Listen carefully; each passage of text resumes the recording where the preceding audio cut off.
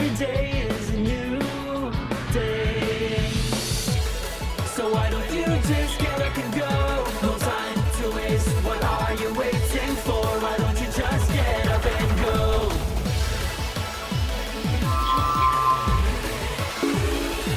Go and create even more with the new Globe Prepaid, because it's your imagination that will keep the world going.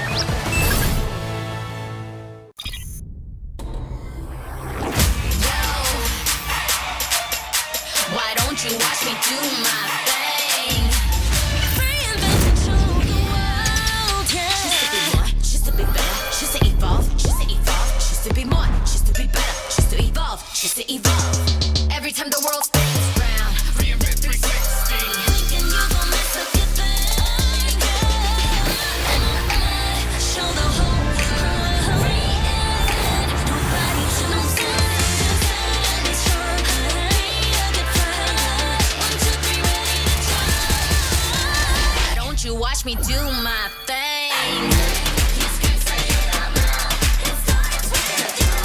Take it to the next level with Globe's fiber, LTE Advanced, and 5G mobile connection.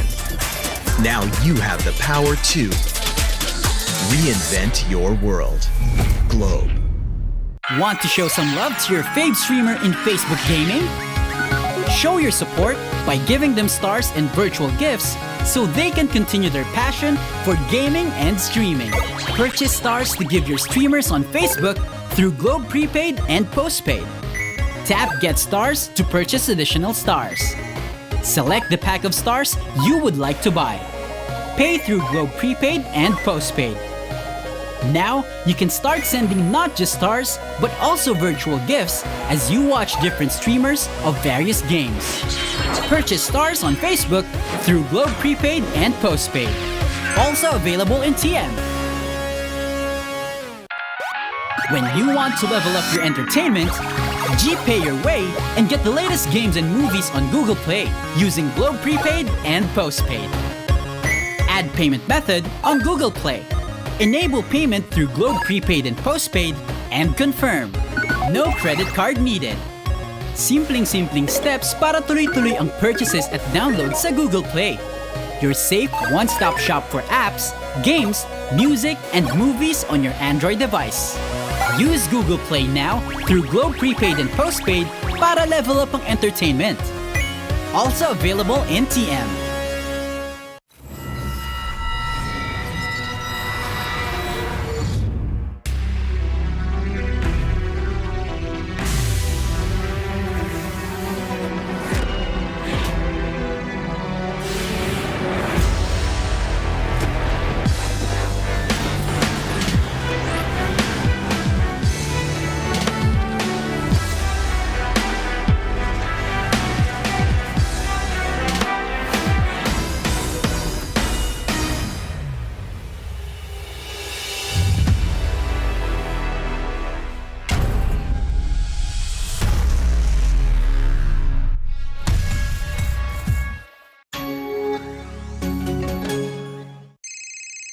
Guys, help please!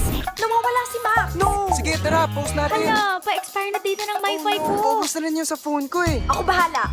One promo na lang tayo. With Globe's first ever Surf for All 99, now you have 9 gig to use for all sites. And for 4 friends on any device.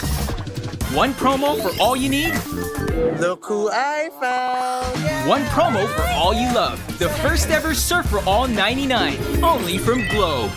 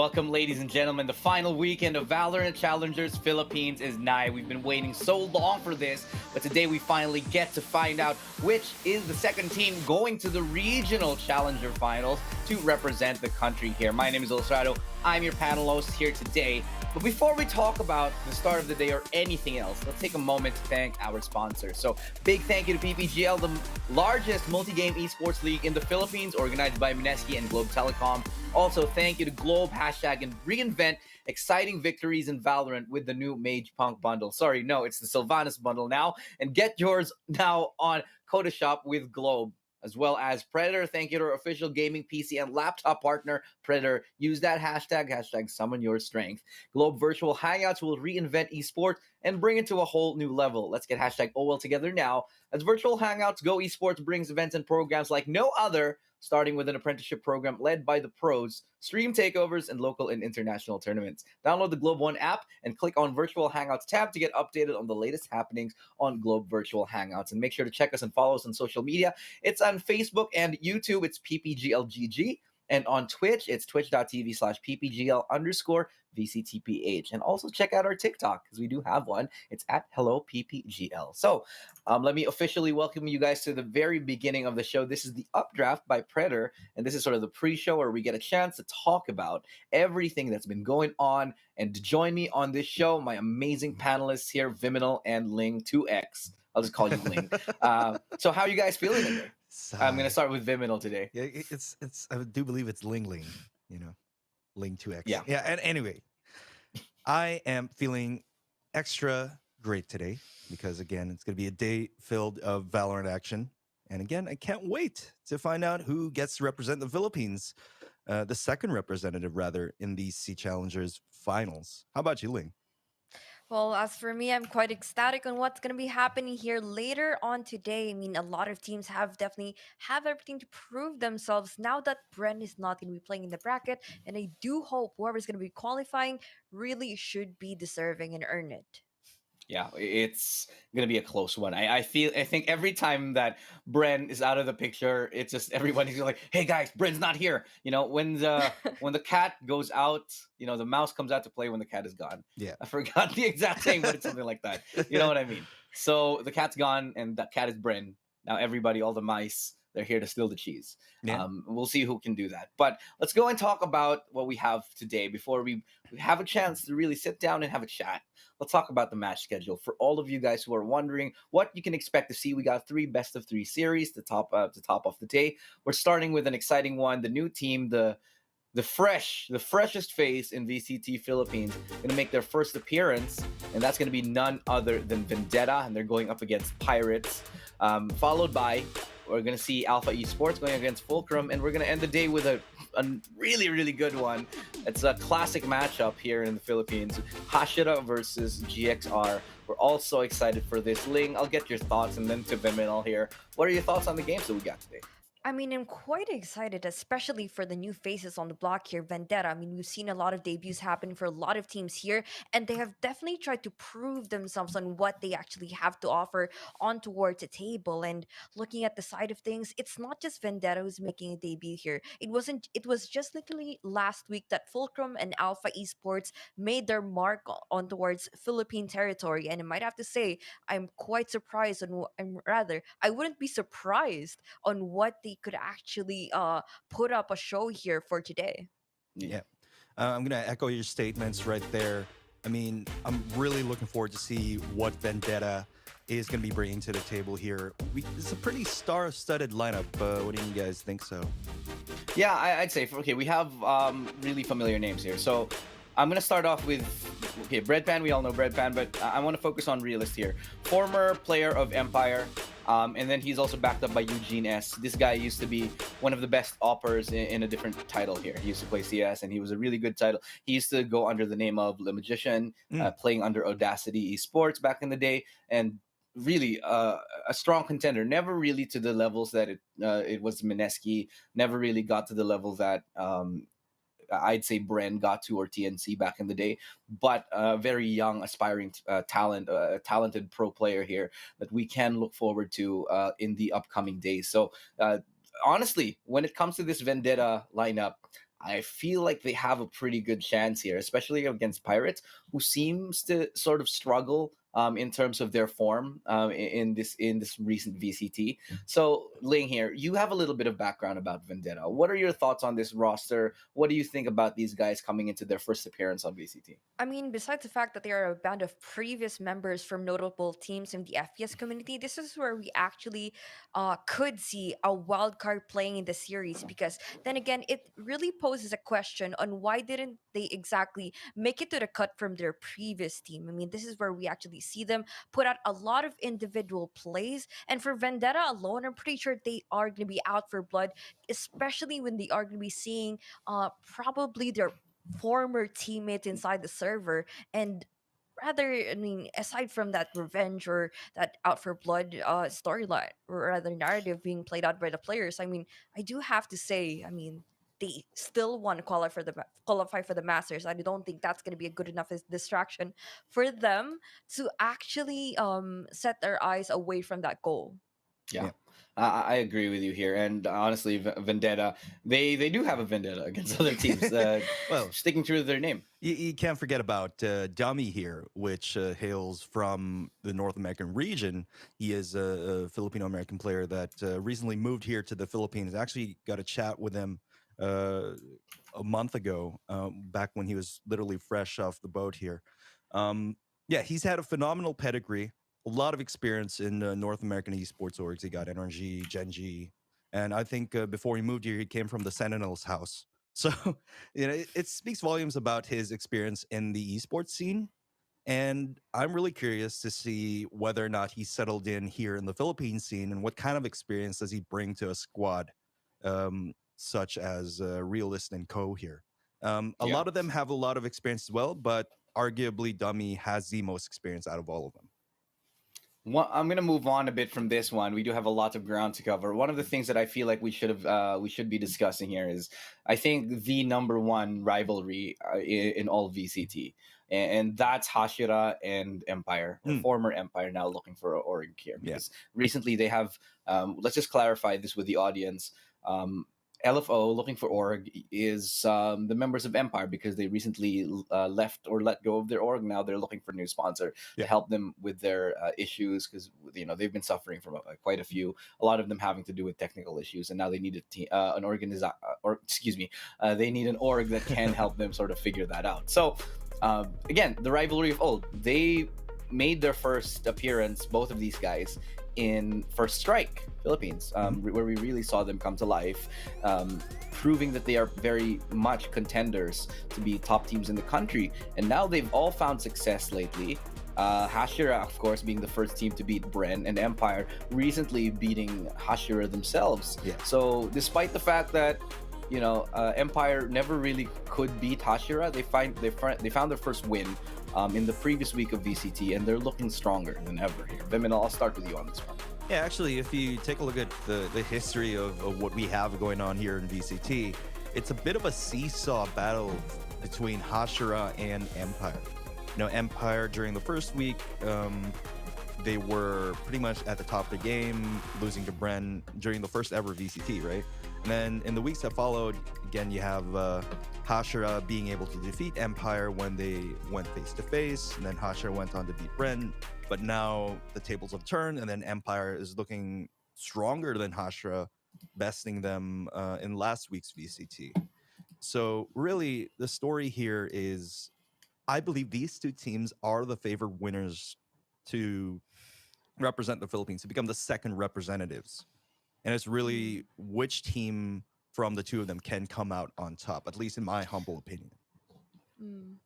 I mean, aside from that, I would like to look at this like as an angle for both teams, that for them to actually make the greatest impression that they had, especially with that matchup against Bren, Hashira winning against them, and Empire having a closer chance over everyone else over taking the series. And this is where actually the challenge poses out for them, because making yourself relevant in the scene after making that play was huge enough, but the challenge for them to actually do is to actually maintain this type of performance and actually continually try to innovate whatever they try to do for them to actually catch up on the meta, for them to actually offer a lot more as a team and progress continuously, for them not to be too predictable and offer the same cards over and over again. I feel like Hashira has done quite a good job over the past few weeks of reinventing themselves. Empire as well. So they're finding strengths in their roster, and both of these teams are really finding, I'd say, digging deep. Not on this play though. Rabbit, this one is going to be burned into the history of VCT Philippines forever. And Rabbit very well knows this. He knows he's never gonna live this down, that failed knife. But well, it is what it is at the end of the day here. So honestly, we got these two teams, but we're not gonna see them in the grand finals because let's be real, the bracket it's pretty rough on the lower side. Like you got GXR, you get former Empire right there, Hashira's on the bottom half of that bracket. It's just not going to be pretty.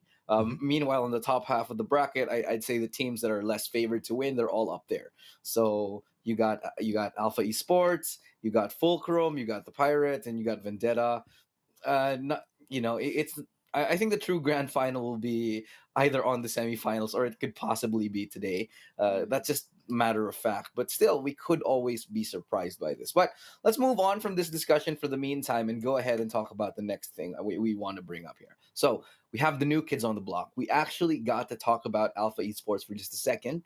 And, these guys, they're finally settling in. They're settling into their skin. They're settling into home soil. They're finding a little bit of success. They were able to get a good scoreline previously against Bren, and they're looking better than ever, Ling.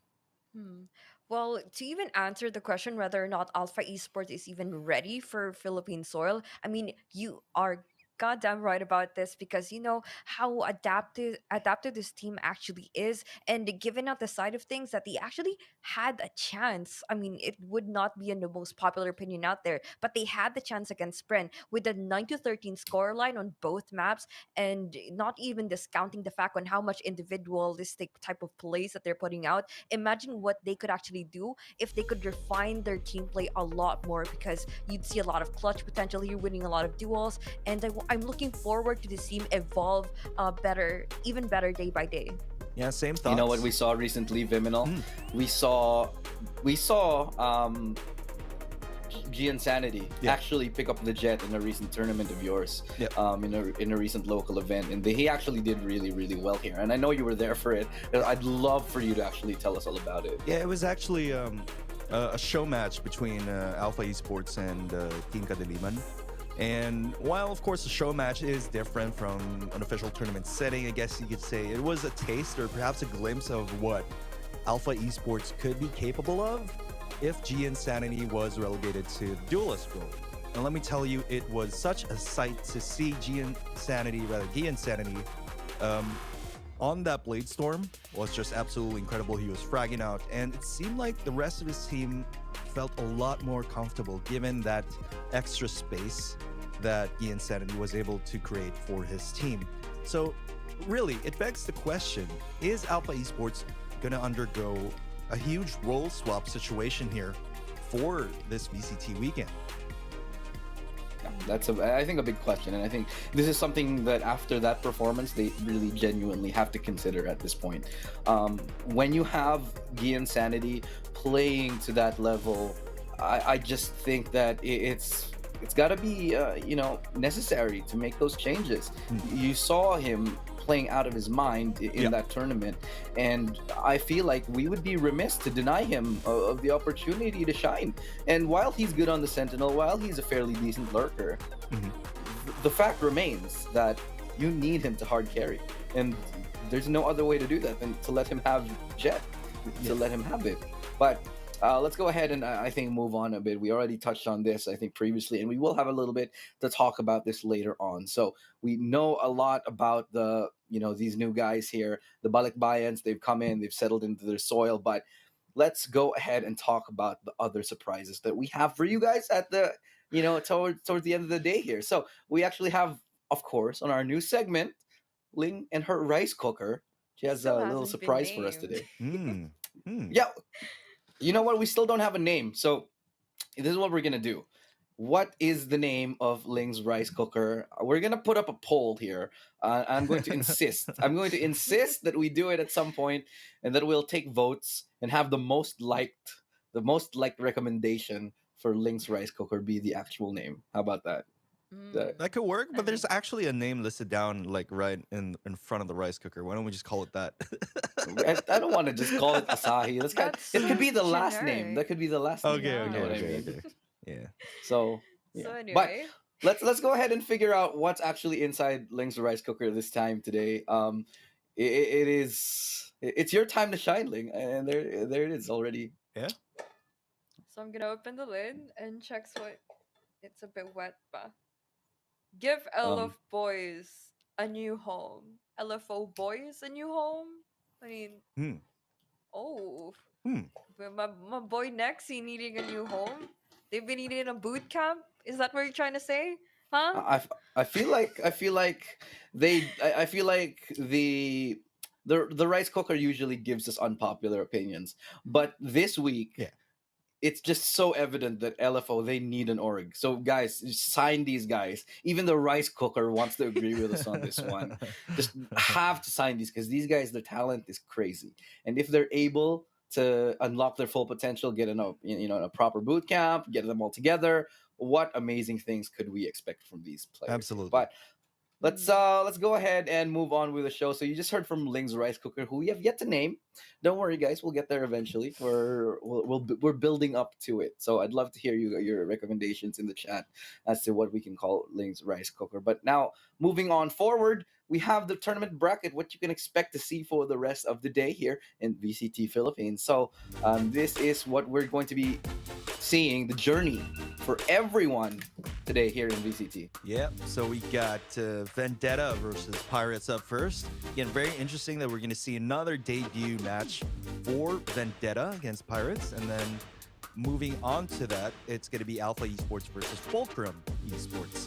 Now, these were the two teams that debuted last week. So I'm pretty curious to see how they've evolved since then. As you know, every time a new team enters the fray here in VCT, things tend to evolve very, very quickly. It's a bit of a super hyper accelerant of sort of thing that we got going on here. So this first half of the bracket is going to be one to watch, and definitely do not want to miss out on this. What are your thoughts on the second half of the bracket, Lee? Well, man, for the second half, looking at Hashira versus GXR first, man, that's the third time in a row for us to actually see. And I might have to say it is not going to be looking so good because even whoever is going to be winning against that group is still going to be most likely going to be up against whoever's winning for the teams LFO versus Valkyria. And we all know how crucial, or rather how brutal LFO actually is in terms of like their performance overall. And I'm quite excited on the possibility that this could either be a huge rematch for Hashira, or could GXR have an upper hand against Hashira for their matchup. I feel like we should call the LFO squad just the nerds of esports, the nerds of VCT, because these guys, they do their homework, they do everything, they read up on other teams. They're just actually amazing, and it shows the way they counter strat here. But let's not focus on them. Let's focus on their rivals, Hashira, right now. And to talk about that today, we have this very special video. It's the new Galawang Pro Gamer featuring Asurai, and of course none other than a really, really talented duelist, Hatred from Hashira.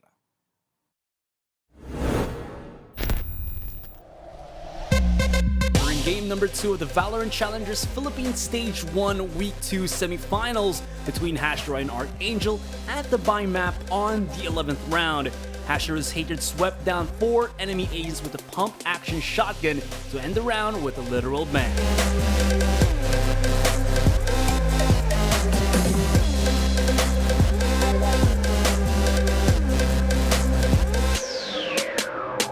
The grit, the grind, and most definitely the creativity. The fuel to fire for these top-notch plays during these high-level competitions. And with that being said, have you ever wondered what's going on in a pro's mind as such moments unfold? My name is Asurai, and this is Galawang Pro Game. Rewind time. Archangel took Game 1 against Hashira in a very close fight. Now in the second map Bind, the Pillars of Hashira were looking stronger than ever, winning 5 rounds straight until the Angels finally got an answer, with the next 5 rounds going back and forth between the two teams. With a 4-round advantage, the defenders Hashira went for a good spread on the map, then switched to a more conservative approach after getting tagged by a recon dart from B. Now for the attacking Archangel, after taking and digesting the intel they got from B, decided to mount an A-side attack with 4 of their squad pushing from A short and the bottleneck corridor of A back, leaving their duelists at the window for good measure. One Omen TP from Hashira and a Phoenix ult from Archangel later, the pace started to pick up with the majority of Archangel now moving to the cubby, seemingly unprepared on the ass whooping they're about to get from A-Labs. And that person that's about to lay the smackdown is none other than Hashira's Mohammed Faisal Hatred Makarambon. Hi, I'm Muhammad Faisal Arumpak Makarambon, also known as Hatred from the team Hashira. I have been playing FPS games for 7 years now, and I moved to Valorant since the first act of episode 1. Thanks to Rabbit scouting via Omen teleport, Hatred was in a prime position to deal damage to the opposing team. And with a Bucky on his hands, he's gonna go old school on Archangel. During that round, they had no time and they needed to plant the spike. The time as there were 3 guys on A short, I just took the risk to delay as much time as I can. Seeing 3 of the Archangel squad all clump together, Hatred risked his life by firing a warning shell, then immediately backed out with a side tailwind, almost like he was asking to get traded with. So, in this play, it was a forced buy round for us and I needed to do a risky play to stop them from taking the momentum. So I positioned myself in U-hole for a perfect off angle to the right click of the Bucky. But with a steady arm and some gritty pump action, blew the faces of Josh S, Johan, and Carl as he bobbed and wove towards the cubby and finished the play with Shane getting added to the body count. And the entire Philippine Valorant community went bananas afterwards. Archangel now. Clock is draining on down. Hatred showing his hand. He only has Bucky, but it doesn't matter because Josh S and Johan and even Carl all go down 1 by 1, lining on up just to die. Ching right now will still fall to the power of the shotgun, and Hatred is just channeling his rage into this barrel. The VCT Stage 2 Challengers Philippines is currently ongoing. The stakes keep on getting higher and the competition, of course, is getting better. How will you face this evolution? First of all, we don't want to become complacent. We just want to focus on our goal, and that is to reach Masters and represent Philippines, then eventually play in the champion stage. Your road to the Masters starts here at the Stage 2 of 2021 Valorant Challengers. Welcome to the evolution. Good luck and have fun to all the teams, and don't forget to eat your bananas. Don't forget to like and follow the PPGL page so you don't miss out on the updates related to the Valorant Challengers. My name is Asarai, and see you on the next episode of Galawang Pro Game.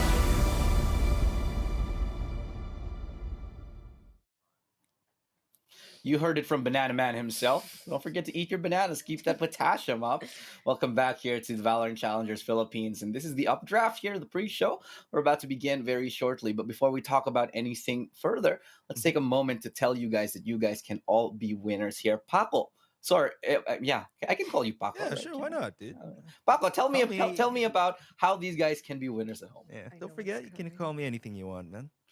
Like and Okay, well, follow the we know that. PPGL Facebook page. And number 2, like and share the stream with a caption of which team you're rooting for. Make sure the post is public with the official hashtags Valorant Challengers, hashtag VCTPH, hashtag PPGL Valorant.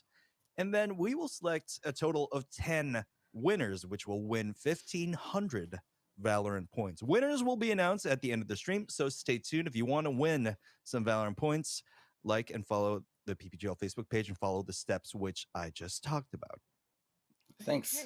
Thank you, Mr. Paco. And on top of that, if you It's want to be coming. able to watch the stream on multiple languages, yes, you can. You can have both up. We have Facebook and YouTube. We have English and Filipino. So, Marilyn, would you Oh please do the honors and tell us how they can actually watch the multiple streams here? No problemo, Gian Franco. It's Anyway, Gian, but okay.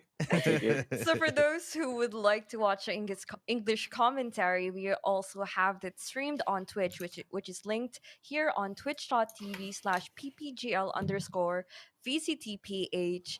And if you want to watch it on Filipino commentary, of course, check us out on Facebook. It's facebook.com/ppgl facebook.com/ppglgg. And for YouTube links, it's bit for both English and Filipino commentary, it's bit.ly/ppgl dash yt.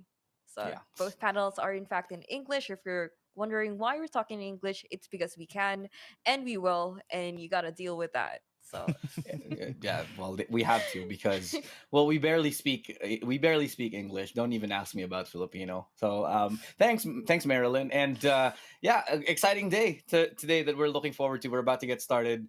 I just know that I'm gonna get hit mhm, like the moment this stream ends. Just yes. Marilyn's just gonna send a virtual punch in the face to me later on. But you know who's gonna potentially get punched in the face in this day? Either I think it might be Vendetta. They're going up against Pirates, and that's going to be the first series of the day.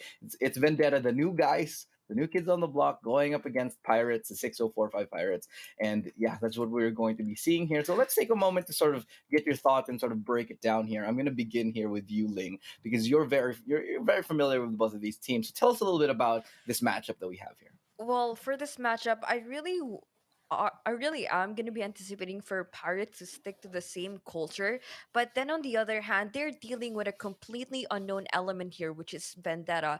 And like, given the fact of the matter here that their VODs are currently available, or rather have been available because they have been their matches have been broadcasted, I'm pretty sure Vendetta has also done their homework. Mhm. But looking at the side of things, I've seen Pirate come out as more refined more than ever, especially for that week, or rather for that previous qualifiers, where there was a point that it looked like that they were just pugging out, but it's obviously a lot more than that for the team. They are basically just going to be playing for their strengths, and Mm-hmm. regardless of how fast paced and how forcefully they're taking on the brawl, you'd see them have a little bit more structure compared to how we've seen them firsthand. Yeah.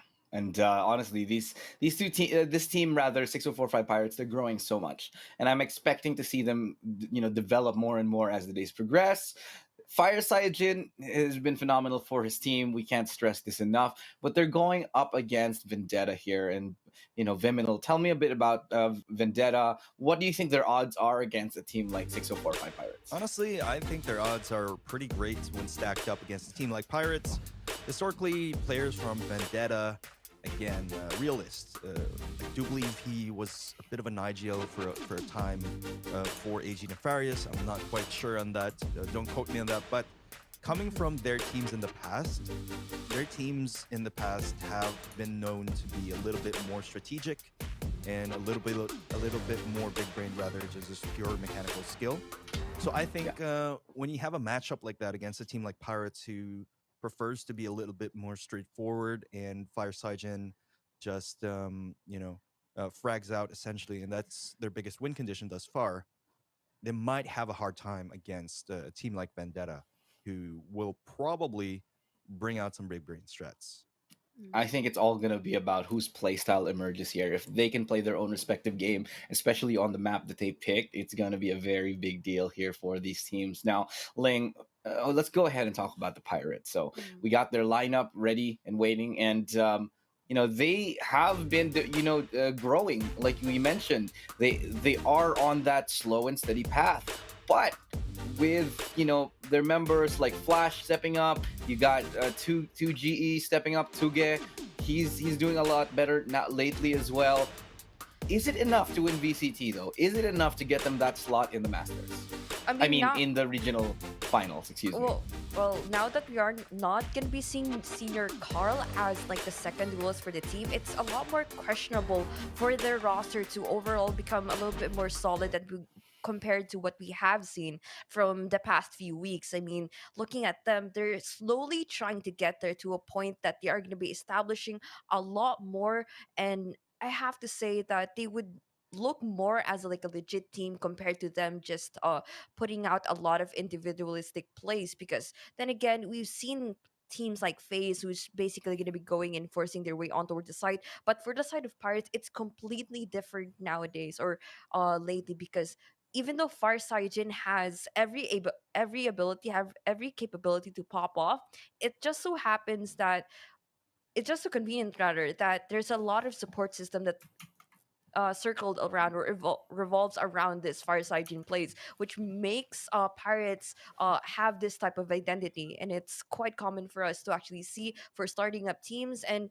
let's just say they're not taking any point of loss quite too lightly, and they have been learning from their mistakes and have been continuously been improving.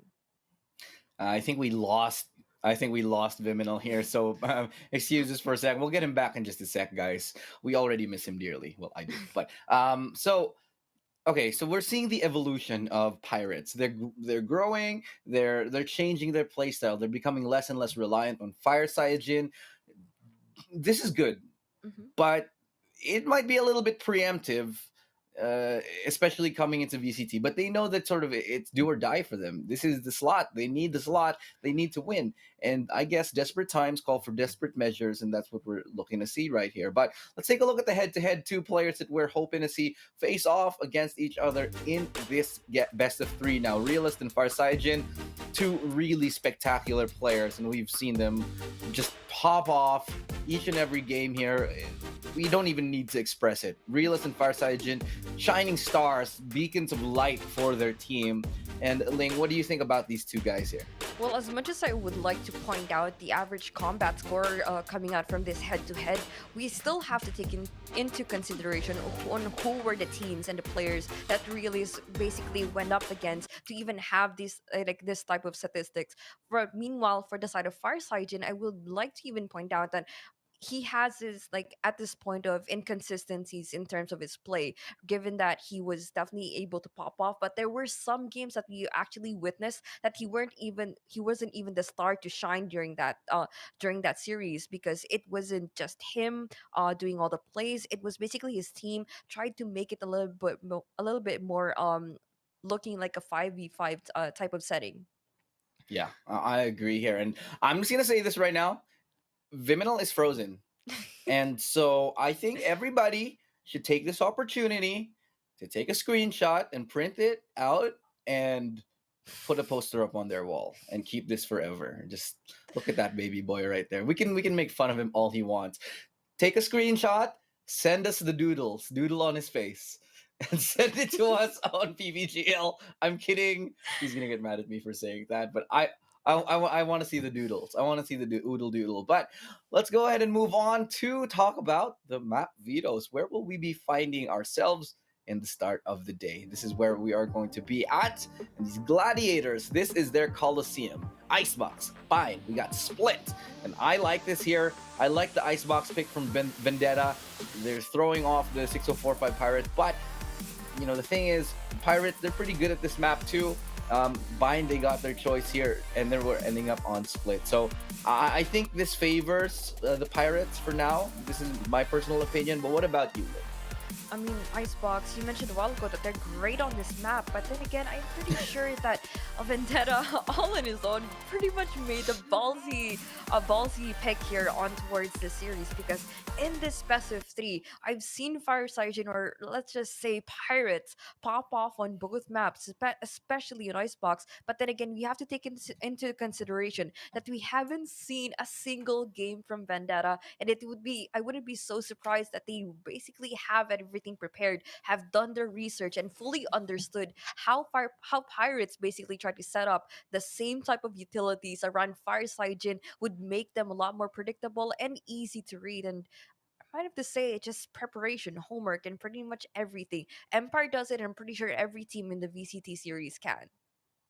I agree with you, but I feel like the more studious you are, the more it pays off. And this is something that teams like Empire or former Empire, now LFO, have really incorporated into their play style. And I'm hoping to see that incorporated in a lot more the play styles of other teams here. This is going to happen as the meta, as the scene develops, where you see teams actually counter stratting each other. This is something we'll see eventually. But we're going to the game very, very soon, guys. Do not worry. So we got the first one of the day. It's going to be Vendetta versus Pirates, and I know you guys are so excited to jump in. So we're going to go ahead and do that. I think we're pretty much ready with the game. So before we go into it, I'm going to ask you guys. Well, just you, Ling, because you're the only. Now that Viminal's gone, we can actually talk and hang out. So, you come here often? You I mean, no. I come here No. from like every weekend, so I should have known. I should have expected that. Yeah. Yeah. Not a very smooth operator here, but Yeah. maybe you guys will give me a couple of pointers. No, so predictions, Ling. Who do you think is gonna take this one? Who is your horse in this race? I mean, pirates. I'm always gonna be a pirates girl, and obviously, I would say this is gonna be a 2-1 for them. Vendetta being the wild card in the series, and let's just say, I mean, they have every chance for them to prove themselves in this qualifiers or in this tournament alone, and might as well do it now because this best of three is gonna be their one-way ticket to the semifinals, and hopefully, they will have to make it count. Yeah, I agree here, and I think we're going to be seeing. I'm gonna agree with you. Pirates 2-0. I'm gonna call it. I think the Pirates, they're looking too strong lately. They're growing more and more. I don't think Vendetta is gonna be ready for it, but I think Vendetta might be having something up their sleeve. So since Viminal can't give us his predictions, just check out the predictions on the Facebook page. Viminal made his prediction as well on the panel, and all the other casters as well. I'm gonna leave it into the hands of the amazing casters right now, and we're gonna start with the first best of three here today. It's none other than Vendetta versus the 6045 Pirates.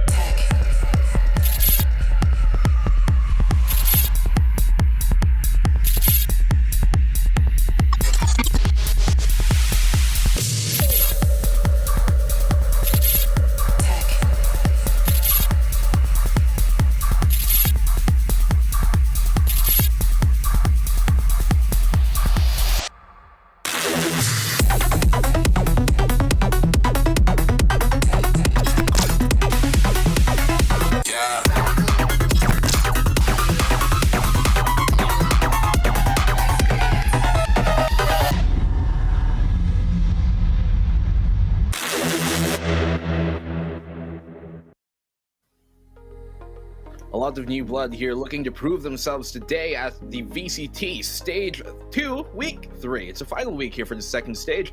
I'm Black and Blue, with me is Dax, and as we said, lots of games today to be excited about. Dax, which one are you looking forward to the most, and how are you doing?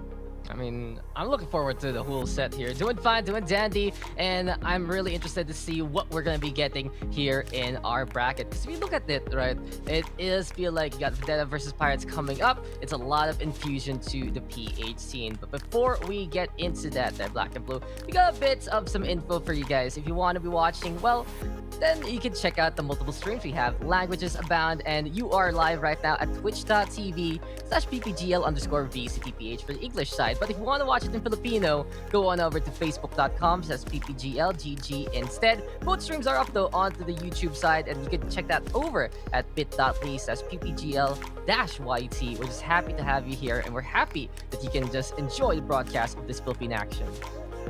Very much so, guys. So obviously you're watching right now the English commentary, Filipino on Facebook as well, YouTube for both, as Dax did mention.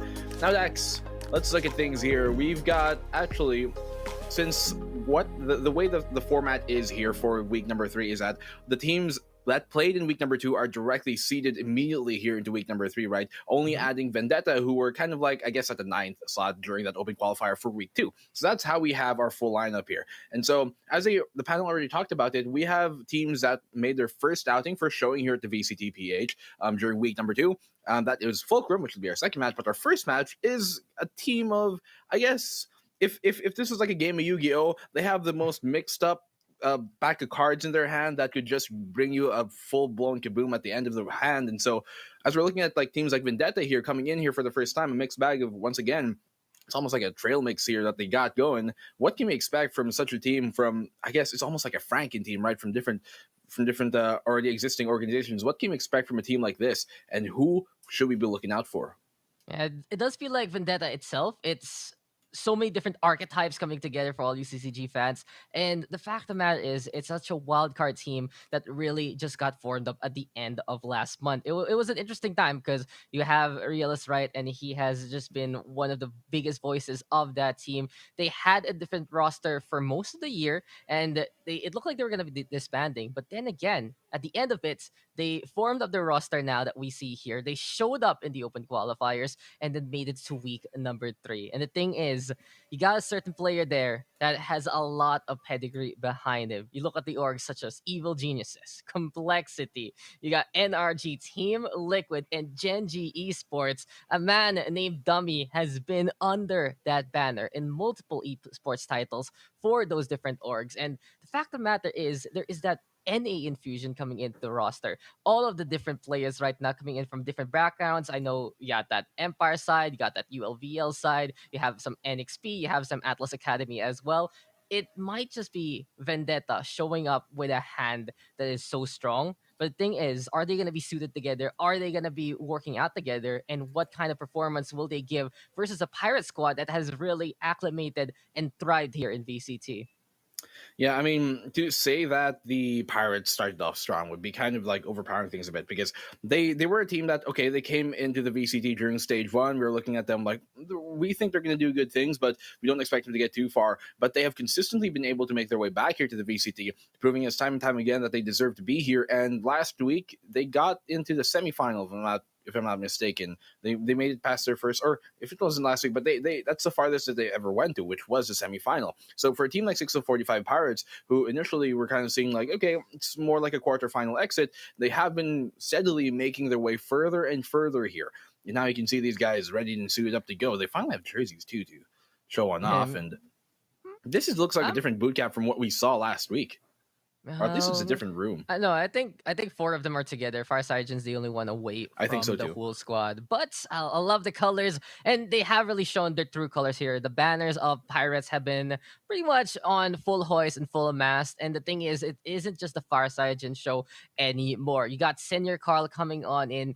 Back then, he actually got benched for a while there in the Pirate Squadron, but he's really retooled himself and got it even better, and it seems like he's such a good fit for the roster too. GE with those clutches so far. You got, of course, Nico doing an impressive job as well, being very tactical. And when you look at Flash, when you have a Sentinel player who can play the clutch, it just is such a big help in so many situations. On the defensive side, they lock down a site. On the attacking side, cover the flanks or just come in at that last entry and show on up. And that's the thing about Pirates. The squad looks pretty good as a whole. It really feels like they're playing as a team right now. And then you get Vendetta, right, who are coming on in to bring in the wild cards. Indeed, I wonder what's going to be happening. Has Pirates learned enough as a team to beat a team like this? Or will Vendetta surprise us all, be the X Factors, and just engineer a revenge that doesn't even need to be done with their first foray into the Champions Tour? Yeah, I mean, Vendetta, it already seems like they're marking a target to be, holding their rage against, holding their Vendetta against, considering the fact it's their first time here, but already looking out, and it seems like they got a chip on their shoulder. I guess the Vendetta here, Dax, is not necessarily a specific team, but every single one of these members having something to prove against maybe a specific team, maybe a specific player, maybe a specific organization, maybe a specific, reason for them to be here. You know, maybe for players like Dummy, it's coming here into the Philippines and trying to show that, okay, my experience is what's going to kind of help me prevail and help this team prevail. And for maybe players like Realist, you know, maybe his Vendetta is like, okay, Empire, we used to roll with you guys. Now it's my time to show you that, I still got what it takes. Because time and time again, just because a player wasn't doing well in a certain squad doesn't mean that they aren't necessarily a good player anymore. We've seen it time and time again where like a player struggling on a single roster for years, and as soon as they move to another roster, suddenly they start to shine. Suddenly that system fits them a lot more better now. Their old system might not have been working out for them as them as a player does evolve. But guys, of course, not only are these players here, these teams playing to win, but you guys can win as well. All you have to do to win, I think it's like 1,500 Valorant points off the top of my head, is join our giveaway. And all you have to do for that is, of course, like and follow the PPGL Facebook page, guys. That's all you guys have to do. It should be coming out here and below for the graphic to come up so you guys can know how exactly you do that. It's very, very, very simple steps, but we'll get to that in a bit. Remember, we will have a giveaway later on, but yeah, just you gotta like and share that the stream, like and follow the page, make sure it's public, and add your captions and the hashtag. But we'll put out a nice little graphic for you guys to be able to remember that off, since, well, it's kind of hard to remember all the steps on the top of your head. But guys, yeah, as we're talking about the teams here, Dax, the Vendetta might not specifically be against the Pirates, might not specifically be against, teams as a whole, but each and every one of them have come here to prove something. Players like Eugene S. coming from previous tactical shooters, and the rest of them may be new faces on the block trying to show that, like, hey, we've got what it takes to, we're Vendetta, we're here at the VCT. Yeah, you make such a good point, especially about Eugene S. He came from a background of teams like Fractals, Audacity, if I have heard my information correctly. And besides that, he was part of quite a strong roster in the Valorant scene for quite a while. ULVL, it was a team that was up and coming. Unfortunately, seems like it just didn't work out with the sponsor or with the roster, so he had to leave alongside everyone else. But now he's found his home here in Vendetta, alongside the likes of Towery, Breadfan, Realus, and of course, Dummy. But here we are coming into the game, ladies and gentlemen. We thank you guys for your patience, because it is, of course, going to be worth the wait as we get into Icebox. This is Vendetta's pick, and they are going to be running that double duelist composition. In the meantime, we got Pirates running the Sky of all things. We got the Viper there as well, and Faris Ayajin looking to go for the Raze. Now, gotta say, Black and Blue, this has to be Vendetta's pick, because I've seen them play this map time and time again in their personal streams. They love that verticality. They love using the open sight lines on a map like this to get the kills that they need. But you can see Pirates right now, they've really evolved to be a team that is worth the slot here in the playoffs. It's not just about letting Farsigen play the carry and trying to support them. No, everyone else has found a role that suits them. And not only that, it feels like they're going into a more utility-focused kind of composition. You see it on the Sky, you see it on that single duelist setup, and it does feel like Pirates, they've learned a lot on a map like this. This was a map that has given them some of the closest games they've had in the playoffs so far, and I cannot wait for this map number one. I think it can go either way here. Yeah, I mean, if you look at things here, they're actually pulling out the Viper even though they're starting an attack, and so you see that they've got something planned here for the side of the Pirates, starting on that red side. Now here for the Vendetta, they will be starting on the defense. Once again, it is their map pick here, and so we're going to see how exactly you're going to employ this Viper on the attack, and they do have the Sky as well to accompany that. Now, the other end of things, as you talked about it, they do have the double duelist lineup here, the Reyna and Realist with the Jet, and so we're going to see how that's going to pan out, considering the Jet here towards this like V-long position with the Omen. That's going to be Breadpan holding things off, but an early, very spread out start here for the side of the Pirates on the attack. Yeah, Pirates at least looking for a few picks here and there, but A site might be the way to go. In the meantime, this green box has a lot of members of Vendetta so far. Yo, we got Breadpan, you got Realist looking to work together, try to cover the two flanks as much as possible, as Breadpan is looking for a bit of a sneak. And speaking of sneaky, Farside, and now he spotted Realist with that takedown. No one expects the Jet to be up top there. Gets that kill, gives the Ghost on away. But then again, still Pirates looking to play for that A side, and they're ready to pounce on it. I think he's was a bit of an overextension there of his zone, Fireside, and he didn't really have anything to help him with. Now, they're down in 4v5 on this A side take, one that is already heavily stacked by the side of the Vendetta squad. They're walking their way in right now, and Eugene S, I think he actually can hear the information here saying Carl is walking his way up for that spike plant. They will, I think, have a position to get the spike plant here. Yes, they will. Default. Probably plant it down. Nico will get that down successfully. Realist will swing wide, but Tori and both of them will find a frag apiece. Eugene S will find one. He's going to be able to dismiss on out to safety. And, well, Realist, he's going to get the third here. Shining true, shining bright on Icebox, and Vendetta taking their first pistol very flawlessly. Yeah, first pistol round and first round of the playoffs. The thing is though, Pirates is a really strong squad on Icebox, especially on the attacking side. So if Vendetta is going to be able to take initial rounds like this away from Pirates, prevent them from setting up that tempo, then they're going to be having such a good one when they get on the attack. Instead, they'll be looking to play that lead, looking to exploit some of the weaknesses the Pirates have shown so far on the defensive side. But gotta say, with Flash really stepping it up on that Sentinel role every single week, it does feel like Pirates can be more secure later on. But right now, Vendetta doing the right thing at the right time. Well, as their name suggests, they're out with a vengeance here, Vendetta, and the good start coming from them. That's exactly how you want things to go. Triple Spectre lineup, Marshall in the hand of Realist. They're trying to do some damage here up close and personal, but Realist will be holding down that flank as they come and push on in towards the A side. Once more, the Pirates ghosts in hand, and Eugene S is going to be with the one prevailing over Fire Cygen. Now, it does force him on back. He's going to use that heal, but still getting tagged up quite a bit here. So as he does pull back, they do get the spike planted down here, Pirates, and it is a 5v4 in the favor of Vendetta on this retake. Pushing on in here, Daxon. Look at the screens push being shut down immediately with just pistols is all they've got to use. Pirates, they brought to a 3v2 now. They've equalized things up. Man, advantage-wise, it's a 2v2 on the take. This is such good signs here from Pirates so far. I can really see how potent they can be when they're on site and ready to get those kills. But then again, that gun advantage is still pretty big here. And 2GE, can he actually go for the kills with that frenzy? The EQ's already from Rio. Spread Pando playing bodyguard. And Vendetta will take another one. A bit costly though here, Black and Blue. Pirates able to get 3 kills in the running, get the spike down. So good sign here for Pirates. They're going to get a pretty hefty chunk of economy coming in to their buy. Yeah, that was, all things considered, a good round from the side of the Pirates. They get 3 frags, and they get the plant. That's more than enough, honestly, to be able for them to buy up fully here and still have some to, well, really expend for that utility. And you can see the full benefits of that. Flash is the only one who's quite literally bankrupt right now, 0. But for the rest of them, yeah, they still got money in the bank, and that's a good sign because he did give up that pistol, and that's exactly the type of round that you would want in that situation at the very least. But now they're setting their sights here towards the B site, where they are actually going for this very aggressive mid push. 2 towards main, and then 3 here coming towards this orange position, which Realist is looking down with, but he only has a Marshal, not an Operator, to be able to line that up and get the collateral, and Fireside is going to quickly punish him for that. And now, as Redpan is trapped here towards his green, towards his B-long position, what can he do? He gets found. They have to know he's inside the smoke, and that's the B side completely clear and ripe for the taking.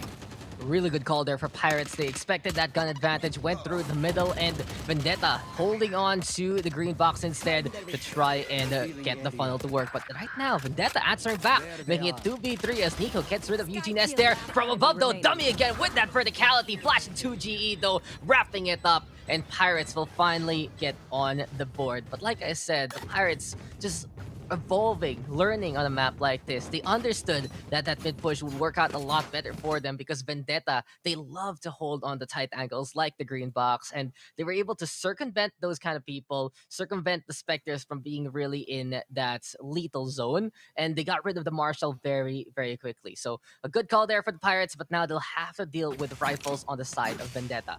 Not only that, Realist, he's prepared with the Blade Sun there. Yeah, I was going to say, I do quite like the 3-2 split that they had there, sending 3 up into short, taking full control of that, and just shutting Realist on down. But this time, you're going to be doing the same thing, the same idea here towards his A main position. Realist is able to safely back off with Eugene finding one of his own as well. That's quite a good harvest from that double push of theirs, with both the duelists focusing this A side. And well, it's a 3v5 right now. It's looking quite dire for Pirates, and honestly, as Realist finds another frag in Nico, the Pirates haven't looked this shaky on the attacking side of Icebox in quite a while, but Flash will answer on back towards Eugene S. That gives another frag away here for Dummy as he trades on off. It's a 1v3 Dax in this situation. That lineup almost landing on Flash there. He's able to successfully tuck away from it, but yeah, they have an idea where he is, recon balled out, and well, they realize, okay, he's probably around here. He's able to dodge that one too, fortunately. Oh, this is actually pretty good here for Flash. He was stuck for quite a while now. He's using the dark covers from Breadpan there to try and hide. But the thing is, he's trapped there. There is no way to open that gate, and Tauri will open up another round here for the side of Vendetta. 3-1 right now. Vendetta looking very prim and proper on the defensive side of Icebox. And you can really see right now, Realist, he's doing a good job there on top fragging for the team. Thing is, in the Empire roster, he was playing a bit of the Sentinel role, if I can remember it correctly. But besides that, he just had a little bit of struggles there at the tail end of his run with the team. He just wasn't finding the kills that he was looking for. It was Batko was doing a lot better, and then he was subbed on and instead giving Realist a 6-man role there. And as soon as that happened, you know, if he was floundering, he figured it out though in his streams, and now he's thriving here in the Vendetta scene. But Saiyajin and 2GE, always so potent black and blue, going for the kills with a takedown like that. Here we go down with the Viper setup plus the lockdown. The thing is, Pirates, they have so much control right now on the west side of the map. They're making sure everything is fine and dandy and putting the spike down along the way. Very true. They have retrieved, well, a Vandal here as well. They do have the Bulldogging. So with this 5v3 situation, this is more than enough to to hold on to the site in the post plant. Now the Pirates, as they hold on to this, might do trade-off comes here towards this like orange side. This has been the only site that they have been able to win so far, and it seems like a repetition of that. The round right before that is the one that they were able to win. And so recon balled out, quickly denied. It's a 2v4. What can he do? Tari, he does find the frag very courageously, but here the poison, he's gonna get shut down. A triple here for the side of 2GE. Yeah, will be well, single round between them and tying things on up here. And as I said, they realize that, okay, I mean, we're kind of low on the economy right now. A site has been quite difficult for us. We've tried it on the first, second, and I believe like the fifth round, and rather, sorry, the fourth round, and it didn't really work out for us. But when we did go on that third, on towards the B site, we're gonna try it again here on the fifth, and it did work out quite well for them. Now, finally, they do get a score up on the board, and yeah, they're a round away from tying things on up here, Dax. And a good adjustment from the Pirates, but Vendetta right now are looking pretty good on this defensive hold in general on both sides, even though they've lost B. Still, I don't think necessarily a bad sign just yet, because their A-side defense has been spectacular. Yeah, they just need to make sure that they're a bit more unpredictable here on B side. They got red yet again, and which allows Pirates to really do the thing they need to do. Besides that, though, Vendetta, they're going to struggle against these post-mine situations from Pirates, especially because of the Viper of 2GE. Not only is he getting the kills, but he's getting the lineups and the setup. But the lineup is there from Tauri to get rid of the poison, and that's a huge kill here for Vendetta. Goodbye to the smoke screen, goodbye to the Viper spit, and hello, clear sightlines, and a bright as day sun up on the horizon as well. Realist, though, looking on around. Here comes Saiyajin going for the shots. The Owl Drone saying a bit of his hellos. Salutations indeed from Breadpan instead, knocking on the doorstep of Pirates so far. It's 3 in a row here for Vendetta. They're looking for the last one there, and it's all up the Flash. Can he do it? There we go with the lineup. There we go with the kills. And Flash right now tried to play it clutch, but is it enough? This is going to be a bit close, but I believe Vendetta will get the round anyway. 4 seconds on the timer still. 4 points right now for Vendetta. And here we go again. Great plays there from the defensive side. Out of charges. Very good play. You can see actually on that retake there that they almost kind of had it. A lot of that actually was started with the fact that Fire Saiyajin, as he was kind of playing that B-long position, boosted up on top, as soon as he got tagged by Tari's Aldrone, it forced him back. And the fact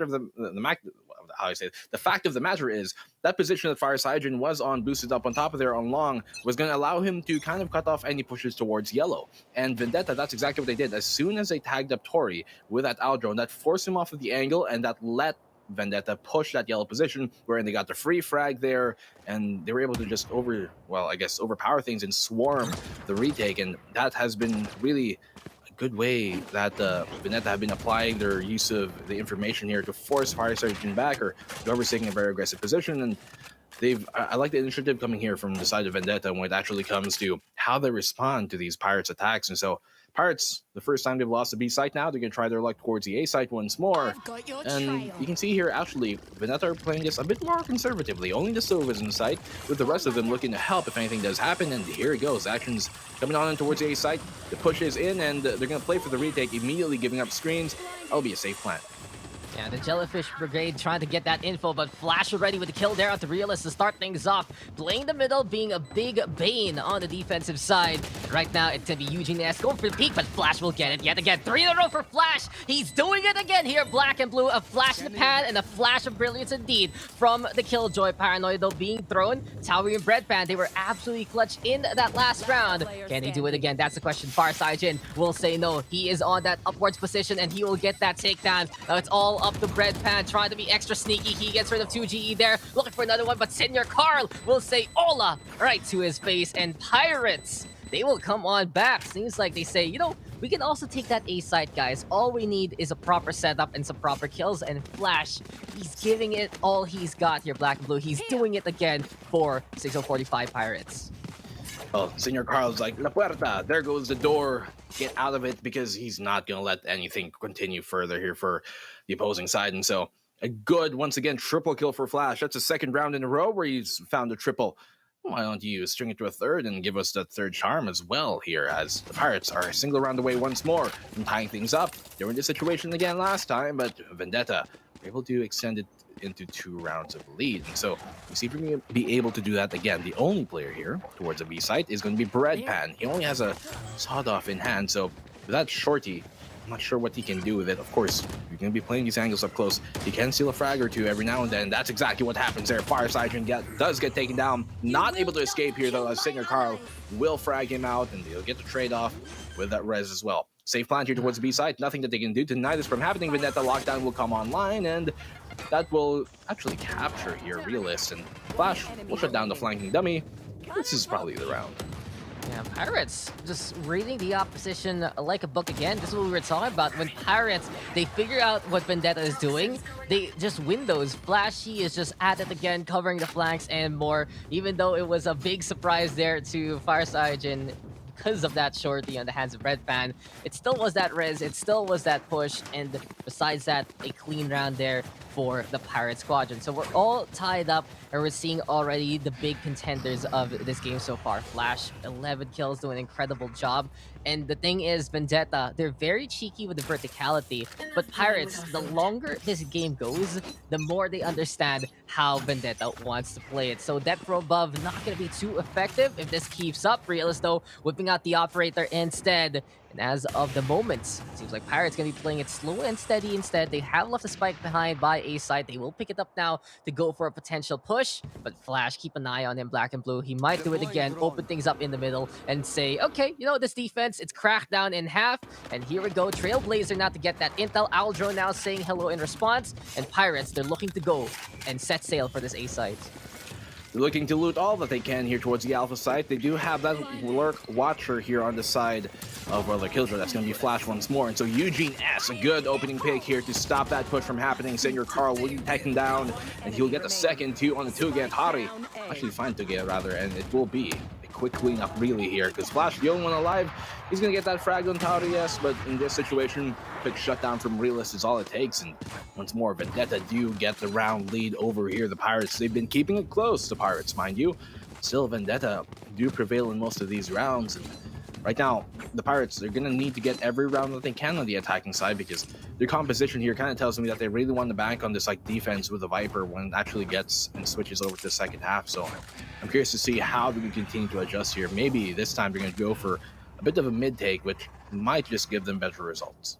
I mean, I like the Pirates roster for the defense as well. They have so much utility to bombard a site and control it. But then we have Vendetta with the double duelist and the intel from the Sova. And you can see how potent they can be when they rush down on a site itself. But one thing I gotta notice here, Black and Blue, has to be the fact as whoever gets that first kill on the board is able to set the tempo and break the tempo of the other side.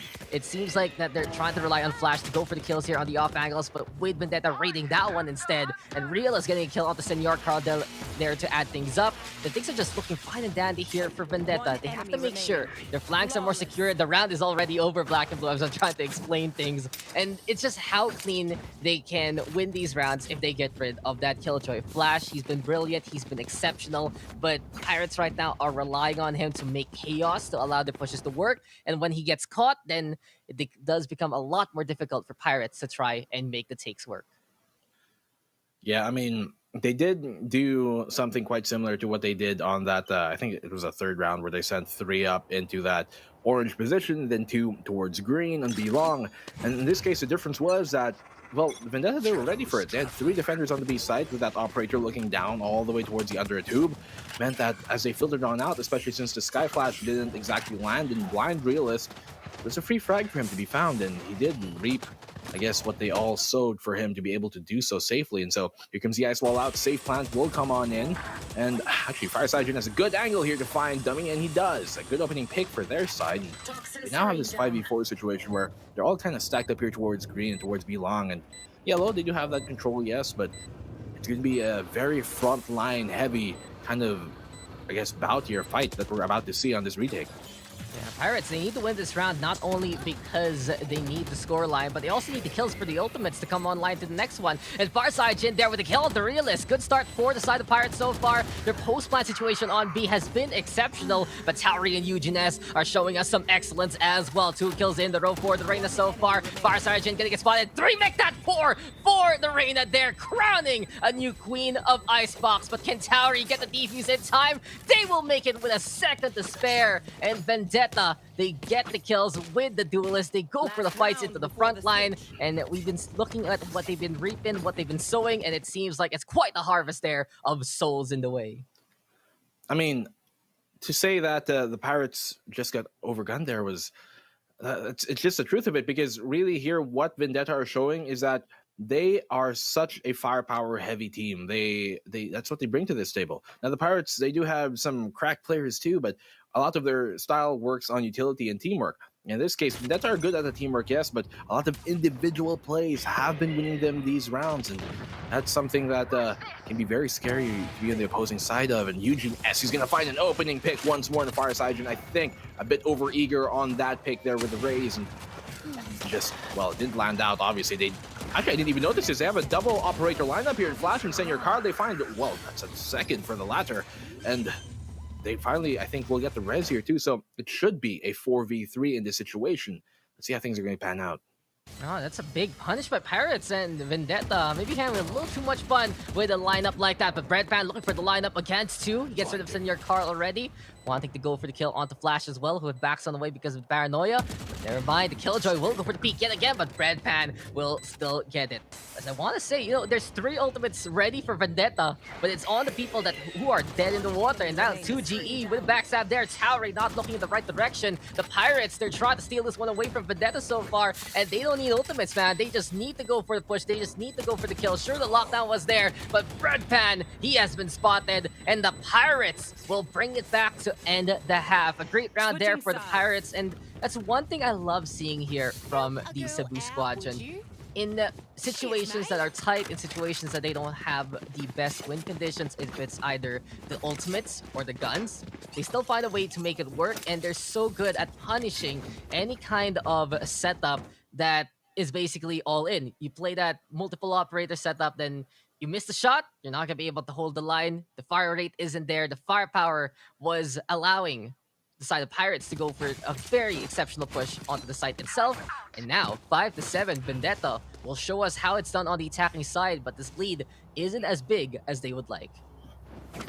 Yeah, and now that they do have this defensive side here for the side of Pirates, that Viper Pick is going to come into full use, and you can see that right now just completely blocking off both B main and that mid position. And so the Vendetta squad, they have no other choice here than to try their luck towards the A side for the moment. That's exactly what they're going to do. Do we heal up Jet here, who has, I'm not sure where he's been tagged up, but Dummy will take some damage in return too. They're slowly crawling their way here towards A side, but the Spike is still here towards main and towards the spawn, so kind of tells me that they're not fully committed just yet. They actually have 3 players out here pulled back. They're going to sort of slowly one by one filter on out, just leaving the rain, I guess, here on Eugene S to really watch the flank in case they do go for that push, because right now the walk up towards B main seems like they're going to go for this B site execute sometime soon. 3 defenders on the A site. I think it's the right idea right now for the side of Vendetta to be, I guess, reaverting their efforts somewhere else. And Toge, he's going to go for the jump spot here. He actually should be able to see them out as soon as they pie this corner and get that safe information. He pops his wall on out of recon ball right on time as well. He does get tagged up, but that's fine. He can fall on back. They know the Viper is here. no other choice, and you can see them already double backing their way towards the mid and A side position once more. Good opening pick here from Vendetta's Realist. He's going to be able to back on off too, luckily with the Cloud Burst and the dash.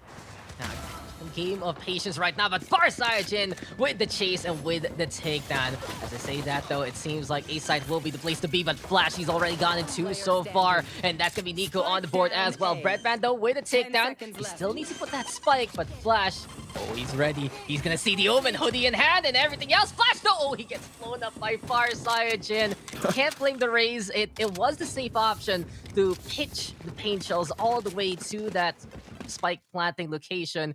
Besides that, Pirates, you were talking about it for quite a while, Black and Blue. The Viper pick gonna be paying dividends on the defensive side, and you can see that standard wall now getting in the way of many of the entrances for the attacking side. It bothered Vendetta so much, forcing them to go over to A, where Pirates was lying in wait. Yeah, you can see that default wall blocking both the green and the mid position. I mean, they initially had their sights going towards A site already, right? Vendetta, but then when they actually wanted to bail out of that, they realized they couldn't because, well, it's completely walled off here, and that 50 damage on the pistol round is going to be huge. But Realist, a good opening pick here on Senor Carl. Maybe trying to fall back, but I think it's a bit too late as well. Overextending there just a hair, considering you're on the defensive side. And so, right now, Vendetta, to get, oh, a good shot actually from Farsigen. Not expecting him to win that, but well, takes Realist's head off kindly. Finds a second on the dummy as well. That's a good opening pick here to make that the double rather for Farsigen, and he's starting to heat up already here on Icebox. They will play this a bit more passively though. You can see this. After finding that double opening pick, they realize we have the man advantage. We have the weapons as well. We don't have to further push on in. And he pulls back, and he's going to wait for his teammate to actually kind of regress with him now. They are pushing for this mid control here, trying to take it away from the side of Vendetta. All that the Vendetta can do right now is walk up B main, wherein the Viper, like a snake that she is going to be waiting his strike. Yeah, it's time to see if the Fangs can really bear fruit. And already 2 GE with one. Make that 2. Barely missing out though onto Eugene S. Has an idea that someone is there. And the Reyna going to get spotted to give 2 GE the 3K that he's looking for. And allows Pirates to tie it up. Can't blame Senor Carl though for that round. You can see that the Sage, he wants to get a quick res just to help out that team. And went for the push through the tube itself. But the fact of the matter is Vendetta just had too many people. They got the tags preventing Senor Carl from backing away. Great contingency though to put Farsigen into the kitchen area, get the kill onto the guy with the gun there named Realist. And now the Pirates, they kept that round relatively clean.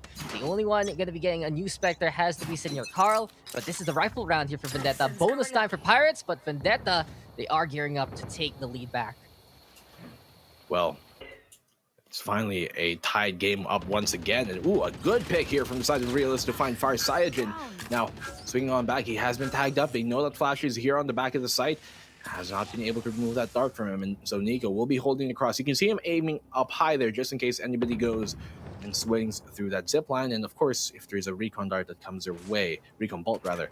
So now, see them very passive still, though. Vendetta not stepping on the gas, though, here yet. They have information. They have a man advantage on this site, but they're not going to fully commit just yet. Playing it very slow. Flash on out. That's going to be dodged here by Realist. Not doing much aside from giving up your information. So here comes out the Tasmanian Tiger. It could find actually Eugene if he's not careful, but he's able to deny it real quickly. So as the defense is already kind of stacked up here towards holding this A site, I'm not sure if that weight there from Vendetta was the right option to do. They do get this double ping rather, on the back of the site, and Senor Carl, they get found. Actually, he's going to be finding someone. Quick trade off here for Eugene S. It's a 1v3 here. Actually, make that a 2v3. I didn't even see that. Splash is super low.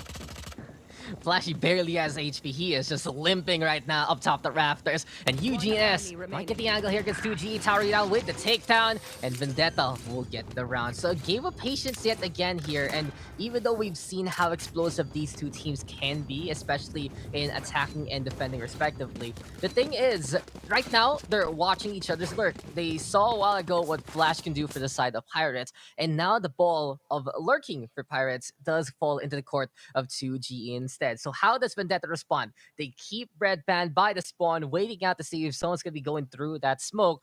And in the end, Vendetta able to overpower the opposition, but Pirates still getting a few chops, a few kills on that A side, giving them the guns now. Here we go. This is a rifle round that will matter heavily to decide the fate of Economy. It really will. Because if Vendetta loses, that's going to be quite painful. If Pirates do lose this again, once more, they're going to be down 2 rounds again. And that's a situation they've been in time and time again in this match. And they've worked so hard to tie things up, maybe like 3 times now, actually.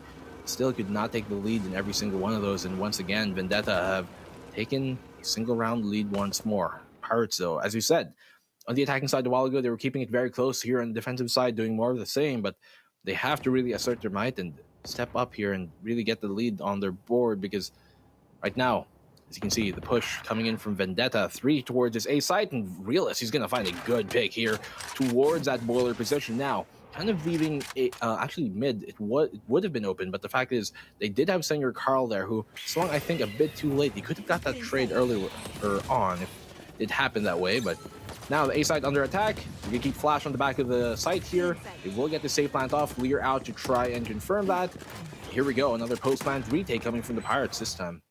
Yeah, Dummy putting that spike down. There we have the wall set on up, and Flash, he sits on the other side. And Yin Senor Carl, he does it again versus Tauri. But Breadpan now on the board versus the Sage. They see Realist though up top, those pipes so far. Dummy right now gonna be on the other side of the wall, but Nico with that surprise and the perfect pinch there from the side of Pirates. Nico now making it 2. It seems like he is just going for the crescendo and going for another set of kills. There we go though, with the defuse being faked on out. Reals in the meantime go for a few shots yet again, and it's now time for the spray down. Breadpan on the board. Flash right now will get it back. 1v1 situation, but the high ground will be essential here for Breadpan. And there we go with the peek from Mr. Bread, but it's not gonna be enough. Flash will withstand and keep his position held. 8 HP and 8 points on the board here for Pirates.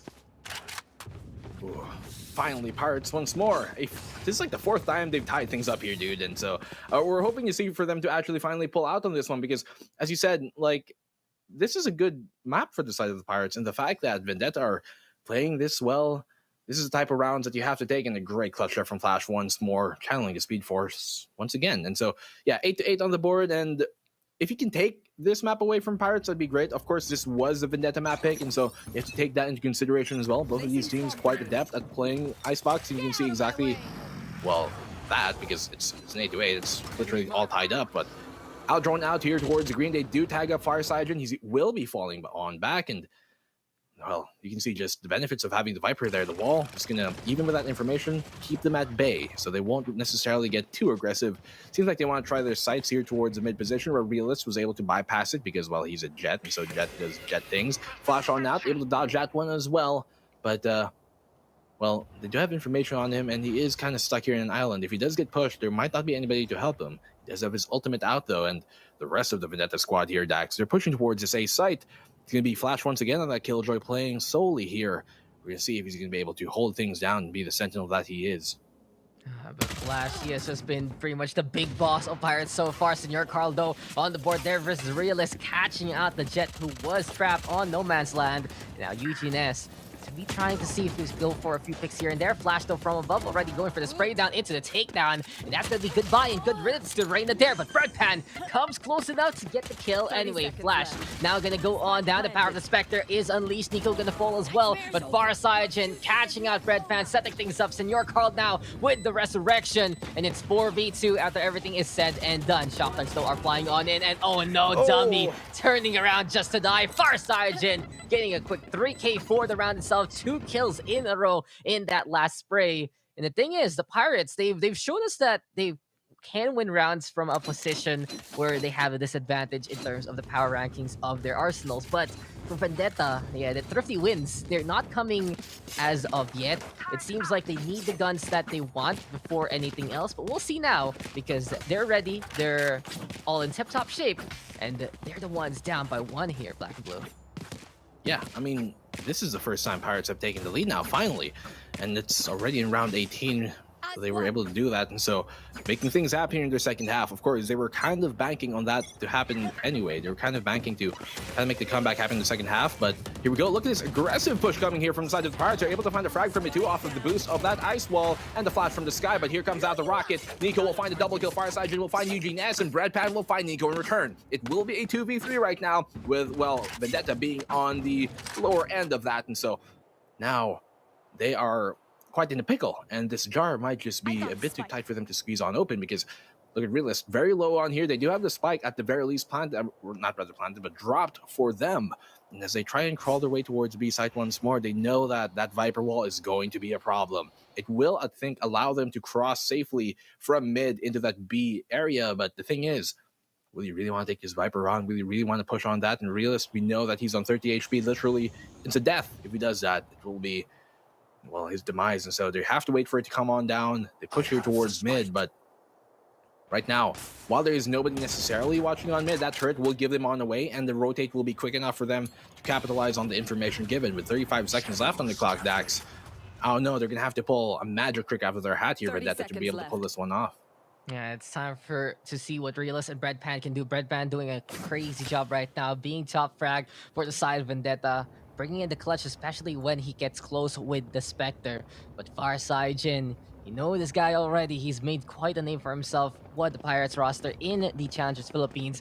And he's the one looking to hold the line. There we go with the spray, but Breadpan, he's still there to get the kills anyway. He's going to be putting the spike down, but as I say that, Flash will plant his own little tool, name the lockdown there on B's A side instead. Now from the shadows to play the flank, Realist though with the 1-1 in front. And look at the backstab there for Breadpan. So smart here from the Omen. You think you know where I am, you do not. And Vendetta will tie it up. What a play there from Breadpan.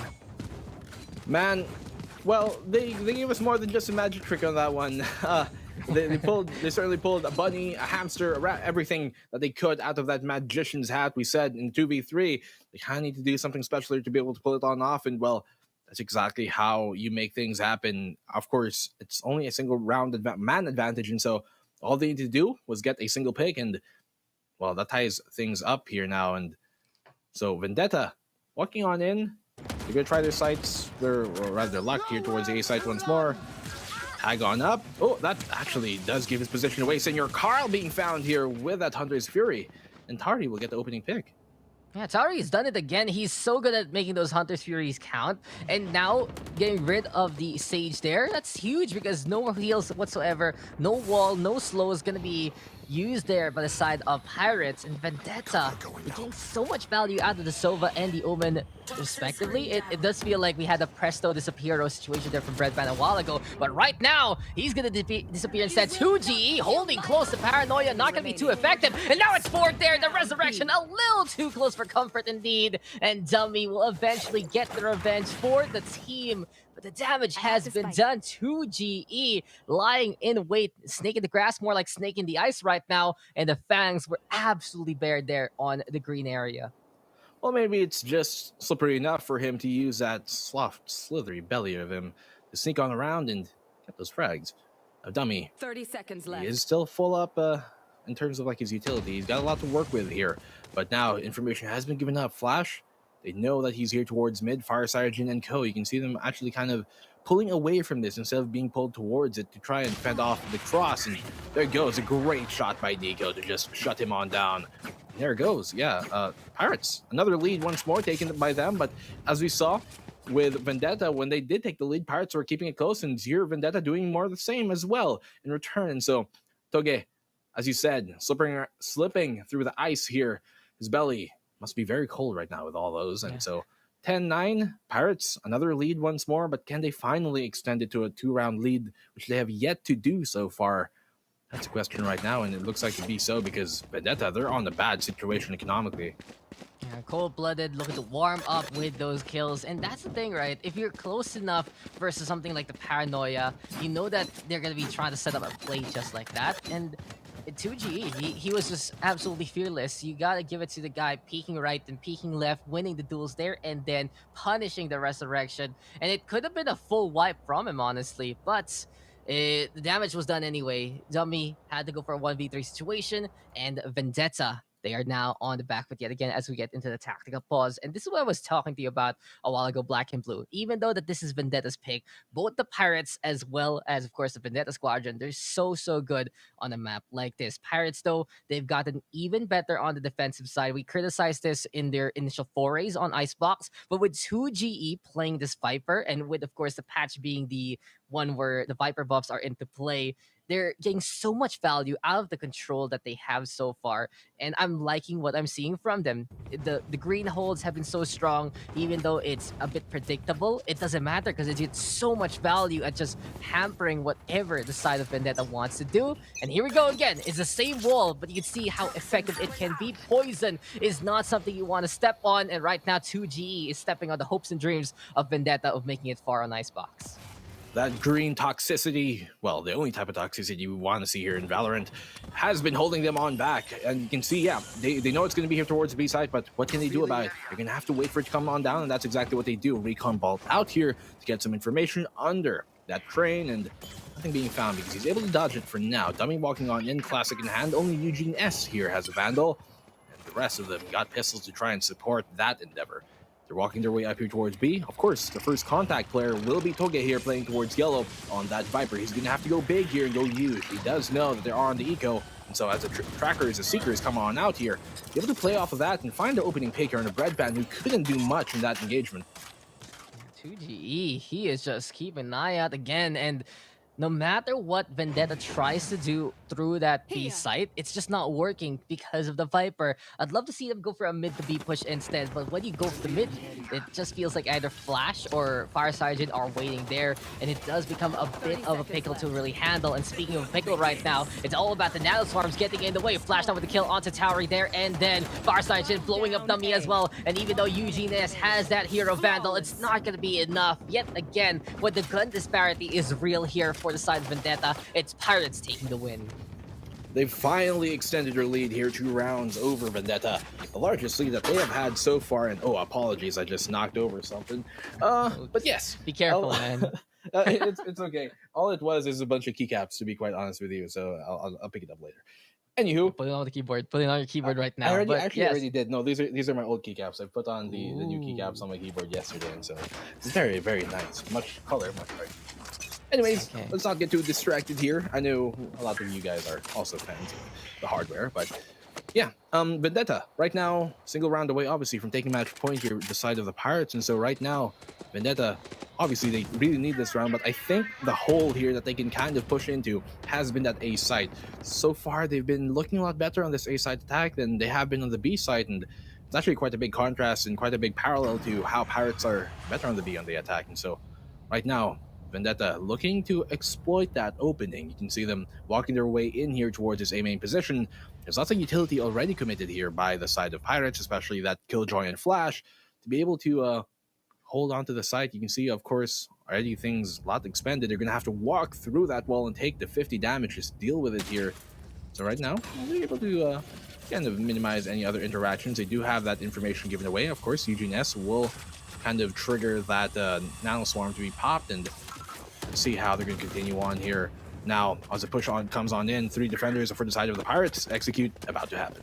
Oh, that Boombot though getting some really good damage. Eugene S still gonna get topped up there by Tummy. But as I say that, the Sage right now in such a bad spot, and Farsigen just doing Farsigen things. It's 3 already. Beautiful paint shells there. Rios though getting the air shot anyway and getting that takedown. And as the Pirate Squadron are looking to reinforce, it will be Realist versus the World. Can he actually get another kill? Yes, he does with a turnaround play right that. 3 kills already for the Jet, but with only 21 HP, it's just so difficult right now. And the Vendetta Squadron, they realize the situation they're in. They need to save that operator, so they're going to be giving up the point, allowing Pirates to get to 12 and to get to that match point situation.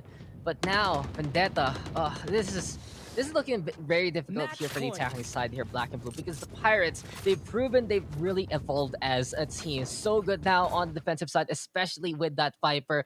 And the fact of the matter is, they're controlling A so very well, but making it the only option here for Vendetta to go on. They see, okay, if we go for B, the Viper's gonna bother us already. If we go for mid, we're gonna get spotted and we're gonna get cascaded on. So we can go for A. But as soon as that happens, all of the default plans that Vendetta's trying to set up, it gets bombarded by Nano Swarms, bombarded by paint shells, and really the Pirates have set up a trap that works so very well versus Vendetta. I mean, even before the kind of Viper buffs here, we all kind of agreed that Icebox is Viper's map, and even more so, you can see the benefits of that.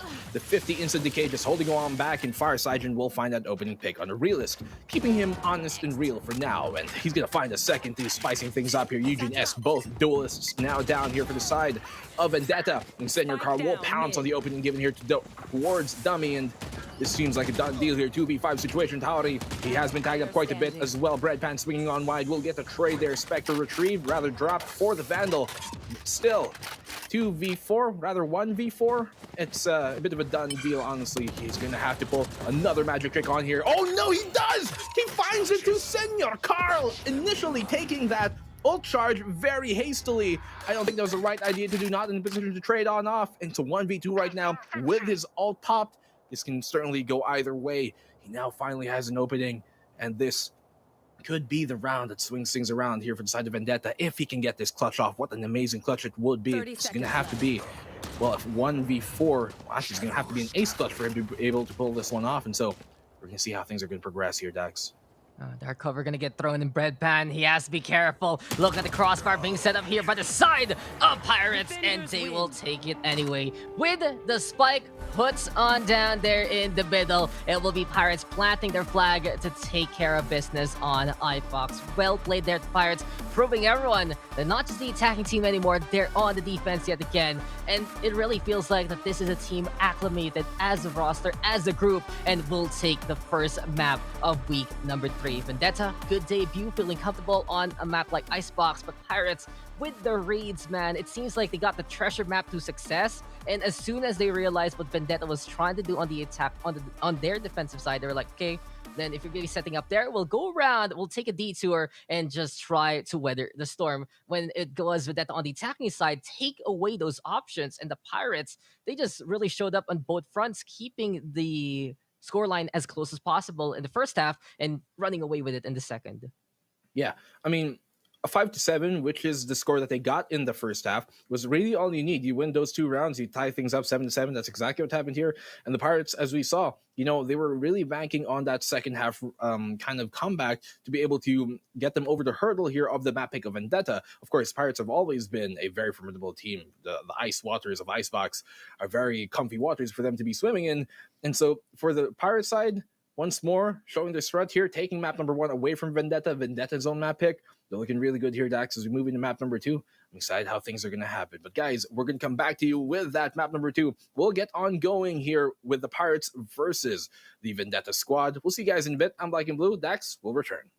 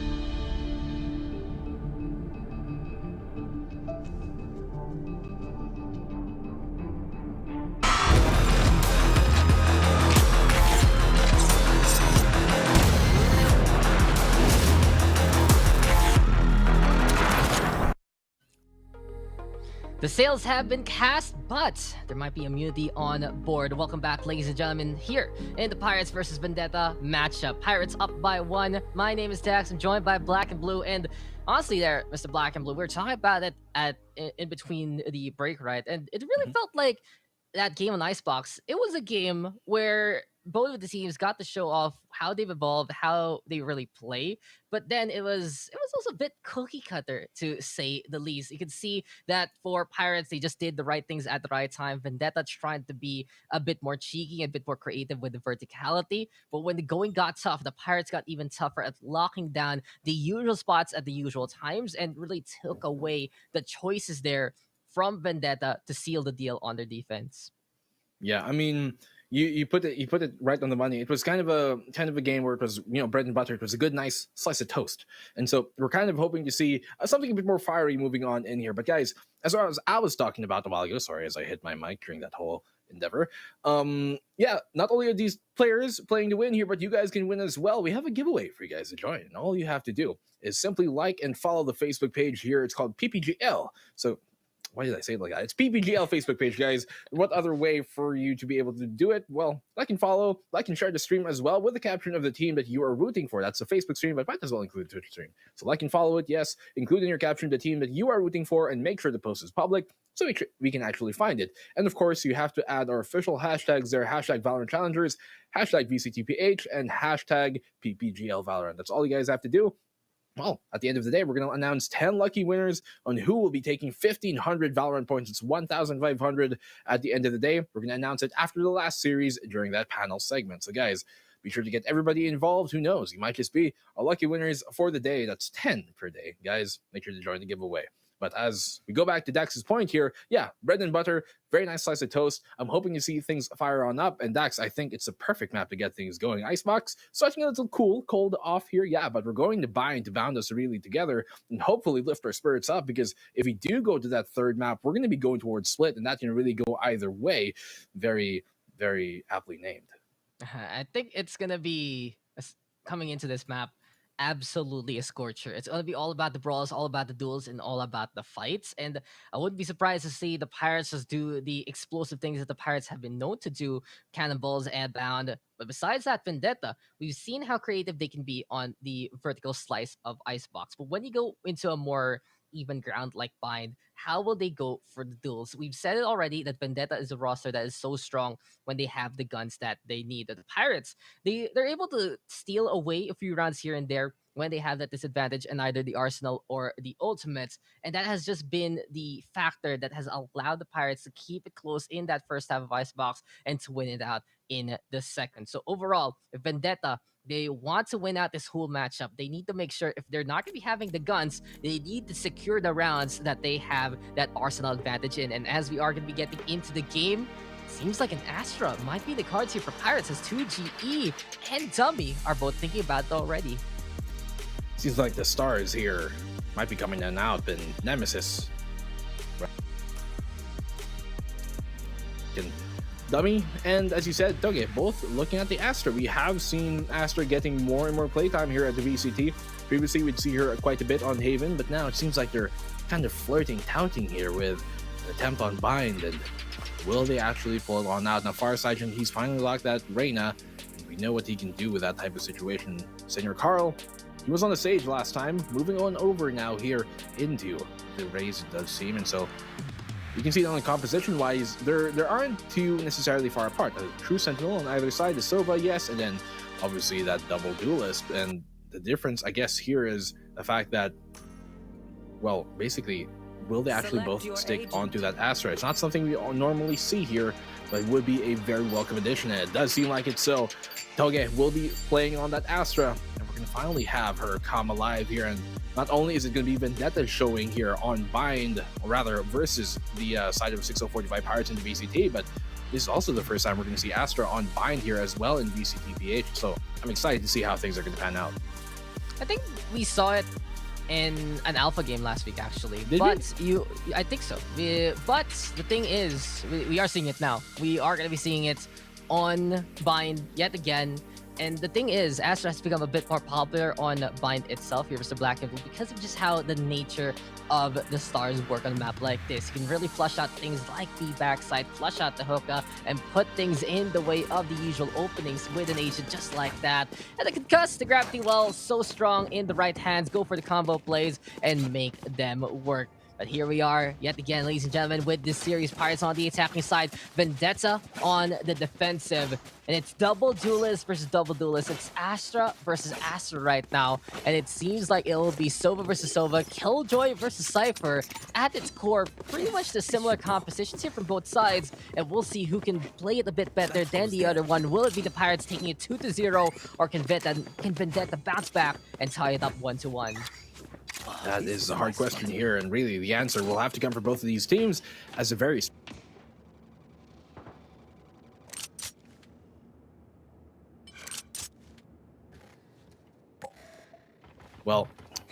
very spread out offense here coming from the side of the Pirates. We've seen them do this time and time again here in Bind.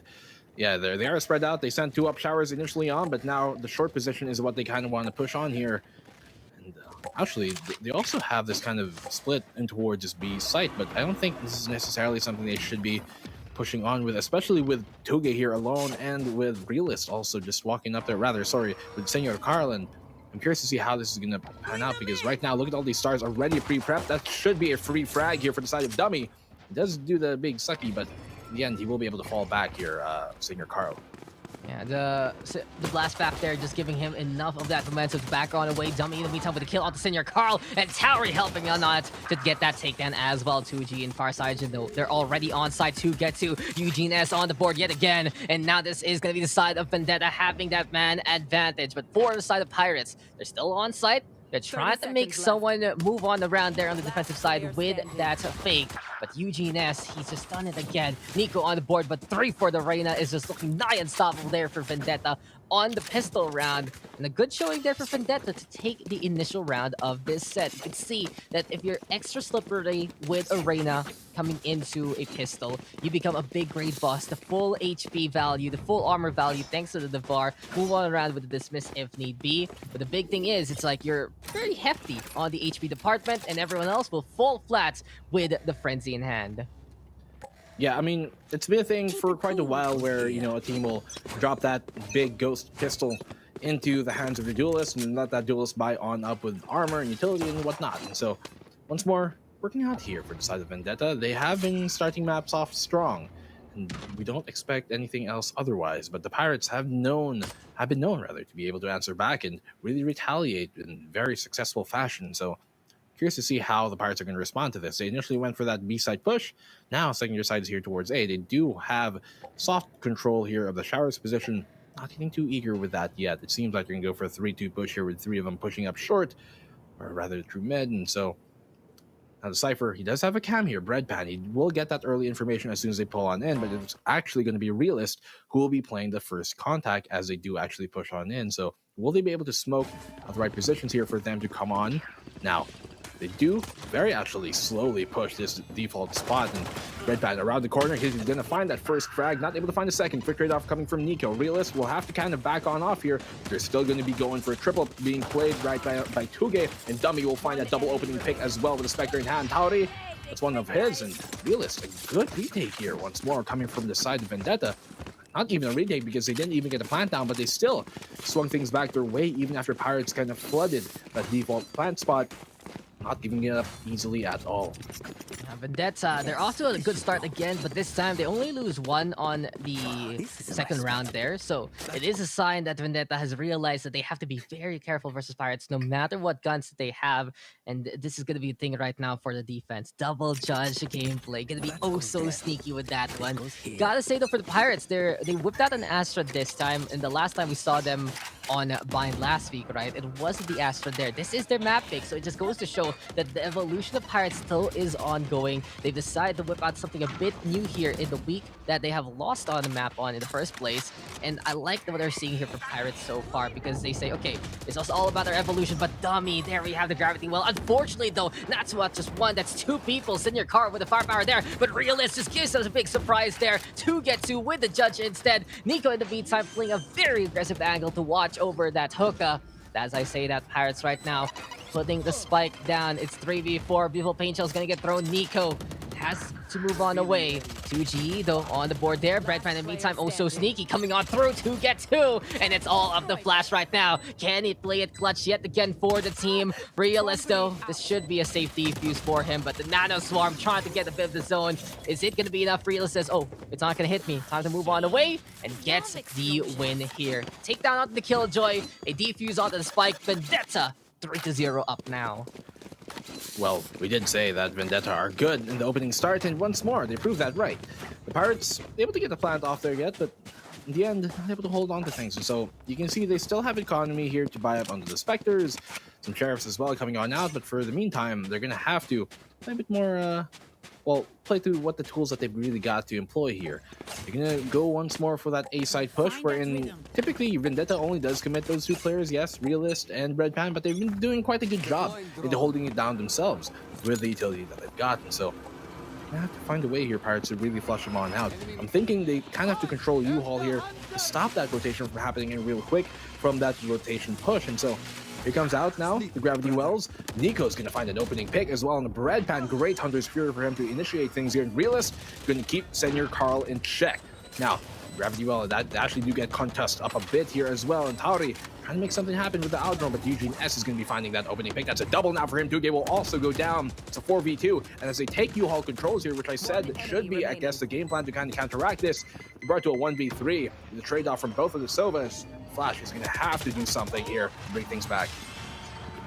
That was such a strong Noble Pulse there from Dummy, getting the concuss onto 2, allowing Vendetta to get more of that tempo ongoing. And really, Dummy right now doing such a good job with the Astra so far. This is the configuration that Vendetta plays on all the standard maps. You have Dummy on the control, you have Breadpan on that Sentinel, Tauri, of course, on the Intel role. And it does feel like they're a lot more comfortable right now, looking to play with the Astra over what we've seen on Icebox a while ago. Sure, Icebox was a good map for Vendetta, but they got a little too predictable by the tail end of things. Now, they're setting the pace on the defense here, Black and Blue. They're doing a good job using the stars a lot better than the side of Pirates.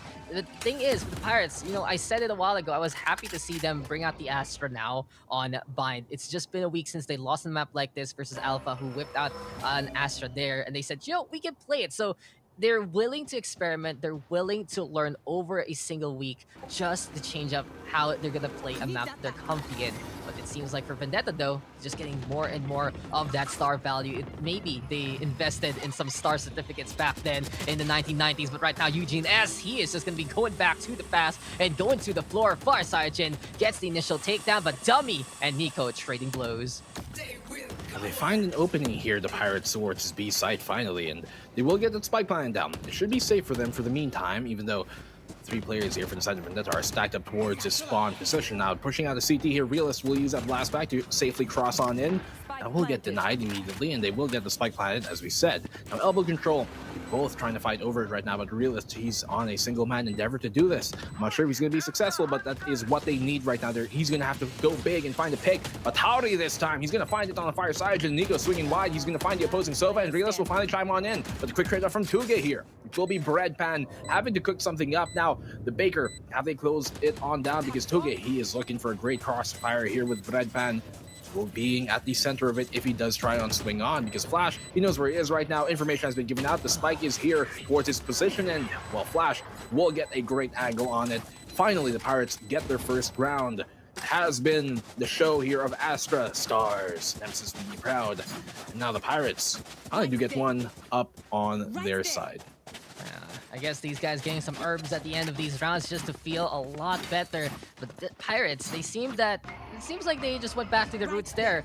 If Farside pushes, we all push. And the thing is, that was just the swing of things going in their favor again and again. Again, the refrags just popping up like candy, preventing the side of Vendetta to get multi-kills anyway. And the thing is, Pirates, they were the ones who got that first kill. They got that tempo with the push onto B side, and they just never looked back in a round like that. So Pirates finally getting on the board, but Vendetta, they're still in a really good spot here, Black and Blue, because they got 4 rounds in a row. They have a hefty economy right behind them. And the Pirates right now, they're still in the bits of the rut right now, unless they can get another round on the board. They're gonna have to do that, yes. But Vendetta finally able to fully invest once more. They built up quite an economy in those 4 rounds that they did win straight. So that's gonna be something that the Vendetta are gonna have to really try and cut into here to really plunder all that loot and reap all the benefits of that. But right now, Pirates walking their way up here towards the B site once more, taking this hookah control quick and swiftly.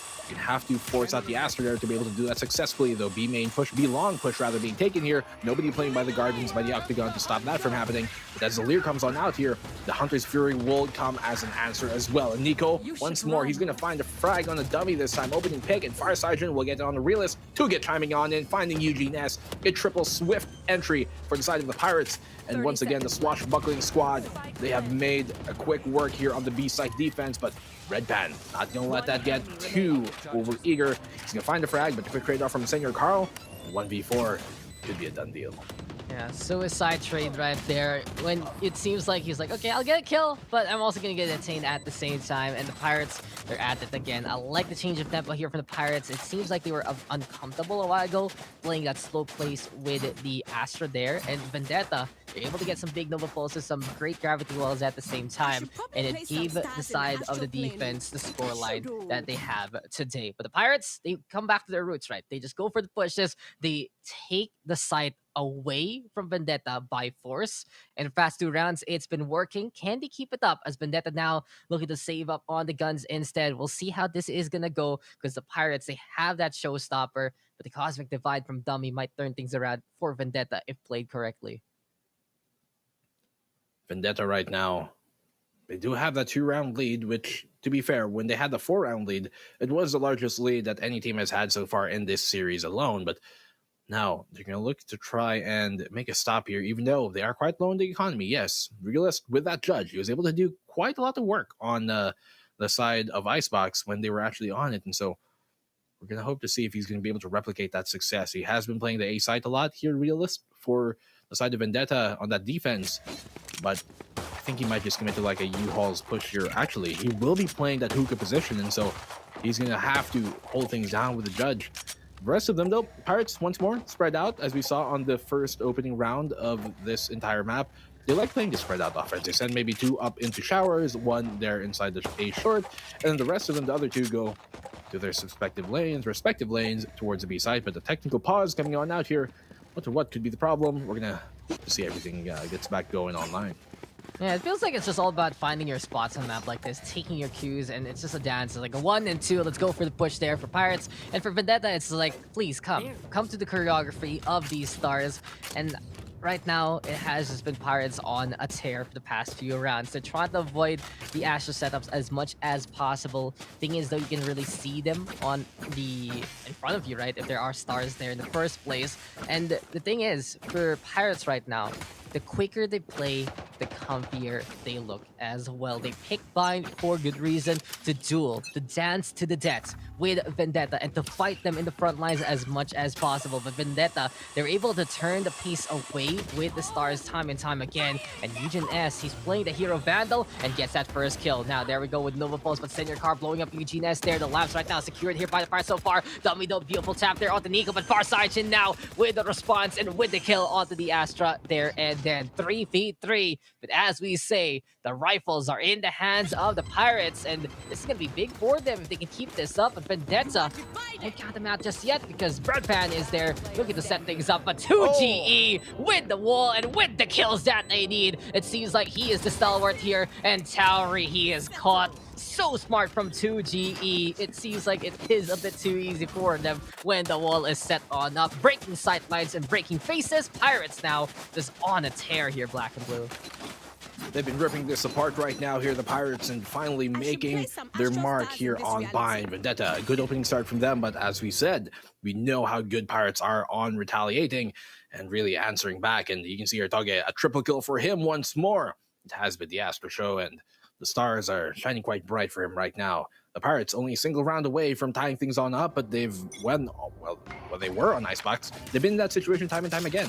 And it took them quite a while before they were able to actually extend and, I guess, take a lead over Vendetta. Now we're going to see if they're going to be able to do that as Sova tries to well, I guess we have a bit of a cameo here, but we're continuing on. Yes, Aldrone up here towards the hookah position. They cleared on out, nobody holding it very aggressively, but this hold from Realist will be keeping Fire Cyajin in check, taking him on out, and that removes Reina, who has been doing quite a bit here for the side of the Pirates. That's a big opening find here for the side of Vendetta. Hookah control, it has been taken by the Pirates, but how long will that last, and what benefit can they further get from that when there's so much pressure being played on them? I like what Realist is doing right now, whipping out the operator to try and change this pace and stop the bleeding of the side of Vendetta. But the Pirates, they're flying on in, and there you go with a few kills here and there. It seems like for the side of Vendetta, they're trying to hold on to the B side, but the Pirates right now, they just have the advantage. They still have that speed there, Black and Blue. Sova looking pretty good all throughout. Spike, though, should be planted right now. And as we're trying to get back into the action here, it is just Senior Carl taking that up away. Eugen, as he's going to go on down, leaving everything to Towery right now. And it's just all about that, how quick they come onto a site, right? It's fly on in there from the race, and it's just so potent to allow Pirates to keep the scoreline in check and tie things up.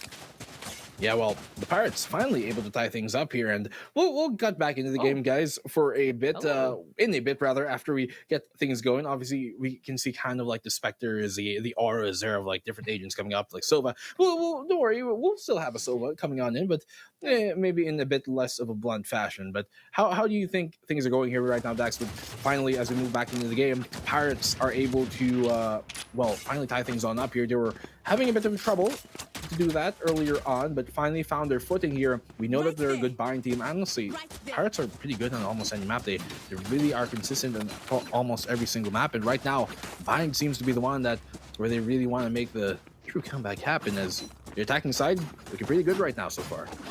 Yeah, they went back to their comfort zone here on a map like this, and we know that Pirates is such an explosive team.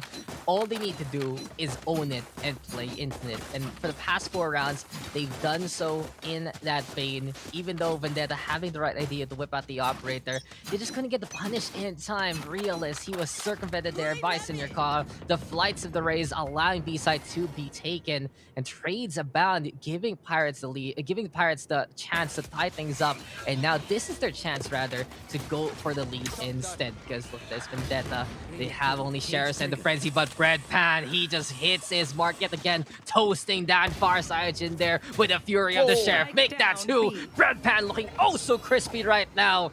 Then again, we're still not done. The Pirates, they have the gun still. They don't have the best HP though. They have to be careful because Breadpan, he's on a tear and he's gotten 3 here, Black and Blue.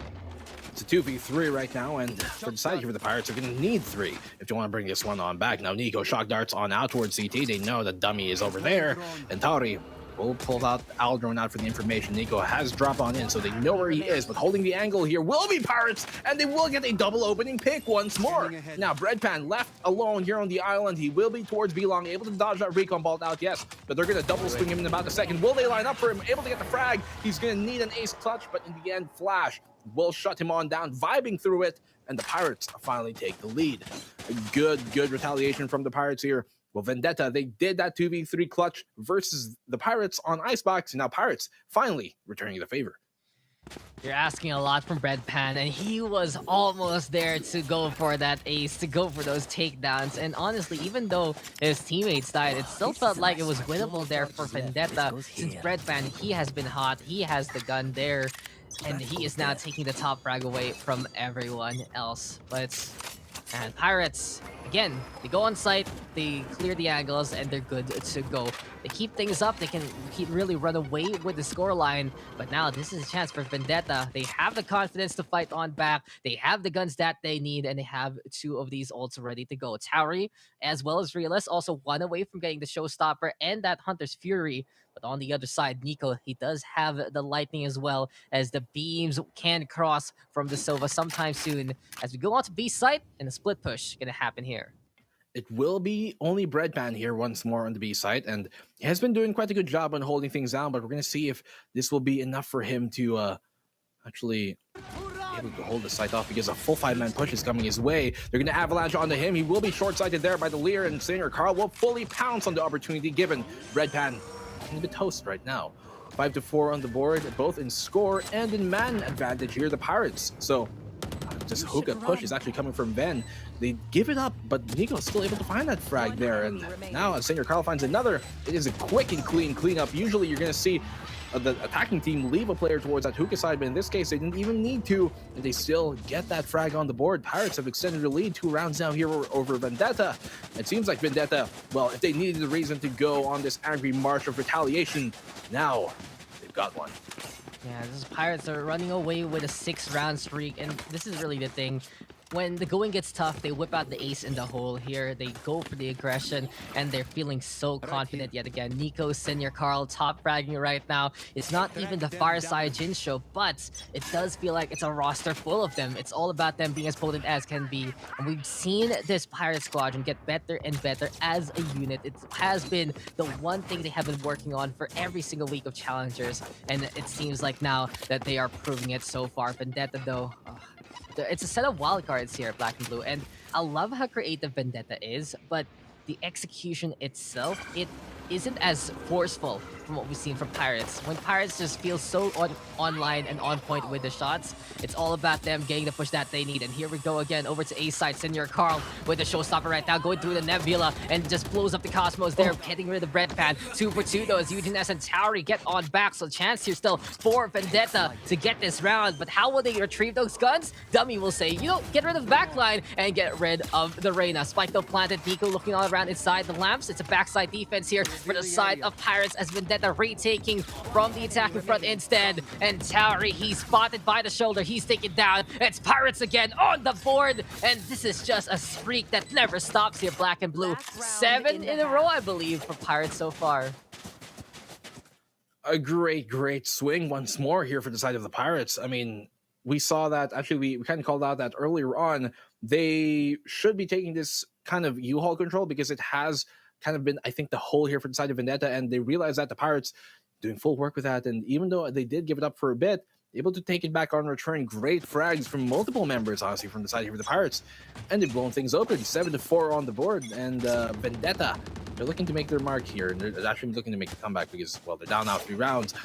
Once more, they were earlier on up 4, and they don't want the repeat of that, the same of that, to be happening to them. The B stack push here, B long pulled rather, coming in from the side of, well, Vendetta, but not for long, because Pirates, Toge will find that opening pick here. He's going to retrieve the spike and bring it on back towards the A side, where it seems like they want to be trying their luck here once more. A side did work out for them the last time. Sova here playing all the way towards heaven. That's going to be Nico, rather, sorry, that's going to be Tori. Will be able to shoot that information on out once they actually go for this A side push. Should look to be doing, and actually, considering the fact that they have Reyna waiting on here by the TP, kind of tells me that they're waiting for a rotation to come towards B, which means they probably want to go for like a B-side push right now, and that's exactly what's going to happen. Real is going to be playing here at the bottom of mid. He's going to find, he should be able to find his opening frag. Nico finds one, finds a second, swings wide, and he runs his shots true. Toge will get another one.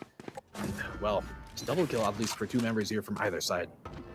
Great trigger discipline there from Realist, but in the end, it's still not enough. Flash has controlled A side instead, and the thing about Bind is teleporters are there to get those quick rotations, and from a B play to an A play, Pirates quick to respond and set things up. But Tauri now, he's impotent with the Hunter's Fury, and he does it again with a kill there onto the Astra. Dummy in the meantime, ready with the Cosmic Divide. This is the last round of the first half, so might as well use the wall anyway. And Senior Carl, he's up on top. We got the last being held there by Flash as well. And the Recon Dart gonna get thrown out at the front line. Doesn't get too much. Gravity well though with a bit of the suck there. And then Nebula getting in the way for the one way, but Senior Carl still gets the shot anyway. It's 2 in a row for the Rays. Pirates right now keeping it up. And my oh my, Black and Blue, this is just an absolute tear from the Pirates. It really was, and look how much color purple we had on our screen there at the very last second of things. There was like a smoke, there was obviously the kill animation, there was a wall. Everything's just purple and trippy all out. So right now the Pirates, they're definitely not tripping. They're the ones who are really moving on here and being like, okay, we finally asserted ourselves. We're up 4 rounds. We've returned the favor, and we're now on the defensive side, and we know that these guys are quite good here, especially on Bind and doing this. And more importantly, these guys have some set plays and set initiations, and they're going to do exactly that. You can see here kind of like a B-long stack is about to happen from the side of the Pirates. I think they're going to try and wrestle control away here from Vendetta and try to cut off, I guess, the attack at the nape of things, because Vendetta, they're looking for a B-side push here, but the Pirates are looking for aggressive B-long control as well. Well, not maybe super, because they do not smoke it on out, but they are going to be playing this octagon position, this garden right now. But the thing is, the flowers in this are not so kind. They do strike back and strike hard. So Eugene S is going to have to go big here, but Senor Carl finds a double. Nico will swing on wide to find the third. Dummy will find one of his own. Yes, but the quick trade off. That's 2 now for the side of the Pirates. Make that 4. And well, Nico, while he does get traded out, realist in 1v3, what can he do in this situation? Does pick up the ghost. He can TP on out to get the safety. He's going to find the frag. Will he find the second on the Toge? He knows where he is too, and so they can play kind of the man advantage here, but the thing is they're quite spread out as it comes out through the teleporter. The Killjoy there almost catches him on out. Flash suddenly not fast enough, and right now the Pirates, they're in a bit of a scramble with Realist. Actually, he can make this happen. Unless he doesn't turn around here, black and blue. It seems like that the Rays has had a good handle of the round so far, but Flash, come on, get the shots to connect. There we have it. The Pirates again keeping the momentum in their favor, getting another round in a row if you consider that first half. The thing is, you know, Senior Carl, gotta say, his story could have been like Vendetta's. He got benched at the earlier part of this year, wasn't really performing up to the plate for the side of Pirates, but ever since he came back into the VCT, it really feels like he has just been in complete prim and proper form. It just goes to show when you give a player a chance yet again, they will shine, and the Pirates a bit of a success story right now with their Rays. Vendetta as a roster looking for retribution, looking to say, you know, we come from all of these teams and we're trying to prove that we can make it, and they already made it the playoffs, sure, but at the same time with Pirates right now looking to such good form, you can see why you gotta trust in your team sometimes and why you gotta trust your players to get even better, as the Vendetta squadron, they're trying to make this B push work, but the Pirates, the gun advantage is there, and Fireside Jin with that first kill. Finds it with the Marshall too, going on a bit of a hunting season right now, and yeah, quick push here towards mid. Fireside Jin, that's a 4th for him. Give him the ace, why don't you? Classic in hand and classically done. He does get the ace on the board. 10-4 for the Pirates. They're very fast swinging away with this. I mean, if Pirates before weren't on sailboats and they were on, I guess, speedboats, jet skis here, it's kind of what the Pirates are on right now, the modern age, and with only 2 rounds away from taking match point, Vendetta right now are going to have to go on the tear to try and bring things back. Eugene S, he's only going to be on that Bulldog, but we know he can do some amazing things. We're going to see how exactly their offense is going to kind of adjust to this Pirates defense, because Pirates have been holding B quite heavily. They do commit 3 members onto that very often so, and right now that has been working for them, and so I think Vendetta are a bit, they're kind of catching on here. They looked at the diary, looked at the calendar, you see like, okay, on these times, these rounds, B side not looking too well. So let's go towards the A side. Let's see how that's going to pan out. Flash playing here on the side of the showers. The Reyna here coming on his aid. That will be Fire Cygin. All drawn out, quickly denied. Some information given. But right now, the Vendetta are still looking towards going towards Alpha. Wherein Pirates, they've stacked on up here, 4 of them waiting. Yeah, Pirates are already on point with the rotations, and Senior Carl, he's done it again, black and blue. Marshall right now to get the headshot. Fireside on the board, and he's really proving to us why he deserves that slot in the Pirates roster and why he's doing it yet again. Nico, though, on board, killing Dummy there, leaving Towery as well as Eugene S to fend for themselves. And as I say that, the Reyna gets caught out by Nico. The hunt is on. They're trying to get rid of Towery, and they will do it. The Pirates, they've just out-muscled the competition right now here, black and blue. Vendetta, from what we've seen so far, a very intellectual team. They understand how to play combos, how to play things out with the arsenals that they need, with the setups that they would like, and they know how to change the pace of the game. But every single time here, black and blue, the Pirates say, you know, screw that, we're gonna push.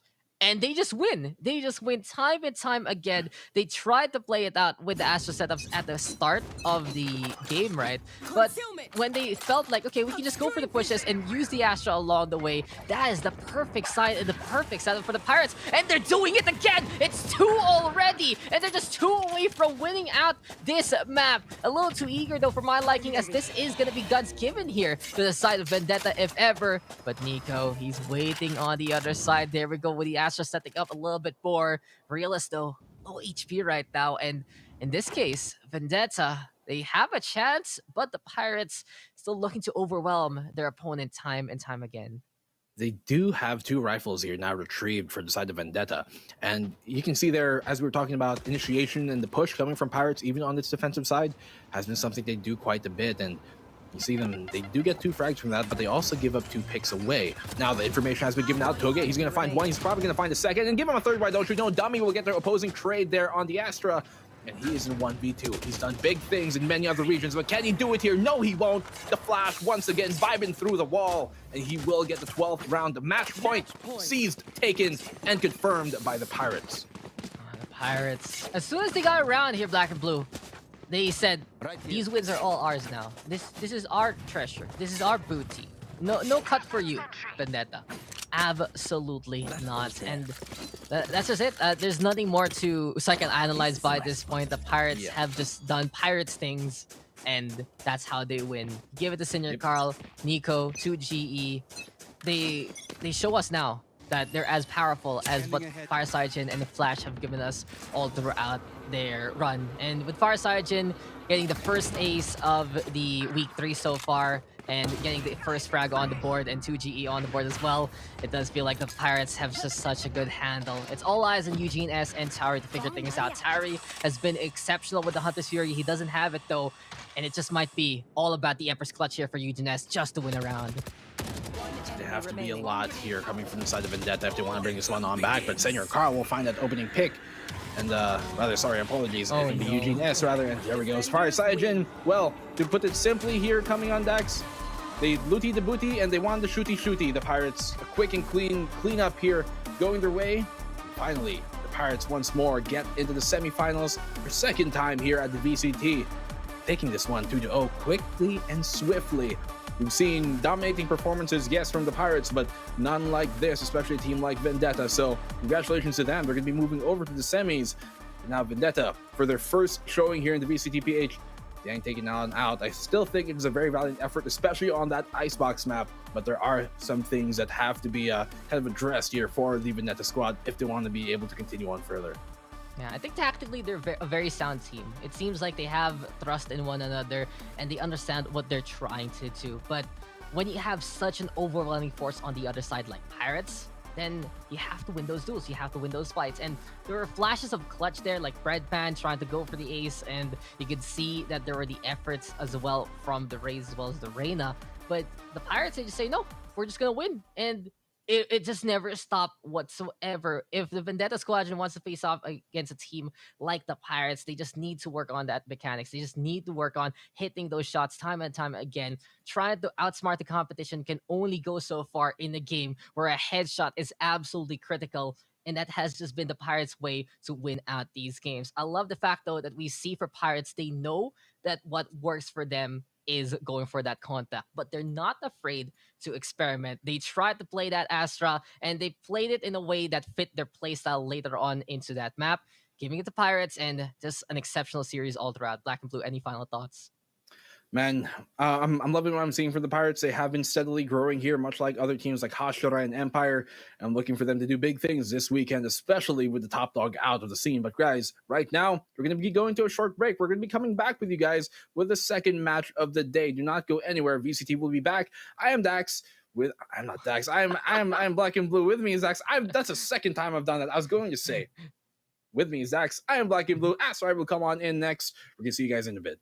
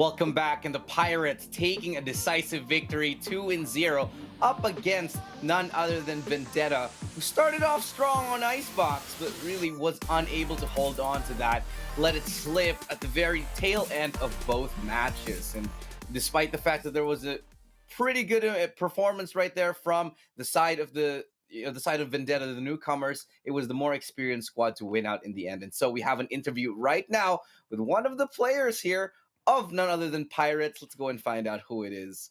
Where is he? Let's bring him out here. We got Senor Carl. Hey man, hey, welcome to the show. First of all, congratulations on your victory. How are you feeling? Thank you, thank you. Feeling very hyped up. Hype. Sobrang hype. Like sobra. Yung Yeah. kampe ko nga oh, mga F. And the mood must be really good in the boot camp right now. How does it feel? I think this is the first time we're gonna see you in the semifinals. You're this much closer to qualifying for the C regional. How important is it to you guys to qualify? It's very important kasi yung may deal kasi if maka-qualify kami merong mga changes sa bootcamp. So it's very very proud naman ako sa team ko. Kahit yung first game namin nahirapan pero goods panalo naman. Yeah. One thing I want to ask you guys is, you are evolving as a team, 6045 Pirates. It seems like you're relying less and less on Fire Cyjin to really perform, and it seems like all the other members are doing so much better. Why is that? It seems like you guys are really training that much harder. How is it that everyone is contributing more and more on your team? Yung first lineup po kasi wala ako kasi nag-focus ako sa school. So this lineup, yung duel is kami dalawa ni Fire Cyjin. So na-balance yung pressure kay Fire Cyjin. So yun lang.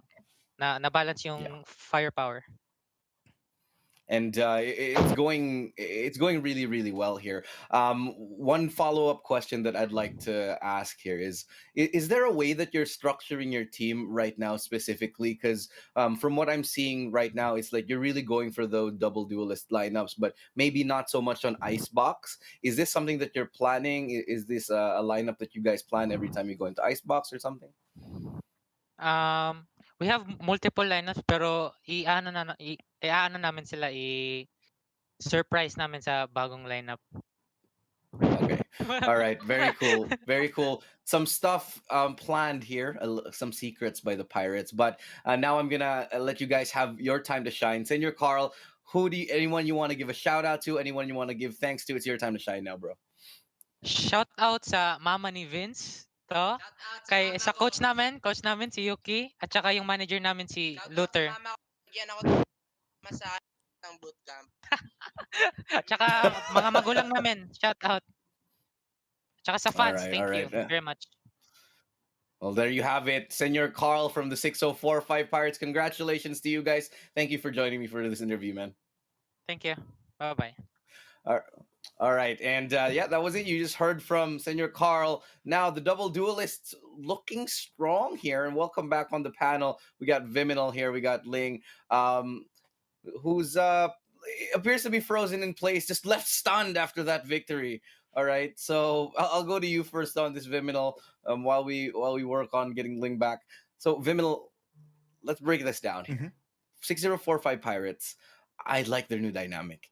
Like Senor Carl mentioned, it's less dependent on Fire Cyjin. There's just, I feel it's more complex, it's more robust, and they just look like they're a better team, overall. Yeah, absolutely. I mean, from day one, since the first time we saw these boys in action, the main critique that we always had was that how do you find a way to balance the firepower, so to speak, between Fire Cyjin and the rest of his teammates?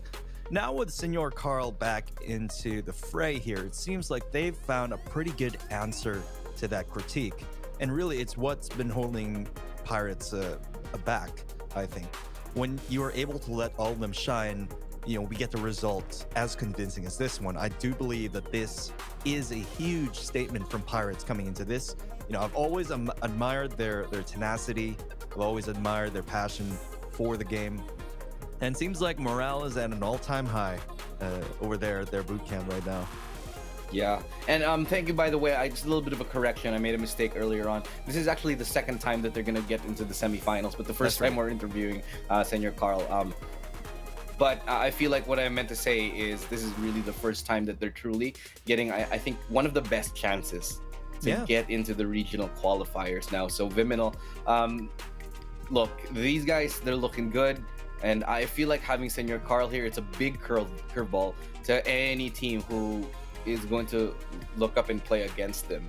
Yeah. And honestly, I feel like this might be a little bit of a shocker, a little bit of a surprise to any team who they'll face later on. When it comes to maybe either AE or Fulcrum later, this might be just what they need to get into the grand finals. How are you feeling about their chances here? Yeah, I definitely do agree with what you said there. This is the best chance they've ever gotten. Now, you got to take into account that, this weekend, of course, one of the biggest, I guess, hurdles that a lot of teams here in the Philippines have to face, Bren, is no longer part of the equation.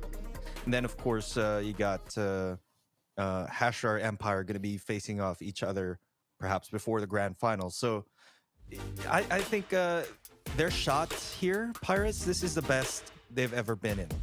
And it's Yeah. up to them to be able to maximize this potential. And again, Senor Carl, a huge curveball to a lot of the other teams expecting to face the same Pirates we've experienced throughout the many weeks here in the VCT. But they're looking very different today. And What- you heard it from the man himself. They have a few tricks up their sleeve. I think one of the interesting things about VCT this week is that you're seeing a lot of teams at the top of their game. Yeah. And this is quite scary. So Hashira constantly improving. You have GXR who are starting to find their form. You have Pirates who are yet again looking deadly. And then let's not forget to mention AE who almost took a map against Bren last week.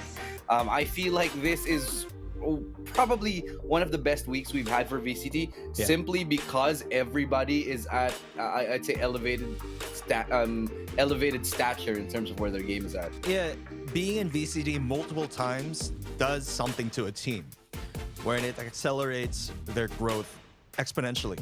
And you can see the difference here. A team such as Pirates, who has been in the VCT for quite some time now, time and again, versus Vendetta, who is making their debut. And the power level difference is quite stark here. Initially, I was expecting Vendetta to take the win here against Pirates, but of course, I was proven wrong there. It was also a mix of what Vendetta wasn't able to do. As Dax mentioned, as Black and Blue mentioned earlier, they are a very tactical team, but when you're up against a team like Pirates, who tend to outmuscle their opponent when they can, strategy can only go so far. In the end, you have to win those duels, and those strategy and tactics will lead you into favorable duels in which you have to take and which you have to win. Unfortunately, Vendetta was not able to do that. A less than stellar performance from Dummy, I think, in this case, which is quite surprising to me. Breadpan, whom I touted to be perhaps the least experienced player on the roster, really shined today. So a lot to be tweaked over there on the side of Vendetta as well. But for the side of Pirates, I think their story here is that there's nowhere to go but up.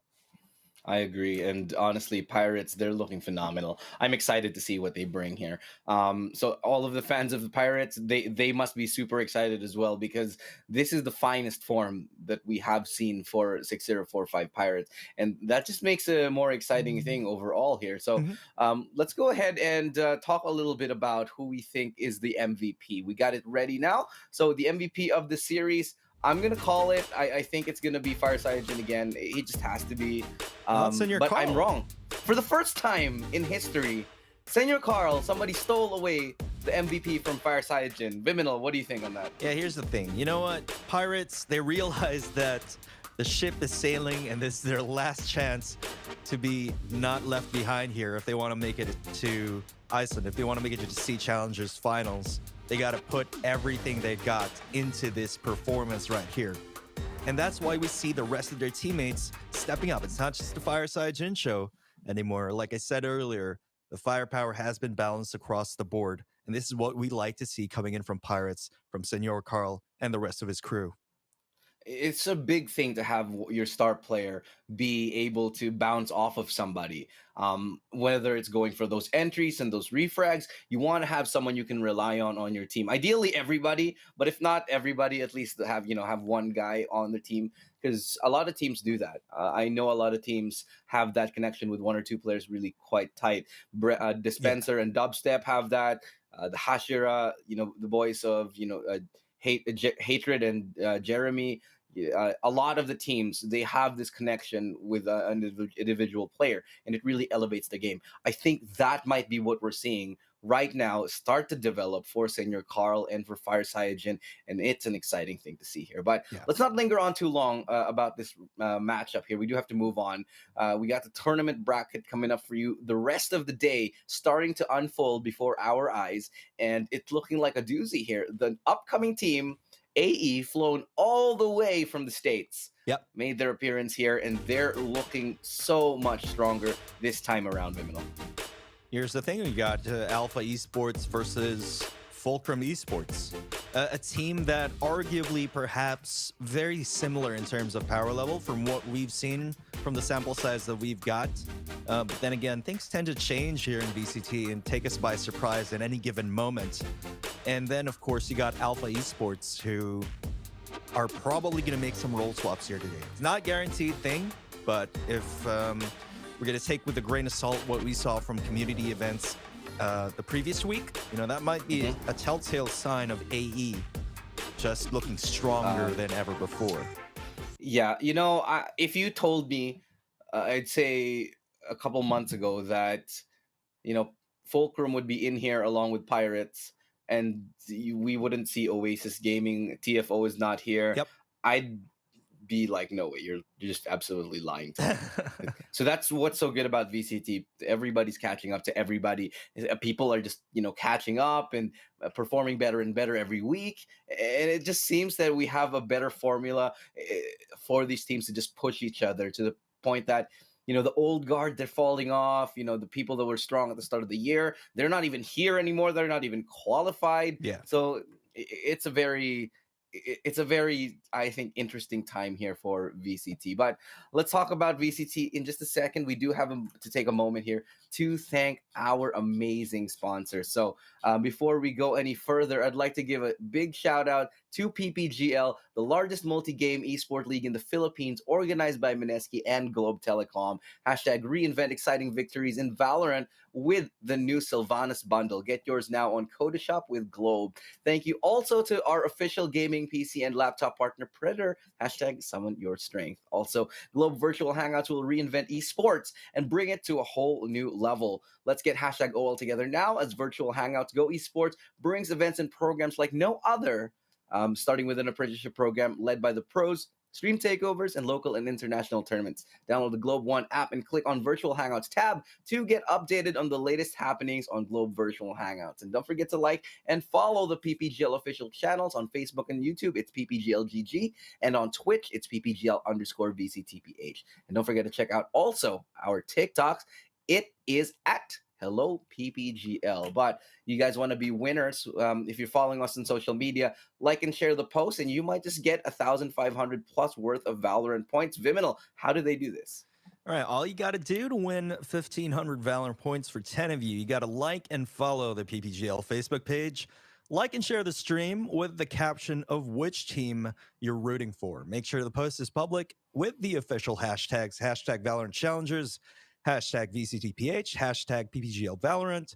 And then again, a total of 10 of you will be able to take home 1,500 Valorant points in which you can spend for that upcoming Battle Pass in the upcoming new season, or perhaps the Sylvanas skin bundle if you so choose. So just stay tuned until the end of the stream because we'll be announcing those winners later on. And in which stream, that's completely up to you. Whether it's in English, whether it's in Filipino, we got you covered. So if you want to tune in onto the Filipino broadcast, that's on Facebook. That's facebook.com/PPGLGG. And if you're tuning in on English, it's twitch.tv/PPGL_VCTPH. All of the panel sessions are in English. So ladies and gentlemen, if you're wondering why, we're speaking as if we are, from a different country. No, that's not true, because Philippines is an English-speaking country. First of all, let's get that straight. We've been for the very, very Yeah, longest time. that is true. Yeah. So there's no reason to be surprised here. So let's go ahead and talk about the upcoming series we got. It's gonna be a doozy. Fulcrum and Alpha Esports. These teams have gone head to head before. No, they have not gone truly head to head before, but they fought each other in other tournaments now. But Alpha Esports coming hot off a good performance against Bren, and Fulcrum, they showed signs of improvement up against 6045 Pirates last time.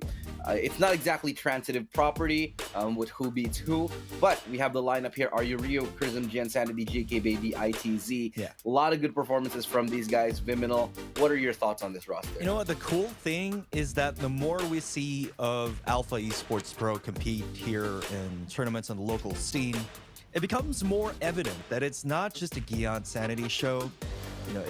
It's a very concerted effort from the entire roster. You got Chris M, ITZ standing up, and then of course, I won't be surprised if GK Baby will have his time to shine later on today. Really, a lot of us were speculating initially that it'll be a Gion Sanity show and he'll be there to take the brunt of the work. But really, his entire team is stepping up. They are a cohesive unit, and we see them growing quite a bit. And this is something really special when we see a team like this, straight from a different region and starting from the ground up here in the Philippine scene. It's an interesting story to see unfold before your very eyes, the growth of a team. And are they going to be ready to take on VCT this weekend? Time will tell against FAC.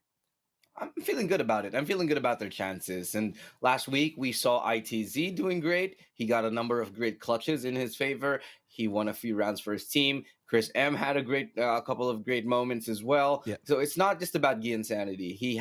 Sure, he's amazing. But like we said earlier on in the pre-show, we'd love to see him on that jet. And Viminal, we saw him play on that jet in a show match against Kadiliman quite recently. Yeah.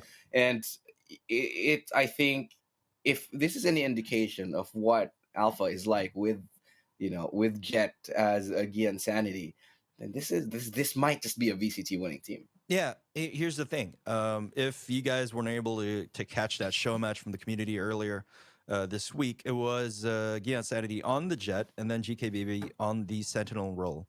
They would often switch between double duelists and then GK Baby on the Sentinel. So again, show matches can be different from the actual tournament proper, right? So we'll see if they're going to bring a new role swap into consideration here this weekend, or if they're going to stick to what nearly worked for them against a Titan like Bren. Mind you, they scored 9 points, 9-13 on Icebox against Bren, and that was a really convincing performance. Even though they lost, very few teams can be able to stand up like that against Bren. A little bit of a, I think, tried and true litmus test in the Philippines is if whether you can do well up against Bren or not. But let's talk about Fulcrum now. So Fulcrum, this squad here, they're a lot of I'd say a little bit notorious in the scene quite locally. Not because of anything they did, but honestly, the Fulcrum Esports guys love these players. Fantastic people. Little bit of a weird situation going on with the back end of their org, but they're proving that this team right now could be well deserving of a top 10 spot in the country. I think if they can keep going the way they are, I'll have to put them in. I will consider it. I think that they have shown moments, flashes of brilliance, but however, they were just flashes in the pan, where they had a few great rounds, a few interesting tactical victories, but nothing that was ever, I'd say, substantial or repeatable in terms of success. Yeah, it seemed like most of their moments, their shining glory moments there from the previous VCT weekend was that it was Argelicious or perhaps Hot Sauce and some of their players just absolutely fragging out, getting a multi-kill using a sheriff or, exhibiting extreme moments of mechanical skill, which is great, yes. But here at the VCT, pretty much any team out there has amazing aim, right? Yeah. So you got to rely on something a little bit extra to give you the advantage if you want to make it far here in the VCT and beyond the VCT. What you need is that special hot sauce, that little extra kick of Tabasco to get you over that finish line. And hot sauce showing he does have it. 235 ACS on him, KDA of 1.3, Insanity on the Sentinel in this war of Sentinels here. Obviously performing a little bit better, but just not by an entirely large margin. But again, I feel like Insanity's role as a Sentinel isn't exactly anchoring sites. It's him, coming up with superstar lurks. Yeah. Having good reads on the team. Yeah. However, yeah. Having said that, sorry, Vim. Yeah, go ahead. Having said that, I feel a lot of it is kind of lost in translation because you don't exactly want your Sentinel as the star lurker. Like, you want him to be able to anchor sites and also do that lurking. But I feel like lurking is more of his strong suit and winning duels. Winning duels is really where Gian Sanity shines and outbraining his opponents. And you can do that on a duelist too, which is why so many times I just think, just put him on the duelist, just put him on the jet. Yeah, I mean, it favors their sort of hard contact playstyle that they're used to over there in North America. And it just makes so much sense that when you have a team that is this strong, taking on duels like that, and you have a player like this, such as Gian Sanity, then it makes sense that he'll be relegated to the duelist role. So I would be pretty disappointed, honestly, if what we saw earlier this week in the community wasn't perhaps an appetizer of what we'll get here. Yeah, I'm so excited. Like I am honestly just like deep inside fanboying really hard because this is the first time. Hopefully, I will be very disappointed if I don't see Gian Sanity on the jet. And this isn't a slight to the team or anything. It's just I feel like this is what it'll take to unlock their true potential. And I feel like all of us share in that insight right now. But let's talk about the veto for a moment before we go and talk about the the rosters and the lineups right here. Let's talk about where we're fighting. It's just about as important as to who is fighting as to where we're fighting. Haven, Icebox, Bind. Haven was picked by Alpha. And Fulcrum is picked. Fulcrum goes and picks Icebox, and then the final map is Bind. How are you feeling about this set of matches here? I'm thinking Alpha get a little bit ahead here. Yeah, I'm thinking the same thing. We have access to Fulcrum on Haven. We saw how they played last week, and perhaps they were a little bit shaky on that map. As to why Alpha sort of selected that one. And we know how capable they are on Icebox, it seems, as well as on Bind. So I'm thinking Alpha has a little bit of an edge when it comes to map draft here. But again, when two of these teams are, haven't really faced off in quite some time, anything is up in the air. Yeah, definitely. But personally, my opinion here is that Alpha can play Icebox. We all know they can play Icebox because they almost took a map against Bren on Icebox. Yep. And Fulcrum having picked that, I just feel like they don't match up in terms of their natural map picks. It's just, it's not a good, I'd say, match here for the both of these teams, especially because Haven is a map that most teams here in the country, they love to play. I genuinely see that this is going to be a 2-0. But of course, before that, let me get your prediction, Viminal. Yeah. I was giving this a lot of thought, but I do believe that Alpha Esports, if they make the necessary changes that, we all know what we're thinking of, I think it's going to be a 2-0 in their favor. Yeah. I don't think I'm going to disagree here. I think Alpha's looking good. I feel like they're going to get a 2-0, and I feel like they're going to do it in style here. Yeah. The big question in everybody's heads, really, I think, is: are we gonna see Gian Sanity on the jet? That's what we all want to know. But I won't delay any further because I know we're ready to go into the game. I'm just so psyched for it. So again, thank you all to my panel, Ling and Viminal, the Linginal duo. So we'll go ahead and pass it off to the casters right now because we're starting with a second game of the day. It's the second quarterfinal here on the very last week of stage number 2 here in VCT Philippines. And it's going to be none other than Alpha Esports versus Fulcrum.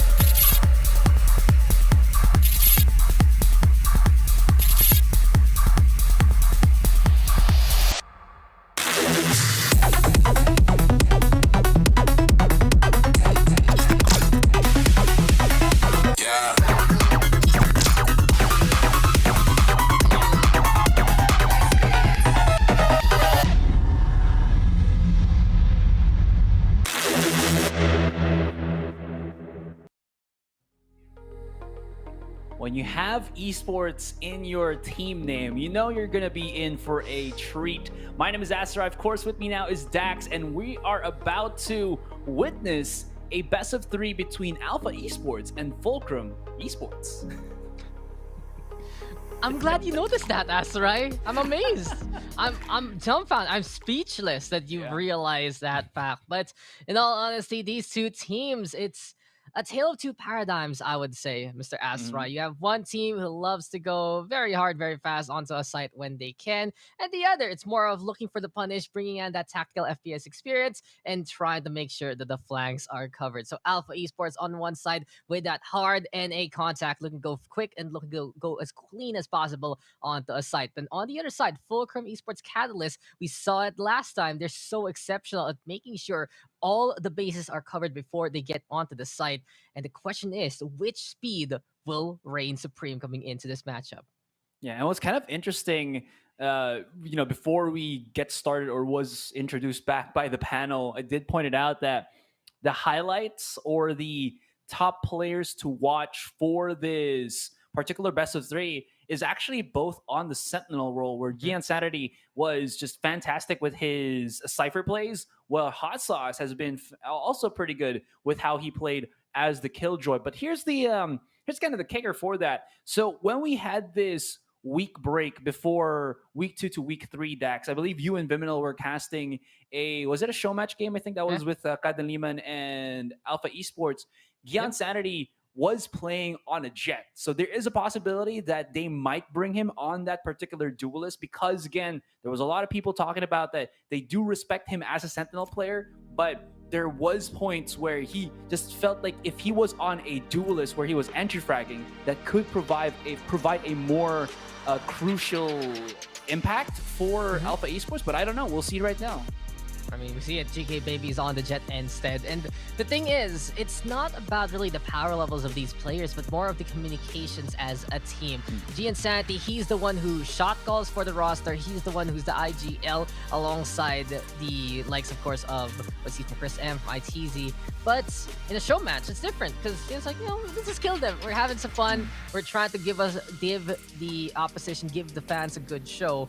When you get into a tournament, you need those clear comms as much as possible. GK Baby didn't do a bad job on the Sentinel this week in that show match, and of course Gian Sanity incredible on that duelist. But if this is how AE is gonna play, they need to make sure that all their bases are covered, that everything is fine and dandy, keeping Gian Sanity on that Sentinel role. And come on, Asterai, you know him. He's an incredible shot no matter what agent he's on. You can leave him AFK in spawn, and then as soon as he gets back onto his keyboard and mouse, he's like, oh, someone's in front of me, he will shoot you, and then he will hit that head. So the skill level is never going to be in question there for the side of Alpha Esports.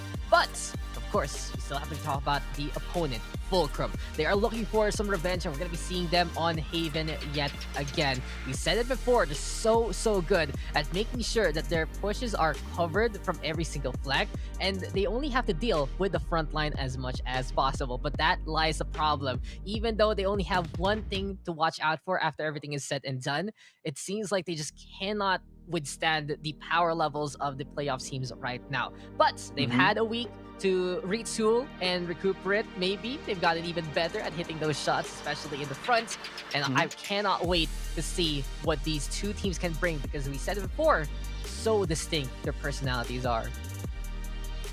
I mean, that's already a lot to say. It feels like, again, Fulcrum, they've already done a lot by being one of the teams to actually get into the VCT playoffs, when there's a lot of really good teams out there who are also vying for that. So Fulcrum have really shown their strut right now, but it's kind of the same thing with the 60-45 Pirates, where at the beginning, you're talking about how it was always Fireside Agent this, Fireside Agent that, but they've come around. They've really fleshed themselves out as a team, and now I think Fulcrum are in the same strut where they are still kind of figuring stuff out. But since this is already week 3, they need to be able to do that in a shorter period of time. But is a week enough already for them to make that happen, especially against Alpha Esports, who the panel did also mention was an incredible team, an incredible showing from that week number 2 when they went up against Brent. Ultimately, they still did lose, but we did see the likes of Chris M, the likes of Gian Sanity just popping shots off. But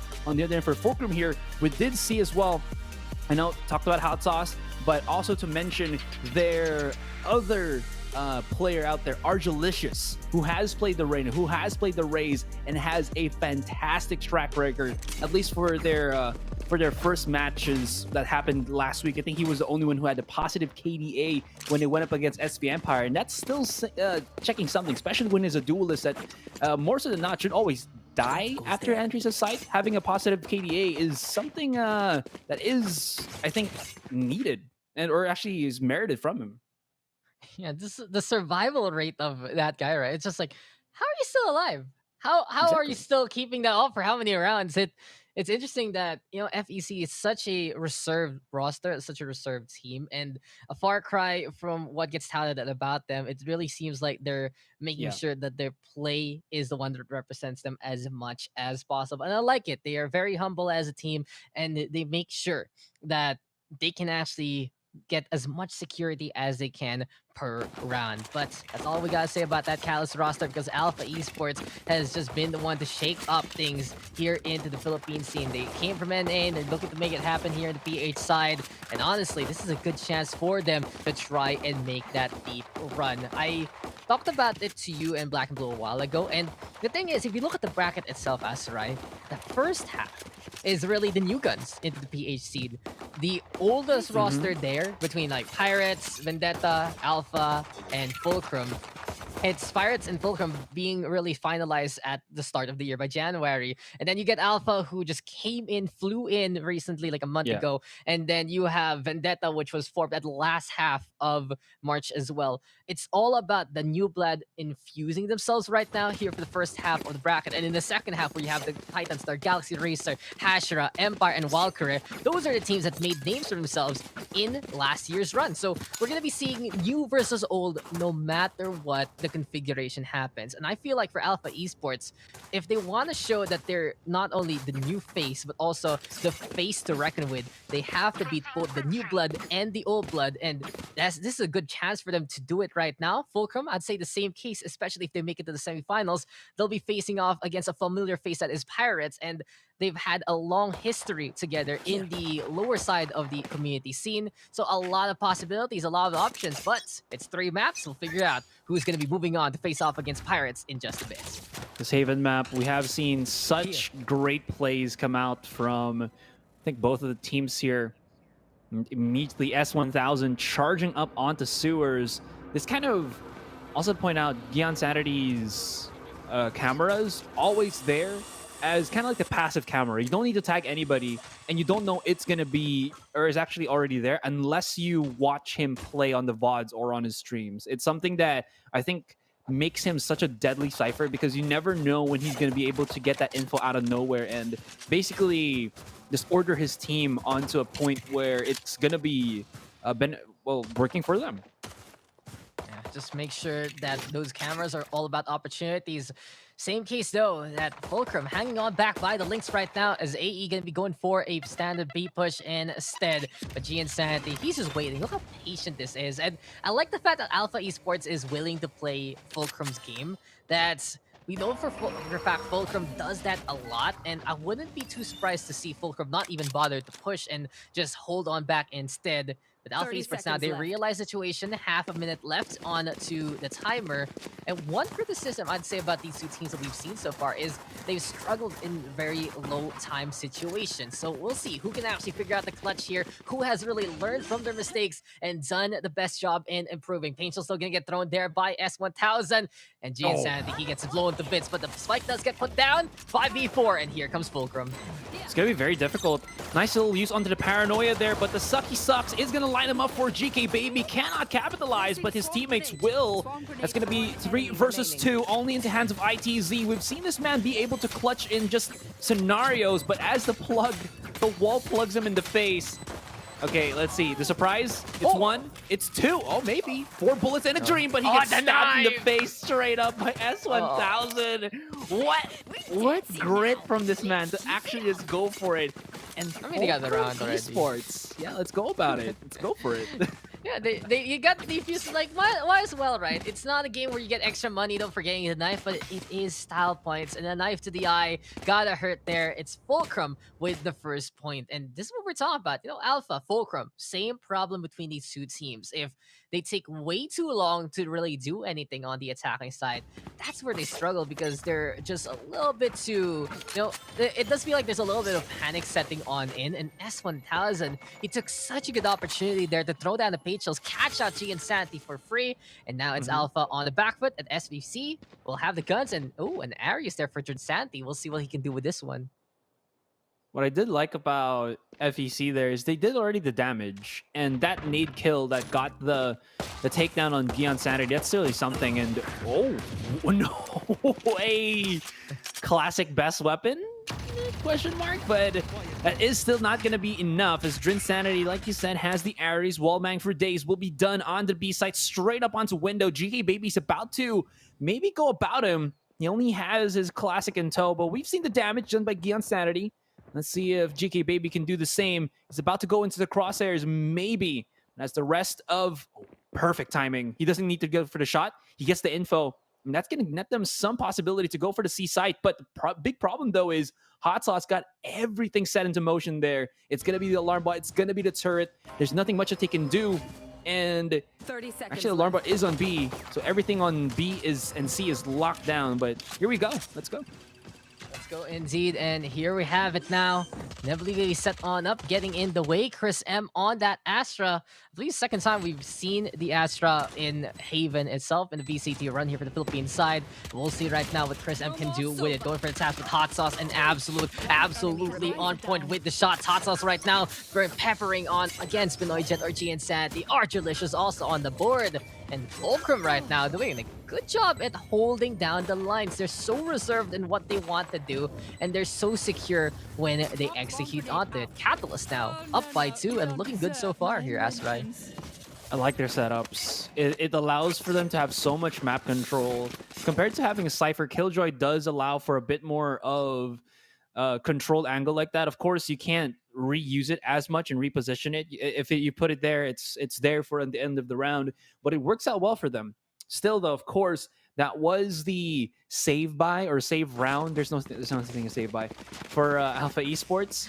So now is going to be the time for FEC to make something happen. Although this is going to be their bonus round, but we'll see kind of like a preview of what is to come.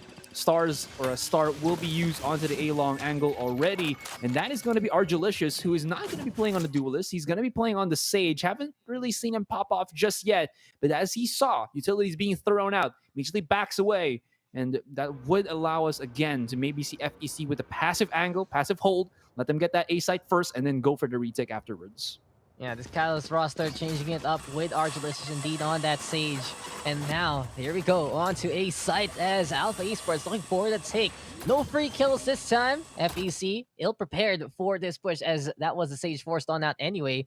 The spike now gonna get planted here. Alpha Esports, they have set on up onto the site. Good sign for them already. They have the guns that they need. And Fulcrum, what can they do from now? High ground here for S1000 though. He has all the utility in the world and more Hot Sauce has the lockdown available. But Gion Sanity, you know, we say it so many times. You see him and he sees you, you're pretty much dead. Oh, recon bolts, ITZ. Oh, the lockdown though does get broken. Beautiful toss there for the side of Alpha. And here comes Ryu on the board. There we go with the takedown onto Drin Sanity. Alpha Esports now seeing the funnel that Catalyst has made. Here comes Chris M with the flank as well. And this leaves everything to Argilicious, but ITZ will wrap it up. AE back on the board, and here we go with another round. I wanted to get the POV there. It was either ITZ or Ryu that denied that lockdown from completion. Because there's a place where you, as the Killjoy, put the lockdown outside on a link.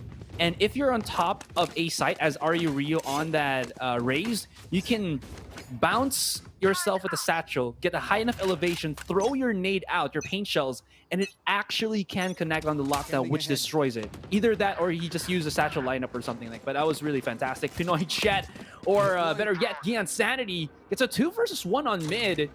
believe that was a buy for FEC here, but still not going to happen against him. He doesn't even take that much damage, down to 70. And Drinsanity's got to go big here for the moment, or else just give up the site now.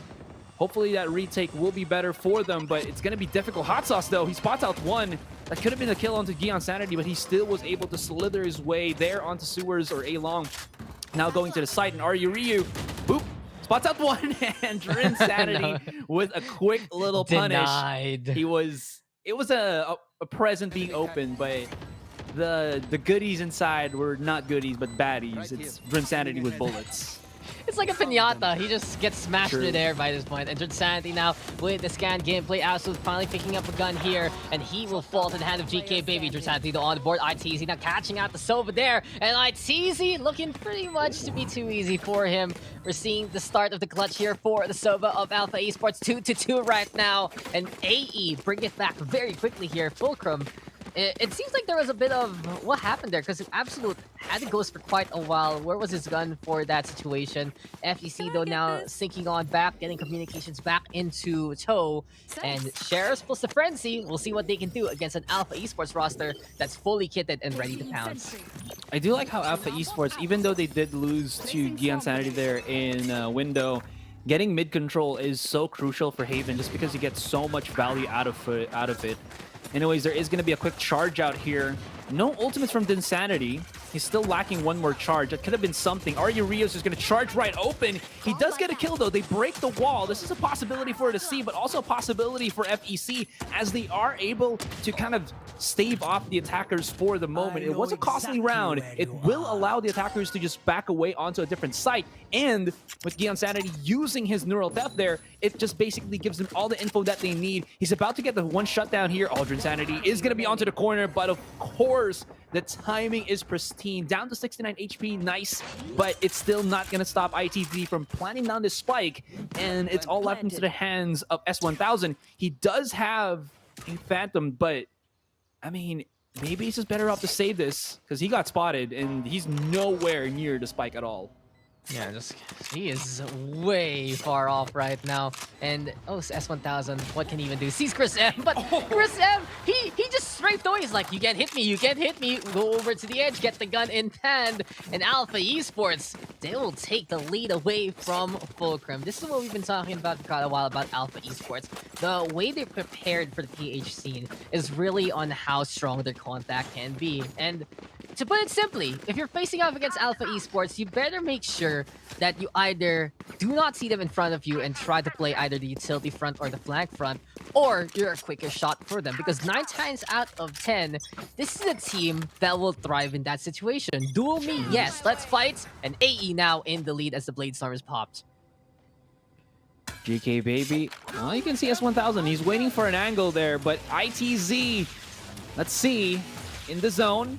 Not going to connect anything. Nice little electric cha-cha from S1000, able to make that ultimate null and void. But as that was happening, you can see that mid control was being taken. Nobody want to get shot by the Hunter's Fury. And that does allow Alpha Esports for some ground here on grass. The big problem now is that they're still at the back of their own side. Maybe it's not the biggest problem, because if they do push into A, they could maybe be able to spot out Hot Sauce and Drinsanity. I do like Hot Sauce's position here. Nobody has gone pushed on Sewers much. It's always been a delayed push from Alpha Esports, and this could allow them to make something happen, but there's going to be a double pick this time. And now Drinsanity, by his lonesome, has to defend this as GK Baby runs wild, misses the right click, and that's a crucial miss for GK Baby. Argelicious picks one right back out, and there we go. It's all fallen out of the hands of Alpha Esports. Chris M to remain. Critical miss indeed. Usually you look for those hits, you look for those crunches, but right now it's FEC crunching on down. And is this going to be a knife? Okay, Chris M! He's at the right place and at the right time. They tried to wall away that spike, but no, it was the Asher prepared for it. Anyway, there's the push right now, and Absolute at least in the right angle at the right time. But Fulcrum, check your corners before anything else, because that was so dangerous in a round that you already secured at the start. Oh. Argelicious is playing like, you know, if you ask your dad to help you with the household chores of plugging stuff up, right? Dad, there's a leak on the roof. Dad, there's a leak on the toilet or the plumbing, and then you use like epoxy or some stuff like that. It feels like our Delicious is doing the same with the Sage walls, but the leak is coming too quickly. I think that's happened twice in this game already, maybe once. But if he keeps doing that, that might be a bad thing. Yeah, In the next following rounds. I'm not sure if that is going to be true though, but that was just interesting. The thing is, Asura, if you're coming out of the smoke, please have your gun out rather than Exactly. the barrier orb. You can see that it was first contact for Argelicious. If he wanted to be the one to push out of the smoke first, get someone else to do it. So a bit dangerous, but let's not discount what Fulcrum Esports did in the initial part of that round. When you get rid of Alpha Esports entry, it turns them into a team that has to play the clutch instead. They're playing from behind, yes, in terms of numbers, but also their playstyle looks for opportunities rather than trying to force out a site there. So if you stop AE at the start, then you change AE from the get-go. And here we go again, Alpha Esports now over to B side. GK Baby making space, throwing out the Cloudburst, but Argelicious, beautiful find there onto ITZ. So goodbye to the Sova, goodbye to the Intel. Ryu also gonna fall S1000 on the inside, and it seems like Fulcrum, they talked to each other in that previous in-between rounds and said, careful with the smokes, make sure your guns are out, and that's exactly what FEC is doing, leaving G Insanity to play the 1v5. You pointed it out at the start, but let's see if G Insanity can maybe go back to the plate. One lines up, second will, but his aim will not be true on the second target. But to finish off, Dax, you said it already, passive playstyle for FEC. It doesn't mean passive is weak. It doesn't mean passive means that you're gonna lose the round. It's more of they know that Alpha Esports likes to boom boom pow, and by that I mean just charge into the site, right? Guns blazing, utilities being thrown out, and all they have to do is like use your utilities. It's fine. We're gonna come right back in and challenge you as you try to get more control of the site when you're trying to get that spike planted down, and it works out well for us. It has happened multiple times already, and it has allowed Fulcrum Esports here to net themselves a quite nice advantage. I mean, it's only one round above, but when you're up against Alpha Esports, I'm pretty sure that's a huge win already in my book. Yeah, this is good because Fulcrum, they've taken the lead back, stifling the momentum of Alpha Esports. And the thing is, it seems like they're positioning themselves well enough to stay away from the pain train that is G Insanity and his Blix. Decipher only getting one kill a while ago. And when you look at the guy like that, you expect him to get 4. But the battle of the members of the Asylum, G Insanity, Drinsanity, these guys are insane with their aim. And Drinsanity showing on up, getting that first kill on the board. Scanning ahead. He's going to stop them for the moment. Backs away. They wanted to go for that A take, but I think they've heard Hot Sauce's utility as the KJ was also there. So it should be a prompt push onto the C, which is only divided by Absolute. And there we go. Cosmic Divide is going to split the map apart. Perfect timing on the Paranoia. It's going to be very difficult. Destroys the camera there, and there's not any information, not any knowledge of what is inside, what is in store on the sea. Chris M does get up. Ryu is also here, and they can line some stuff up, and they just go in one after the other. It's the 1-for-1 trade. Revive comes out, but they all line back up, but Ryu misses bullets, has to pick up the Phantom here, down to 12 bullets, does not fly in, and he does have the lineup, but Hot Sauce, it's too quick on that trigger, and the clutch will happen. FEC to remain. That was, I don't know if it's calculated from Argelicious, but it happened, it worked in the end, and the loss of bullets for Ryu came in not clutch for AE. The magic number is 25, and that's how many bullets there are in a Vandal. If FEC actually counted that, then I'm just gonna clap for them. But overall, it just was so unfortunate for Ryu. He had such a good situation to play the clutch, got the kills anyway, but that's what the Sage does. Gives the res, gives a second chance, a second breath of life there for FEC. It gave them the win at the end of that. Chris M, Ryu trying to do a really good job of playing the clutch, and this is what we're talking about. If AE cannot get the entry, they still have the clutch factor in them, and never count them out no matter what. But Fulcrum doing an exceptional job on the defense. S1000 on the board. The Nebula gonna get in the way. It's actually just a dissipate rather to take that star back. But as that happens, Ryu picking that gun away, and good use of the Astra stars there from Chris M. Budget smoke, man. Budget smoke. Oh. S1000, he is just on fire. If he can get another kill, his showstopper is going to be on a line, but he doesn't need to. He's just going to throw the nade out, but it's going to bounce back. and he's finally going to get taken down finally by ITZ, but I think he's done already a huge impact. This has allowed, I think, FEC to not only stop two members of Alpha Esports, two aggressive and dominant members, which is Insanity and Chris M, but it does allow them to get that information rolling. Spike will get planted immediately, but oh, they're going to charge in Argelicious here. They do get the kill onto him. This leaves at least 2 to remain, I think.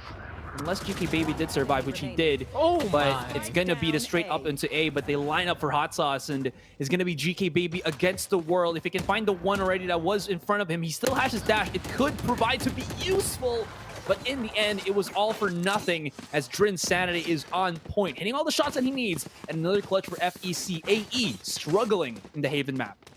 Man, the spice of life there from hot sauce. You know, when I was a kid, I hated hot sauce. I really could not stand it putting it on anything. But when you get older, you know, it does feel like it just adds that extra kick. And that's what hot sauce does. Whenever he's put into a round where it gets longer and longer, he just knows where to position. He forces the hand of Alpha Esports to try to go for the push. He saw the lineup, got the takedown, and he had such a good read on that mid to A push, basically, just because he made sure that was going to be the plan. So FEC, this Fulcrum roster, they're looking so much better right now than their run last week. It really felt like there was so much pressure on them with so many different things, and now with that weight lifted, they can focus on their gameplay, and they've done the necessary adjustments to put up a good fight against a rampaging team like Alpha Esports. But as I say that, Hot Sauce now is what I said, yo, as a kid you don't like it. At the start of the round, he does get caught out, and AE will take A site.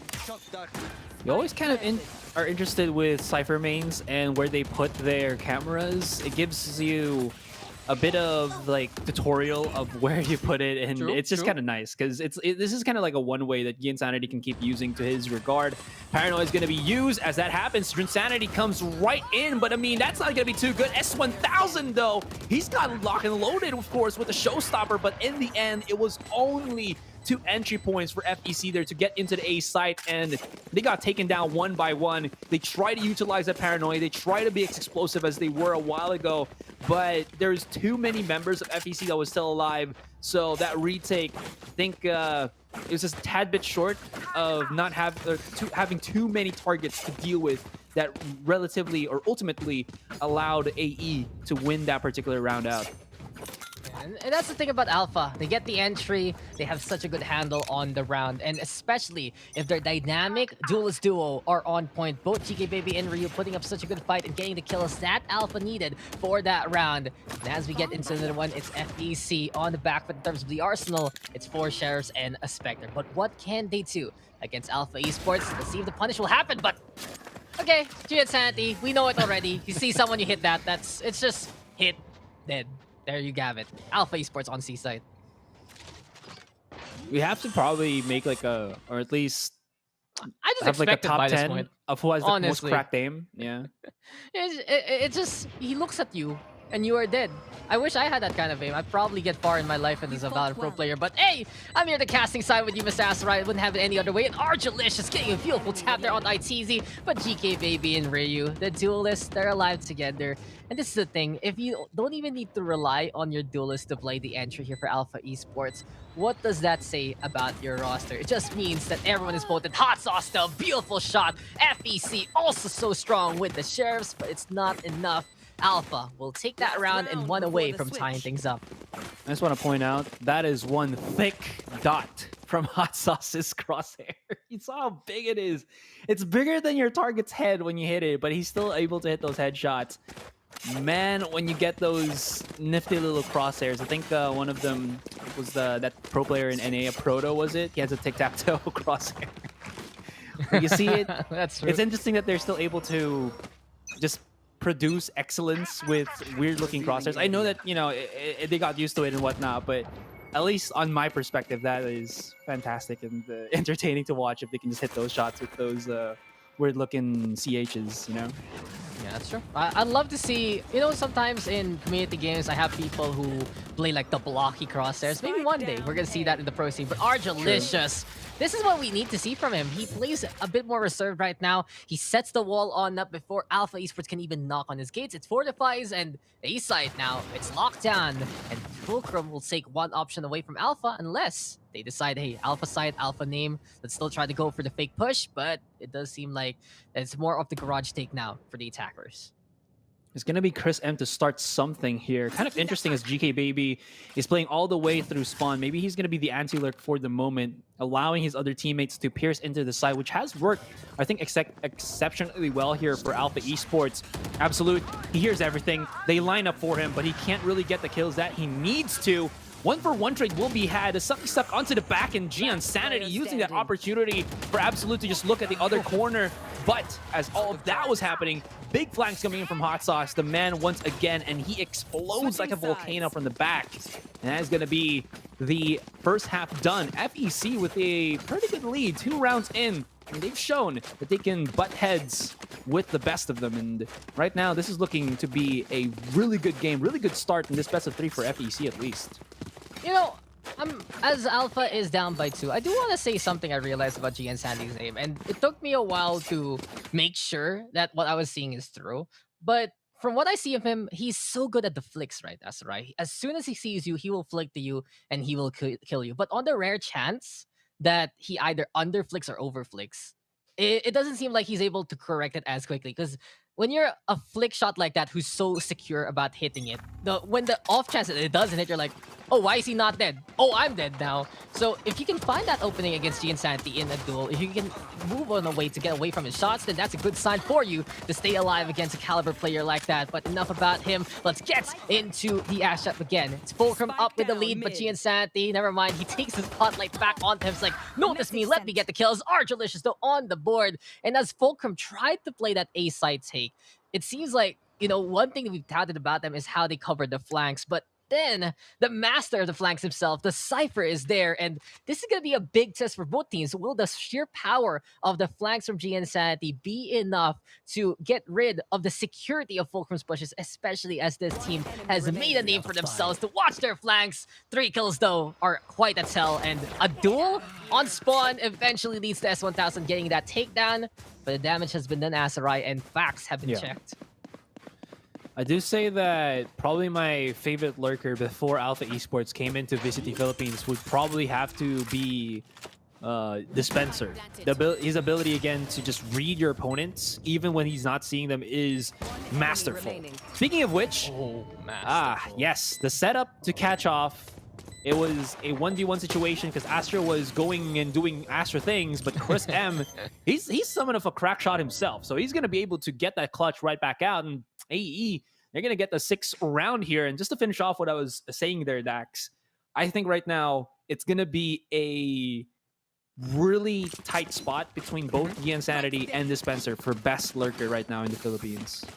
And I think it's a really tight spot for these two teams. I looked at this matchup to start things off, and then I was like, this is going to be interesting because even though these two teams don't really have a rivalry, their playstyle has answers for one another. We saw it already, Fulcrum and their reserve defense finding ways versus Alpha's onslaught. And now, the next part of it is Alpha and their Lurk 101 versus FEC and their anti-lurks, like how they can secure it. So who can get the edge on who? It's not just a best of 1, it's a best of 3. And how will each of these teams adapt right now? Because in that pistol round, Gian Sanity got value, got the kills. But FEC, they have an idea of how it's going to go. ITZ, though, on the board. Gun advantage right now for Alpha. And here comes the spray down into the takedowns. Seems like this might be an all tied up scoreline unless Absolute and Hot Sauce can play the clutch, and a kill there against Pinoy Jet or Gian Sanity is a good start. They're stuck in the site. They can't really get out of that. Hot Sauce is just going to run for dear life and maybe have a lineup for his Nano Swarm to keep the spike a little bit active for a longer time. It might work out in the end, though, but that Recon Dart's going to spot out the last man. Absolute can't really do too much in that regard. And here we go. Alpha Esports starting to bank on the defending side, able to get the 7-7. Alpha EC is going to be able to buy right back out, but that play all throughout the spike planted down. I think I'd say mission successful Fulcrum, and now they do have the money to buy everything that they need. And all through the tussle and bustle of the Haven round, that last one, S1000 is 2 charges away from his ult. So if they can secure an orb and a kill, he's going to have such a great ultimate to use to take either a site or play it for that post plant. Yeah, but on the other hand, if Alpha Esports gets a pick to start things off, they get all the intel in the world with that neural test. So we'll see who can be a bit more explosive coming into this one. It's a Judge plus 4 Spectres there for AE, and we've seen what Giansanti can do with that gun on a map like this. But this is the rifle slap for Fulcrum. The ball is in their court, and it's time to see what they can prove to the table, what they can bring right now in this matchup. What kind of take will we get? Oh, Fulcrum. They're back. That's right. So back to the roots, back to making sure no one is flanking, and look at how much they're waiting for someone to Three come. people. 3 people. It's like this lobby is not gonna be any kind of good reception. It's a lobby that will kick you out immediately. And I think Hatred has done, from Hashira, has done a good job at being known as the Bucky criminal. But Giansanity also probably the other one to be on the other edge of the shotgun as the Judge criminal. We've seen him pull this out against Bren, if I'm mistaken, last week, and is going to be using it here on the bonus round. I think Fulcrum knows.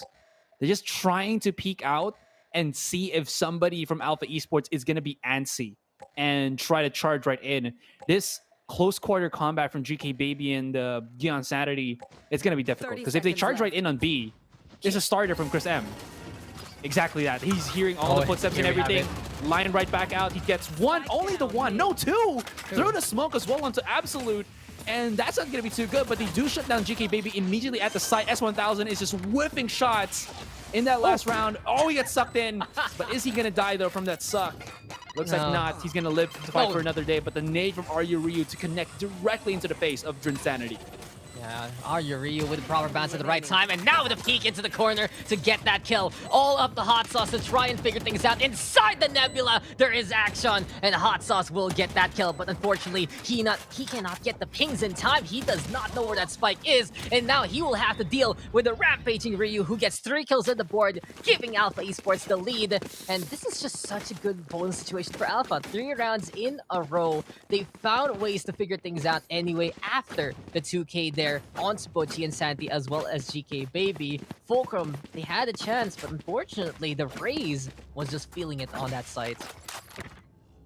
Yes. They needed to be a bit faster there without alerting the rest of Alpha Esports to set anything up, because you saw the movements of Giansanity there. He just heard that his opponents were right outside on grass, and he immediately called for a smoke, and he became the smoke criminal. So a bit more of a quick take from Fulcrum was definitely needed. I think the B side was okay as a side to take. I think it was fantastic for them, but just that little bit of mistake to give up sound cue for Giansanity is, I think, where it started to falter in that last round for FEC. Now, we are going to be on a slight pause. Could be a tactical pause for FEC here. They need everything that they can to just bring it back. Not going to lie, but at least for now, they do have Spectres in hand and are delicious. Gonna be playing with the Guardian. Haven't seen this too much, but again, very strong weapon, lots of banging power, and it does allow you to shoot through walls where Phantoms and Vandals cannot reach. Yeah, just look for the taps there onto the head, but gotta say for Fulcrum, it wasn't a bad round for them at all. They just got outmaneuvered by the Raze at the end of everything, and they couldn't hit the shots. Hot Sauce could have actually clutched it out for the team, but their entry was just some understanding of what Alpha Esports does. They expected now with Giansanity not pushing, that Judge was there. They only allowed him to get 2 kills. They also called out GK Baby at the same time, so not too bad of an effort from Fulcrum whatsoever. You can see how much progress they've made so far in just a week, how much they've studied their opponents. But now Alpha Esports is on the horizon, and here comes the dynamic duelist duo yet again to make that 3-0 for Ryu. GK Baby on the board with 1, but Hot Sauce taking care of business and catching out both the Raze and the Jet, even using the Cloudburst there against GK Baby. Now, can we see the Cypher or the Sova get that takedown? Double intel, double trouble. They don't need that utility. All they know is their opponent is in between them, and Alpha looking to run away with it on the defense here, Asterai. That was a great little lurk there. Got both info that Long and Sewer were clear, and then they just joined up, partnered up like Superman and Batman and started doing a lot. It's going to be 9-7. Still not the end of the world there, but look at that quick little adjustment from both of them. Aryu Ryu, such an insane shot. He's not going to be able to get the third, but the impact was already there. When they got the big flanks, that really disrupted everything I think that FEC was trying to happen. And, well, that's going to be 2 rounds straight here for Alpha Esports. Well, actually, no, not 2 rounds straight. We ended with It's 5-7. all the rounds. All the It's 4 rounds have rounds been straight. won Yeah, by exactly. Alpha. They have not stopped whatsoever on the defense, and this is due in part besides of Ryu getting the hits, but Chris M, he's done so much just by setting up the combos with the gravity wells, with the noble pulses, and it does put FEC in quite a loop, just being drawn to somewhere they don't want to be in. And from that point on, Chris M, he's a tactical commander of the battlefield. I don't know if he's playing an FPS or an RTS right now, but he's just showing on up with the utility. And Alpha have been happy to use those stars to align. And right now, Fulcrum is aligning on a site that the Cypher has set up on. They backed up here now.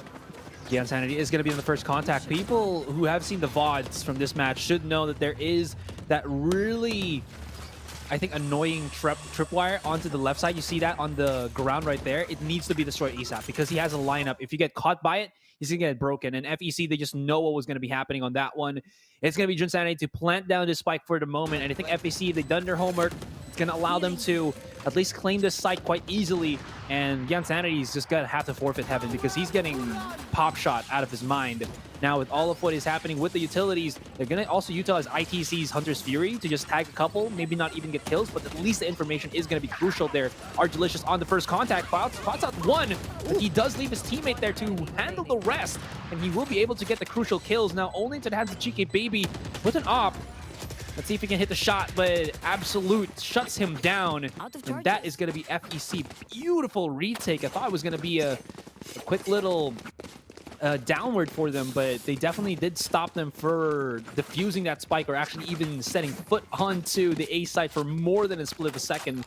And FEC, they're not out of it just yet. There's 4 straight rounds for Alpha Esports, yes, but FEC, they've done the job, and they are at least looking pretty good in that last round. Oh, that was such a solid round from Fulcrum.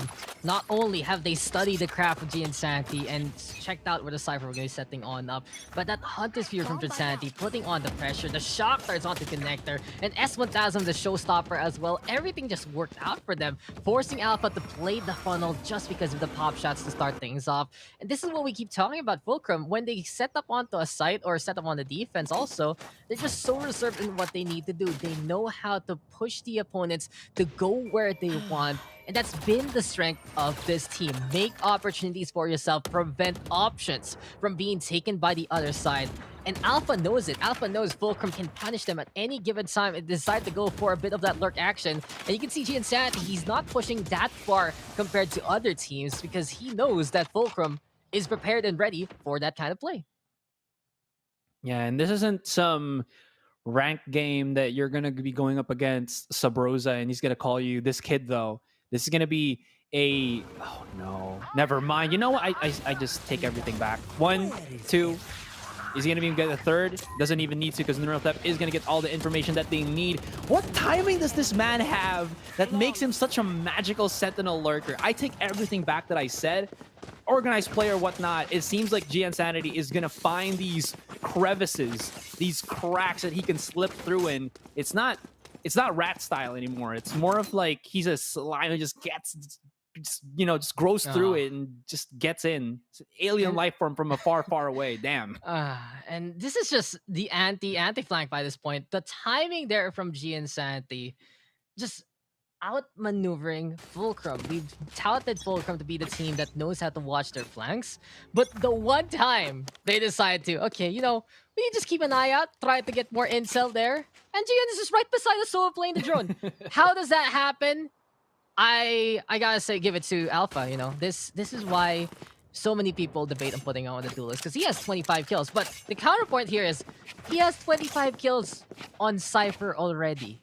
Does he need to go for that duelist? Will he get more kills? It's an interesting question, but you can see the playstyle of Insanity really lies into playing that Sentinel. He's so good at it. He made a name for himself with the Sage, right? If I am not mistaken, before anything else. Showing up on Cypher, showing up on the Killjoy, and in this instance, it also takes the limelight away from him. Being on the Sentinel means you get basically not everyone watching out for you. Sure, the name is scary, but the agent isn't as impactful, I'd say, at the entry compared to something like a Jet or a Ray. So with that extra time, he can just flick to whatever he wants. And when he is just systematic and automatic with the shots, that's where he just goes for the lineup. And speaking of the lineup, people line up for ITZ to get through. Here comes G and Santi yet again. Fulcrum, they're at a disadvantage. They had the pistols a while ago, but S1000, you've seen him make miracles in this game. But now Ryu, oh no, he was relying on the boombot to get that kill, but it didn't happen because Absolute protected his teammate. And Fulcrum, they will not go down without a fight. This is still very doable, but Chris M seeing the low HP raise,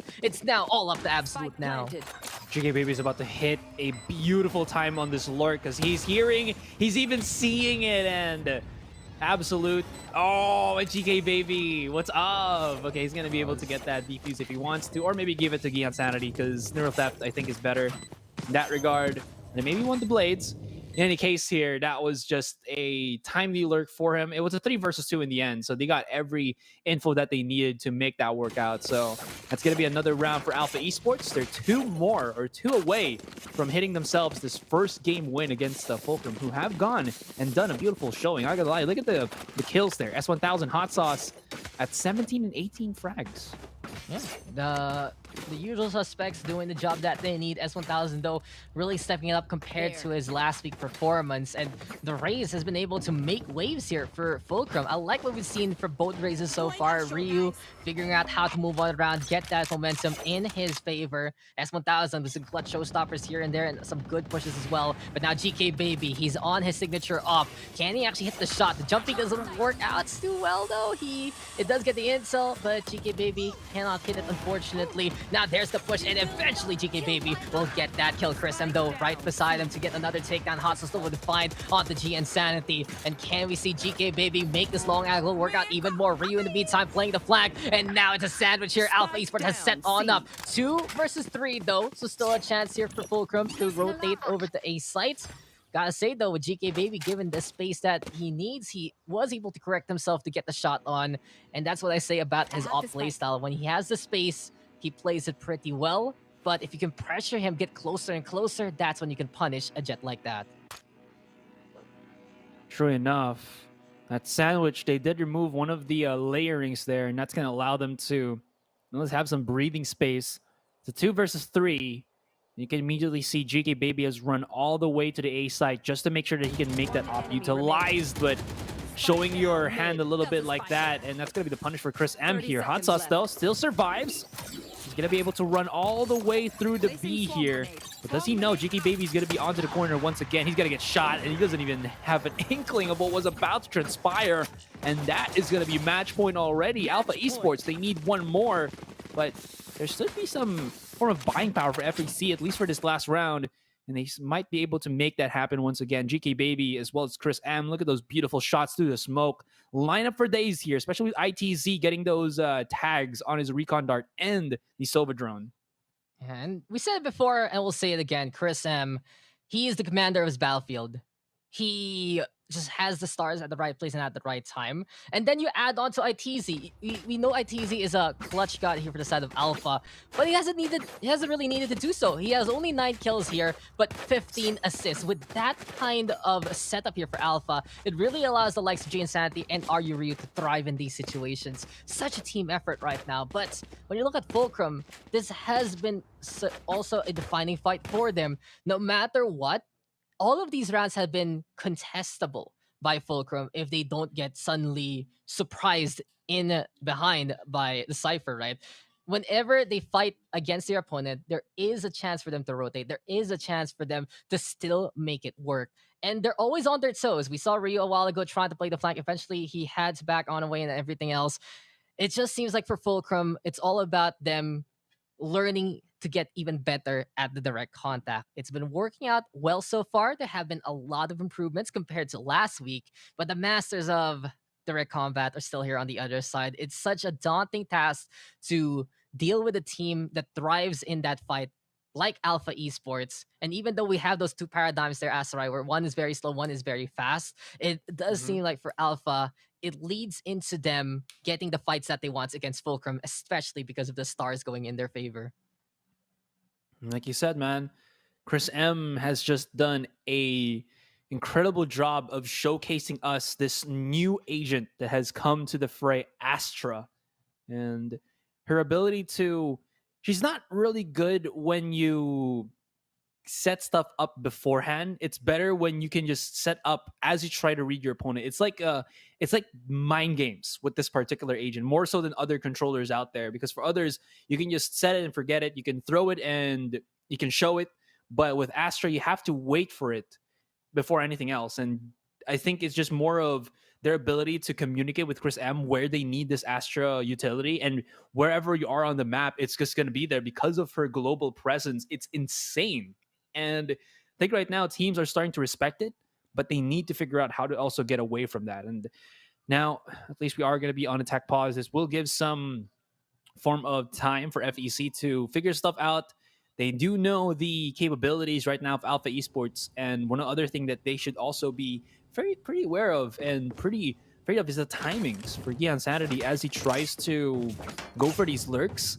Like if he just gets that bit of information that is given to him by FEC, he knows when he can really just come out, sprout from the ground, and say "Hiya," something like that. I didn't know karate was all about being sneaky right there, Sass, right? But I don't know. this is what makes Valorant unique. Let me just get through this real quick. Because Alpha Esports they really feel like they play a bit of an RTS sometimes for some reason in this lineup between Chris M and ITZ, the assists, the setups that they do. And for Fulcrum, these guys come from a heavy tactical FPS background. You can see in their play, it's all about going for the execute. It's all about making sure everything is fine and dandy to go for the push onto a site. And it really brings the shades of everyone having the same kind of kits anyway in the first place. Alpha able to innovate a little bit more, and it has allowed them to set the tempo and change up the battlefield in the way that Fulcrum really isn't as accustomed to, not because that they don't have the experience in scrimming and all like in Valorant, but just because that's their historical background. So if for Fulcrum, this is a test for them to evolve on the spot. You can see that they figured out the mistakes they had last week. This Catalyst roster, they've really shrugged off all the issues they've had so far. No more of those things weighing down on them. And it really feels like this is as crisp and as clean as FEC can get. But Alpha, they're just playing in a different dimension right now, Asteroid. That's really just it. They're not just in the FPS genre anymore. They're really bringing it to something a bit different. And for Fulcrum, they need to adjust to it and fast if they want to win against Alpha. But overall, I love the improvement I'm seeing from Catalyst, really trying to make a case for itself to become one of those up-and-coming top teams of the PH scene.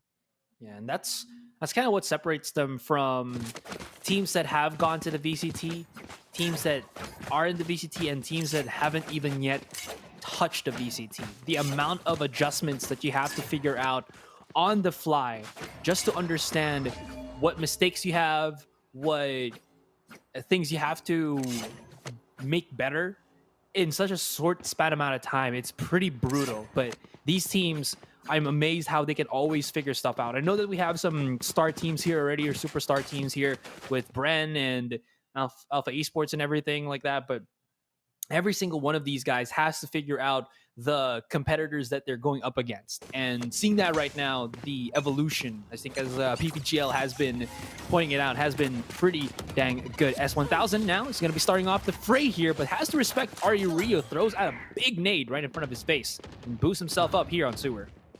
Yes. Hey, hello, Pain Shells. You want to get a bit of that coverage there. And now it is going to be high time here for the side of Fulcrum to make this a take work. Keep it simple and keep it clean. Let's see how this is going to work on out. Insanity in the meantime, to be sticking all around onto A long so far.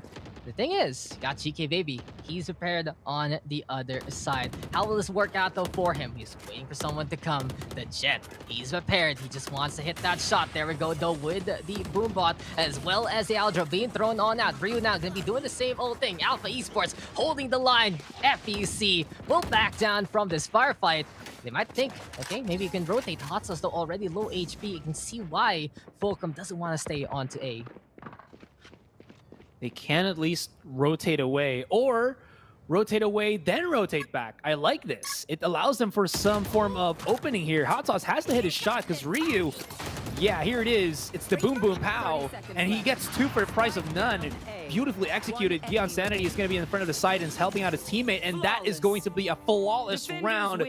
I like the merits there, the double fake, the double pump from FEC to try to go back into the site, but the big problem though was they got everything locked and loaded at B and C.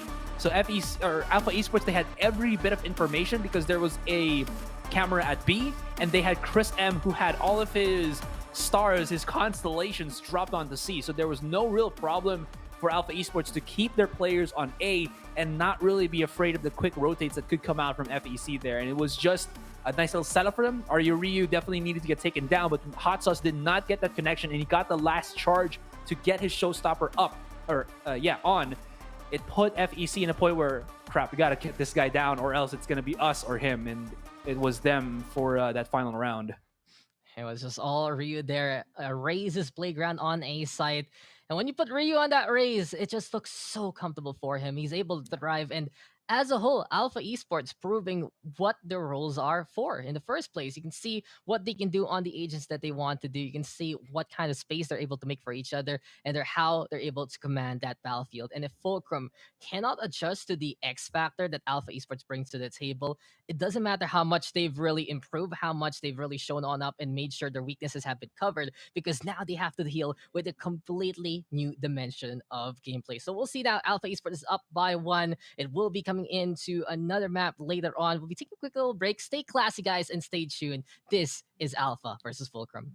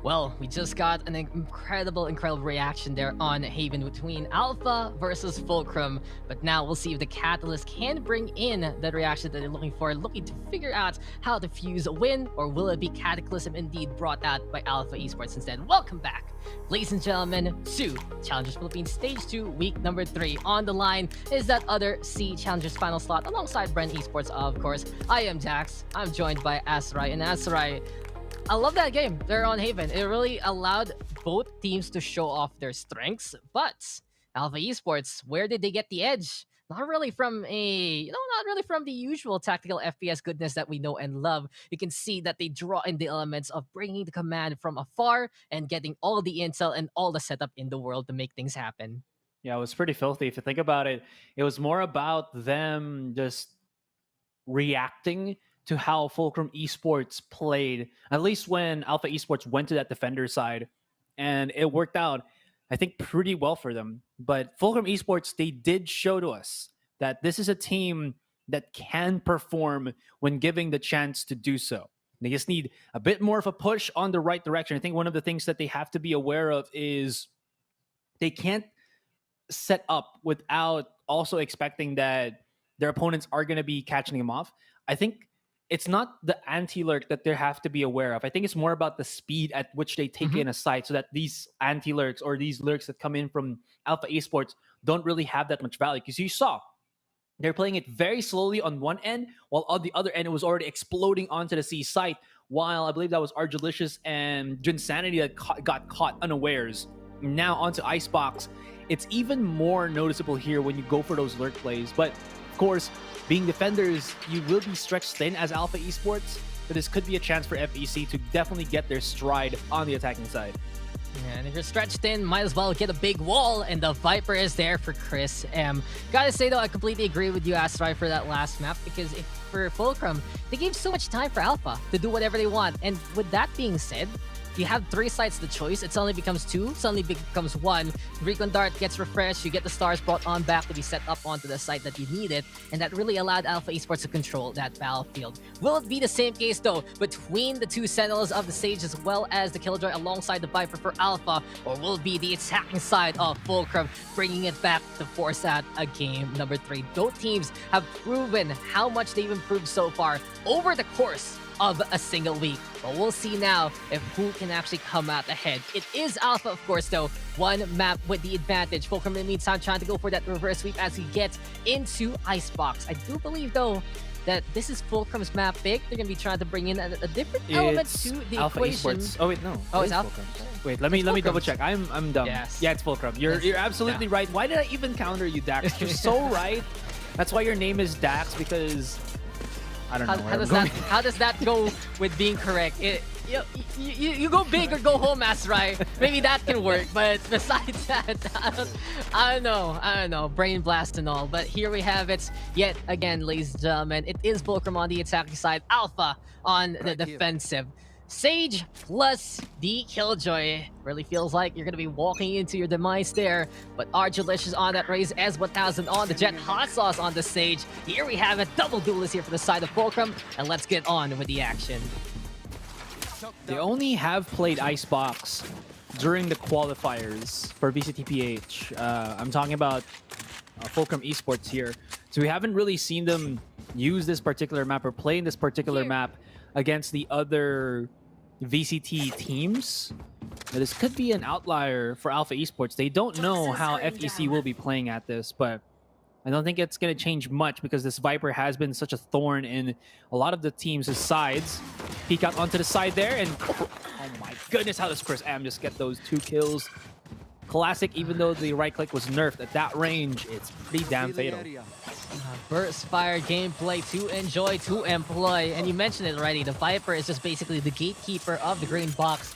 Really suits the agent and the color, you'd think, and maybe a bit of camouflage along the way, but that's what the highlights are for. And right now, let's see who can make a highlight of this round. 4v2 after the damage has been done. 4v3 rather. Absolute barely limping with 9 HP. Ryu in the meantime on the high ground. We got Argilicious though on the board. S1000 is there. And are you Ryu getting one here for the side of Alpha. Waldo being set on up, and Gian Santi, he's coming in again. And oh no, Argilicious, you have to run. You have to run. Can they outrun your gun? Okay, a few of the wall taps doesn't connect.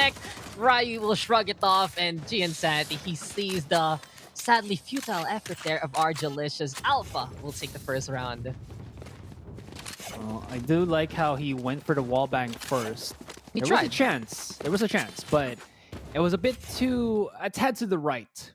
So that was why he wasn't able to get that, and I think he was just pressured to, oh my gosh, I have to get this counter on that defuse before we lose the round already, but still is going to be a pretty good round that's going to at least give them some net worth going into the next one after this.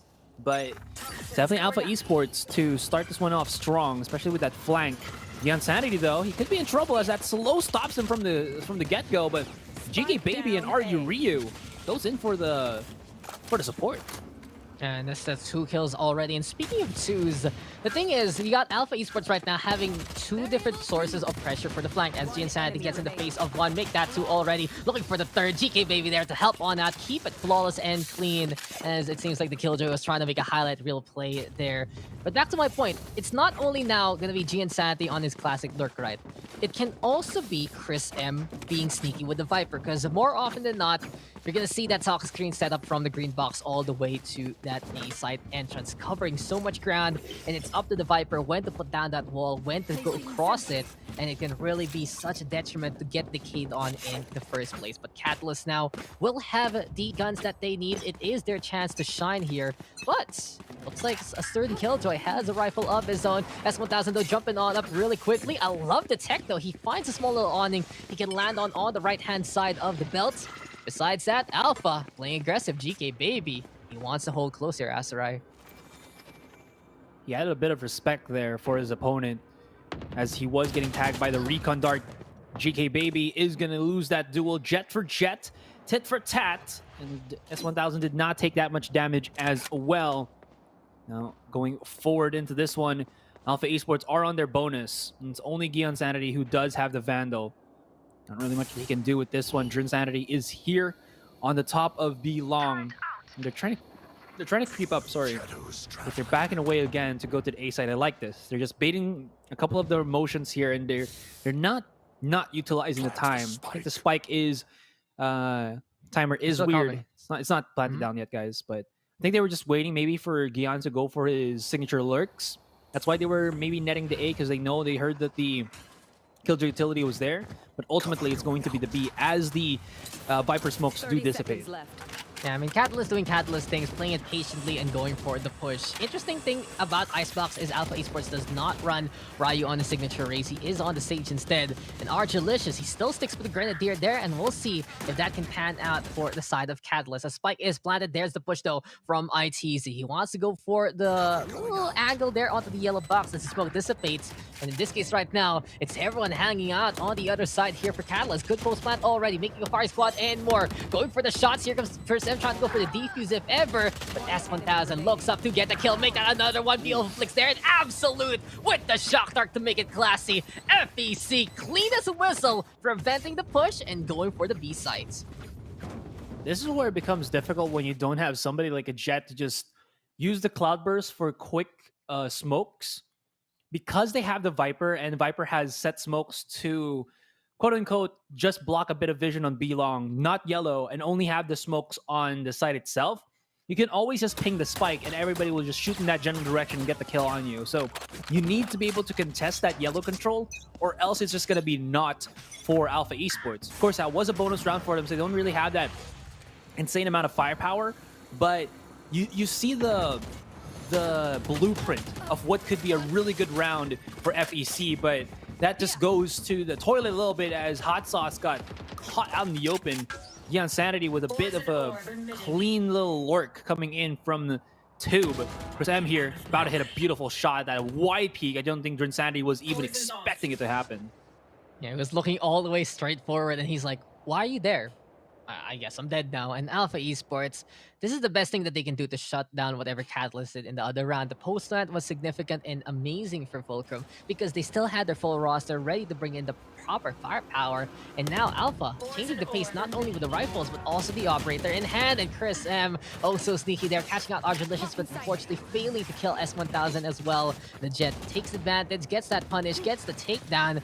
It's still 4v2 though, and Alpha already looking to pinch down whatever Catalyst is trying to do.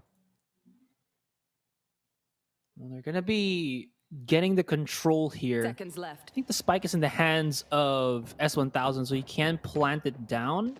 Oh, no, it's in for Absolute. They still do have time. They're looking through monkey bars, but timing is definitely not in their own regard. He's going to get caught right there, and even denied the one crucial fact of just being able to plant down that utility, that spike down, to get more money going into the next round. And Alpha Esports, they show to us why they're the team that, even on the defending side, you have to be afraid of just pushing out to the angles here, because they just like the challenge, straight up. It's the NA DNA.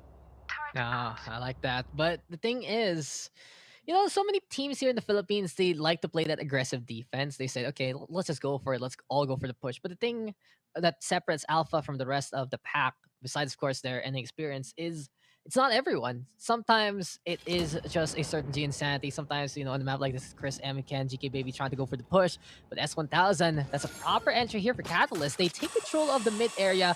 And I like this a lot here from FEC. They need to change things up and fast. They wall on away the middle just to go for that B side. And it's all up to Chris M now, as well as GK Baby. But the Jet not even looking in that direction, trying to allow the Viper to fend for himself, and Santi with the takedown. Now GK Baby, he has the clear sight lines, and this is what he wants to play as. And already there's the kill. Element here has been set for GK Baby. That space has been given to him, and his operator looking to pop off. But then again, look at AE. You look at the side of Catalyst, rather. You rarely see this from a postman situation, playing onto the orange side instead. Lockdown, though, gonna be into play 3v3 right now. And Fulcrum, they're a bit stuck because of the operator pressure, and they have to be careful because here comes Alpha Esports. This could really work out. Because they got out of orange, they can either decide to go all the way through Snowman or the big flanks, but this thick wall is going to be coming out. S1000, though, okay, he's going to be popping a couple of shots there, but Fuse seems to be countered. And again, FEC, they were able to place themselves into perfect positionings to go for those pinches. And S1000, he gave enough time for Sanity to come all the way in Snowman and say, it's time for the hail, it's time for the blizzard, because I am here. And that is going to be another round for FEC. Not still the advantage, but a really good one. Like you said, an uncommon play, but a play that works nonetheless. You don't see a post plant like that on Icebox at all. But it was just a perfect storm. You got the wall in the middle, took control of the kitchen, took control of the high ground of B site, and it's also because there was an operator on the side of Alpha there, couldn't allow GK Baby to go on in, but here we go. Guardian plus the Blade Storm, it's all about the hits, and it's all about the heads. 1 HP left for GK Baby, he wants to go for that triple kill, but it will go in the hands of G Insanity instead. And it's unfortunate for Catalyst. They worked so hard to get that last round and to innovate, change things up. And Alpha just says, okay, sure, we'll just get in your face and kill you. And there you have it. 4-2, 11 kills for G Insanity, 5 for GK Baby. Well, that's what VCT is all about. Right? That's It's what happens. trying to go Cookie away from the crumbling. Philippine norm. Exactly. Just gonna try to figure stuff out here. GK Baby, even though he's not the most explosive of players, he still has the second highest kills here, and he's caught FEC unawares more than once. He's gonna try to do the same thing and hits a nice little tap onto Argelicious with the op. Be careful because one is gonna be coming to his corner, maybe underneath. Surprise. I see you. Surprise. Hot Sauce pops up, picks up the operator, and let's see if he can get some value here, as he does have control. Chris M has used his ultimate, and he did flush himself out of there, but dips right back in. He can hear the footsteps, and this does give that crucial bit of info. And his opponents are here. Oh, the timing once again is unfortunate. He just charges right in. His brain with the Viper is intense, and if you try to challenge him here without a proper weapon, or you can't just take him out in a split second, the insta 50 damage is, you just feel it. And there's gonna be Hot Sauce to feel that one. It's gonna be 4 kills for Chris M. Another Arctic Snake is upon us here in Challengers Philippines with Chris M. The decay was real, but the plays were even bigger. He knew that these guys were trying to top on back, get rid of that decay from hitting them. And as soon as that happens, look at the Chris M, he just swing left, right, left, right. Do I see someone? Oh, there's the highlight. Might as well kill him there. Hot Sauce, though, in the meantime, exceptional effort. Got rid of GK Baby, took the operator to get some kills. And like I said, if you want to deal with GK Baby, you get in his face. It's been pretty much on paper, on stream, that the more space you give GK Baby, the more likely he's able to hit that off shot. But conversely, if you get inside him, that's where he struggles. So in maps like this, right now we've seen the map pool, GK Baby can make that operator work really, really well. Icebox as well as Haven, both maps that have some open sightlines as Hot Sauce gets rid of G Insanity there, and Catalyst with the proper punish as per the norm. But if you go into a map where things are closer, then of course, GK Baby might have a harder time in hitting those shots. But in any case, Fulcrum with the advantage and the punishes. That's the Catalyst we know and love. You can see that they're making opportunities for themselves, getting the back hits, making sure that Alpha doesn't see them coming. It's all up to ITZ right now to hold on to the middle. Can he actually do it? The lineup is there, but unfortunately cannot get connection. And Catalyst, oh, GK Baby, though, he's trying to prove everyone wrong right now. High ground for him for the Raptors. A bit of space has been bought out for him as well. But here comes Catalyst onto the A site, and the paint chills now forcing him to back on away. It's not done just yet. He's done some damage. Oh, his opponent just dropped right down. That could have been a fantastic play there from GK Baby, but Chris M comes in for the pinch.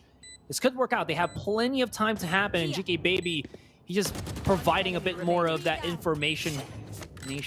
Oh, Chris M does get the 1 kill. It's the 2 versus 1. Argelicious is right underneath. Hits a beautiful shot. Knows this one is underneath him, but can he connect it? Can he flick? That's going to be a no, and Argelicious tactical crouches to show his dominance. That's going to be Fulcrum. They lost a lot, but still around in the end. 3-5. And that is a beautiful execution. At the very start, they knew that there was going to be a big flank coming in from Gian Sanity once again. It was a complete shutdown from Hot Sauce. Argelicious followed right back up with a nice little clutch there as well. And it's this calm, collective demeanor that has really allowed FEC to just keep it very close. Even if they did lose that last round, or that last game, it was still a very close game, I would say, up against Alpha Esports. And the thing is, Catalyst, though, they have to be careful with the angles. It was proven a while ago by GK Baby that sometimes, you know, Fulcrum is not looking at the right directions, and free kill onto the stage there. Chris, I'm also making some magic happen from in behind.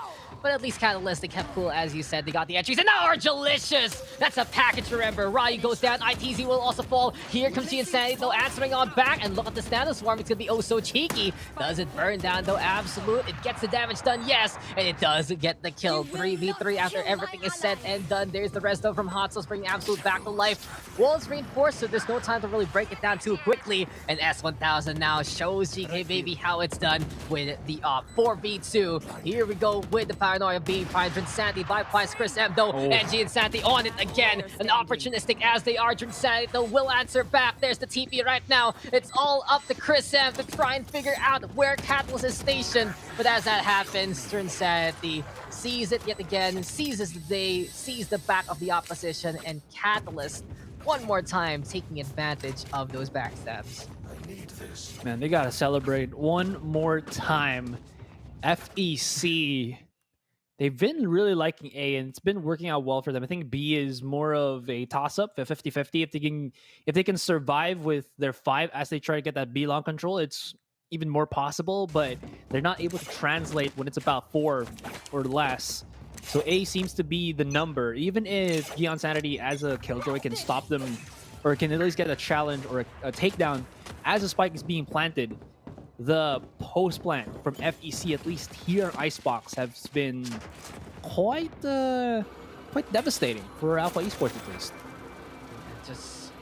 It seems like for Alpha, they've found their footing here on the defensive side with how they're stationed. And that's really been the story of Icebox today, that some of these teams that were struggling on the defensive side last week or last week, right? They've really improved. You saw it for Pirates right now, Alpha trying to do the same thing and really utilizing the Viper even more. Chris M, though, he is spotted by Insanity. No matter what, watch your back versus Catalyst, as S1000 is also there on the board. 3v3 right now, Fulcrum again putting up a really good fight against Alpha Esports. It really seems like if the round isn't over in 15 to 20 seconds, Catalyst always has a chance for the win if ever.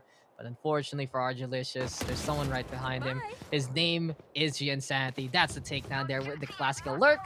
And Fulcrum, the plan is to try and use that up, try to use that extra space, but here comes Alpha, and the Blazestorm has to be popped instead. That's gonna be the plan. He's able to create a bit of a sandwich here.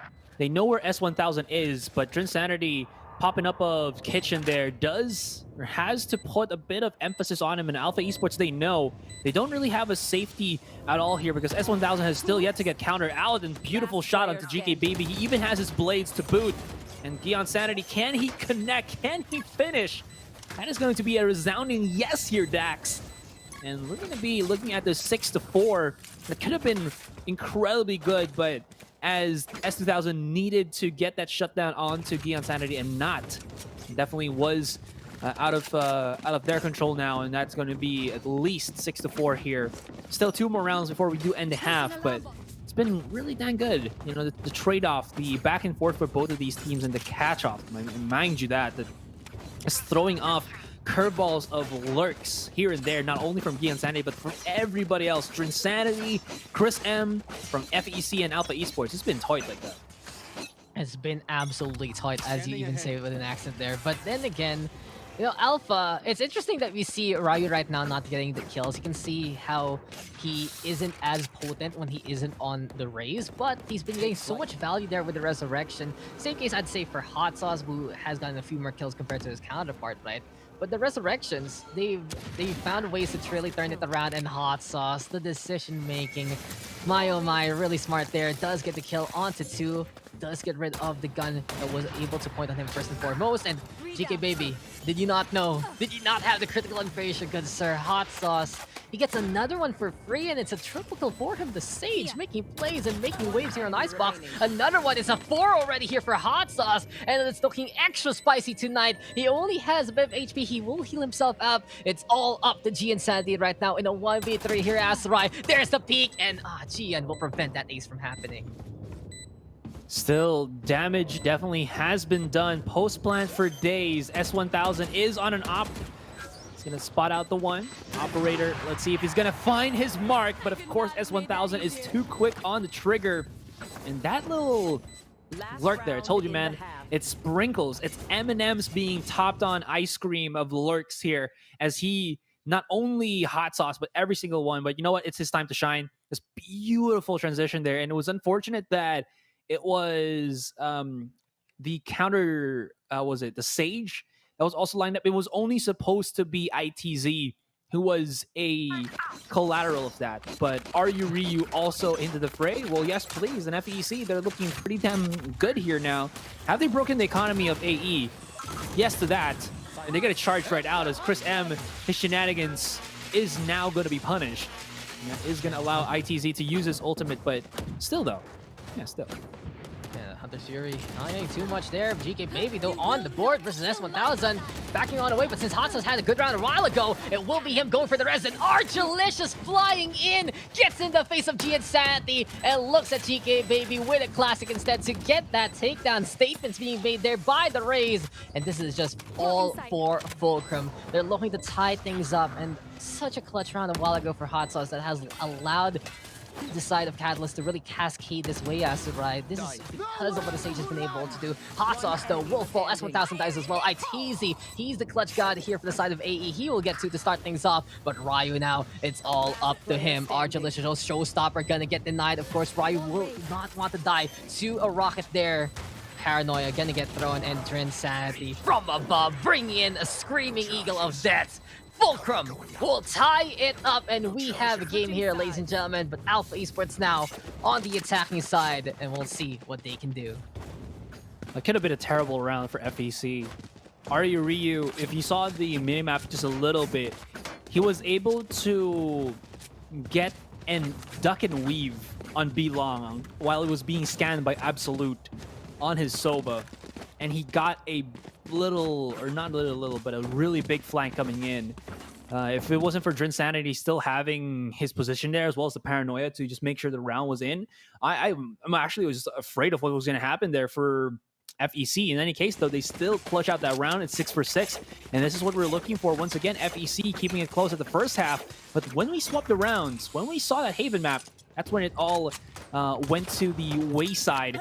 Our delicious instant to the quick corner here, but do they know? Have they have an inkling? The S1000 is there, and now he backs away as everybody else was just swarming in like Zergs. It's just all about the push again, and here comes Chris M over onto the left-hand side. Alpha Esports right now just bringing in the claws and bringing in their fangs. Ryu gonna be able to get that kill, but Insanity now with the trade to make it 4v4. S1000 though all the way to the corner, avoiding the slow orb as well as the shock dart. It seems like here for Fulcrum, even amidst this chaos here, as right, they find order in themselves. They find ways to slow things down to a crawl. And AE, they have to respect it, because if they walk into this one, you can see the result. S1000 with a free kill. No one's there anymore. Yeah, Sanity, he needs to get this kill, and well, that kill he does. Gets the kill onto Hot Sauce, and immediate rotation coming in from the rest of Alpha Esports. They're just gonna bum rush their way through B-Long. 3 members of FEC here. They want to hunt down Gion Sanity, but they're charging right in onto Orange, and this could actually prove fatal. There's a bit of timing from this man here. He's about to get a beautiful catch-off. He spots at least one, gets the first. S1000, Aryu Ryu tucked into the site itself.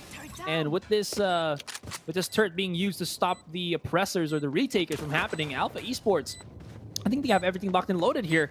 But we'll see what's going to happen. Insanity! No way he spots him out, but still gets the connection onto the shot. Beautifully done.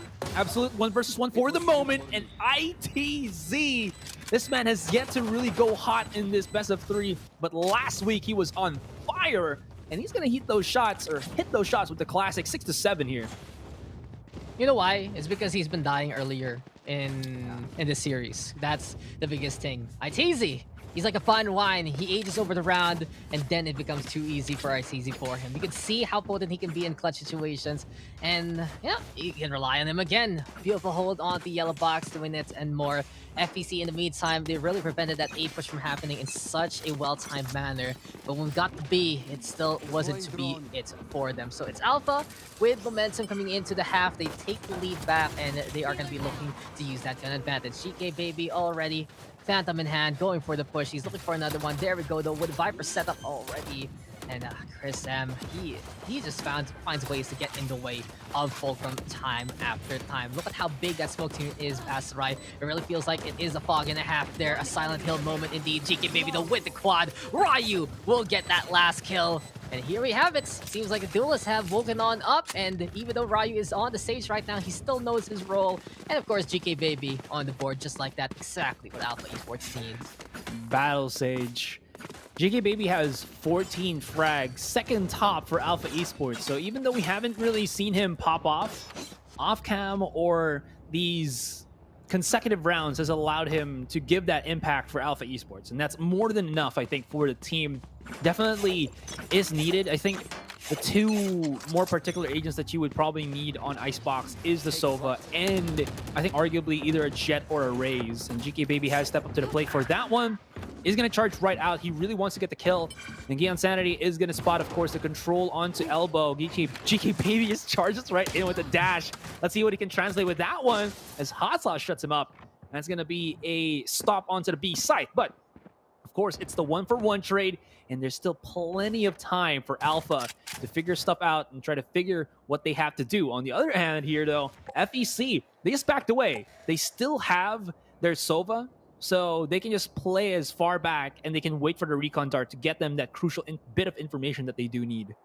And GK Baby, he is getting answered time after time here. You can see that he's trying to make a play, trying to get a bit of that space, get attention on him. But as soon as that happens, it really feels like Catalyst is just prepared. It's like, okay, you're there.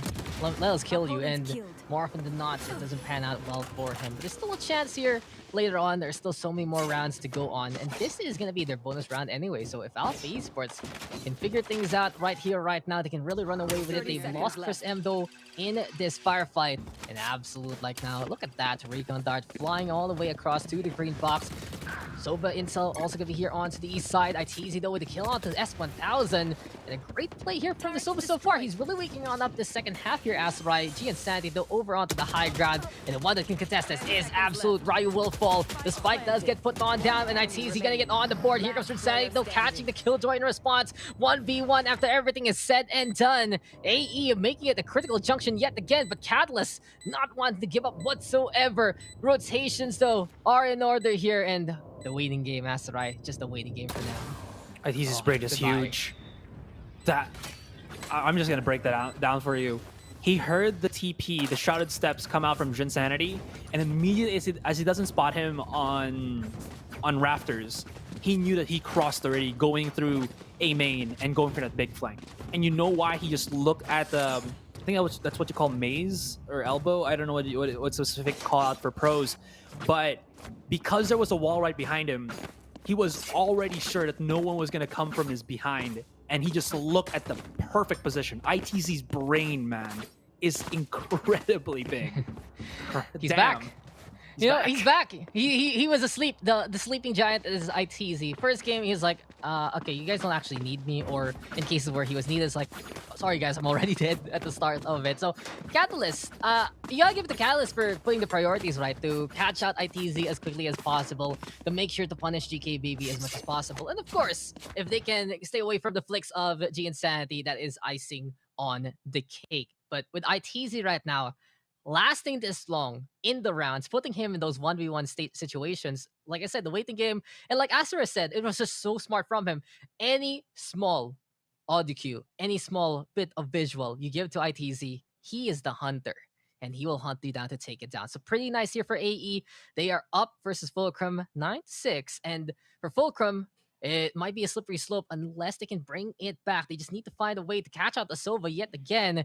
But it's been a struggle because besides them being able to stifle the pushes here, Asteroid, it just hasn't been as impactful for Catalyst right now. When you get AE rotating or AE changing it up, suddenly Catalyst is a step behind in what they need to do. They are able to rotate in well enough, but Get out of my way. It's gone to the wayside here. S1000, oh, he just was waiting for GK Baby to come out there, but he does have the positioning. It's a crossfire bonanza smorgasbord for the rest, but it seems like it's still not going to matter in the end. Argilicious does get a shutdown onto GK Baby, but he was too forward there into the motion. But I do like the crossfire. I do like the flank coming in, but it's the lack of weapons that definitely caught FEC unawares, or maybe that's why they wanted to go for that particular pinch play. But in any case, though, it's still not gonna phase Alpha Esports at all. It's gonna allow them to get that 10 rounds already, and they're 3 away from winning the series and going straight into the semis. And one of the biggest things that Fulcrum has been able to rely on in this map is Hot Sauce making plays. We've seen it in that kitchen play. We've seen it in the blue play as well in the middle. But here on the defensive side, it's just not working on out. And it's been quite a quiet game here from Catalyst on the second half. Thing is, though, they still have a chance here, Asteroid. There still are a few rounds to give if ever. It's only 10-6 as AE is basically trying to do it again. Look to run away with a bit of a streak onto the second half. Look to figure out how Catalyst plays the map itself and really punish them when the sides do get swapped. Now for Catalyst, high ground here for Drinsanity, but the toxic screen, it's there again. You can see how much vision is blocked, and G Insanity all needs is Pixel to get that takedown. Spike now being planted, and Alpha set up for B.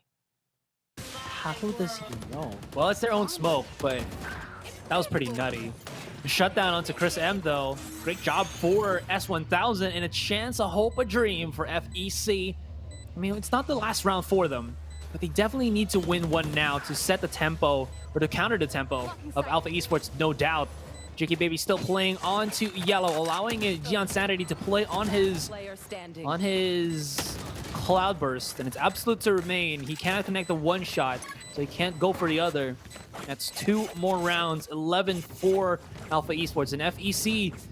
They've hit a wall. It was 6-6 in the first half, but now it's just what, 5 straight for Alpha Esports. So first game, it was the stars and the darts. Now it's the poison and the killjoy traps along the way. It really puts a curveball against Catalyst in this matchup. You can see that they rely heavily on their experience from the past, and it's worked out dividends for them to give them to the playoffs, to give them that responsibility to check the flanks as much as possible. But this is Valorant, guys. This is really what makes it different from anything else in the tactical FPS genre. You have all of these unique things here and there. You can't really shoot walls on down, just have to make do with the map and the wall bangs. And as Chris M gets that kill, we are at it again. The snake in the grass, the snake in the ice, doing it one more time. GK Baby, though, levitating a little too much, and Absolute will punish him as he cannot correct his shot whatsoever. ITZ, though, on the board. Everyone except GK Baby will survive in that round. Alpha Esports now on match points.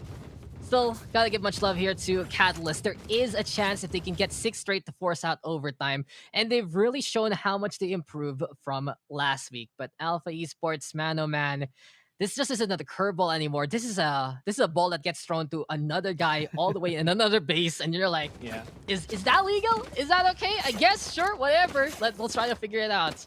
Is that acceptable? Can that happen? Yeah, stuff like that. Yeah, I got what you mean there, my friend. And it seems like the ones to really step up to the plate, or not really step up, but I think to just even out what they were missing maybe on the last week, is Alpha Esports here.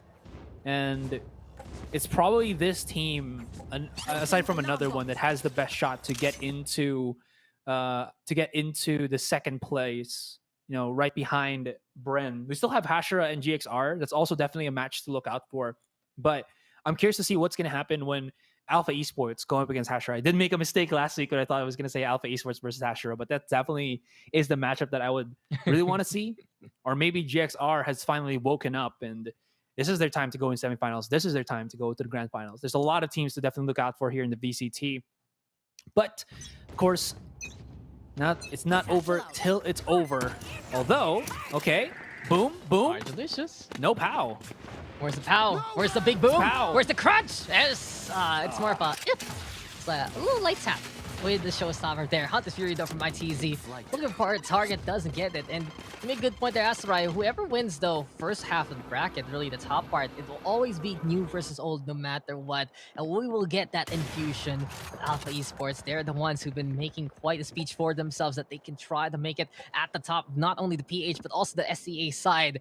And this is the best chance they can do it in this week. They have to deal though with the wall inside that tube. You got AE looking to pivot themselves onto A side, but Fulcrum is prepared there with a double stack up top the rafters. Oh no, it's a triple stack with 1 on rafters, 2 down below. Might be a big surprise if ever. S1000 though, he also has to be careful. Gian Santi is there, and there we go. A bit of the raid. The Bladestorm is thrown on that, but doesn't get the connection. And Gian, he has gotten first blood in this round. A big opening made here for Alpha Esports. This other full 5 hot sauce though. He's about to catch Gian Sanity, but no, how does that even happen? He's still able to stay pretty damn healthy. Chris M is there. Absolute will be alive, but not only. Well, only will be alive for a moment as GK Baby comes in on top of screen, shuts him down. And Alpha Esports, they're gonna go straight into the semis. 2-0 against Fulcrum. Very, very dominant performance. Absolutely a statement there made by Alpha Esports. They're gearing up for a potential finals run, and the first step is there to be taken. Catalyst, gotta give it to them. They really improved, they've really impressed, and they've shown they work on their weaknesses. But, you know, working on your weaknesses is one thing, but evolving your game is a completely different thing, and they had to deal with a different kind of breed in Alpha Esports. They were just so different from what they really expected and how they would play things out. And in the battle of speed, right, you got one slow, you got one fast, but there's the X factor of the lurk, and it really just made a mess of things there for Catalyst. Gotta give it to them though. Fulcrum, this is a team trying to make it to the top 10 as much as possible, trying to carve away with their identity. The load has been lifted, the improvements are there, but right now it's just not enough versus an Alpha Esports roster who will actually get a rematch versus Pirates in the semifinals. That's true. We'll see who's going to be the better of that. And when we come back from our break, of course, it's going to be the panel to talk to Alpha Esports for the moment and get their thoughts about that. But we also have, I think, one of the most anticipated games for our quarterfinals here on week 3. It's going to be Hashira versus Galaxy Racer. Now, Third time. Exactly that. Third time's the charm. Galaxy Racer, they've had, I think, for lack of a better term, just the worst of luck up against Hashira. But now could be the time for them to bring all of what they've had from, what team was it again? Dreamfire and Archangel to Galaxy Racer and bring them higher than they were ever before. Archangel was fly high. Galaxy Racer is to the stars. And maybe now they can finally take down the demon corpse that is Hashira. We're going to be back here. And when we come back, it's the panel to break it down and talk with Alpha Esports about their win. So don't go anywhere, guys. VCT is coming back at you after the break.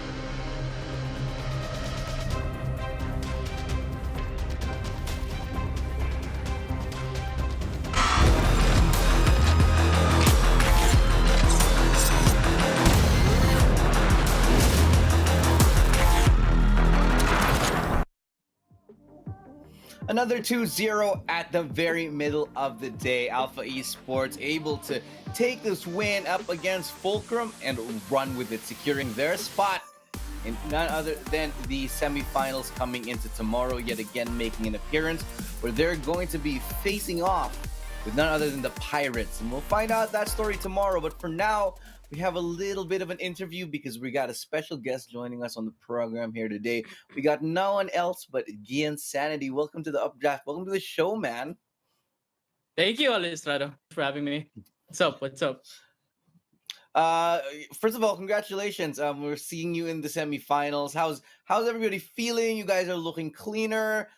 Things just I feel like the team on Alpha guys looking I'd say pretty solid right now. What's going on with you guys lately? How we feeling? Shit, pare, gagi. Everything's just so lit, but oh my god. I was just running down, man, just having fun, looking for fights, pare. In my team, trust my team. It's just so fun. Ooh, let's go, pare. Turn up.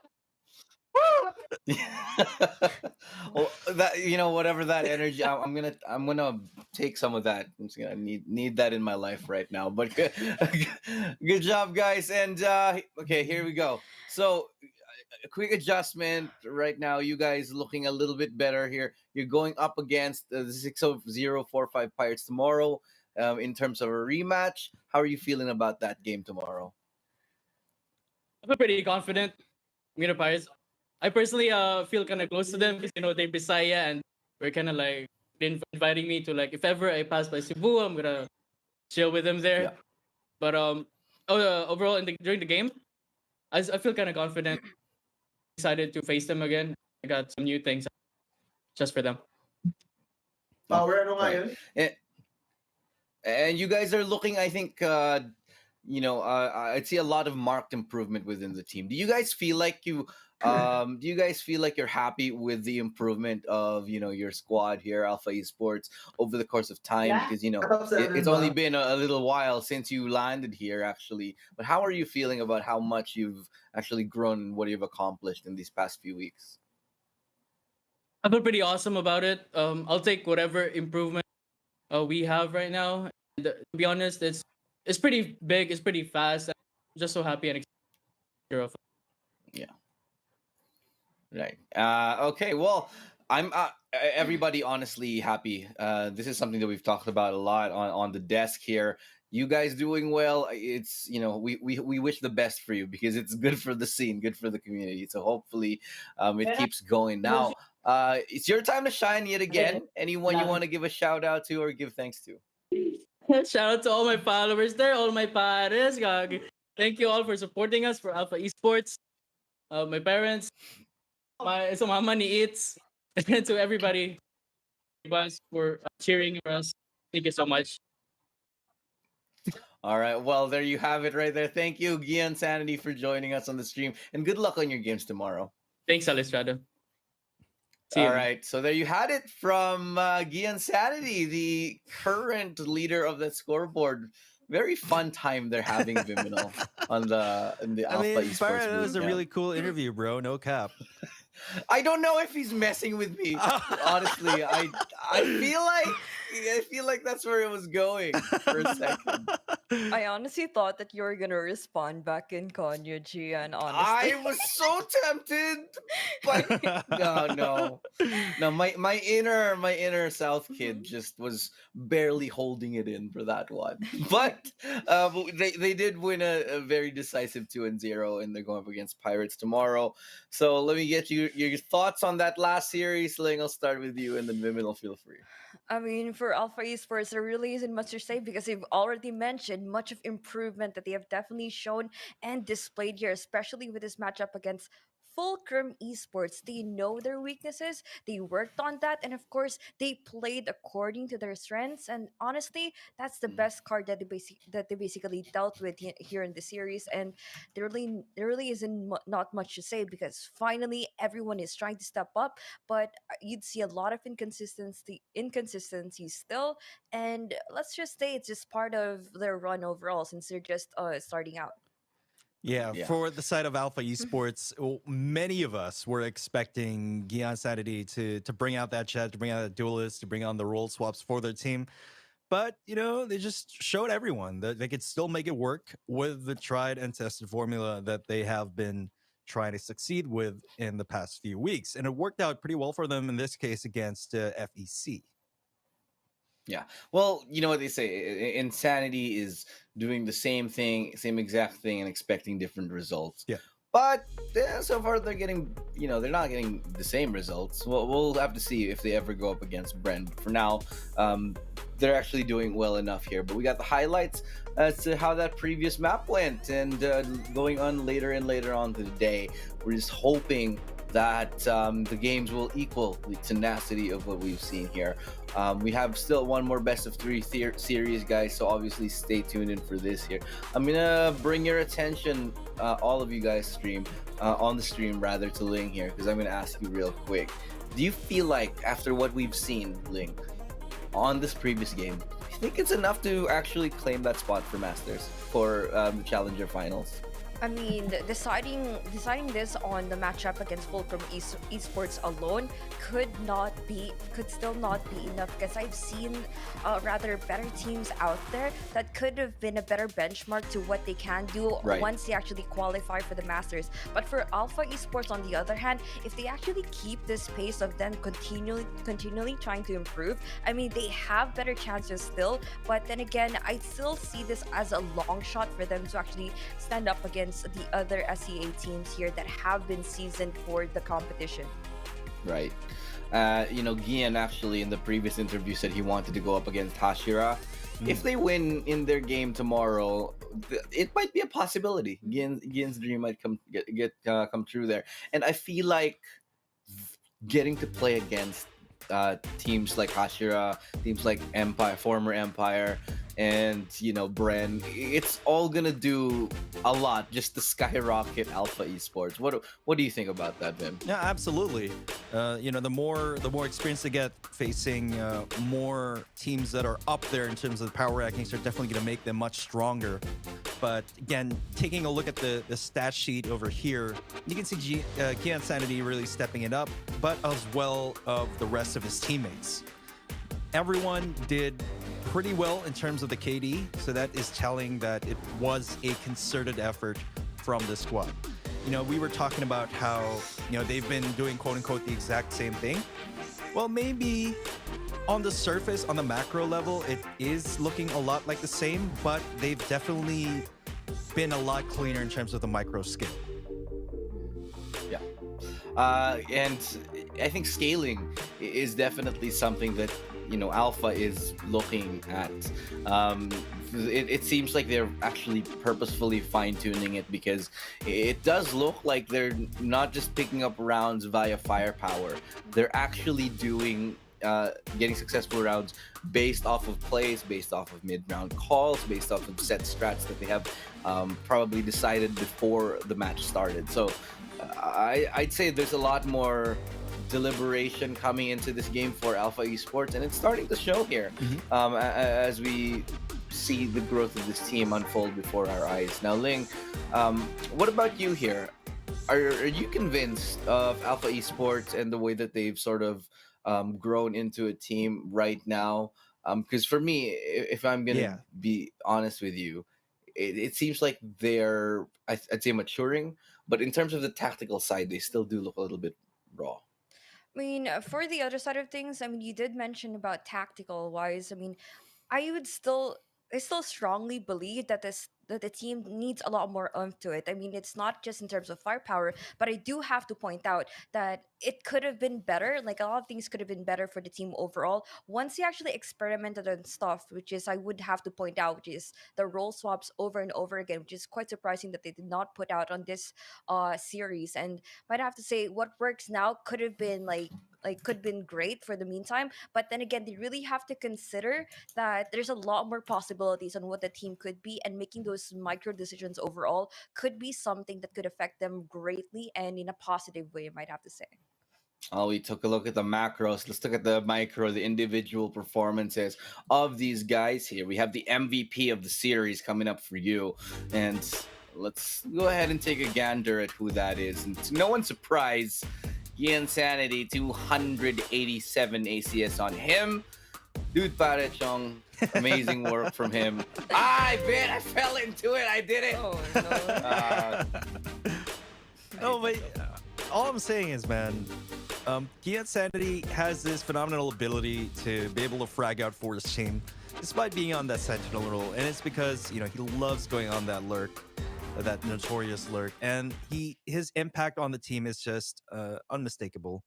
Because he just wins so many of those duels at the end of it all. It doesn't matter really what agent you play, but it's just to our speculation that his skill set will be better utilized on a different agent that's always more on the front lines. But arguably it could be working out well for him because the rest of his team's creating a lot of space for him to go for those refrags. I mean, by then again, I would definitely have to point out that no matter how much Gian Sanity is great with his individual play, solo playing on his own with the lurk, I would definitely would like for him to actually put a lot more element, put a lot more flair, and put his talent to more of what the team could actually revolve around. He's great with the lurk, but what more if he actually could offer if if he's the one doing all the front lines for the team? And I am looking forward for that day to actually happen. So Well, yeah. let's go ahead and move on now because we do have the next match to get ahead and get into. So before we do that, however, let's take a look at where we are. We have the bracket of the tournament incoming, and just to give us a little bit of a good picture where we stand here, Viminal, what are we looking at? Yeah, so we had a pretty action-packed day so far, right? So we got Vendetta versus Pirates, and then Pirates came up above on that. Now they're going to be facing against AE soon. Next up, we got Hashira versus GXR. For pretty much, since time in memoriam, they've been going at it, right? But this time, will the outcome be different?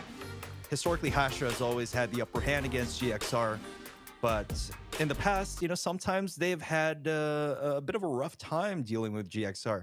And before, in the past year on the desk, we were touting that GXR was the kryptonite for Hashira. Is that going to remain true today? Because no wonder, even though a team may be favored to be mechanically superior compared to the other one, relying on your mechanics, sometimes you have your off days, and that's just the reality of things. It's what happened. I think both of these teams had off days recently. I feel like Ching had an off day along with Georgie, and in the worst possible way, at the same time. And Hashira had a really off day last time they came here too. Yep. So, but the off days do something.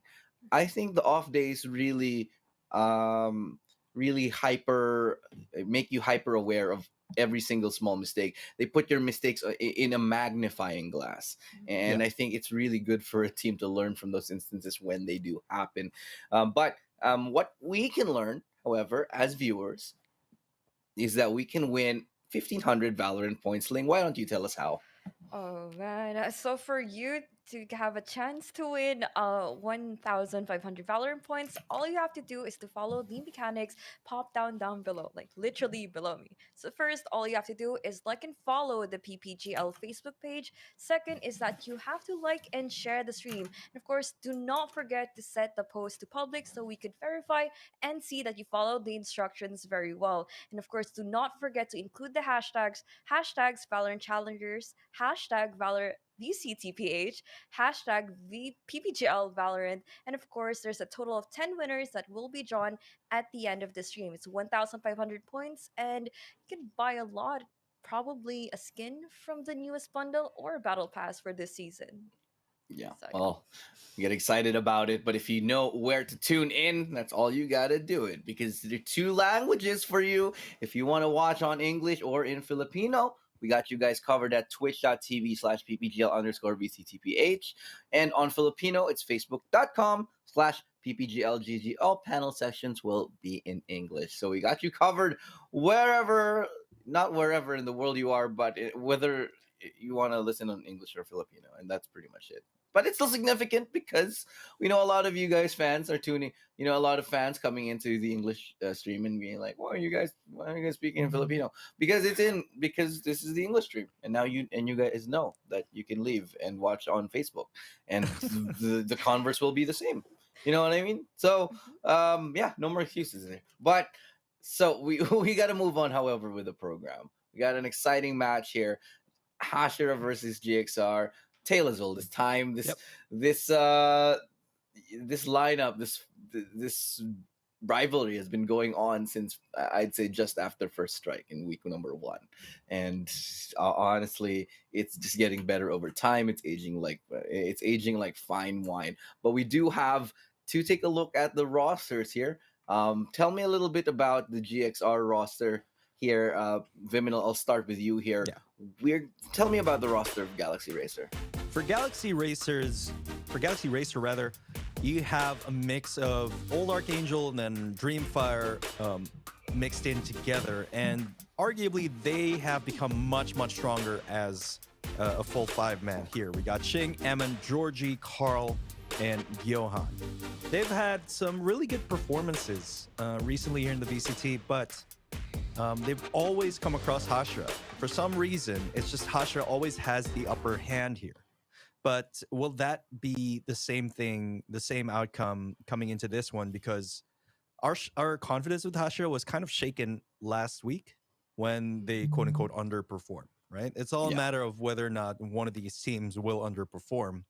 But I think, on paper and historically, they're both capable of taking on each other in equal possibility. Yeah, Ling. But we also have to take a quick look at the roster of Hashira themselves here.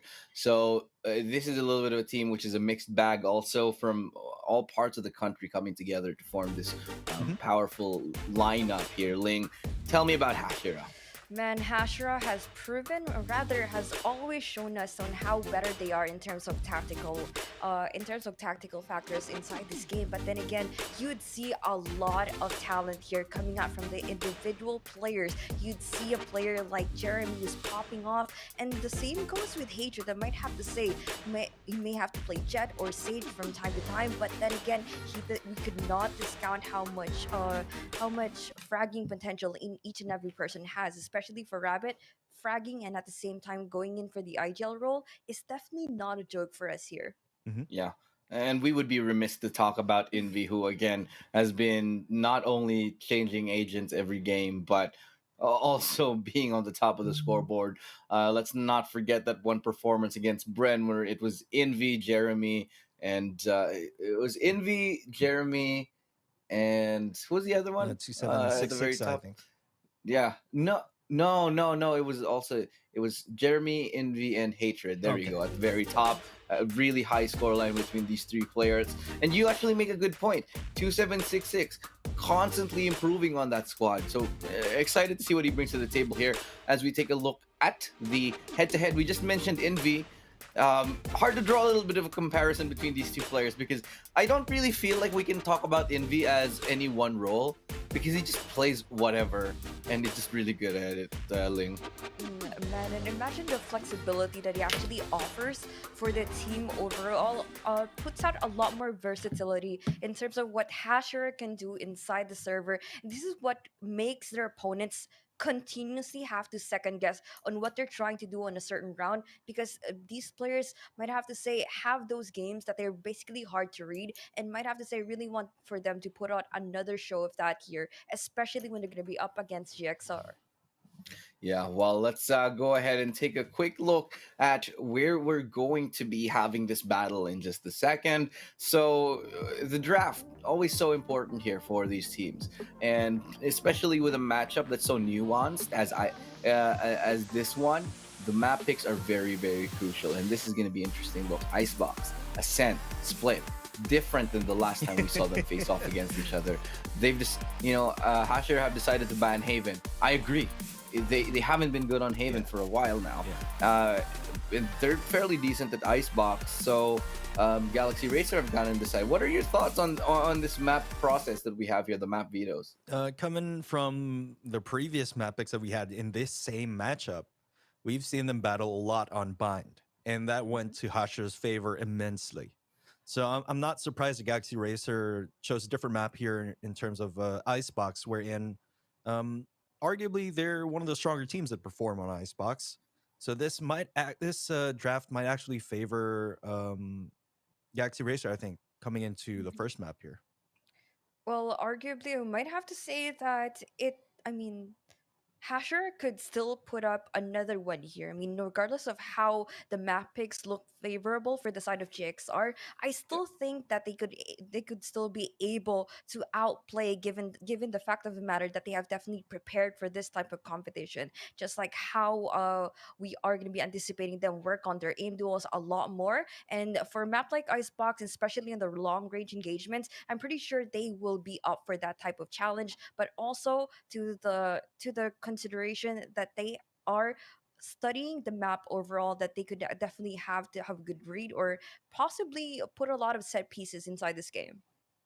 I honestly think that this map pick went to the favor of GXR here because we're not seeing Ascent. We're seeing very good maps here for GXR, and this is really a good, I'd say, well-rounded draft here. But it's a little bit in favor of Galaxy Racer. But we'll see whether that bears any significance or not. Whether they can just outplay their opponents here, because in a map like, for instance, we got Split. And Split, it was always 50-50. Sometimes GXR is better today. Sometimes Hashira is better today. Yeah. We'll find out whether any of that will be true. Let's go into the predictions, guys. Viminal, I'll start with you first. What are your thoughts? Who's taking the series home? You know, it all boils down to whether or not these two teams have gotten through that reset button, because both of them underperformed recently. And that is a wake-up call. When you're underperform as a player, that is a wake-up call that you got to change something up, or at least go back to your stronger form. So the question in my hand is, whether or not these two teams have waken up and realized their true potential once again. Granted that both of them have woken up, I still think Hashira has the upper hand here. I still think it's going to be 2-0 in favor of Hashira. All right. Bold prediction here. Ling, what are your thoughts? I mean, it's always gonna be it's a 2-1 for me for the side of Hashira, because regardless of what happens from the previous week, after what went down for them underperforming, I still believe that they could definitely have something up their sleeve, some sort of trick that they could have against the side of GXR. I might have to say they really have to utilize more and exploit what are the weaknesses of GXR, and I'm pretty sure they fully understood that, and they have to know what are their strengths as well. So Hasher might actually take this one, even though the map picks looks like in favor of GXR. All right. Well, I'm going to go with you, and I'll say 2-1 as well.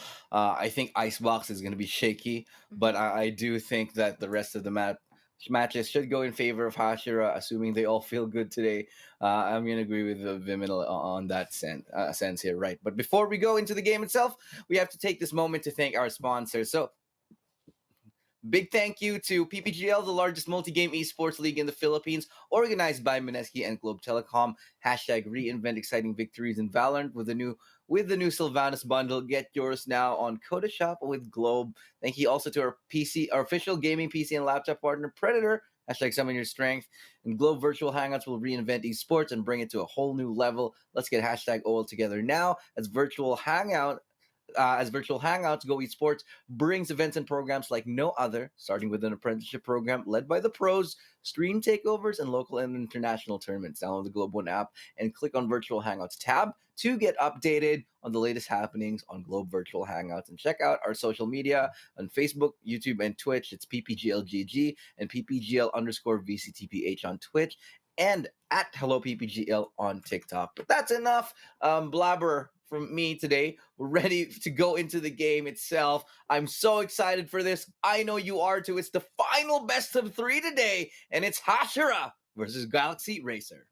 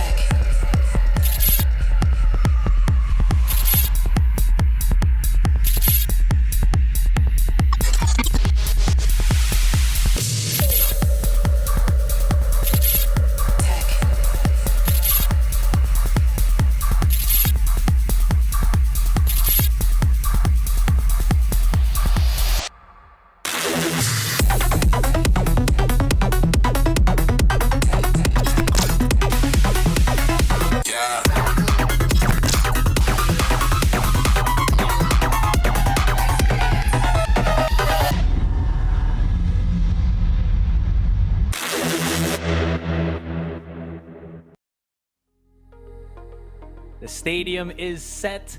The duelists are here, and now all we have to do is wait for them to let it rip. It's going to be Hashira up against Galaxy Racer. My name is Asarai, and of course, with me now is Black and Blue. So how you doing, man?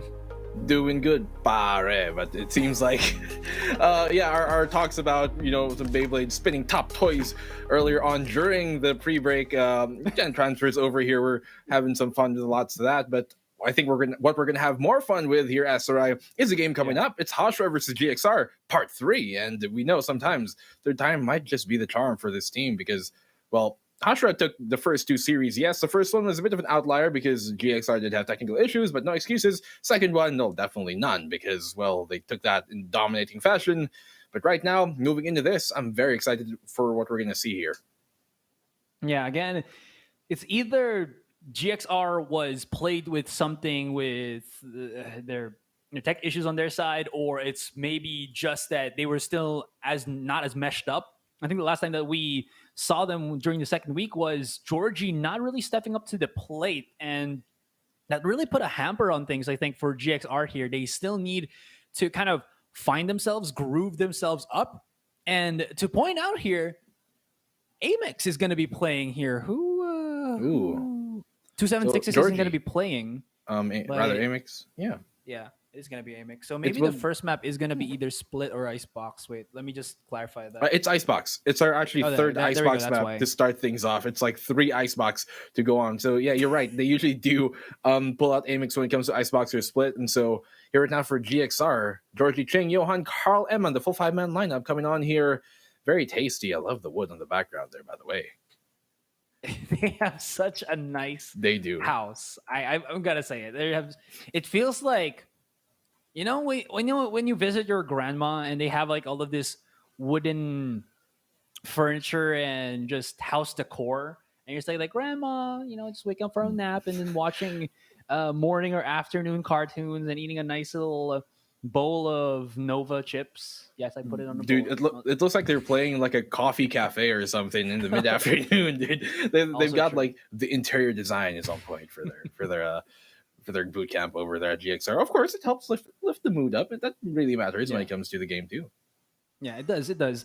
And what I do like about GXR, at least not looking at it from performance perspective, is I think throughout the time that we haven't seen them in, the weekends for VCT, the off times that we have, the 1 weeks, they've been just pushing out some content. Like, I feel like I saw like Ching and Georgie eating like samyang noodles in front of their viewers. And I think this little bit of stuff like that, I think put a bit of like remove the pressure from Georgie, because again, it felt like he just did not have the best time when we saw him during that second week. But coming into this one, maybe with that and a bit more of scrimmage and practices, and of course being having a coach like, I believe it's Trix that's still coaching GXR here, that could be something that they can use. Now, Hashira, of course, we know that this team is just insane fire. They did lose to Empire the last time that we saw them, but maybe this is their time to come back up again once alive. Now, utilizing Amex, who hasn't really popped off as much. He's good of a player, no doubt about that, but I think he still hasn't fully integrated to the Hashira roster. But 3 weeks in, maybe this could be something else. And of course, having Icebox and him to start off the match, this is definitely something to look forward to as well. I mean, of course, Amex is like the newer addition to this lineup, but mind you, I think the first week that they had him on the board, or maybe the second week that they had him on the board here at the VCT, actually it was the first week, yes, they were able to beat Bren Esports with Amex, and he actually contributed a lot to that best of 5 series going all the way. As you said, Icebox and Split is typically where they bring him out. That's where they really try and employ and flex the full utilization of that 6-man lineup. But yeah, so we're here in Icebox, obviously. It's the third time we're starting a series here today on Icebox. All of the maps are starting on Icebox to cool things up. We're going to move into a second map afterwards. Yes, it will be Ascent, and if we ever get to it, Split will be our decider. So we can expect maybe Amex to come back into the third map if we actually get to it. But right now, Hashira, they will be starting at the defense here. Now, Icebox is actually kind of a 50-50 map for Hashira. Now, we did say that about Bren Esports last week too. In that case, they were able to finally overcome that and got a very, very dominating performance on Icebox.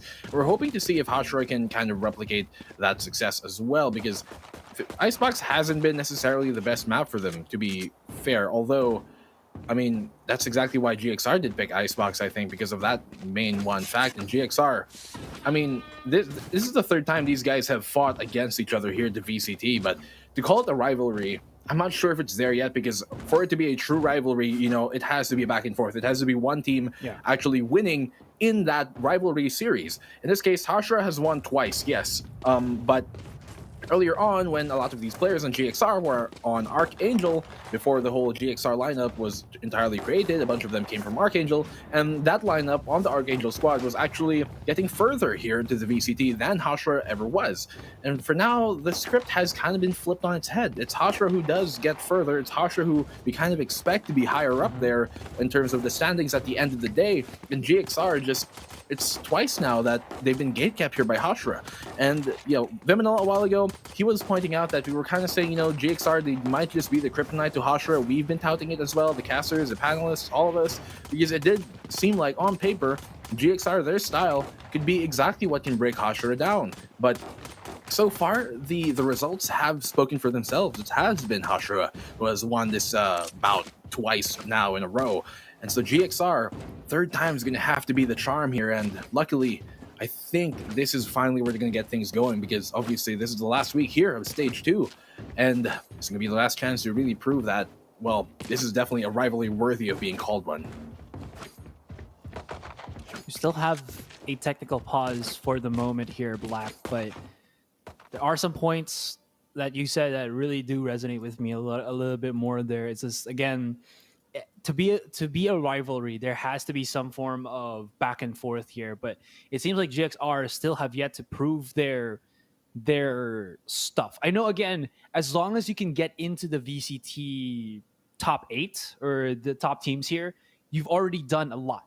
But when you're up against the best teams in the country, you have to prove yourself. And it seems like there was a reset button for GXR. I know that, again, they were members of Dreamfire, they were members of Archangel, but it seems like when they meshed themselves together at the start, we were like, damn, this team is something to definitely watch out for. But for the moment, I think they've just been kind of plagued a little bit by these type of, I don't know, maybe they don't have a honeymoon phase and they started like having issues at the very start.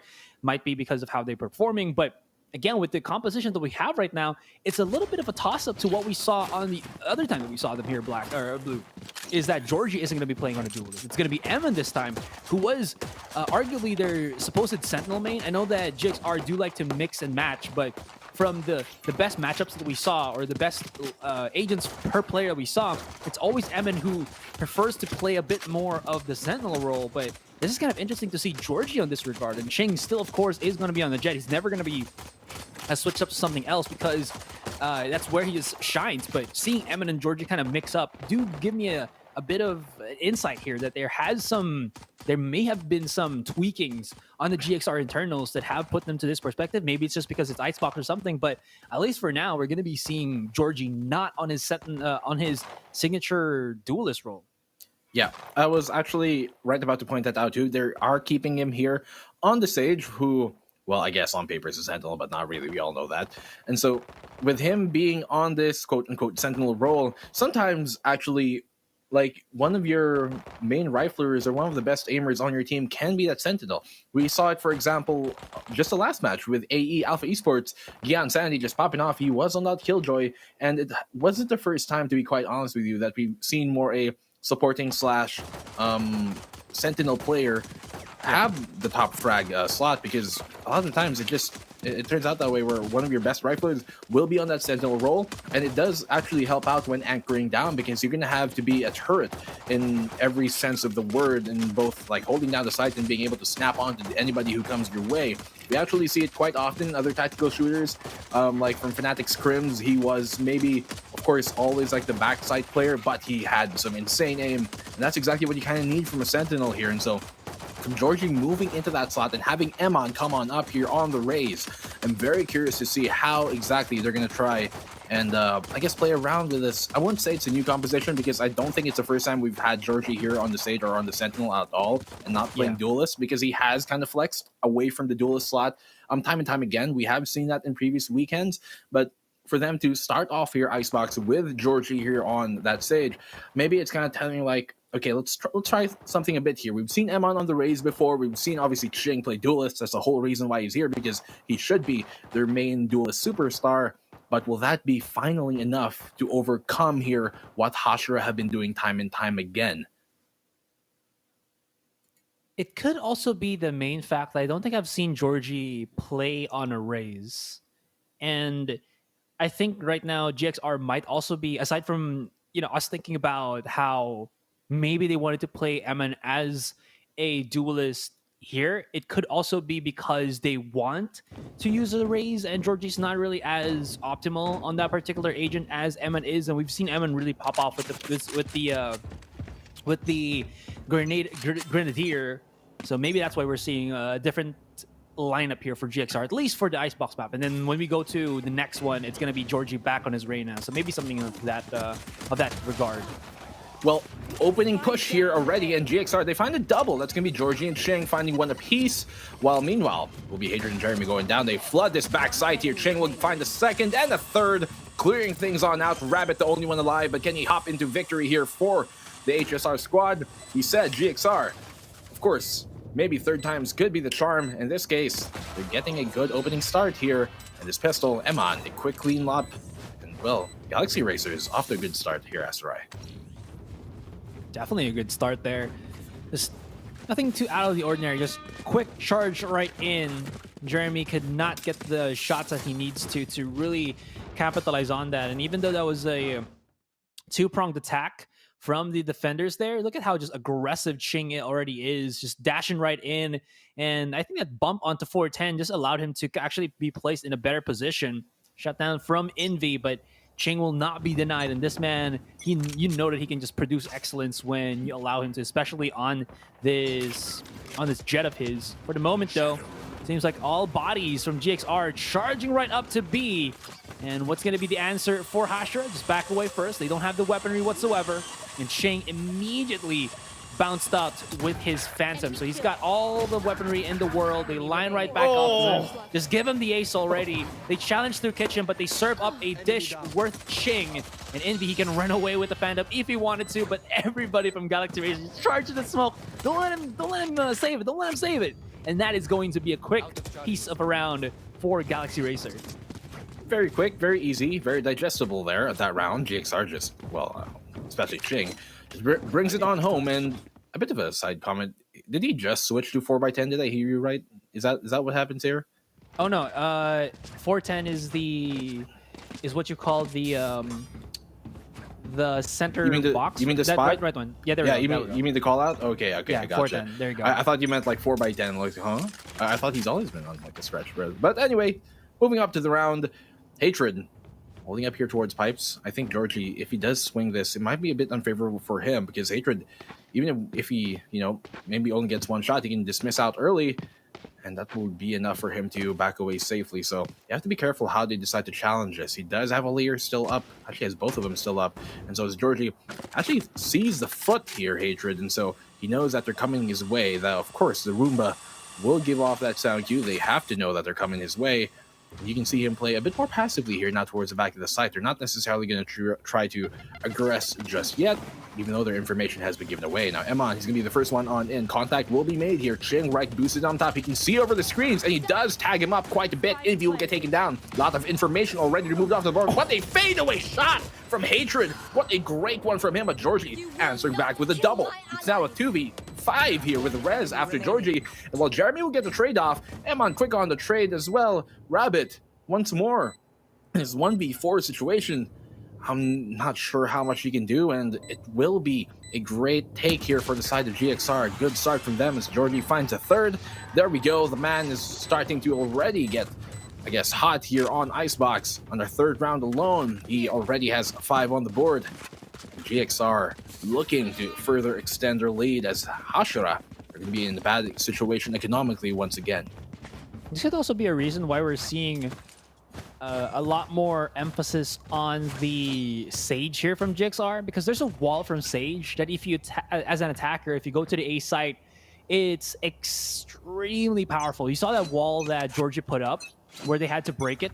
That wall is so easily defended and can't really be punished by the defenders. But in any case, though, speaking of punishment, it's going to be Amix with a toss-up, or rather a toss of the flashpoint there so that Jeremy can capitalize. It makes him back away. He wasn't able to save any of the rifles, but there is some damage coming in from these two. And that puts GXR in a 4 versus 5. Jeremy does have the blades now. He can give his weapon, his Spectre, to somebody else. And that is going to be Amix. Hatred, pop a shot, double to connect. That still is going to be healed up by Georgie here, but look at the positionings, look at the moves. It's going to be the takedown, and it's a 4 versus 4 once again. This wall, very powerful. Allows you to put the spike down quite easily, set up that post plant, and nobody can come in from that particular angle. It's there or broke, but spike has yet to get dropped. And we're going for a slow play here, Black. They are. While it is a safe plant, it can be swung from up here in the rafters by Envy and the Jet, and that's exactly what they do. But a triple kill already to start things off. Envy will find that opening pick, yes, but in the end, it will be a quick and clean shutdown from GXR to stop any retake hopes here for the Hashira squad of happening. You can see that there was pretty much their only opening there for Ching and Envy, I guess, for Ching and Johan, rather, to be pushing that rafters side to stop the plant from happening. A second too late. That's why they were able to really, I guess, counteract it and, yes, readjust on that push from Hashira. And so finally, Hashira, they're going to be able to buy up once more here, Asarai. And you can see, I think they might just want to try their luck towards B real quick, because right now their A side hasn't been working for them. You can see they have the same idea, and they're going to leave that raise there on the M onto, I guess, rather, sorry, they're going to leave that raise onto, M on to try and lurk that position out here for the side of GXR. Hashira, triple A stack. They know their A side has been weak so far. Let's see what they can do. Bumped his head a bit there. I think he wanted to be a bit more forward to get the catch off onto Rabbit. Backs away immediately, puts down the one-way, but he does get tagged up, and well, his positioning has been spotted already. He does not have his Shrouded Step once again, but he will get the trade-off onto Ching.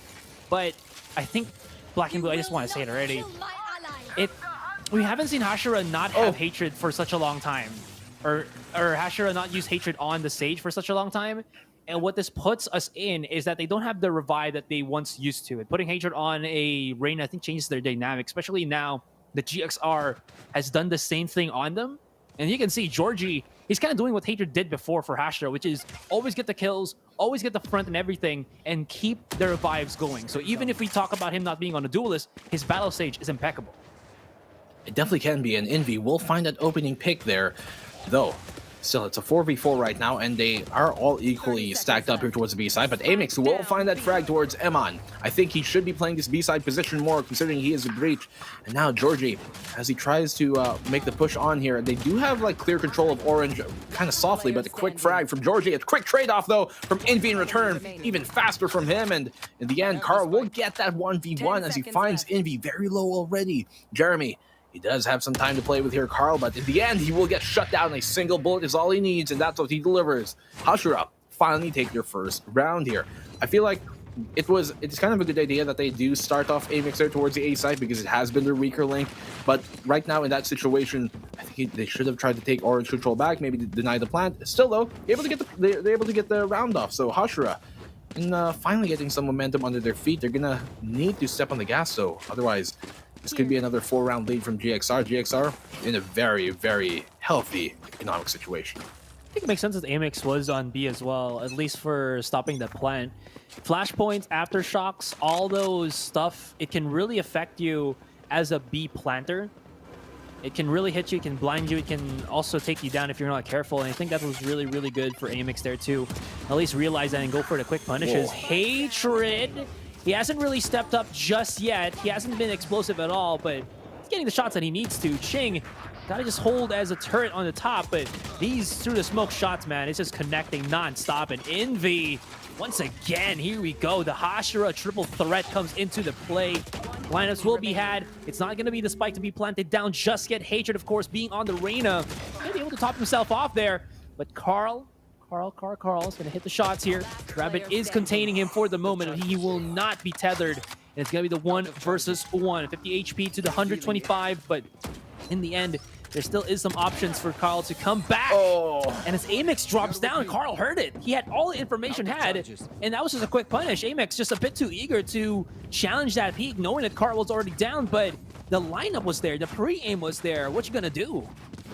I mean, he had to know that as soon as he would be pinged from that recon bolt, as soon as like the wave there touches him, then it's going to be right on time for him to actually be pinged out. And Carl making full use of that, even concussed, still able to win that 1v2. And yeah, as you said, I think a bit overeager there from Amix.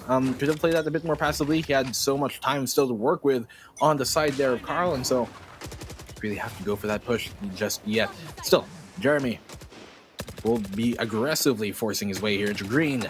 Has to be careful though, because GXR, they're catching on. They're kind of spamming this smoke here. So the dark cover, more like dark concealment, because that doesn't really give him much cover to hide behind. And so Jeremy have to play this one carefully. He's burned his dash already, and he's going to burn his life as well. Ching get the trade on the opposing jet. That opens things up here. You can see they're already trying to storm their way here towards the B site. At least Ching is to try and take that early control of the long position, but they do have two members highly committed here towards this A site already, actually, from Georgie and from the Rays. Very slow play that we're seeing for GXR here. They have so much time. They have 4 ultimates, including Johan's from the shadows. So even though it might seem that they're kind of taking their sweet time here, there's always that option to rotate just in case. Hatred not hit the shots that he needs to be able to stop them from just getting the side. And look at this. This setup is really sickening because, again, there's just nothing that you can do as defenders to really come away from it. And if you try to go on top of the wall, you're just going to be on a pedestal to get shot. And basically just that. It's going to be all into the hands of Rabbit, but coming in from screens in a 1 versus 5, well, you know what's going to happen in that one. It's just pure winnage for GXR. I know there's no such thing as that word winnage, but you know what I mean. 6-1 already, and they're starting to really play with this. And the third time, definitely looking to be the charm here, Black. Hey man, the real power of being a caster is being able to come up with your own words. Winnage, winnery, all the things. Well, if they get the gist of it, I think it works. But what has to work right now is the offense coming here from the side of, rather the defense on the side of Hashira, because GXR, their attack has been quite good no matter what side they've been kind of asserting themselves to. Now you can see they're giving up B control here for the side of Hashira. Early aggression being shown by Jeremy, but he will fall on back. He does take quite a bit of damage in that engagement, knowing that it's not further going to push them into a win if he does continue to do so. So now they've crawled their way up here already to a plantable spot, honestly, but Envy just bunny hopping in that swing, finds Eman. Now Ching will get the trade off on the Rabbit, yes, it gives him under tube control, yes, but a four-man push coming on here from the side of Hashira to try and retake the site. They're all coming actually here from the kitchen side and from the snowman area, and so trying to use this kind of like vertical advantage to their, well, I guess advantage, but Ching will find that frag. Quick trade off though from Envy. Here comes the 3v3. Make that a 2v3. Johan finding that pick. It could be doable. Jeremy has the crucial point here, and they still do have NB for his recon dart, if at all ever. He's going to be trying to at least clear the corners here, which he does immediately with the shock dart, beautifully placed right then and there. But the post plant, the walls and everything, the slows being thrown out, there's not much wiggle room for Hashira to make something happen. The double peek would be coming out from GXR here, and look at that swing from Carl. Execute, no doubt. That's going to be the 7-1 for GXR here, and they just line up for him, and he just smoothly strafes and connects every shot with the Phantom. Another 2v1 clutch coming out there from Carl and GXR, Galaxy Racer. This is the best we've seen them versus Hashira in quite a while. The only time we saw them actually play this well against Hashira was week 1 here, stage 2, wherein they did have, you know, obviously technical problems at the end of things. But still, GXR are looking really good right now. This is their map pick. They're confident to play here in Icebox, and you can see all the benefits of that. Now, Hashira, they are going to be force stacking this A on A site, and GXR, quick denial of that recon bolt, but they're still going to continue on. But obviously, they're going to be a bit more cautious after that. They do have some information given away. They have to know that the positions here is already, I guess, revealed to the Hashira defense and Hatred. He's going to be holding this cross. He does have a crossfire here, but a very shallow one. And so Georgie will punish him for not holding a tighter angle. Jeremy will get the trade frag in the Ching, though, and the Reds coming in from Georgie to, I guess, kind of negate all that. But, oh no, Georgie could have found even more, than rather Jeremy could have found a bunch. Only finds a frag, though. He will get quickly and aptly punished there by Georgie. 3v3 on the take. There needs to be some form of, I would just get adjustment to try to defend this site even more. You cannot allow this to happen. Rabbit finds two. Envy finds one. The damage that can be done with the Sheriffs, especially in the hands of Hashira, is overwhelming. Georgie's allowing himself to play into the corner here, but of course, it's a game of cat and mouse, and it seems like Envy is the Tom in this scenario. That's going to be the second round for Hashira here. And they did talk about how it's going to be a thrifty round for Hashira. That's great enough for them, but they can't just forfeit the site this quickly. I don't know what the adjustment has to be, but having two bodies, the duelist, to come in and just wait at the middle of the site, is just not working. They have to chase it a little bit more, or maybe even catching them off guard. But even if they do so, I don't think Jeremy's just hitting the initial shots. Maybe he needs some more time to warm up, but for the moment, it's definitely looking like a GXR game. This one, though, does give some hope for the Hashira fans out there, but it's still far from over. 7-2, we're 9 rounds in, and GXR has taken a kit and caboodle of advantages here. Well, they are kind of addressing things now. You can see from the defense of Hashira, they are going to be moving Amix into that A site as he's on the breach. So that will help them really try and cut a push right as it starts, really here with that concuss, and obviously with the aftershock and all of that coming on in, the flashpoint. That's going to help them both re-engage and stop the engagement from GXR. So it's a good adjustment here from Hashira. But I also think that having two duelists there on the site might not be the right idea. Of course, I get it. You have more duelists, you have more, I guess, initiating power, you have more firepower thus. But right now, that's not what they need to be able to hold on to the site. They don't need guns blazing, they need utility raining on them right now, on the GXR push. And for them to move Amix there is a good first step. I do think, though, that perhaps, okay, keep Reyna, maybe move Jet around, maybe towards mid, try something funky, because right now, I'm not sure if it's the right idea. Of course, you have to kind of keep the Sova here mid, and Envy's going to be doing exactly that. Information being found out, and an orange push already being taken swiftly here by GXR. I love this full conceited effort by the side of the Galaxy Racer, and they do have full control of this orange position, but Georgie is going to shut down Rabbit, and that's a safe plant already here, Asterai. We don't really see too many teams utilize that orange push play, but now we see GXR. They've been putting a lot of practices on such mid-control placements here on the Icebox map, and it works out well for them. But Jeremy, he just wiggled his damn crosshair and just hit the shot there. That was pretty nutty.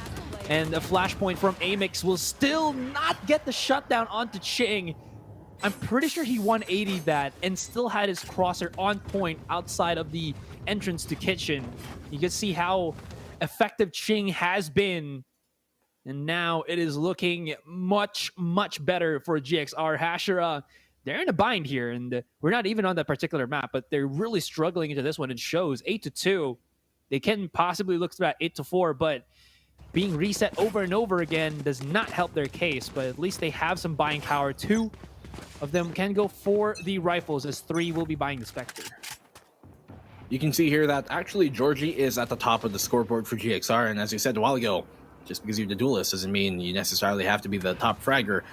Him on the stage, definitely do a lot of stuff here, although now as they're pushing here towards the B side, now the side of GXR, Hashira, they haven't been winning much fights. Envy right now, the only player with double digits in terms of frags here for the side of Hashira, and the rest of them, maybe the entry fraggers here, picking a bit of a wrong timing when they actually want to go for those pushes, because it hasn't been working out for them. They haven't been finding good picks to kind of stop the pushes at the nape, and right now GXR, they know full well that they can pretty much just abuse that.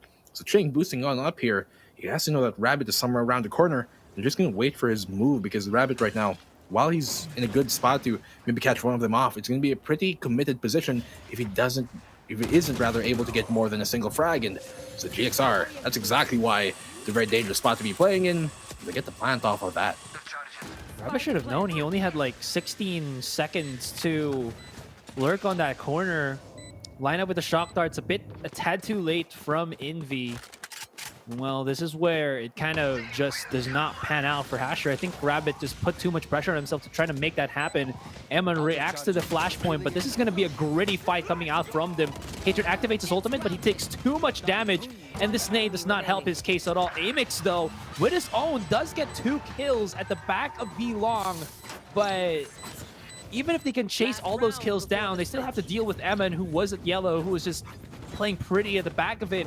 And Georgie, once again, this dynamic duo working out well for them. This is GXR doing their own thing, but it's kind of reminiscent of what we saw with Hashira when they won against Bren. This is kind of like the playstyle what we saw from them, which is Hatred on the battle stage, but now Georgia on the battle stage is just putting so much pressure. The slows, the walls, and the ability to keep on resurrecting because you get the orbs, you get the kills, and you get the spike planted down. You're putting so much fuel to the flames that this thing is blazing hot.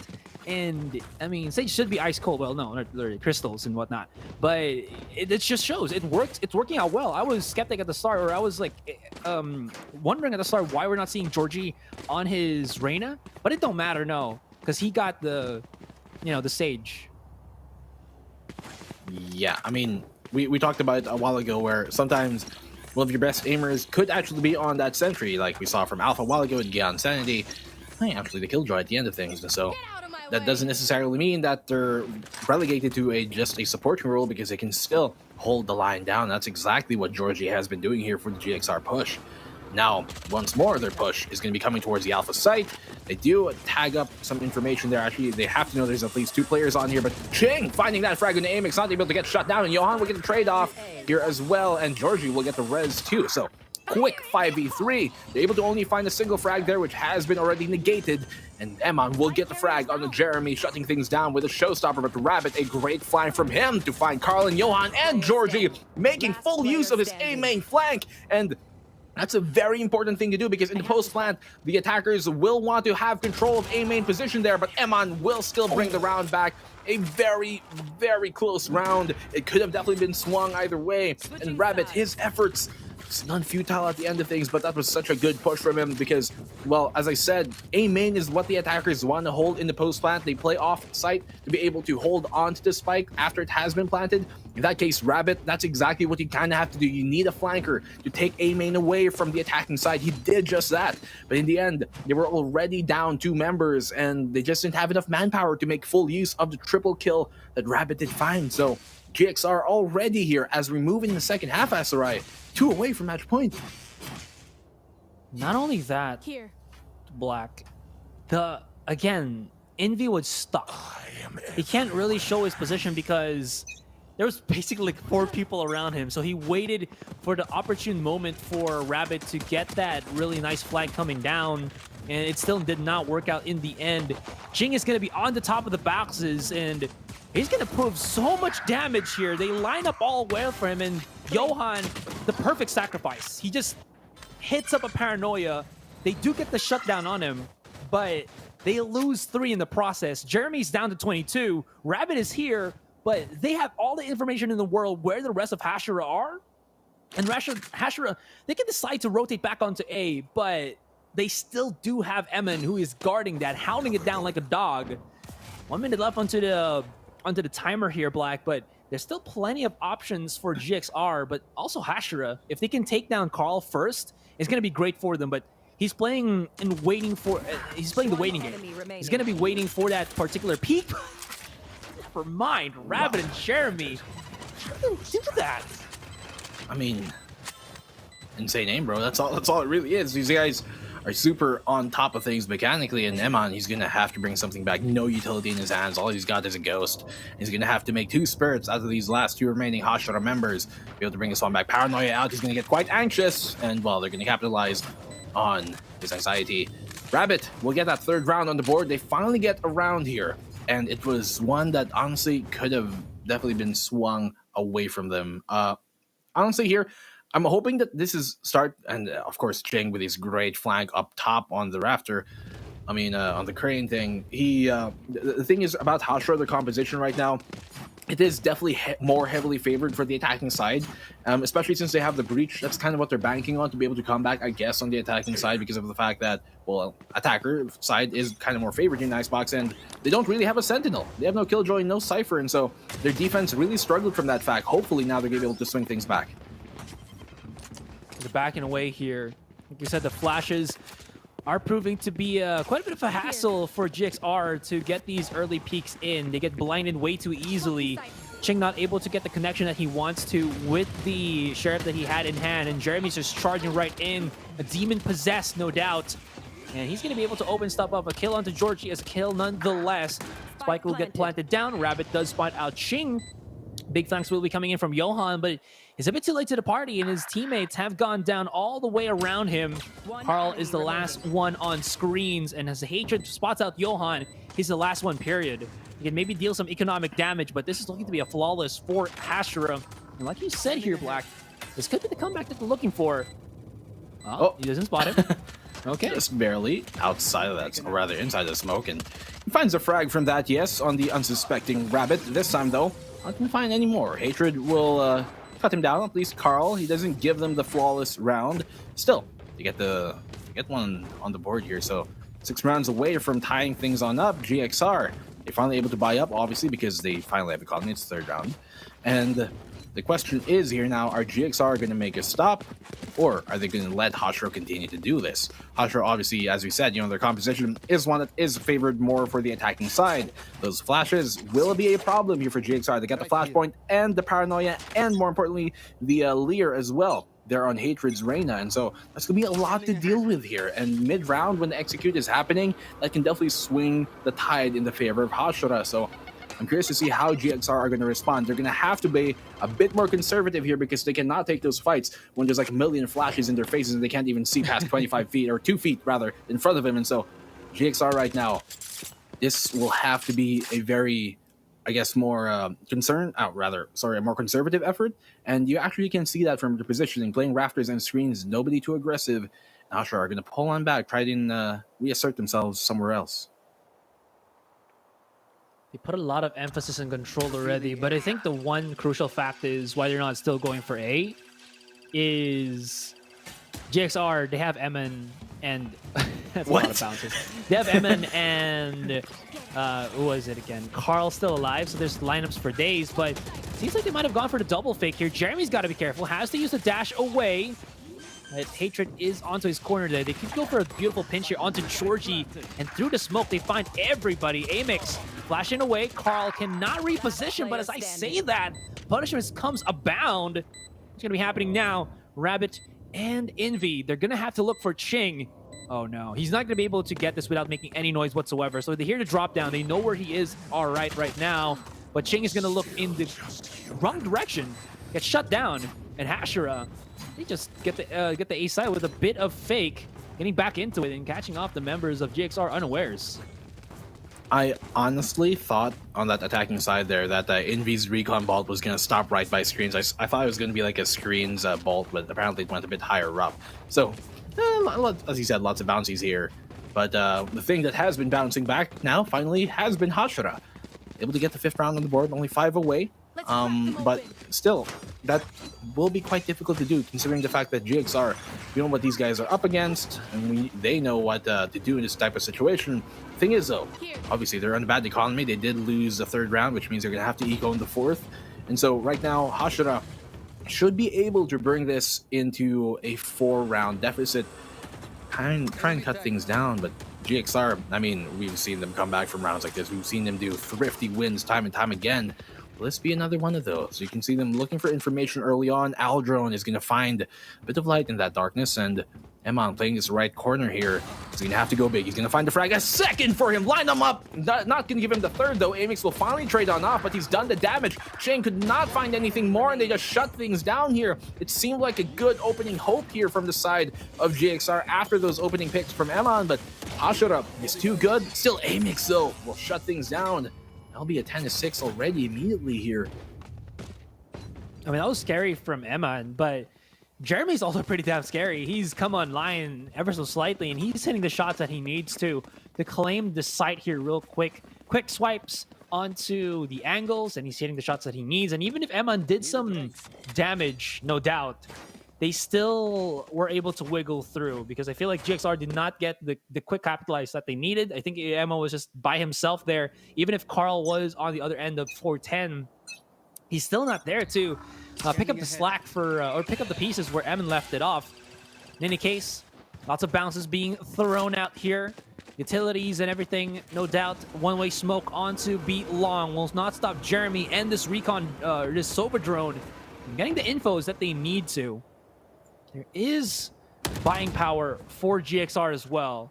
And if they do try to plant the spike way too early, Carl also has his ultimate to stop them in their tracks. Ching waiting for a pickable angle here as the smoke dissipates now, but I think Hashira smartly knows that there's something amiss, and maybe, just maybe, the one thing that they were looking for is where Georgie is going to be utilizing his wall as well as his slows, but this double peak could prove to be fatal. Well, speaking of utility, Georgie will find that frag. Carl will find one of his own. Quick rate offload from Jeremy. I was about to say that Hashira actually have 4 ultimates up on the ready, and they were about to have a 5th on Amix, but they do burn that Hunter's Fury there to try and push back the initial aggression towards mid from GXR. So not finding a frag on it, but it does push him on back, and Envy will confirm it with a Phantom of his own. Eman, oh no, he might just get caught out here, and that's exactly what happens. Jeremy is going to show him the door out. That will at least open things up here for them to go towards the A site. As he finds the third, as he said, this man super scary when he starts to get things going. Georgia goes down. It's all going to be on Ching. He finds a shot, though. It's a 1v2. He can potentially find another pick here, and that could swing things back their way. He's able to retrieve the Vandal as well.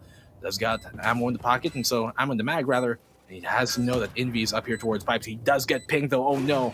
That gives his position away. And they have to know that he's going to try and isolate the fight, but with the spike planted all the way here, he can kind of go for a half defuse and then try and give it on up. He does spot out Envy. He has to know that Amix is right around the corner as well. He has to take this fight. He finds a frag. He isolates it down to a 1v1 here. As right, Flash comes on out. Will he peek Amix? No more dash. 9 bullets in the mag. He does have his updraft to work with, but he has to step on it. 5 bullets in the mag. Will he be enough? Yes, he does. Last 2 and a dream, but not able to escape. No more time for him to work with. Have to dash on out, and it will still be a round here for the attacking Hashira. Ching is a beast. He played that 2v1 exceedingly well, but his opponents also played him like a fiddle. Knowing that all they had to do was not really get the kill on Ching, they respected him too much. So all they had to really kind of play there with was a timer. If they can delay him for as long as they can, that would have been the win already for Hashira, and it was. Amix did a fantastic job at just utilizing all of his fault lines, his flash points to keep the blinds from delaying Ching here. And here's the thing again, for our chat out there, for everyone else that's watching right now, there's 2 very audible noises when you diffuse the spike. There's the regular pitch, and then there's the higher pitch when the spike has been half diffused already. And giving info, giving that audio cue to Hashira that he only has the spike like little bit diffused, but not really half of it, gives all the information that they need, that they don't need to rush, and all they have to do is delay. And Hashira playing on a different spectrum here, guys, really showing to us why they're one of the top teams in VCT. Granted, of course, GXR has done a fantastic job with Ching and Georgie at the top, 21 and 17 frags, but Hashira also not an easy target or an easy opponent to take away at this one. Definitely are not, and so when you go up against a team like Hashira, you know you have to bring out all the stops, and GXR try and do exactly that. They do have that showstopper up, and as well as Georgie's res, but Hashira are the ones swinging things their way. Now the sands of time are running very, very dry for the side of GXR. As a double, make that a triple rather, opening pick falls in the way of Hashira. Now they know where Carlon is. They have to kind of force things up here. Johan does have a rifle in his hands, but man, it's a 1v4. What can he really do? He does have a single point away from that ultimate, but he should be getting caught out here as he crosses by Rabbit, who is holding that mid-cross from that 2 position. Will he expect it? I doubt it. Rabbit, give him a free frag. Why don't you tap away? And 1 bullet, 1 kill. That's all he needs. Hashira, 2 rounds away here as the right from tying things up. 2 rounds. They've grinded all the way back, and this attacking side from Hashira has kind of sprouted out of nowhere. This was 10-2, and Hashira have gone 6 straight rounds. Is this like the day of the straights? And not talking about persons in general. It's more of the points. I mean, just 6 straight rounds. And then when we were watching the Alpha Esports in Fulcrum, there was like 5-7 straight rounds. It's been a pretty straightforward set of rounds here for our teams, and I don't know what's happening, but it seems like they're able to swing the motion whenever we change the sides. Yeah, I mean, the motion in this, I see, well, Frozen Ocean. has been swinging the way of GXR for the most part, but now Hashira, the tide has turned for them, and they're going to be trying to assert themselves here towards this B long position. Envy and Shing will find a frag piece for either team, and Shing will find his second now here for the side of GXR. And that's Rabbit and Jeremy both taking down. Lot of firepower. We know Envy's been popping off, especially in that first half. But now as they do get that, and the res, especially in the Johan, they have firm advantage now both here in their man deficit, and right now a lot as well in terms of utility. And so Hatred, he's going to have to pull the Empress on now to try and take control of this A side, but he's taking so much damage in return. He's going to need a frag to be able to make some of that health back. But right now, a great pink shell coming there from the Raze, and Carl, he'll find the frag in the Rabbit, but look at this, a double opening from Eman. Not only did he show us his strut with that pink shell, but here comes out the showstopper as well. And they finally get a round of the board here, GXR over Hashira. It was like, what? 5 rounds that Hashira went on straight. In the end, GXR will finally get a round on the board. That was dangerous for Hashira at the very start, because one crucial thing is they were very aggressive and desperate to find any form of picks here, especially up against Eman, because they can press tab and they can see that Eman has his ultimate at the start of that particular round. So even if they get the spike planted down, it would just mean that there's one less person for Hashira shooting with a gun, and that gives more time for Eman to do flight stings and gets flight kills with the showstopper. So even though that seemed to be an okay start, Eman's showstopper, as well as before that, the nades really softened up and basically just diffused the situation up against Hashira, who were trying to valiantly get the site themselves. Well, a very valiant effort on their side, yes, but was it enough to confirm the round here, at least for the side of Hashira? And so GXR, once more, they're giving up this A site real quick. They have no problem with that, and Carl will find a frag there with the Shock Dart 2 and the Jeremy. Good util use on him. He's been doing so much work here on the Sova. And Hashira, Envy is going to try and return the favor, not doing damage on the Emon. Paranoia on out. It will clip Georgie, but he's in a safe position enough to give it back on back. And the spike will get planted, yes, but Rabbit has a great angle here. It still whiffs the shot, though. Georgie finding that one, and Emon will just waltz on in inside the smoke and find Hatred. Avix will get the trade-off on Georgie, yes, and Envy will find one on the Emon, but not before finding one of his own. Envy in 1v3, what can he do? Finds a one, could almost find a second. But still, GXR on this retake, on this defense on the A site, they're very good at leaving the A site, you know, giving it just enough space for Hashira to feel like, okay, we can take control of it, but they're also in control, really, GXR, because they're like, okay, you walked into our trap, you walked into our pit, and now we're ready for the retake, a full 5-man push, and that's exactly what they're so good at here, GXR, time and time again. For right now, Hashira, their postman has been looking a bit shakier, and GXR are looking so steady. They've adjusted and they have everything that they need to win out this round in terms of their ultimates, at least. Carl having his Hunter's Fury ready, Ching with the blades can really deal some significant damage. A pause will be had. Could be a tactical pause out there. And looking into it, oh no, Hatred, does he even have a weapon on him? Or is he going to play with maybe just like a Bulldog or something? But I think they need to give him something else here for that particular regard, because they need to bring him up onto the rifle, at least for now here. Black, it's been topsy-turvy, but GXR, they're looking much more defined now, and Shang buying up into the operator, that's going to add a lot of pressure, a lot of pinpoint precision that here in B long, it could catch off Hashira unawares. Now, typically what happens in this situation is the team that is not on match point, like Hashira, does typically win maybe a round to bring it 12-9, and then finally GXR assert themselves and get that. But Ching just putting no qualms here with shutting Jeremy down, flying high, but doesn't stick the landing. As Amix will get that frag, yes, Georgie will get it onto Rabbit too. It's a 4v3 right now with mid control trying to be taken by both teams, actually. GXR have gone quite aggressive in taking control of it, but a collateral from Ching! He finds a triple with that! Oh, baby, what a great shot from him. Hatred, and the last man here for the side of Hashira, he's gonna have to clutch something on out, but what magic trick can he pull out from this hat? He's gonna be pincered on down. Georgie will be found, yes. He's gonna swing wide, but Eman will tell him, no more, your time is done.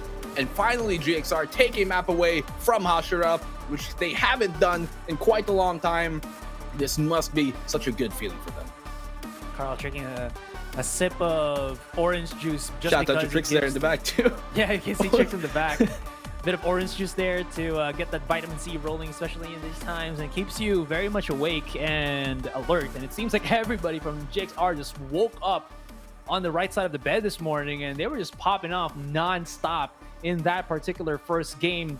What a consecutive amount of performances for them. Now, and of course, we do know that Hashira was mounting that comeback, but there was such a big deficit at the start of the half that Hashira just did not have enough, what's the word here, enough junk left in the trunk or enough fuel in the tank to kind of let themselves have some breathing space. They tried a lot of things. They were very successful when they were playing the A site, but a bit of adjustment on their end, on GXR end, has kind of forced Hashira in a weird spot. And when Ching and Georgie are just that on point, when Ching is just that fantastic with his initial peaks, this is where there's a big problem for Hashira because they can't really find any shutdowns for Ching. Yes, you can flash him just for a little bit, but he'll just dip right back in, and after those 3 flashpoints, he's already lethal once again.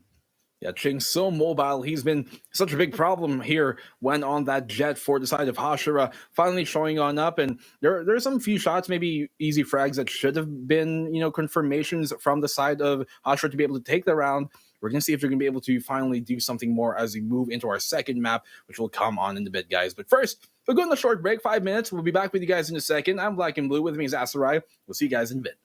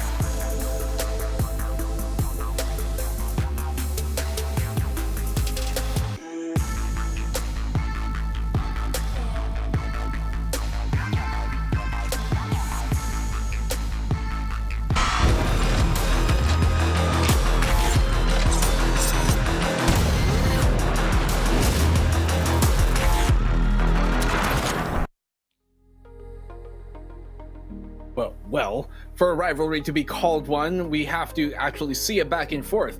Now, with Hashira winning those first opening 2 series of this VCT Stage 2, finally GXR answers back and takes map number 1 here, Icebox, away from Hashira. Will they be able to do it on their own map pick once more here in Ascent as we move into it? But first, before that, I'm Black and Blue. With me is Asarai. And first of all, how are you doing? Second of all, what is GXR doing that makes them look so much better than they were in the previous weeks? I think right now one of the issues are, first of all, I'm doing pretty well. Thanks for asking. Yeah. The next one, I think it's just there are just some fights that is not going Hashira's way. Like the way that they're able to set up and whatnot on attacking, especially when they got their attacking side, was really, really good and all.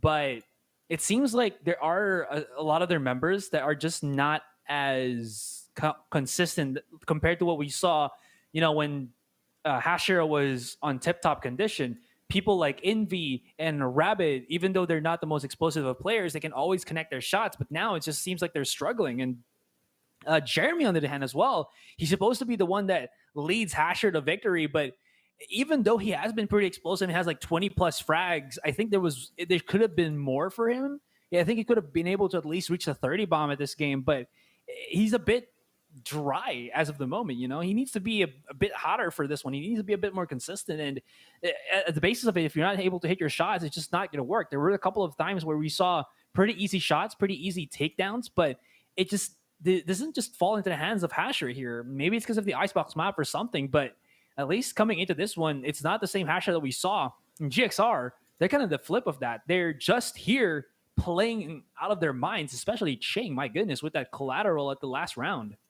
Yeah, I mean, as you said earlier, it's a 2-0 right now for Hashira in terms of their historical matches that they've played against each other. Hashira took both series. Maybe third time's the charm here for the side of, GXR, because their Galaxy seems to be kind of encapsulating here anything that Hashira has been trying to do. Now, we're going to be moving on to Ascent, and this is a map pick for Galaxy Racer. And it is a map pick of Hashira. We know Galaxy Racer are quite adept on this too, but the problem is here right now, Hashira on this attack, on Ascent, man, they've done some nasty things here, and they're going to finally move Hatred back on that Sage once more. 2766 coming on this time instead of having Amix there. He will be on that Sova. He's done so many things. We've seen time and time again on that. Envy will be in the sky. I know you're a very big fan of that pick, but on the GXR squad, actually pulling out the Astra here, which has been something that has been gaining more and more popularity as the weeks go on forward.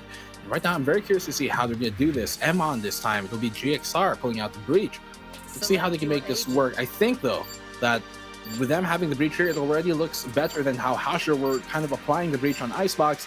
With them having the Breach and then 2 Duelists and not a Sentinel, there was not enough, I guess, sustain or, just holding power on the side of Hashira. But on the other side now, with GXR pulling it out here in the defense, they do have a Sage, they do have the Astra, they have lots to work with aside from just Duelists and obviously the Astra. And so, curious to see how they're going to really apply this here as you move into Ascent, Astra. George is still on the battle stage, so okay, guys, if you thought it was a fluke, if you thought it was just on Icebox, he's gonna do it here as well on Ascent.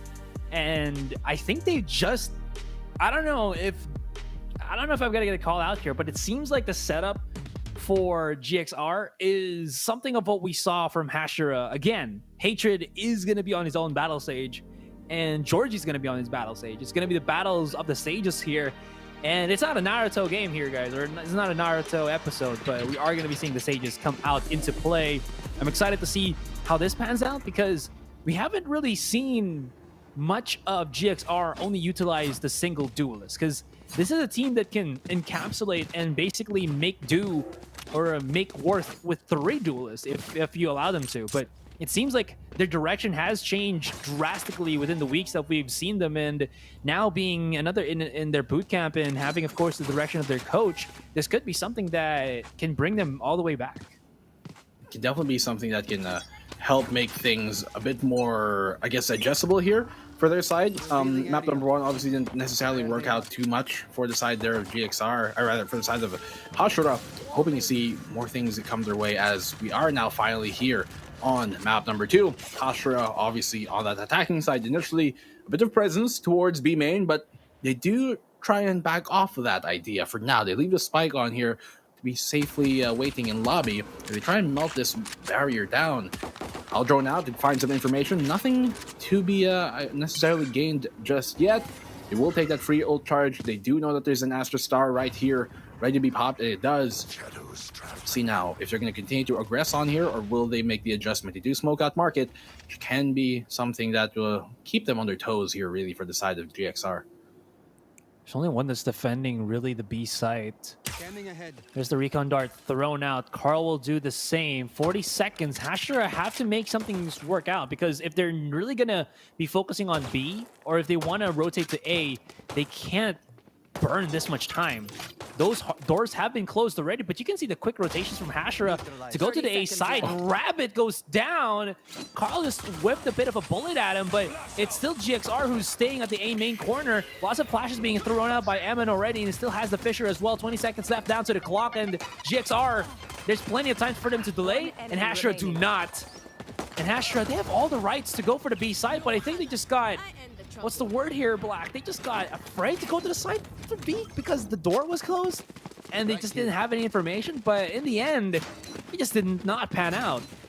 They got intimidated, I think, is what you were looking for there, because, yeah, they saw, okay, look at this, it's closed in our faces. But really, I think they could have just, you know, like a strongman their way through it. And, you know, Hashira are a squad that may not be, you know, super aim duel heavy as much as GXR are, but they're still quite formidable in that aspect. We have some pretty cracked players on their side. They have Hatred, they have 2766, Jeremy, all that working in their favor, and so I'd like to see them try and kind of flex that more. Of course, while the Recon Bolt does come on out here, information has been given out. Georgie has to know they're right around the corner, and the Barrier Orb does come on out, which did hamper them the last time. This time, he's going to go for a quick boost.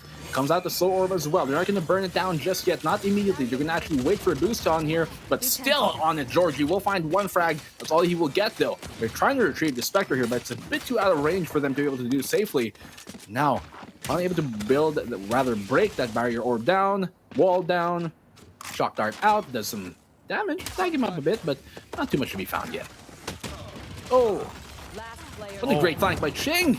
He finds a triple from that too here. Asurai almost gets a fourth, and in the end, we will get shut down, but they steal the round here. GXR. I think that was just an inevitable round there for GXR, but giving Ching that much amount of kills, well, he's gonna just be a shy 2 kills shy of his showstopper. And for a duelist to have his ultimate at the second or third round, it's such a big accomplishment already, because that's a lot of just power that you can use to keep the momentum rolling. Gonna be throwing out the nade here in conjunction with that fault line. This can actually be pretty fatal there, but decides to just throw away at the boombot for the moment. We'll be hearing the dog come into the play. Does get stunned up, not take any damage whatsoever though. But that does give some information that the rest of Hashira have kind of hovered over the A main angle. But for the moment, Hashira do decide to go for that slow mid take, using the smokes to slowly creep their way up here onto market. Door has been closed down. Georgie is in a corner here, and maybe this is the matchup. He can't actually get boosted up, but he almost got that. Georgie got to be careful, because Hatred is on a elevated angle. Could prove to be a thwart, or rather a threat for him. I mean, more specific, but that's a Hashira going for short. Yeah, they took that early pizza control, but they made their way here towards the short side, towards the tree side, and Jeremy will find Johan there standing still. Georgie, he is in a very tough spot right now. He can get double peek, and that pain shell will firmly confirm him. Actually, no, Envy will get the frag onto him, but the pain shell would have done the job as well if he didn't. So 5v3 here, they make the push towards A.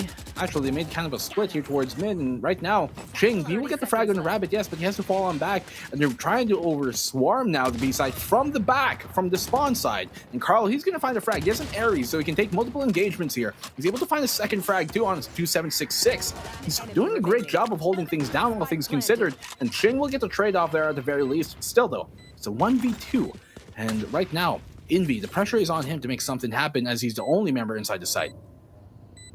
He does have this nice little lineup there. He knows that Ching is here on Switch, but he swings wide, not knowing that Ching was going to be boosted up there directly. And, well, Ching showing his dominance here. He's feeling himself a lot in this game, and GXR, whenever they do, Ching is there as the winner. And damn, Ching, okay. We're seeing how quick you can place that, press that control button. It's okay, we understand. You're the god. And just a little bit of fun fact for our viewers out there, Ching's IGN before was Ching the God before he became Archangel Ching or Ren Ching. Yeah, well, he's mashing that control button like it's a potato right now, and certainly the only spud here has been Hashira to start things off. The 3 rounds in a row, they've given up, and it looks like to be a 4th. Jeremy will have a Guardian in his hands. It was a good push, though, initially towards that short side, taking Tree away. They found 2 picks. It almost seemed to be going their way. But, I mean, as soon as Ching found that flank, that frag to find Rabbit, things just barreled out of control, and they were able to swing things back. So GXR, what they're really good at here is giving Hashira just enough space to kind of make them think they've got it down, but then capitalizing on where they know Hashira are already at. And no, Ching, he's going to find a frag. Carl will get taken down, though. That was with a showstopper, by the way, from Ching. So he does burn that on out already. GXR, the short push here, exactly. He finds Jeremy. He has to know that someone's towards Link. That's going to be Rabbit, trying to fall back into the main position. Sheriff in hand, and Johan's going to find Hatred here towards the pizza as well. Now, the market is open, but it's a 2v3 right now. It seems like a quick shutdown there as Rabbit TBs into the sights of Ching. It's a 1v3 right now with 2766 and a very, very lonely island. We'll find a frag down on Ching, so can be possible. Not for long. That was just unfortunate. There could have been the kill already onto Johan, I believe, by I think it was Rabbit that was transitioning on B main, but that was, I don't know what's happening here. There's just some bit of miscommunication that is happening from Hashira, and the Hashira that we saw a while ago, which was a well-oiled machine, is in need of an oil change. It seems like it's GXR who's just creating every form of opportunity and making it work. Yes, there's like 2 kills on mid that went the way of Hatred, but after that, it was just nothing. Now, this wasn't effective the last round because nobody was in A main, but they do it once again, and the damage be done. Jeremy does have his ultimate. He's going to be throwing it not right out, but it's going to be in before the dog. But you can already see the punishment that is happening. Another suck to come out from... I believe who was that? I believe that was the suck from Johan and Emma with all of the flashes in the world. Envy is going to go for these quick punishes, but they trade right back out and they line up all into the hands of Ching. And the damage, my goodness, and the entries, my goodness, just denied. Rabbit is on the top corner here. He cannot go all the way back, but they also have to respect that. Oh no, why did Rabbit rotate? He basically gave it up for his own teammate there, and 2766, they know where he is. He can't really get away. Yeah, there's nothing he can really do here to cross on safely. They have to know where he is. The recon bot does come on out. I believe they have a shock dart as well here, Carl, to be able to employ. Now, 2766, he does have a recon of his own, so he can potentially find things going his way here if he can isolate the fight. There's a 1v2, and so all he needs to do is find that solo frag and maybe swing things back. Carl around the corner, he has to know Georgie somewhere towards Jenny as well. So 1 left, 1 right. Which fight do you take first? The right one might just be the case, and so Carl, oh no. Will he be able to win this? He does not. Carl just spamming him through the box, and they finally get, the 5th round there on the board. Initially, Ching found that opening pick with the paint shells onto Jeremy. They were able to get the res, but that thing, I guess they already burned it a bit too much, and right now, GXR are looking to run away with this, and they're in the defensive side. This is just very, very chaotic from Hashira. They're doing a lot of things just to get this main control, but Envy, he's done that before, but I think he just felt too far forward and didn't really give much time for the rest of his team to come pouring in, and that allowed GXR to go for this crossfire setup. And because they're that deadly and they think that coordinated right now, there's not much that Hashira could have done in that regard. Now Carl, he's going to have such a great defense here. The wall from Hatred as well, or not Hatred rather, but on Georgie and his Odin makes B a non-factor for Hashira, but they're going to try to do it once again. He will get tagged though, but Hashira, okay, the triple stack on mid. Going to be using the jellyfish here, and we'll see where that leads them towards. Maybe it will lead them finally towards a round, because Hashira, well, they've been dry for one for quite a long time as Georgie finds that opening pick here for their side, and now Hashira, Hatred. He's going to find that frag in Georgie in return. Probably get the trade off on the Hatred, not letting him live on for too long. He's going to be holding down the site here on the back side as well. That's the second now going his way. Will he find a third? Probably so, as Rabbit's going to walk into his sight and hop away with the frag as well. So Carl getting a third on the board, holding down that B site very, well, amicably. And now Hashira are going to be in a gun round once more. But the thing is, even with these gun rounds, I think what they have to do here right now, they're kind of like the strongest push they've had so far in this match has been when they go for kind of a mid-split push. That means either towards like mid and then A short, or mid to market and then B main. And that has kind of been like the only way where they've really been able to get something going in the way. Otherwise, going for like either main positions, either main entrances to either side hasn't been working for them. The mid control has been easily given up here by the side of GXR, and I think that is to great effect. They're kind of banking on this for them, for that to actually happen, for Hashira to take it, because you can see here that GXR, while they give up mid, they're also taking far A main control, which means they have lots of information, but they're not going towards that A main position. They can go for a push here towards short if they feel like the pizza, I guess, presence is a bit too aggressive, and they can make a play off of that. And so I like what GXR are doing here to kind of answer back to how they know how Hashira are going to be playing. Oh my god, what a shot from Georgie. He baited. He just waited for the boom bot to come in. Jeremy peeks it out, thinking that the boom bot hasn't spotted anybody and he could just go for a quick little charge on mid. No, Georgie knows the timing, knows the distance of that one, and it's going to be a meat grinder here. And also going to point it out, the teams that have... No, Sova. No. Sova. No. Well, before we actually get ahead of ourselves there, it is a 4v2 at the end of the situation. It seems like GXR looks like we're going up, and there we go. The high five coming. Sorry, yeah, to get things going the back. production there. Yeah, we'll get back. We'll get back into the game in just a bit, guys. But I think it is another round here going the way of GXR. It should be a 7th on the board, and there it is exactly. With Envy, he's able to find the frag, but quickly shot on down. They do get the spike plant here towards the B site, and quick cleanup from the GXR squad. And so that Odin being put to great work as they get the 7th round on the board once more in a row. GXR, pretty tight. All right, before I high-fived you guys on chat there, and Sova gave me PTSD, I also wanted to point out that Alpha Esports and GXR are the teams to kind of introduce a more controlling Astra play that we've seen here. You saw Astra having more of her stars out at each of the rounds, the dynamic placements of it. Yes, it's going to be placed statically at the very start, but when you don't spot out anybody there, you refund it, you put it somewhere where the attackers are going to be going at, and it disrupts their whole playthrough, their whole take. Because even if you get that mid control, where are you going to be able to go on B that's not on the market door? Nowhere. So the one thing that you have to do there as an Astra, put down your star, use your gravity well, and basically stop them from coming in. So the only thing right now that can work for Hashira is if they can bait that out, have enough time to wait it out, and they can rotate or even push through after that. But it seems like Hashira here, they're using too much time to wait for something, but they're not getting the trade-off, which is the stars from Johan's Astra.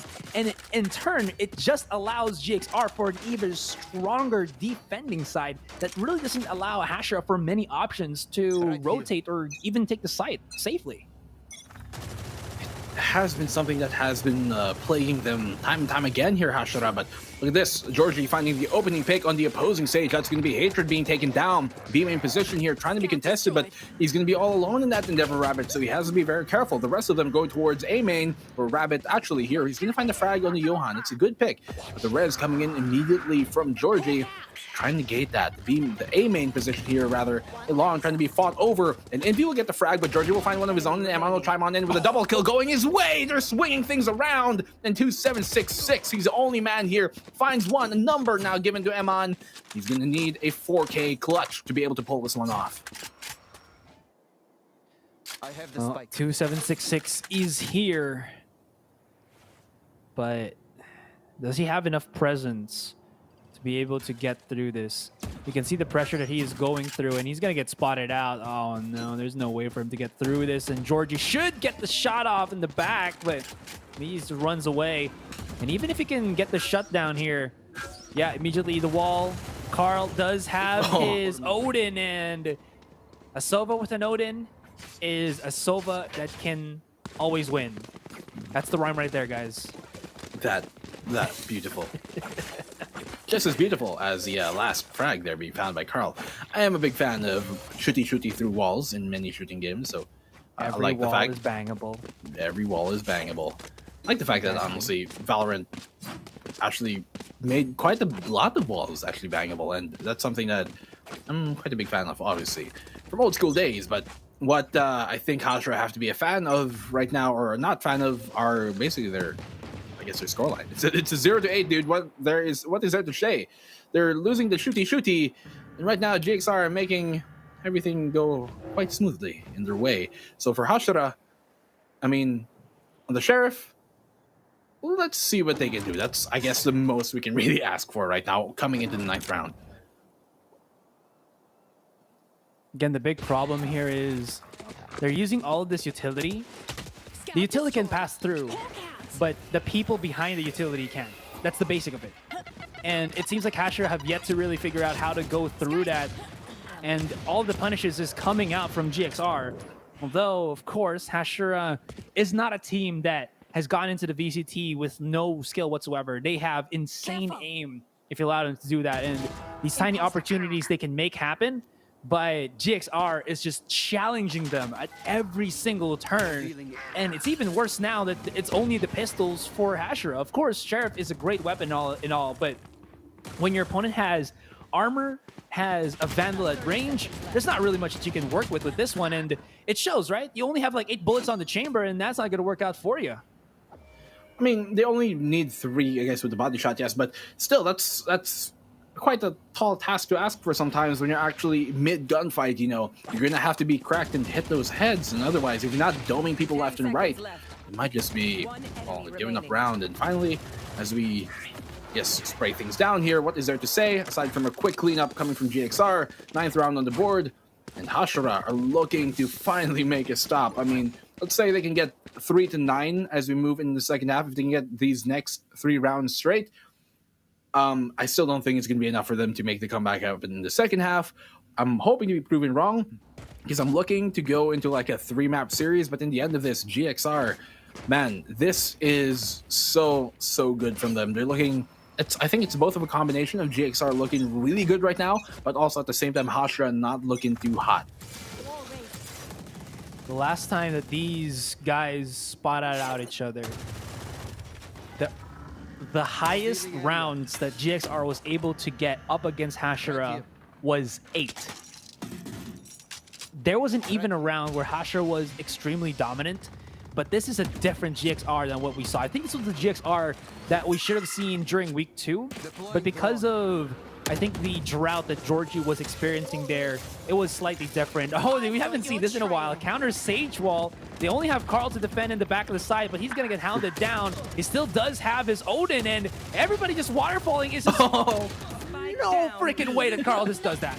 No freaking way that he just gets in the back of the site, gets his Odin out, and actually gets 2 kills before they can get that spike planted down. That is just too much. And Hashira here, they've gotten to the meat grinder. They still do have, of course, that revive from Hatred, so that gives them the numbers. And maybe, just maybe, this is the round for them. This finally could be the stop that they were looking for. Amando looking to say no. He does have some information, I think, that there are inside the site here, but will he expect that push coming from Rabbit? His shoulder has been given out. He does spot them on out, and so if he was holding that, it could have been a different situation.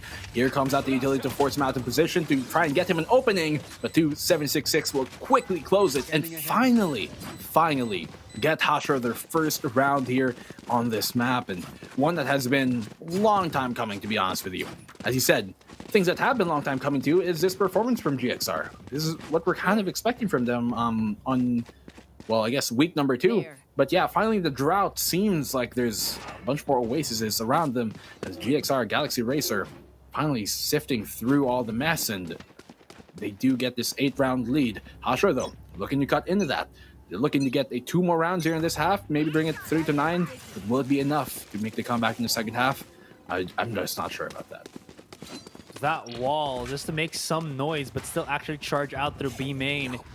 A big little fake, a big little mistake. Actually, not a mistake, but look at where there's like 3 members already charging down onto possibly top mid there, but they decide to go through short as Jeremy pops out his showstopper. Gonna be on heaven, spots out nobody. But this quick take from GXR is just what they need to get things started. But speaking of getting things started, that's going to be, of course, Eamon activating his Rolling Thunder, lining up all into the favor of Ching. There is going to be, of course, that crossfire setup, and Ching Ling Ding is going to get the 3 kills already. Charges right in, 1 right behind him onto Jenny. The kills coming out straight up, and Envy to remain on the drop on heaven. It's gonna be Carl. He's gonna be setting up, but oh my goodness, Envy is onto the corner. What was he trying to do there? Too close for comfort. And did he think that Envy would not respect or would respect his position?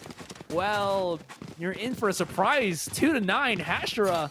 They got 2 in a row. So this is a step in the right direction. It really is, and you saw this early triple frag once more from Ching, and so I guess in the end, Envy. Mom Spaghetti gets it on the board. I don't know, dude. Anywho, I mean, yeah, he tried to think like, okay, Envy's probably going to respect me. But I think one thing that I've learned from clutches in tactical shooters is that you don't pull out your utility in a 1v1, not like that when they're up close and personal. And you can see that from 2766 exactly why. And so here we come on to it. 2-9 will be enough for them to make the comeback. As I said, you know, they're kind of looking for a 3-9 scoreline here. Hashira on this attacking side, the defense will hopefully be better for them. I'm just not sure if that's necessarily going to pan out because there's a lot of rounds between them and making things all tied up here. Now, Carl has droned out this kind of bottom mid position. He does have, I guess, some soft information, but no real confirmation that there is more presence being showed there. Because right now, Hashira, they're actually quite spread out and split up. Envy, he's going to be playing a bit of this close angle with A main with Jeremy there. Georgie is throwing out immediately the drone, or rather his slow orb, just to stop out that drone and any bit of information. You can see a bit of rotations already coming in, but Envy, he has all the info as well. Ammon, though, I love the bait. He can't really capitalize on the kill straight up, but that was very smart. Rotating back onto a short to give the audio cue. Eamon peeks right out, but the smoke or the flash play still did not work out in the end, though crossfire setup from Ching and Eamon is going to prove to be quite a bit of a big pickle for Hashira to try to deal with. 12 seconds left into the chamber, and all they have to do is delay, and the round should be in the hands of GXR already. Hashira's going to be peeking right back out, but Georgie gets the final blow as his teammate loses bullets, but he will not. Well, 2 to 10 here, and as we said, GXR, they're looking really good, man. Hashira looking to take that 3rd round on the board, but now with this 8-round lead and 2 away here, GXR from tying things, for rather getting match point, I don't know, it seems like it's already there because Hashira, we're going to see what they're going to do. They are on the defensive side, and we've seen some good things on their defensive side here coming from the Hashira squad in matches prior. You can see here, coming from Envy, just going nutty, and the rest of them just falling into place. So Galaxy Racer right now looking to run away and take this series 2-0 the exact same way Hashira did to them on week 2. But will they allow that to happen? That's the question. Ching on top of the board right now. Envy once again the only member moving into the second half with double-digit frags for the side of Hashira here. That paint shell does tag them quite up a bit. That's just say the very least because, well, look at Carl. He's down 24 HP, dude. And Georgie healed himself back up. It's fine, I think. Healing Georgie, I think, is the better option here because Carl, all he really has to do is play utility.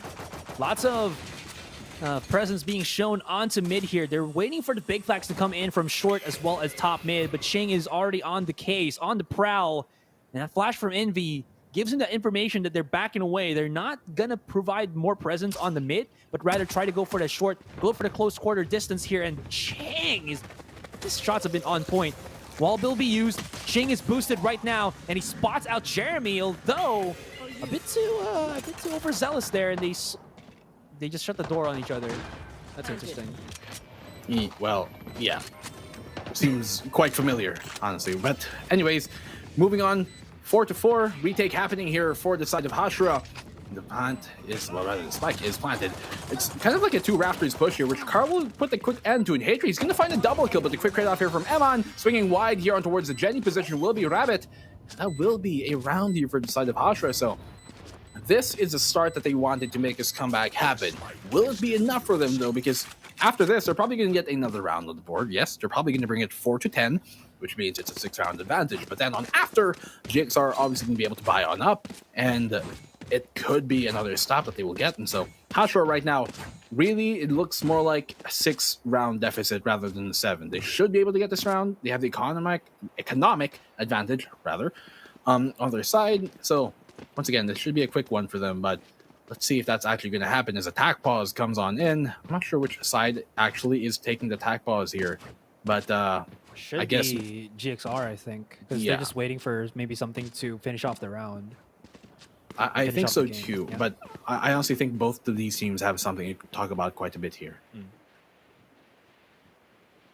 Yeah, definitely agree with that.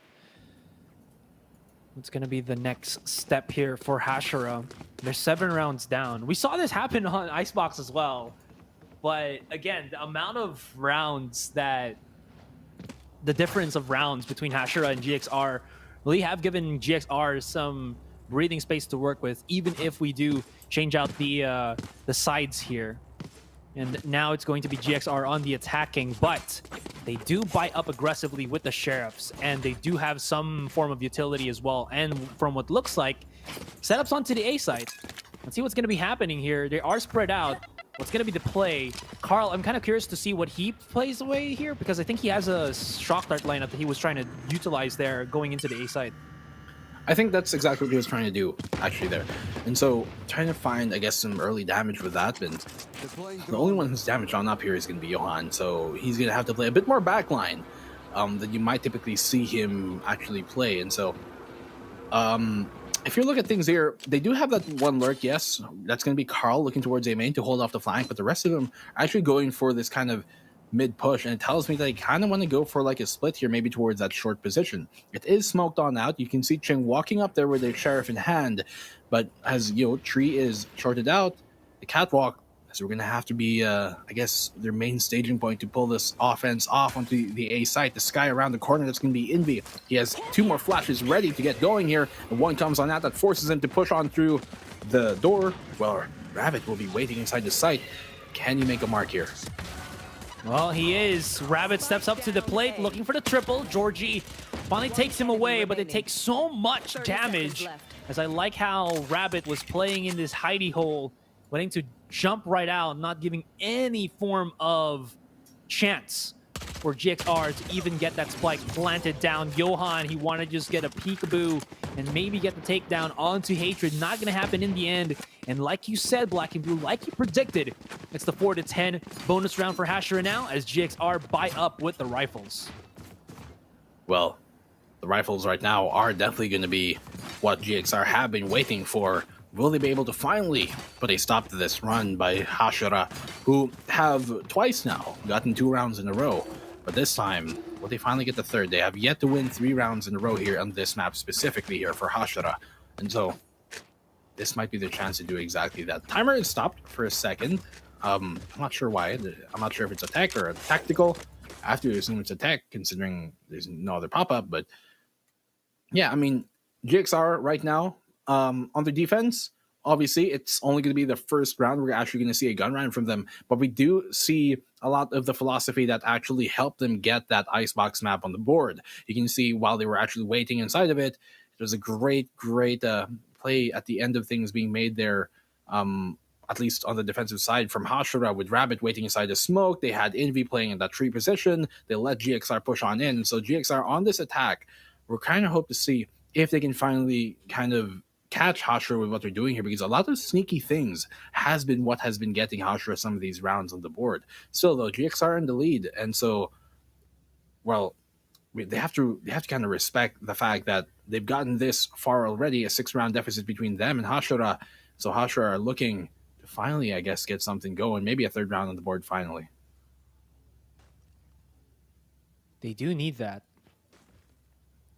Like you said, it's been a bit more of Hashira just giving away the sites for the moment. But I think this is a different map, so the dynamic does change a lot more. I think if you give the site on Ascent, it's not as brutal as Icebox because there's fewer angles, fewer places for you to just try to flush out. So there's a lot more chances for Hashira, even in with a numbers discrepancy, still be able to have a good chance at winning. And I think with Envy back on a flasher, this definitely helps out Hashira's side, because I think right now Hashira, they're struggling a lot in the getting kills on dry peaks or dry peak, department. So having somebody to kind of moisten things up with his flashes, such as Envy, is a definitely good thing, because it does force GXR to either just back away, or because they're tucked into these corners where they can't really reposition, a flash is basically a death sentence towards them. So a bit of that, Envy magic on the sky really helping out this Hashira team, at least provide us with a bit more push when GXR come to shove. And at least for the moment, yeah, it's giving me a bit of hope here. It's giving a bit of the Hashira fans a bit of hope. Again, Hashira, they're the team that beat Bren. But after that, it seems like there was just a lot of things that just did not go their way. Whether it's Empire getting the one-up on them, and Empire just having the worst luck when they went up against Bren. Yeah, so maybe if Hashira did win against Empire at that point last week, maybe we would have been seeing Hashira go straight up, and they're not going to be here, and Brent's going to be the one to actually compete in their place. So there's a lot of things that could have gone there, but at least for now, Hashira, again, has not had the luck of the draw, and going up against a full-force GXR team, it seems like they're struggling, but there are some moments of brilliance that they're showing as of the moment here, Black. Yeah, I mean, well, it's what's quite unfortunate for Hashira is the fact that when they did beat Bren, it was in week 1, which means it only really mattered for their seeding into week 2, and didn't necessarily get them a qualifying slot for the Challengers Finals. That's what they're fighting for right now, to be able to get that opportunity once more. But yeah, as you said it, I mean, GXR, they're just looking so much better than Hashira right now. I don't think it would be fair at all to say that Hashira win over Bren is a fluke. I don't think that's fair, but I do think that they got hot at the right time and in the right moment, and that's exactly what kind of like put them over the hurdle there of that dominating Bren Esports squad. Of course, Bren, not the same lineup that they do have right now. They already have Wits on the board, and so for Hashira, I don't know, just this today and during that previous series that they had versus Empire on week number 2, something's changed for them. It's been on a downhill trend for the past I guess week or so, past 2 weeks or so during week 2, and now here in week 3. And so it's GXR who's on the rise, and I think we all feel it's a matter of time for GXR to be showing that they're definitely one of the top 3 teams, one of the top 4 teams maybe here in the VCT, and they're looking to finally prove that now this weekend. But Hashira, man, they've got some things to really readdress after this one. But more importantly, what I'm surprised to see is that the sky is actually working out for them more, or rather better here on the defensive side, when I would have maybe picked for it to actually help their attacking side earlier on in the first half, because you got that information gathering, you got 3 flashes to initiate wherever the hell you want. But still, Hashira, as you said, there's moments of brilliance here. I just think, I don't know, it seems like a cold day for them, but it's a bad day to go cold when it's the last weekend for VCT, when we're in a single eliminations format in the best of 3. I don't know, man. It's just looking quite... things are looking a bit grim here for Hashira. They still have a 6-round deficit to catch up into. Of course, they can speed through that. We know what type of team they are. The Hashira way sometimes is the best way. But right now, they're not playing that tried and true Hashira style that we've come to know from them.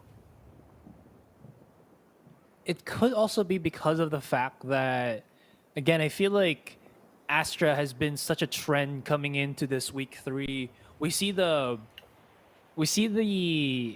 emphasis that I think Astra has given on other regions, such as the NA region, but now we're seeing that be integrated by the other teams that we have right now in VCTPH, and it's working a lot. And I think that answers some of the questions that you had, why I feel Hashira here on the attacking side with Envy just did not work out as well. It's because I think, yes, they can make the flashes work. Yes, they can blind the members of GXR, but the big problem, the big issue is that nobody can follow up because the concuss, the gravity well is always there to stop the momentum of Hashira. They're trying to run down the slope of the hill to create that, that snowball or that force to just rush right in. The problem is there's like a brick wall, and that is the utility of Astra. This just stop them. And I think these teams that have put a lot more emphasis on the dynamic play of Astra is reaping the benefits right now in week 3, where I think week 2 it was still not being fully utilized, but now week 3 we're seeing again teams like Alpha Esports and GXR put into full motion, full swing. I think importantly too, a big factor there is that when you use a gravity well from Astra, look at what else they have on this board in composition wise. They have Jing with paint shells, they have Emon with that aftershock, and they have 2 shock darts and Carl. And so they've actually been able to make quite a bit of damage utilizing the gravity well in combination with that. I think that pick where Ching found a pick on the Jeremy towards a main with his paint shell was actually kind of initiated with, I think, a gravity well, if I remember correctly, or something of that nature. And it has been something that we've seen time and time again come up more importantly here at the VCT, where teams use that, kind of like soft CC, or well, I guess it's almost like a hard CC the way that the gravity well works, but they accompany that with an AoE damage type of ability. In that case, they're doing that really good right now here for the side of GXR, and I really love the fact that they are starting to really employ, Astra here in their lineup. It's, as you said, something we've been seeing more commonly here in the VCT. But right now, for a team like GXR, for them to pull it out against what is widely considered their main rivals, I guess it's the right time to do it, and it's the right answer for all their problems. All right. That makes that makes so much sense here.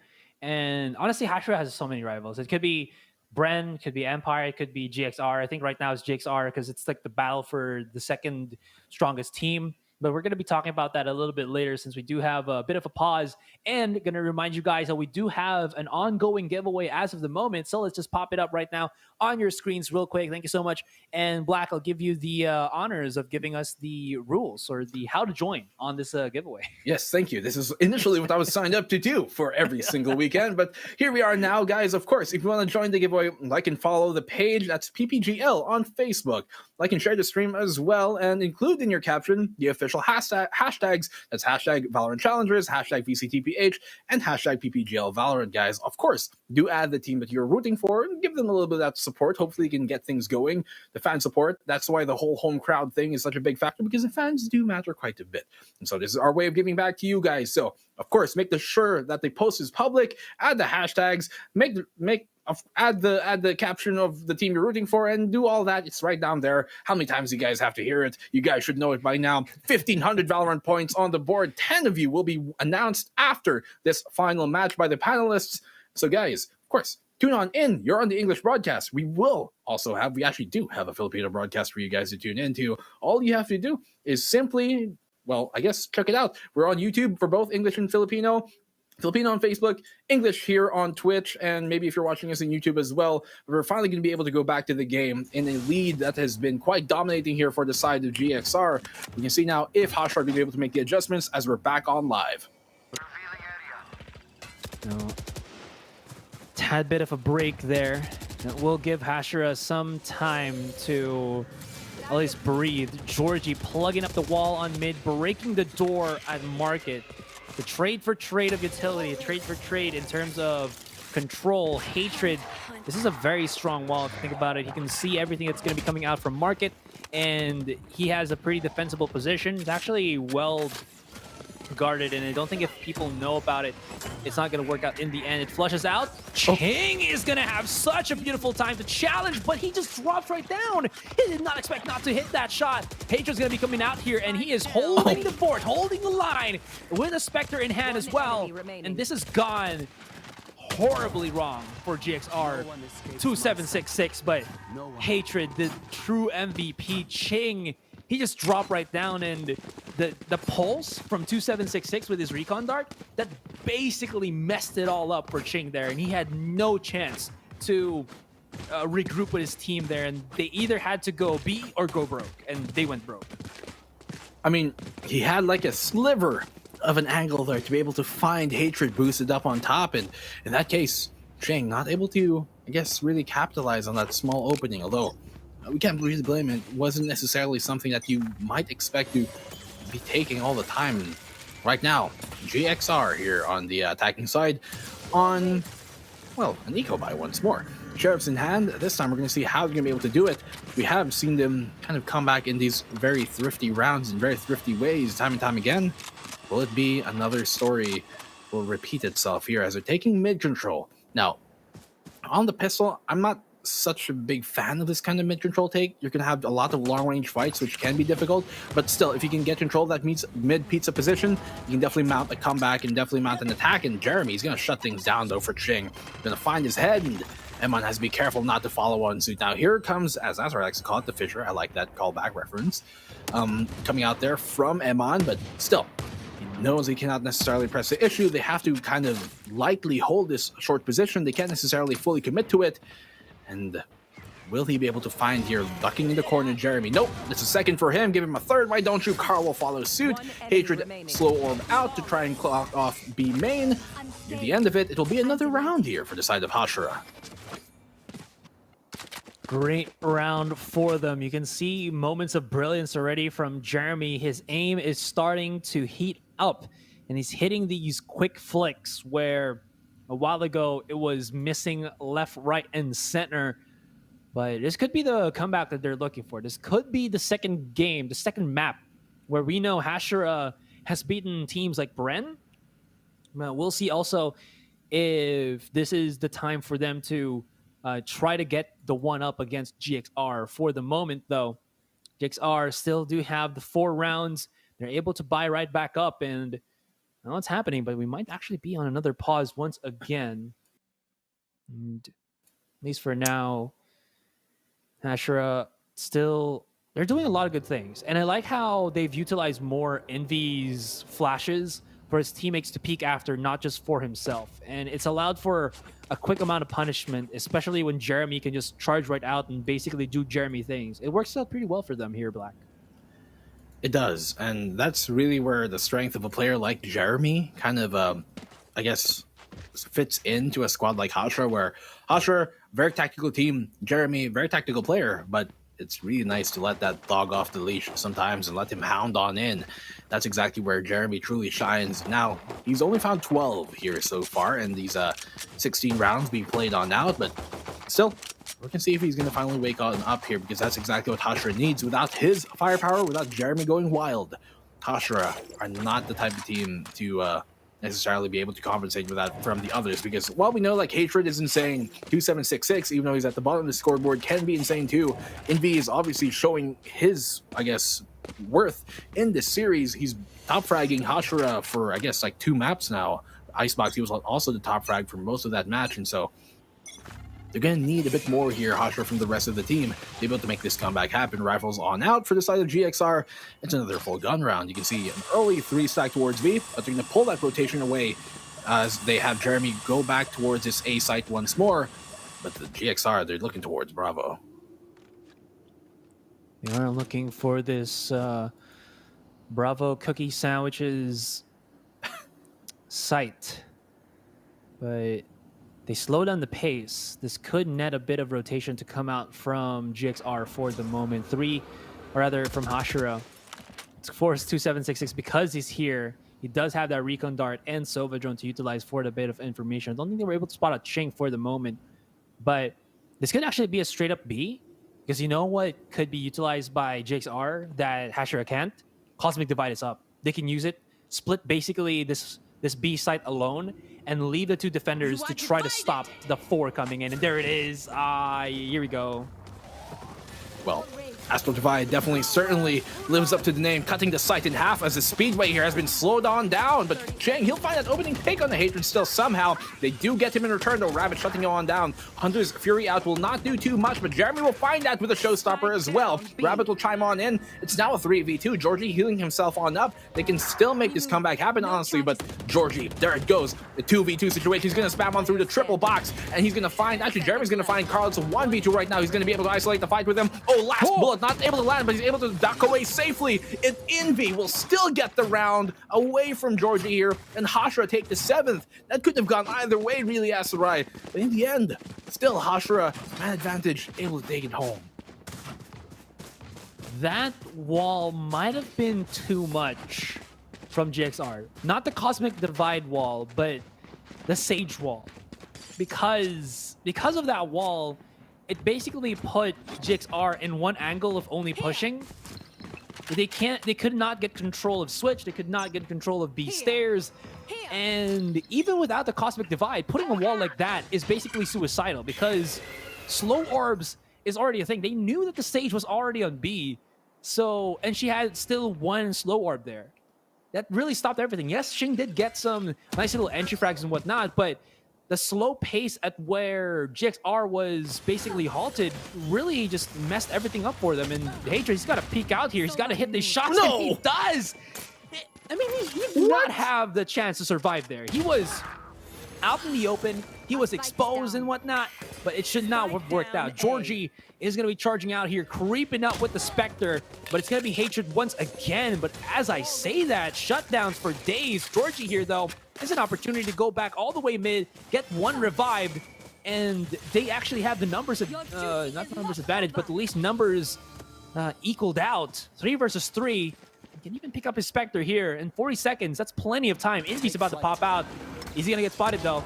Hello. Gets the 1 kill, backs away, and that is perfect from Envy.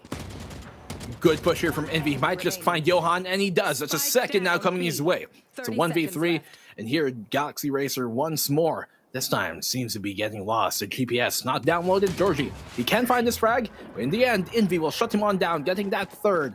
And I'm still surprised on how Hatred was able to win that fight towards mid. The wall that he actually put up, it was a one-way against him when he did swing wide, because it would show his feet to, I think it was like Emon just to the left of him, but still able to win that double kill, get that double kill on the board and win that 1v2 fight. Insane play from Hatred. This is exactly what we want to see from the side of Hashira. 2 rounds away from tying things up, and this is so doable because if GXR loses round, they're going to have to go on kind of a mixed light buy, and that can certainly be tied on up here from Hashira to go 10-10. Because that nade throw didn't work out, seems like Hashira will be putting Jeremy here back onto the A main. Envy throws out a flash, does get some information. The wall will be there to plug up the B site. The split from GXR is being well read by Hashira. And the big factor here is if they don't get the kill on Hatred, he will have a revive to bring someone right back up. And Envy also has a pretty crucial ultimate with those Seekers up available for him. But GXR, on the other hand, we still have utilities of their own. George is going to be playing at Sabrosa as he gets tagged out by that Sova drone. Usually just peeks right back up. But where is GXR going to be rotating themselves? They're slowly creeping back up for B. And they're probably just thinking to themselves, we have the 2 big ultimates already. We're going to utilize the Rolling Thunder at the site. We're going to utilize Ching to just take in the site. But Hashira, with their positioning, with their passive placement, you know they're ready for this. They're anticipating it already. They have to know that they're going to try and flood the site, and that's exactly what they do. So Hashira, great anticipation to play very, very carefully here and play conservatively. Let them take the site. We'll go for the retake. That's what we're good at here, Hashira. And that is the Hashira way. Right now, it's going to be a full 5v5 retake on the post plant as a spike does get planted down. Who will prevail now?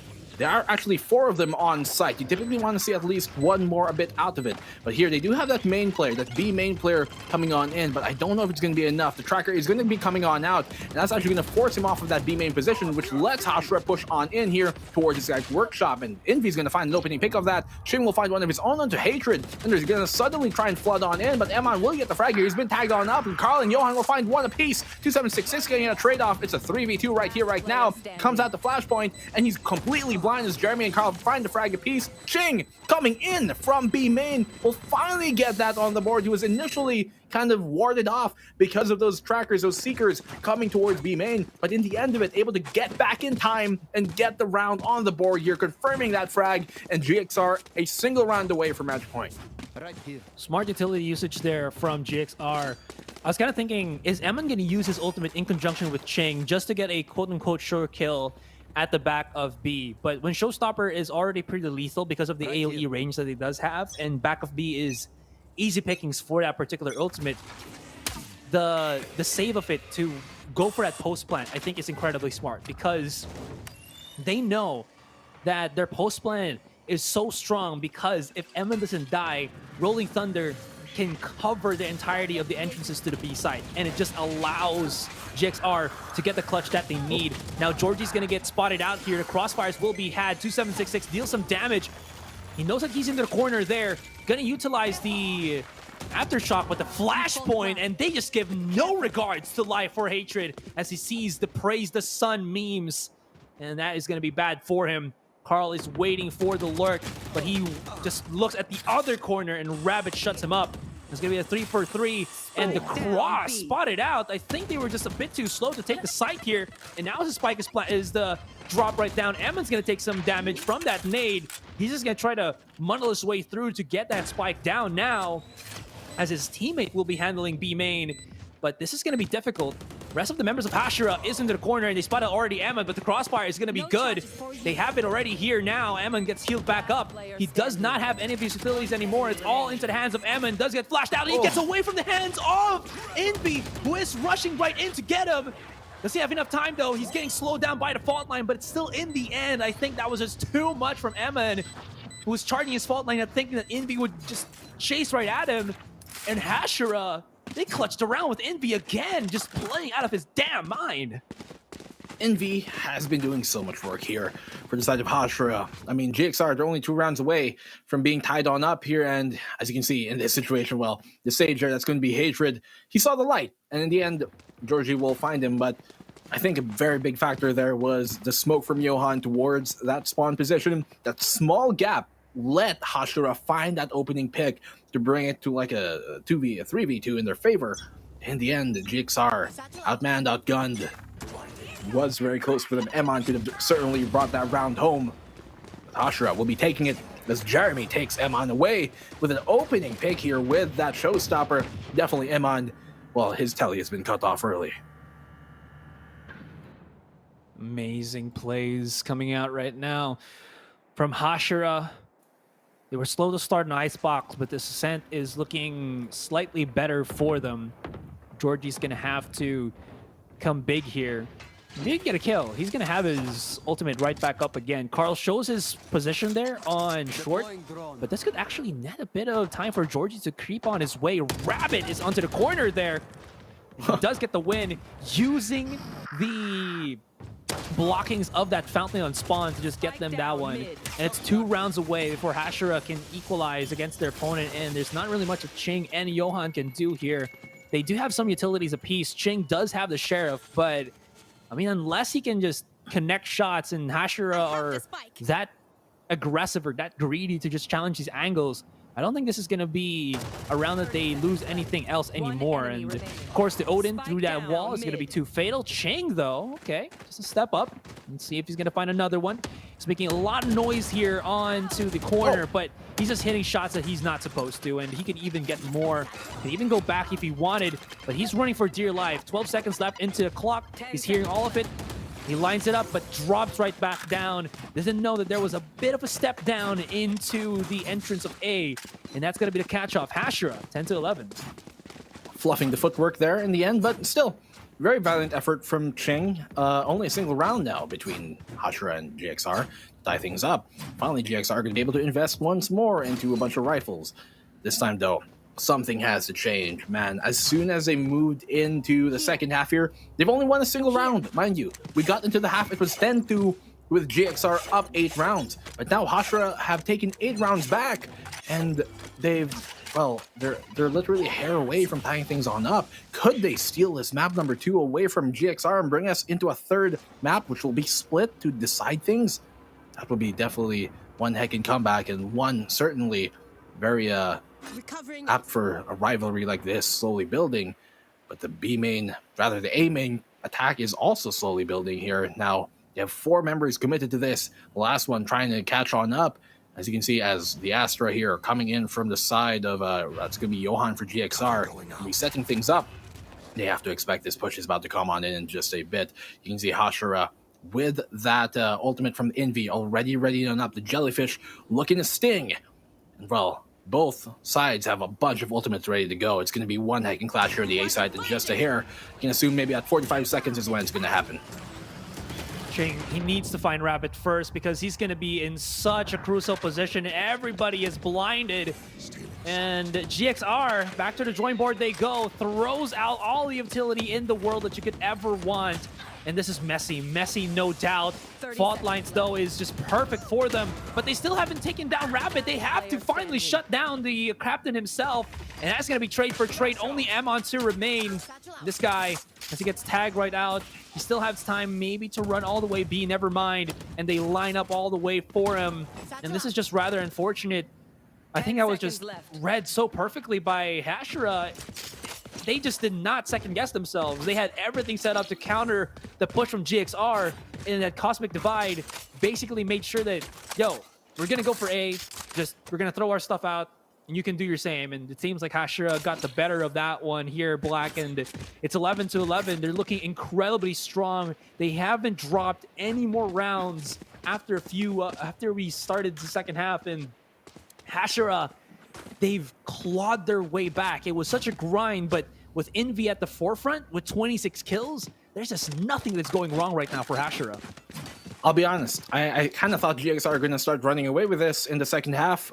Yeah, I did expect Hashira to, I guess, get a few more rounds, maybe 3, 4, 5 more rounds, but for them to come back here, win 9 rounds to make the comeback happen, only giving up a single round to GXR, this is certainly a tactical pause that is going to come in big. They have to talk about quite a lot here. I think their timing, they've been getting cut off a lot. What maybe could have helped that previous round was if they kind of fake initiated towards A to maybe pull some of that utility out from the defending side of Hashira so that they don't have, maybe that paranoia ready, don't have those flashes ready to come on in to actually stop them as they push on in. So I think what should be here right now, GXR has to remember that there's not only ult economy, there's not only ult economy, and there's not only like their actual economy that you use to buy your weapons and your utility, but there is also utility economy in every single round, and they have to kind of drain Hashira's utility economy, because right now the way that Hashira are employing that has been, I think the biggest factor to stopping GXR. They've been bombarded really with the amount of utility that Hashira are throwing onto them. Look at this. They have, of course, Envy with those flashes, with that Tasmanian Tiger. They have the paranoia to come on out here, recon bot. They have nades. They have the slow orb. They have so much here to work with, Hashira, to kind of stop GXR from trying to push in wherever they kind of respectively want to. And that has been really the biggest problem for Galaxy Racer right now. So for the Galaxy Racers, they have to try and find a shining star in this one, because right now, well, it's looking pretty dim. Well, there's always a light at the end of the tunnel. Whether that's good or bad, it's all up to you. 2766, nothing connects. Thickness of the box, maybe. Oh! If he just put that Sova drone a bit earlier, he could have actually died. A la Nosy style. And GXR, they are on the weaker buy, but they still have Georgie with the hero Phantom. This could work. Georgie has been so crucial, and he does have a res. If he can get the kill onto Hatred here on B, it's going to be so powerful. And Carl, maybe he's going to wait for another recon dart. Spot out Hatred there. Spot out his Hunter's Fury. And this is where it all could go topsy-turvy for the side of Hashira. Ching able to go into the back of the site. Georgie's going to be here into the corner. Like boost himself up with the wall, get that elevated position as his opponent is going to be on the back of it. And here we go. Kumbaya in the back. Carl is spotting them out, and they're overwhelming this. This is the opening that I think GXR were looking for, but Rabbit and Envy, quick to punish, quick to rotate, and they've kind of corralled the members of GXR here at the back of the B, but they're still going to be able to get that spike down. Georgie's still going to be able to revive one, and Emin has his ulti up. Beautiful. It's a 3v4 right now. They do have this B main position held on now. The Rabbit's gonna make quick work of it, and Envy as well. It's immediately a 2v3. This can be swung on back as Envy finds another. Now in a 2v1 situation, it will be closed off finally here by Rabbit and Hashira. They've taken match point. What a great retake from them, making this one happen. They had the man advantage here. 2v4. Georgie got that res on Eman, but still Hashira not giving up, and they've made the comeback fully happen. Match point already taken. Are we going into a map number 3 at the end of regulation, or will we go into overtime? They have money, but they don't have the ult economy, and Hashira has. I think we're going to go to a game 3 straight up. Even though I do like the premise that GXR was able to do at the B site, it's Rabbit and most importantly Envy who step up to the plate. Whenever it's Ascent, Envy just goes wild. Whenever it's an Ascent, he picks up the sky and he just unleashes unbridled awesomeness. And it really has allowed Hashira on their defending to just be this damn dominant. I think we're going to go here for a game number 3, unless these 4 crucial ultimates for Hashira are kind of just thrown out willy-nilly. It should be Hashira winning this one. Yeah, it actually almost looks like at the end there, wherein Johan, his gravity well kind of sucked Georgie into the sideline. Yeah. And so Envy just capitalizing on that. And so, well, GXR, as we said, only a single round they've taken here in the second half, with Hashira just completely storming out and I guess, well, taking it all the way to the max point. And as in the last round of regulation here, regulation time, will we go into overtime? We're kind of looking at that, but you feel like they might go into map number 3. I'm kind of feeling that as well. I'm thinking that Hashira, they've just woken up. I mean, they don't normally like get off to a slow start here at the VCT. Maybe a while ago was just a bit of an outlier for them, because we know that this is the Hashira we were expecting. And GXR, they've just been, I guess, bamboozled completely here in the first half, in the second half. Because the first half, it was like, okay, we're swinging by, we're just doing our own thing, and let's close it out in the second half. This should be a 2-0. We should be moving to the semifinal. But Hashira are like, no, sir. We're just giving you guys a bit of a time to warm up. But, well, we're finally here. We're finally hot and ready. We're packed, going to a third map. Is that the question to be answered? Hashira, well, it's up to them to really give us the notice on that. They have everything they need. If they don't, this is going to go into overtime. I think Hashira have steam, have enough mileage to push overtime as a win for them, but you never know what's going to be in the playbook of GXR. I thought someone was able to sneak through the smoke there on B main, but it's still the rest of the GXR members. Shing is going to be into the corner here, and he's getting a good wall bang to death. Never mind, Shing. Through the smoke. This man, he just surprises me time and time again. But here comes Envy, the true battle boss of Hashira. Rabbit spawning out Georgie there, and this big-ass paranoia is going to be able to engulf the rest of the members of GXR here. Emin is hopping onto the corner there, but it's not working out. In the end, only Carl to remain, and this is going to be Hashira's game. 13-11, we go to game number 3. We're going to map number 3, and nobody could have expected this at the end of the first half split, where we're going to be deciding who will be moving over to the semifinal. And, well, this is one match certainly to be worthy of that title of a rival squad coming up here. So GXR kind of dropping the ball on that one, to be quite honest with you. They had a 10-2 lead moving into the second half, but Hashira never die. They say not gonna, I guess, end things till the fat lady sings. In this case, well, she has finally sung, and the tune is Hashira's own. You can see that I'm definitely very happy about that. Envy shaking those arms, flexing those muscles. He definitely should be, because right now, what a performance he did, that would have certainly never happened off of the great, I guess, like, kind of momentum he actually gave them throughout both of those halves. And, well, for moving to map number 3, Asarai, we thought it was going to be a quick 2-0 after that first half, but split is where things are going to be decided. I have no idea. Maybe Hashira just needs more of their banana buffs. They don't have their yellow fruits anymore to kind of help them out, to get that potassium in their systems. But it seems like, well, you know, kidding aside, Envy really has stepped up to the plate there. He's allowed his teammates to work off of his flashes. Not only that, but he's gotten so many kills that every single time that I look at Envy's POV, it seems like his Seekers are always up. Now, we're going to go for a quick breather because that game was just so damn intense, and the comeback for Hashira could not be countered by GXR. They were just like 2 sneezes away from closing out the round, and Split is such a toss-up, such a coin flip of a map that I don't know what's going to be happening there. And when we come back, it's going to be that third final game for the day. Is it going to be Hashira going to the semis, or will GXR finally win up against their so-called rivals? Don't go anywhere. VCT will be right back.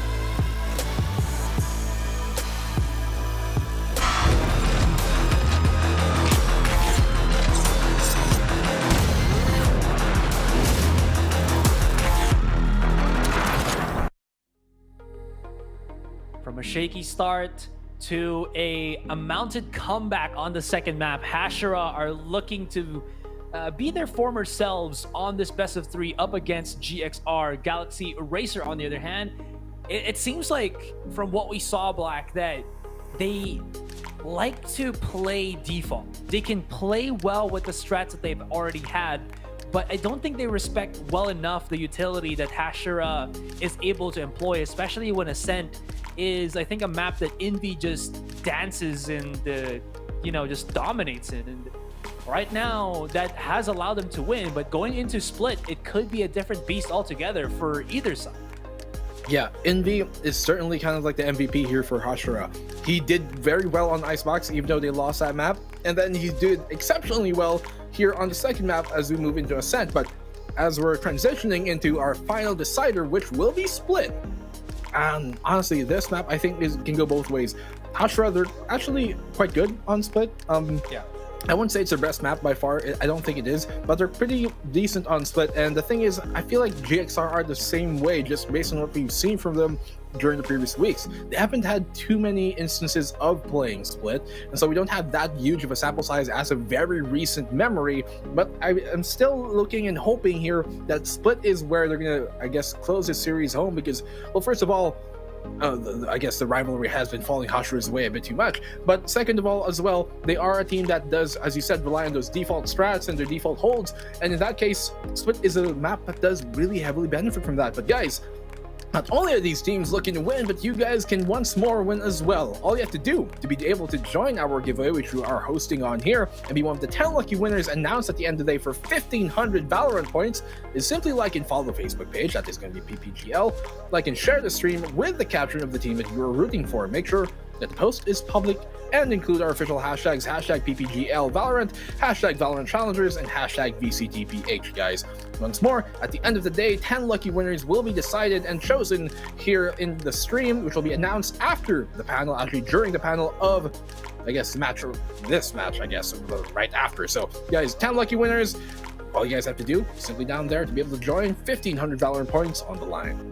Yeah, so we also have 2 streams for you guys set up already for VCT Philippines. If you do not speak English, then you can go straight to the Filipino broadcast at facebook.com/ppglgg. But if you guys want to, support this one, the English broadcast, it's at twitch.tv/ppgl_VCTPH. And all together, if you want both the broadcasts being shown to you guys, you can have both Facebook or Twitch up, or go to YouTube at bit.ly/ppgl-yt, where the videos or the VODs immediately get uploaded as soon as the broadcast ends. So if you missed anything, you can check it out right then and there. But of course, we're just happy you're here, guys. It's been a pleasure this entire day of just casting Valorant nonstop. And honestly, again, I think a lot of us did put, I think, what was it, Galaxy Racer, or I think I put Hashira as my predicted here. Did not expect them to be incredibly shaky at the start, because Hashira is a team that always dictates the pace of any game, and when they falter, that's when you know that there is something very, very much wrong. But it seems like that is a trend that's gonna always happen in VCT, especially here in the Philippines, and your ability to adapt and mount the comeback is, I think, is what's the most important thing. And Envy leading the charge, it's something that I think Hashira at least can fall back on. And now in Split, where they're gonna be starting defense, they need to take these rounds in, or else it's gonna be GXR once again. I think where Hashira are really shining here is during those mid-round type of situations where, okay, things haven't gone to plan, it's a bit of a scramble, and it's Hashira who are able to make those great mid-round adjustments to be like, okay, this is what we got to do right now, this is how we're going to adjust, we're going to wait for this, we're going to do this in return. That has been something I think that GXR haven't been able to do as well when it comes to their mid-round, I guess, kind of play. They have good strats to start things off, they have good holds, and they're able to make that work for the most part. That's why you can see, unlike their attacking side, especially they're on Ascent, they're actually bringing rather the defensive side, they were actually really good with those holds. But once they came into the second half, when things started going haywire mid-round, when the chaos seems to come on, they're not able to necessarily evolve into what they should be doing and really transition into those movements. And so right now for GXR, I'm not sure if it's necessarily a preparation thing. I'm not sure if it's a shot calling thing from their IGL. I'm not sure if it's just a general lack of, I guess, kind of that flexibility that you kind of need. You have to be very aware of what's happening in those type of situations. I'm not sure which factor it is necessarily there, but I do know that there is kind of like a flexibility and kind of a, I guess, mid-round adjustment problem coming here for the side of GXR. And I'm hoping that that's what's going to be addressed moving in Split. Now, fortunately, as we said earlier before we kind of gave away that whole giveaway speech and the whole like broadcast thing, is that Split is a map that does favor, those very heavily, I guess, thought about strats and those heavily thought about setups and those defenses. And that is exactly what's going to play into the GXR strength, the Galaxy Racer's strength. So I'm hoping that, I guess, that's going to favor their side. But for Hashira, they're a pretty good split map team as well. So I think this is going to go once more down to the wire. I'm expecting either an Astra or Viper to come out from Johan once again, because I feel like this is a map where we saw in Icebox how incredibly, was it Icebox? Yeah, Icebox, where Johan's ability to just throw out his utility is annoying. Or sorry, not Icebox, my bad. Or Ascent at the first half when GXR finished off with 10-2, it was very annoying to deal with. And in Split, I think that's going to be a more resounding thing to happen.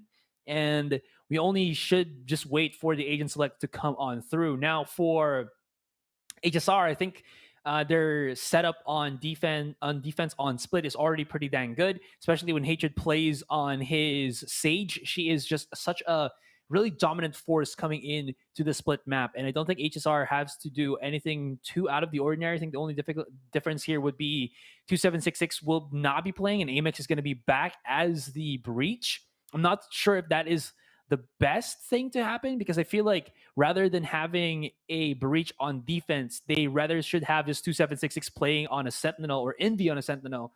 But we'll see how Hashira do adjust towards that, and all we can do right now is wait and see if our guesses or our educated guesses are correct. Well, let me ask you about an educated guess moving into this series in the first place. Who did you peg, or who did you kind of, I guess, predict to take this series? I haven't checked the PPGL post, but you guys can see all of our predictions there on the PPGL Facebook page. But you specifically asked, sorry, who did you kind of, I guess, like, so pardon my French, well, really Tagalog, but who did you kind of predict to win this series, and is it going as expected? Actually, I predicted Hashira to win this series because I feel like, because I was expecting this was the Hashira that we saw that was still pretty good, I think, even when they went up against Empire. And GXR just does not have a good track record coming into VCT. I know as Archangel, they did extremely well. As Dreamfire, they did extremely well. But when you mesh them together, there's still that adjustment period for them that they still haven't found that groove of them. Having such aggressive fraggers and like good backline, it seems like it should be a perfect mix, but there's still that disconnect that we're seeing, that Ching is just moving too fast forward than the rest of his team. It's good and all because he's getting the frags that he needs to, but it's still not allowing GXR enough, I think, dominance. But their defending side was really good on Ascent, so I could be wrong with what I said there, but I did put my vote for Hashira because I feel like, again, Envy is one of those people, at least for me, that I really think just allows to pick up Hashira. If somebody like Jeremy or Hatred cannot do anything much, if they're not hot in the aim, Envy is just consistent because he's on a utility type based agent, and he's just able to translate that as a possibility for Hashira to mount the comeback. And with Ascent, that's true. So I'm kind of split both ways here because I predicted, and this is my esports answer, I guess, basically. Hashira to win because rightfully so. They are, at least historically here, the better team in terms of how far they get. They obviously beat Brand, the only team that has done that. They have a better track record than GXR. They've been together, playing together more than GXR have. But honestly, like aside from, I guess analytical side from it, I do kind of want to see GXR win this series, not for any other personal reason, but aside from the fact that it's just, in a rivalry, I want a good rivalry to happen here for our scene, and I know it's a good thing for any scene to have that rivalry, no matter in any kind of like entertainment or sport you are in. Rivalries are always good, and for it to be a true rivalry, you need that kind of back and forth. You need a team to win against the other. You need a team to be able to take maps. You need a team to be able to take series against them to be able to make it a true rivalry. And I just think it's good for the scene as a whole. And so, while I guess my esports answer is Hashira to take this, my kind of like personal side for like as a Valorant fan as a whole here for the Philippines team, I'm kind of looking for GXR to take this as well. And so honestly, I wouldn't be perplexed for either team to take this. I wouldn't be neither down for either team to take this. Not that we really either are, not like we really either have any personal, I guess, kind of like anchors to any of these teams, but you know, it would just be such a great story to tell if that was the case. Honestly, for either side, for Hashira to make the comeback happen here, to actually, you know, take Ascent and then come back on Split would be such a good storyline to, I guess, what was kind of a slower start for them. But also, GXR to be able to take the series, finally a series away from Hashira, would also be a great storyline. So right now, I guess the writing is on the wall, and who exactly is going to be. Who will we write down on paper at the end of the day to be the one to take this series away? Well, I guess we're just waiting for things to get going here, Asteroid. But I mean, let's move a bit off topic here, since we are waiting for quite a bit before the match does get started. We're to end at the end, but yeah, I think instead of that, actually, we're just good to a straight break, guys. Sorry to kind of Yeah, that, we're just gonna head on to that break. I know there's a lot of things that is there to digest, but it seems like we are going to be experiencing a bit of technical issues, guys. And again, we do apologize for that, but do at least bear with us. We're gonna come back, and when we do, it's gonna be that final game between Hashira and GXR, who's gonna go straight into the semifinals for tomorrow, and maybe even go to the grand finals. I don't know. Don't go anywhere. We'll be right back.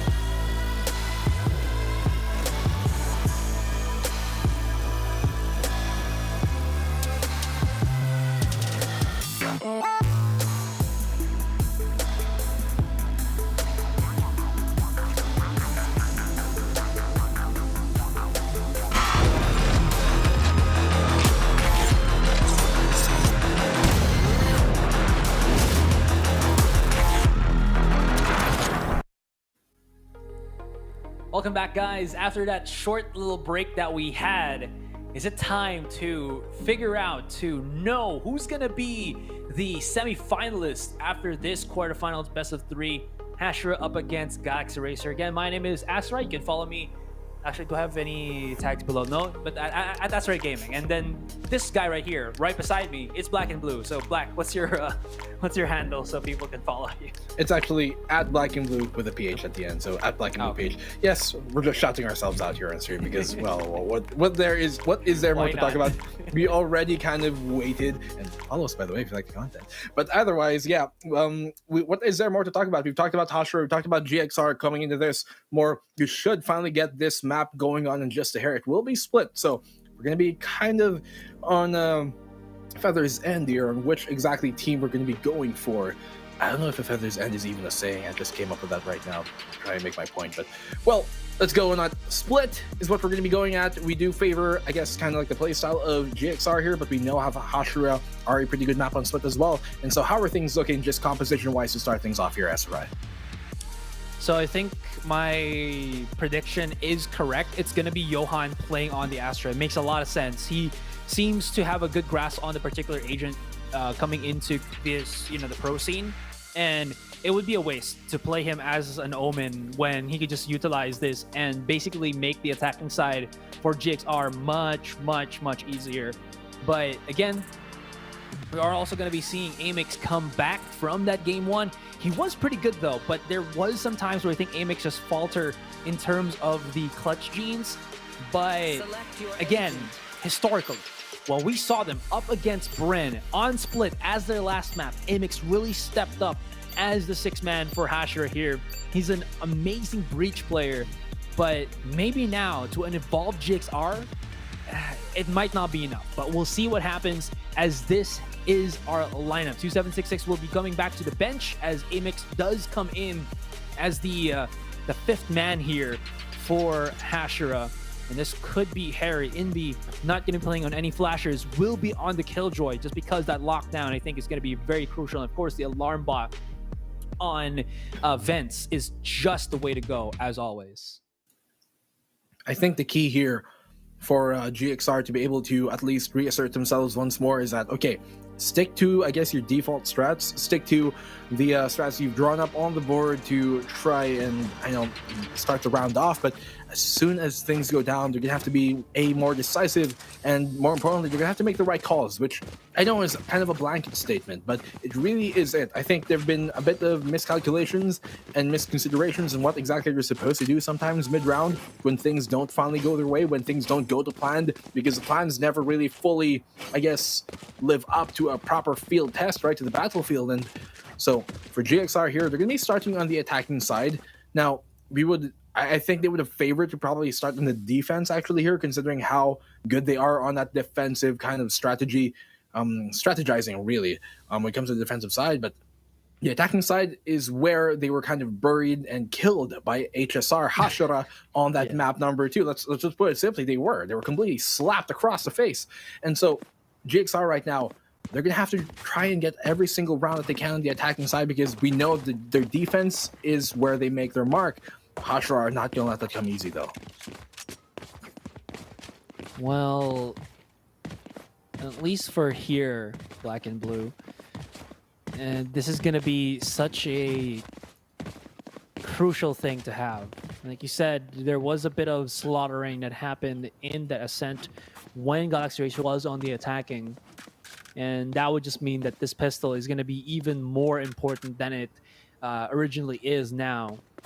Pause is going to happen just for a tad bit here, guys, as we are waiting to kind of resume and go underway. What's going to be the setup too in terms of the buy? It seems like Jeremy is going to be the only one playing on the Ghost. Everybody else from Hashira will be on the Classics.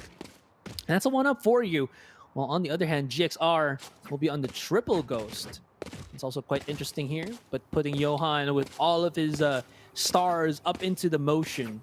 So what I'm kind of expecting here is they're going to be putting the smoke on screens, one on Heaven, and then there's going to be a suck underneath on rafters so that anybody who is tucked in there can get flushed out. And that's going to allow Well, Ching, who is playing as this raise to explode onto the side. Georgie, once again, will be on the Sage, and it has been looking quite well for Hashira as Georgie plays on this one. Not sure if it's going to be different if he was playing on the Reyna, but I really enjoyed how he's kind of transitioned this Sage to be a defensive player to an incredibly offensive agent just because of how good he is with his aim. And it really does fuel GXR to always get those revives and whatnot.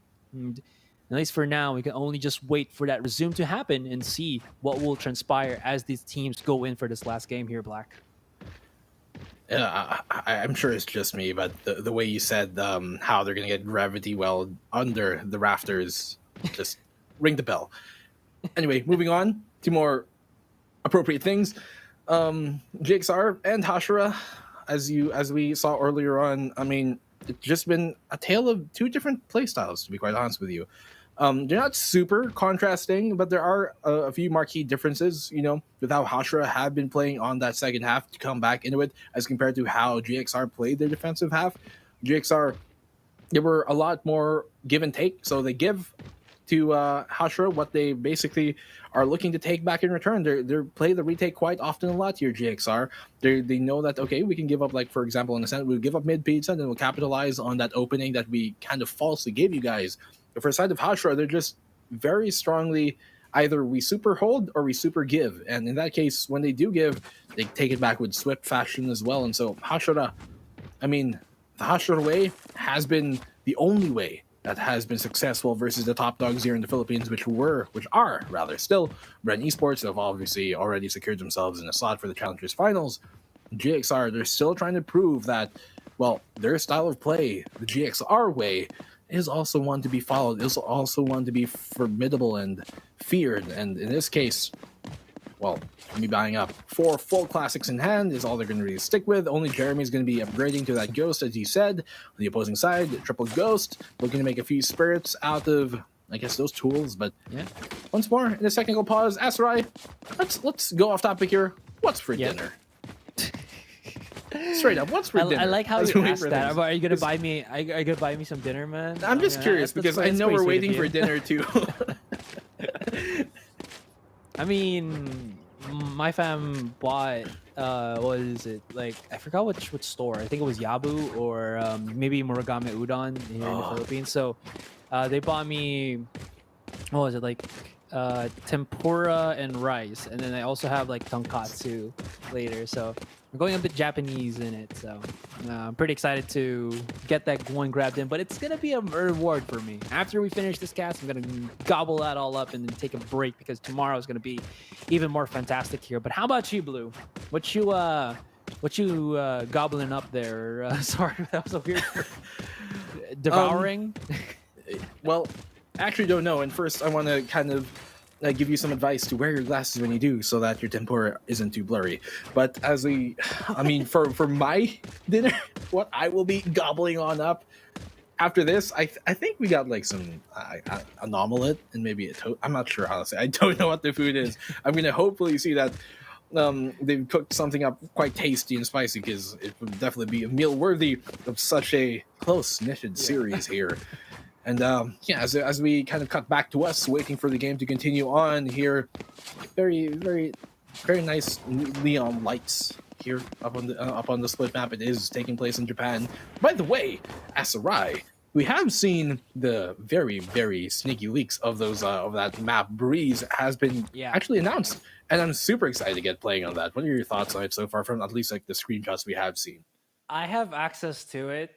I know. I can already say it right now. It's off embargo. I have access to it, but obviously we're casting, so I don't have any thoughts whatsoever because we've been preparing nonstop for VCT. We're casting VCT, and the time that we have right now to play for the new map, which is Breeze, is only like a day or so. So there's not much. I think it's like the 25th or something like that. Yeah, something like that. Anyways, guys, as VCT is kind of blocking me from playing the new map and showing that to you, we're gonna go for a break. And when we come back, hopefully this is gonna be the start of something continued.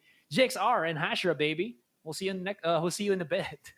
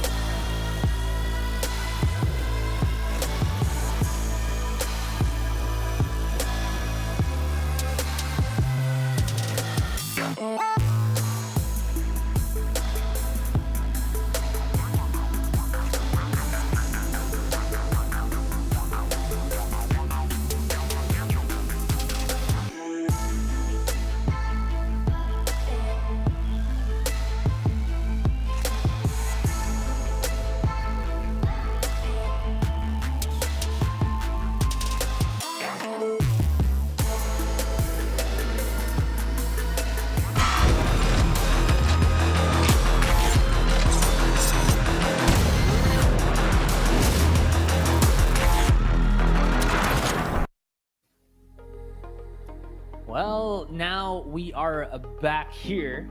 Let's see if this game number 3 will go underway. It's me, Asterai. Of course, with me now is Black and Blue. And we talked about a lot of things here, Black. And the one crucial thing that we have to point out to our viewers who might just be tuning in, don't know what's happening, is the final game between Hashira and GXR.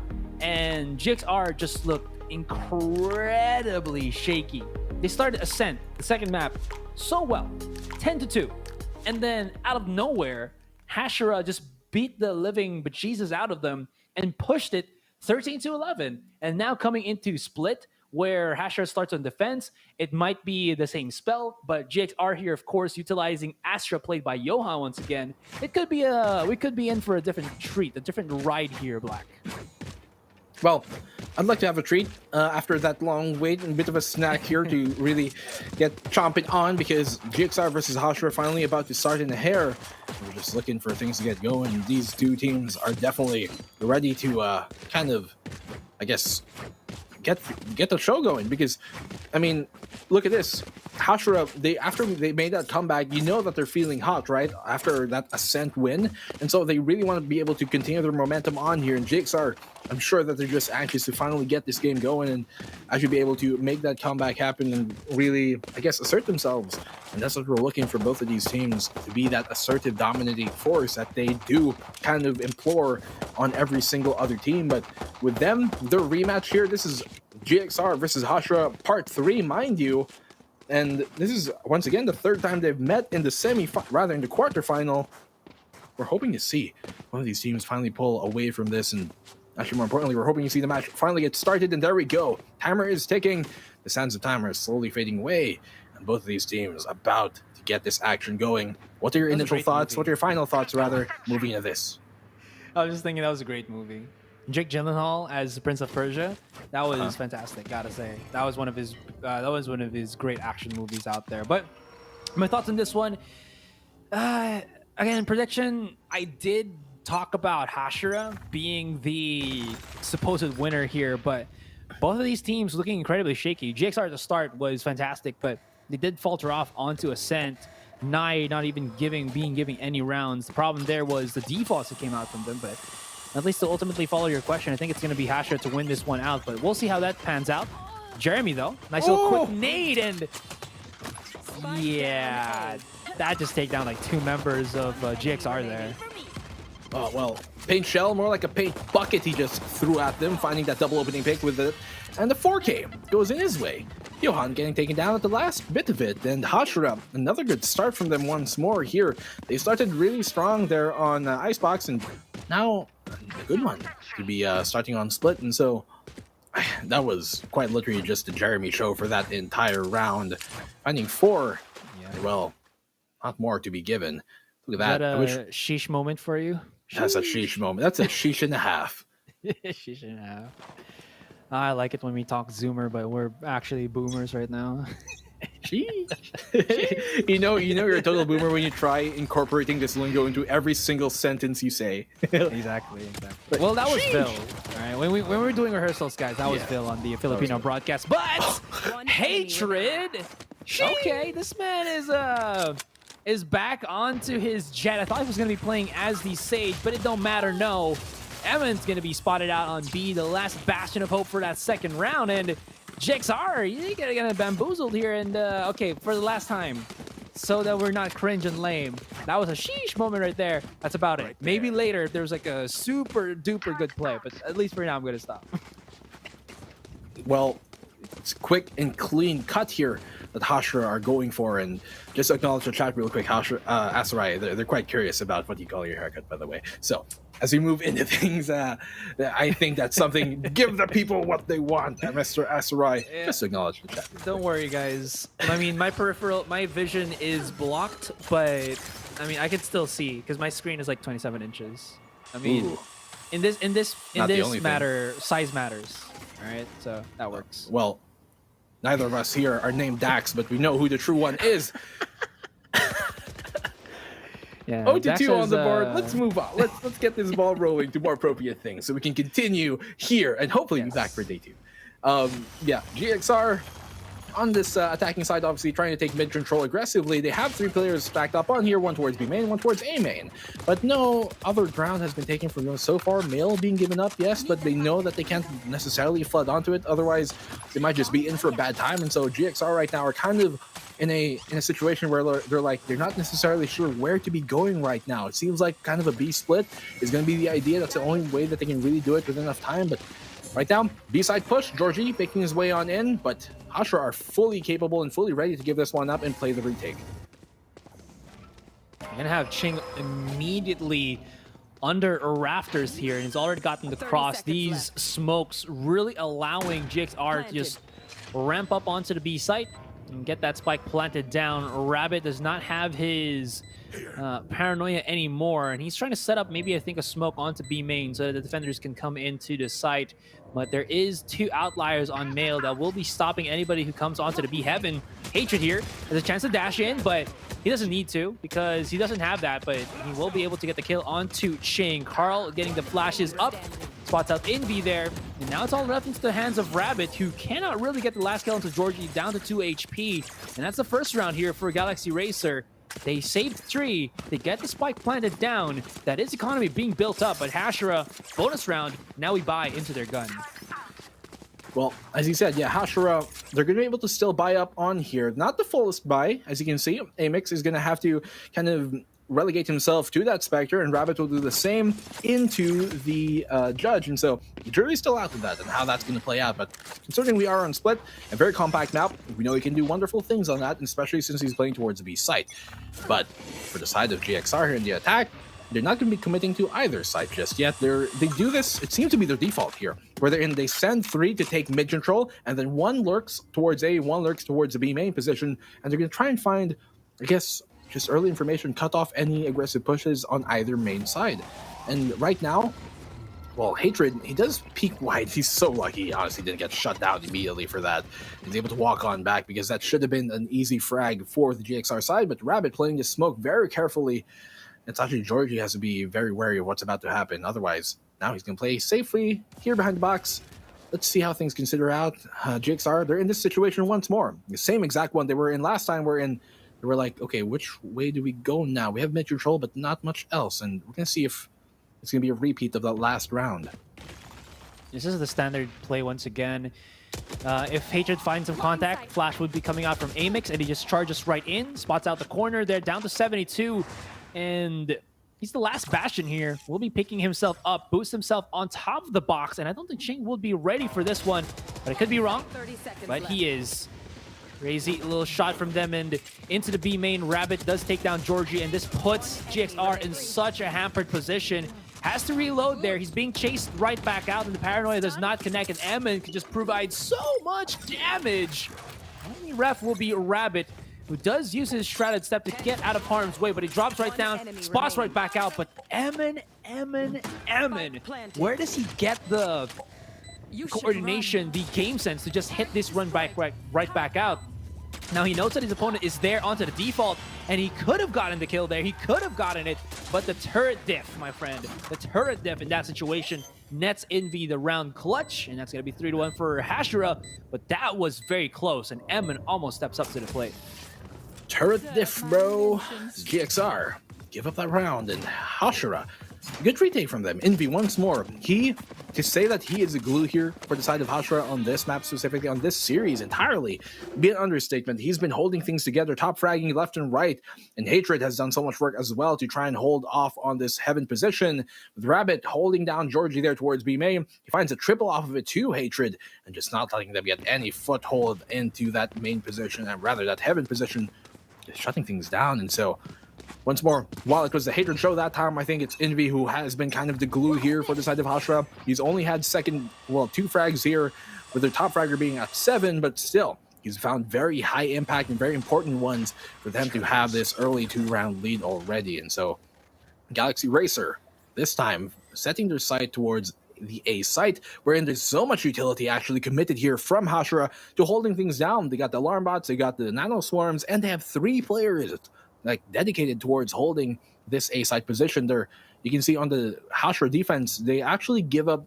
the mid position quite a bit, and they do like stacking the side here towards the A side. And so while Georgie has crawled up on in, I'm not sure exactly what he's going to be able to find here, as Rabbit will shut him down, sending him back home. Go back to the ball from whence you came. Oh, that trade in. And before Envy dies, he activates everything. Every nanoswarm that he had there just to stop GXR. The nades being thrown out. Everything just being exhausted here by Hashira, as Ching is the one to remain. He does not have control of the spike, and he has to come out from A main and look at the crossfire angles. He will be able to spot one, but he cannot spot the others. And that's Jeremy to shut him down. Another round win there for Hashira. I do like how there is a lot of flushing out from GXR, but that could also be said by Hashira, who just basically use everything when they know GXR is there. I mean, yeah, GXR, they were able to use that aftershock there on Carl to really flush Amix out of the corner, but at the end of things, well, it was pretty much a done deal, I guess. So, Hashira, another 4th round on the board. Still, they're looking for more. They have quite a split defense here, but the thing is, for GXR, things are looking a lot more clear. They're on the pistol, but really, in the end, who's going to be able to take this one away? They have done some great things once more on that on the pistol rounds here, the eco rounds, being very thrifty as Georgie finds it on the Amix. He's going to find a second too, and that suddenly turns things around. And now, will they be bound here to this site? Hatred will shut him down, but really, Georgie, as he does take that position, they haven't been able to get into a position to really capitalize off of his 2 opening picks, and so they're going to still have to kind of make their way here towards the A site. We're in waiting very patiently is going to be Envy, shutting them down. And really, Ching, he has to try and capitalize, or rather, Carl will capitalize on this. We'll get the trade-off, but will it be enough for them to get some space to make that plant off? Yes, it will, but with a weapons advantage falling the way here of Hashira, this could still be another good retake from them. Not sure why Envy checked up the top of ramps there. He knew that there was more than one person coming out from sewer. So that should have been just something, but his presence still just makes it enough, and that should be a double kill. Jeremy styling. There was double kills with the Sheriff, but in the end, the showstopper says it all. That's the second 2-for-1 that he's found here in this match alone. He found the earlier one with the paint shells, and now with, I guess, if that was a paint shell, and earlier he found the paint bucket, then this is just a whole paint barrel that he threw at them with that showstopper, just ending things real quick and cleanly. And so, as I said, yeah, they were down in 2v3, but they had the weapons advantage, they had ult and economy advantage. And so you can just see the full effect of that, just taking that round away from GXR, who are so hoping to be able to finally get, that plant down and finally get another round on the board. Once again, Hashira just perfect at these mid-round kind of situations wherein they know they have to make an adjustment. And Rabbit that time adjusts Georgie to, I guess, take him off of the board. So what better way to do that? Hatred gets spotted. That's going to be definite big step. He's gotten so much control of B Heaven there, but there's still two more to pick things right back up. Ching immediately boosts himself onto Mail, but he backs up here. He wants to get the challenge onto B Heaven. They know it's going to be weaker because Hatred is already out of the count, but crossfire from Jeremy as well as the paranoia being set up by Rabbit, this could provide to be fatal if Ching does not check out his left there, but they're backing away. They're backing away here. They're going to put a lot more emphasis on putting the take via the B main angle. Do they have enough time? Georgie is out, so there's no wall to be had. But here's the thing. Carl has Flash and his ultimate and the Cosmic Divide. Well, they have to be all grouped here together. They cannot be divided on what the idea should be, because as they push on in, a lot of flurry of frags are coming their way. Ching will find that opening one, but Carl will get traded off here by Rabbit, actually. So it's a 3v3 right now. Still, their push has kind of been halted. Rabbit can spray through and potentially find a double, but they walk on in. He's going to let them on in. Amix will find that. Rabbit's going to find a third. Ching will find a second on the Amix in return, but Ching is in a very lonely place here right now, and there's nothing there's going to be to actually help him in that regard. Envy will shut him on down, and Hashira take a 6th round off the board. They didn't even need that lockdown, honestly, with you. But the lockdown was able to pressure GXR into trying to play more aggressively than they had to, because of the fact that, of course, they kind of wanted to destroy the lockdown, but still, Hashira, even without that, I think they would have gotten the round on the board 6-1 right now on this defensive half. GXR not respecting the fact that Rabbit was still through the smoke. They already knew that he was there beforehand, and not challenging him, I think, was a step in the wrong direction, especially when Ching just did not get the kill with his showstopper. Even though we know Cosmic Divide, it doesn't stop utility.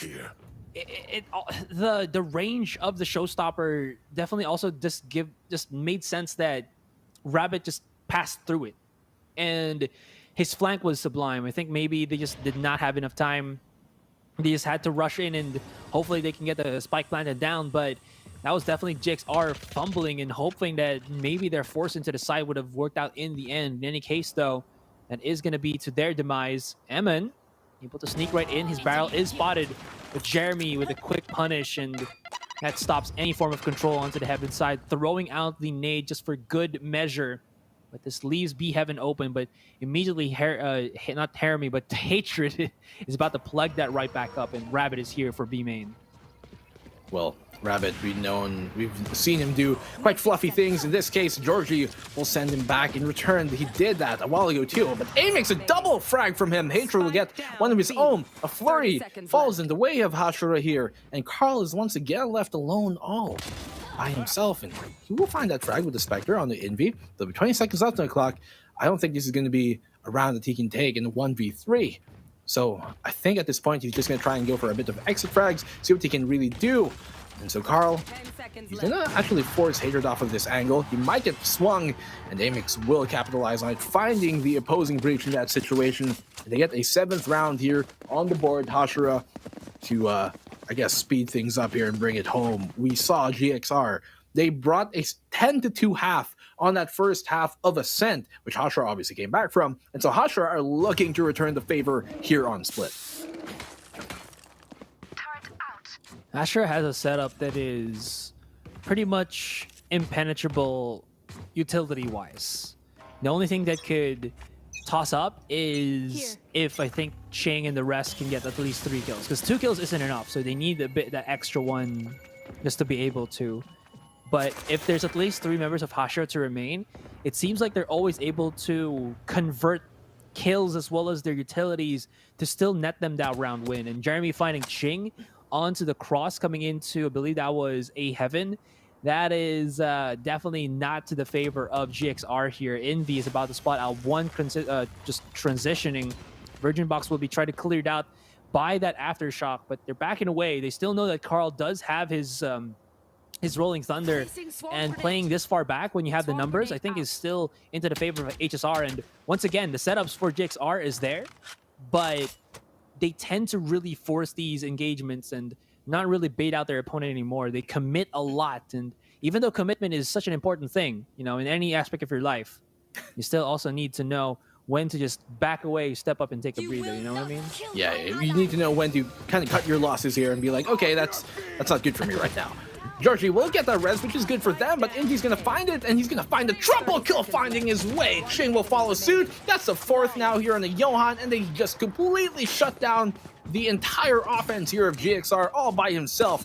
Their Galaxy, it is a spiral one, but now the Milky Way, it's kind of looking to be past its expiration date as GXR, dude. I just don't know. They're looking so lost on this attacking side. Now, they have been performing a lot better on the defensive than they were on the attacking side earlier on, but for them to just be cleanly, I guess, cleaned up here by Envy, he's just, it's looking like a janitor on the early 2 a.m. rather, sorry, on an early Tuesday night, and just, I guess, I don't know, man, it's so messy right now for GXR. Maybe they need this coffee that we see on screen. I'm reading off of there. There's an iced latte. There's an iced Americano. I think they're going to need more than just a double espresso shot to wake up here.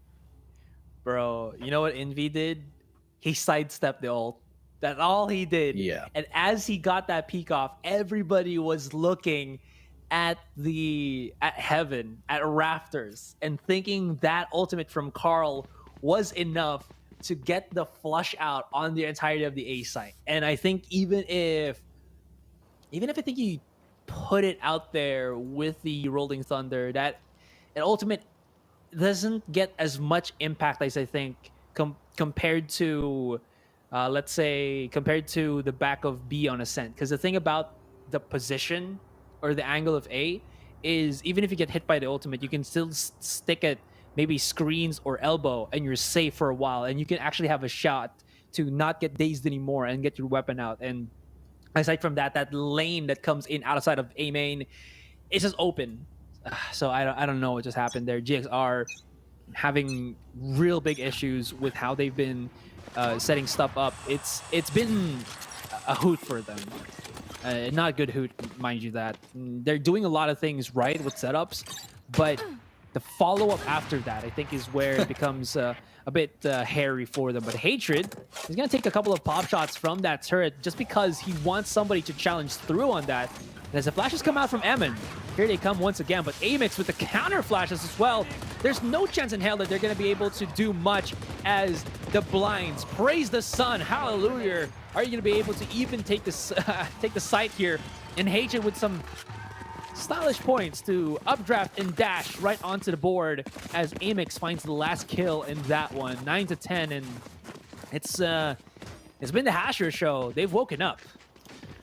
Well, great counter flashes coming there from Amix on that one. That's what we like to see from him. He's very great at that utility usage, just completely blinding them with the bright sunlight. As you said, sun be praised, Solaire would be happy. Gwyn would definitely love this show.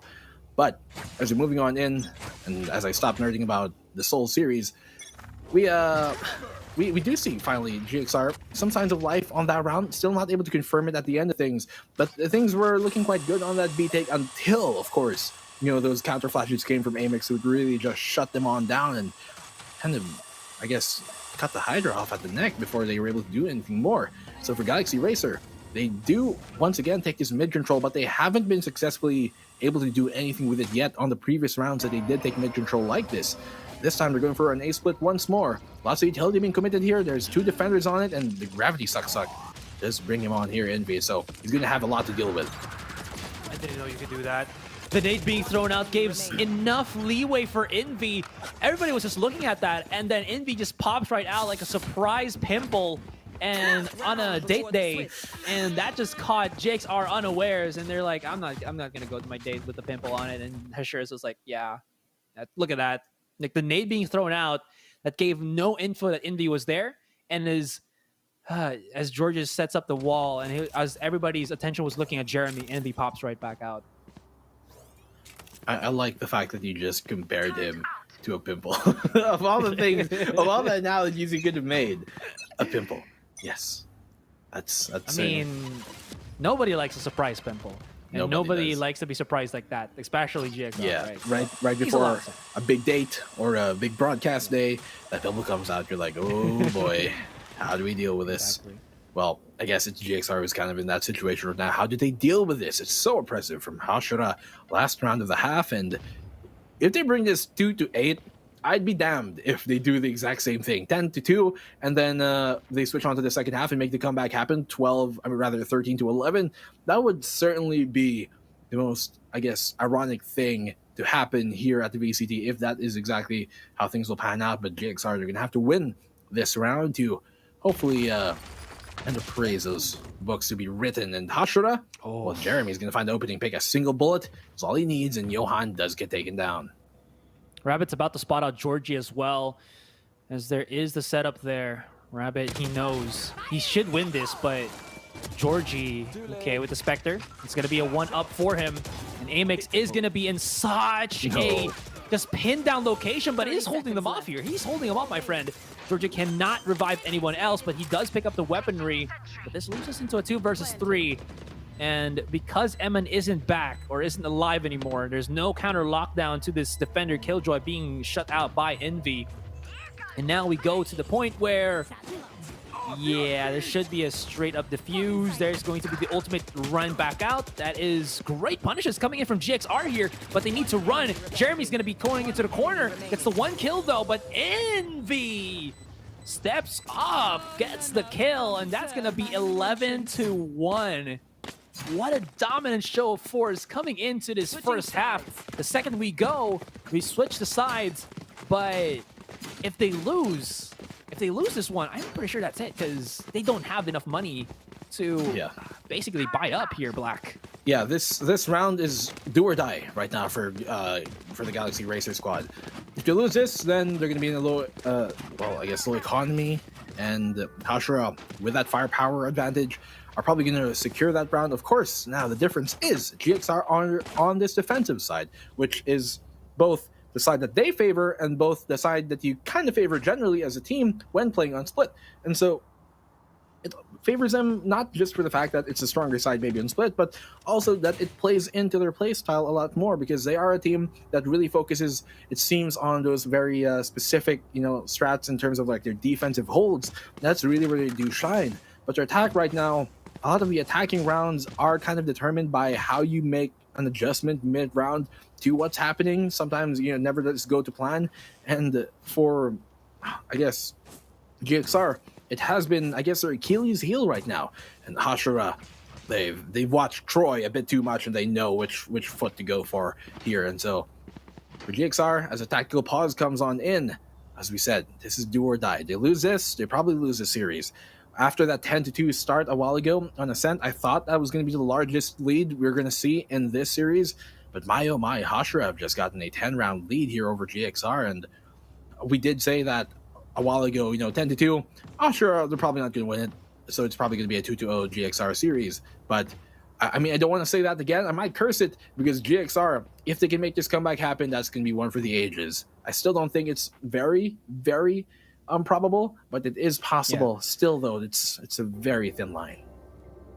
It's definitely possible, because it's Split. It's a map that allows for huge rounds to be pocketed by each team. But again, the first step is winning the pistol. And I feel already the chat's going to say, of course, that's right. That's the dumbest thing you've ever said. But again, because it's Split, it's such a crucial thing now. Yeah, that's true, though. I mean, it's such a basic thing. But I think in Split, it's even more of a fundamental that you really need to be able to set the pace here, though.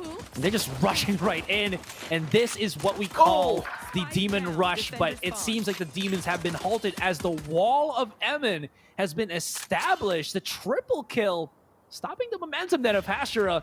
They're still not gonna be thwarted at getting into the B site, but there's a surprise here. Ching is lurking somewhere onto the B main area. Rabbit is going to be coming out for the fray there and almost catches off Ching, but backs away immediately. The trades to come off. Rabbit's the one to remain. He only has a set smoke in his arsenal, and that's going to be the retake. That's going to be the round that is so crucial for GXR to mount this comeback. I mean, to be fair, it's not specifically the fact that, you know, split, obviously you have to win the pistol, but I was more kind of alluding to the fact that you've said much dumber things in many different instances. Yeah. So that all right. Calm yourself, man. but to be fair, that's why we love you. It's very, very fun to have here. But what isn't going to be too fun is this long comeback that they're going to have to really make here, GXR.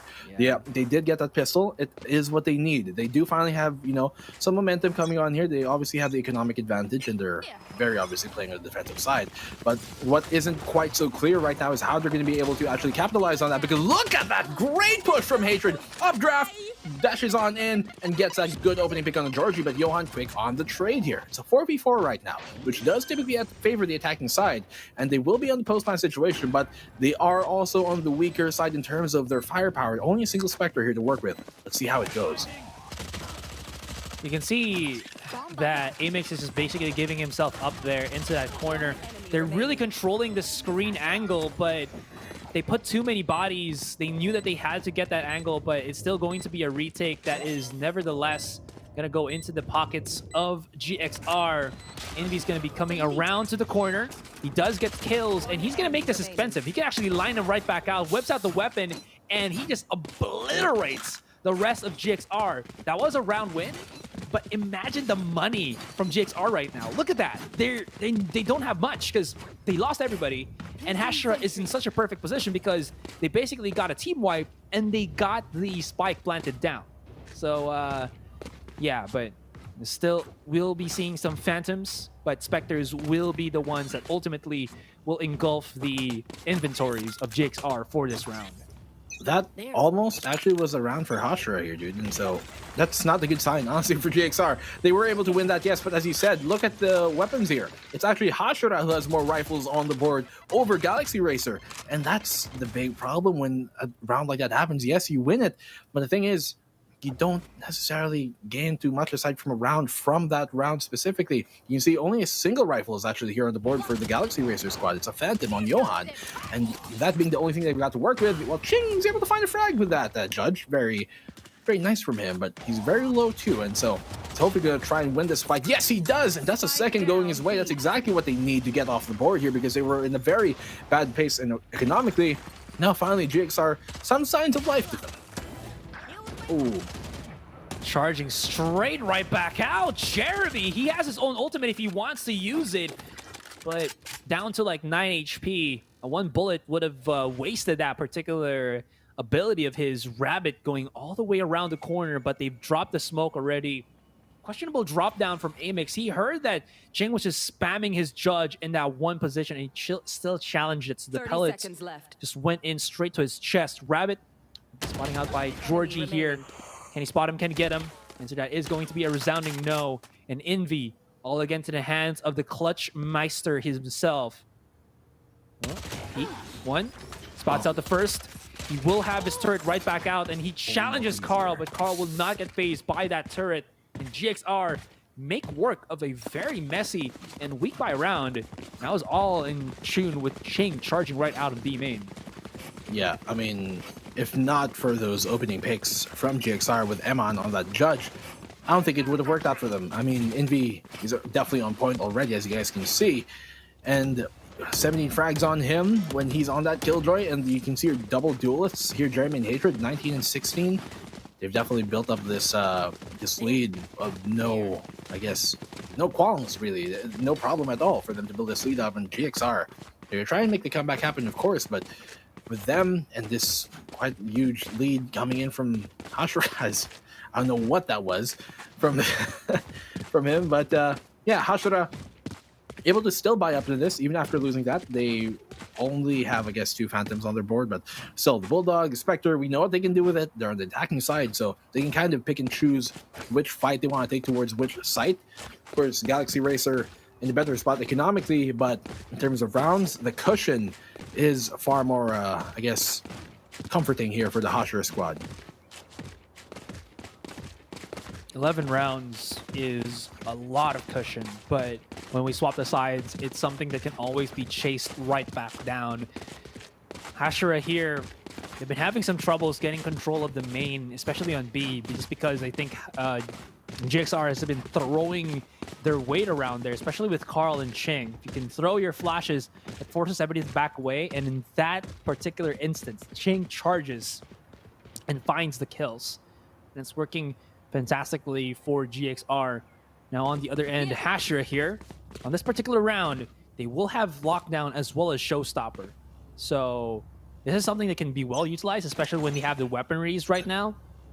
And we'll see how that works out as there's a big star right into the open. A charge right out from Hatred, and he just goes in balls deep into a main here. He could be put in a really bad spot, but as he spots out Carl and as Jeremy rips out the showstopper, what can be done? He just got to back away as the Nanoswarm does flush him out. Johan's going to be taking control of the Rams area. Spots out the one onto Rabbit, takes him, claims him, and we're down to the 3 versus 3. Emin activates his lockdown there, throws out the nade. Can he destroy the lockdown? That's going to be a resounding no, but it's going to be ult for ult. Flushes out both of the players here, and Jeremy once again steps up to the plate, will not get detained.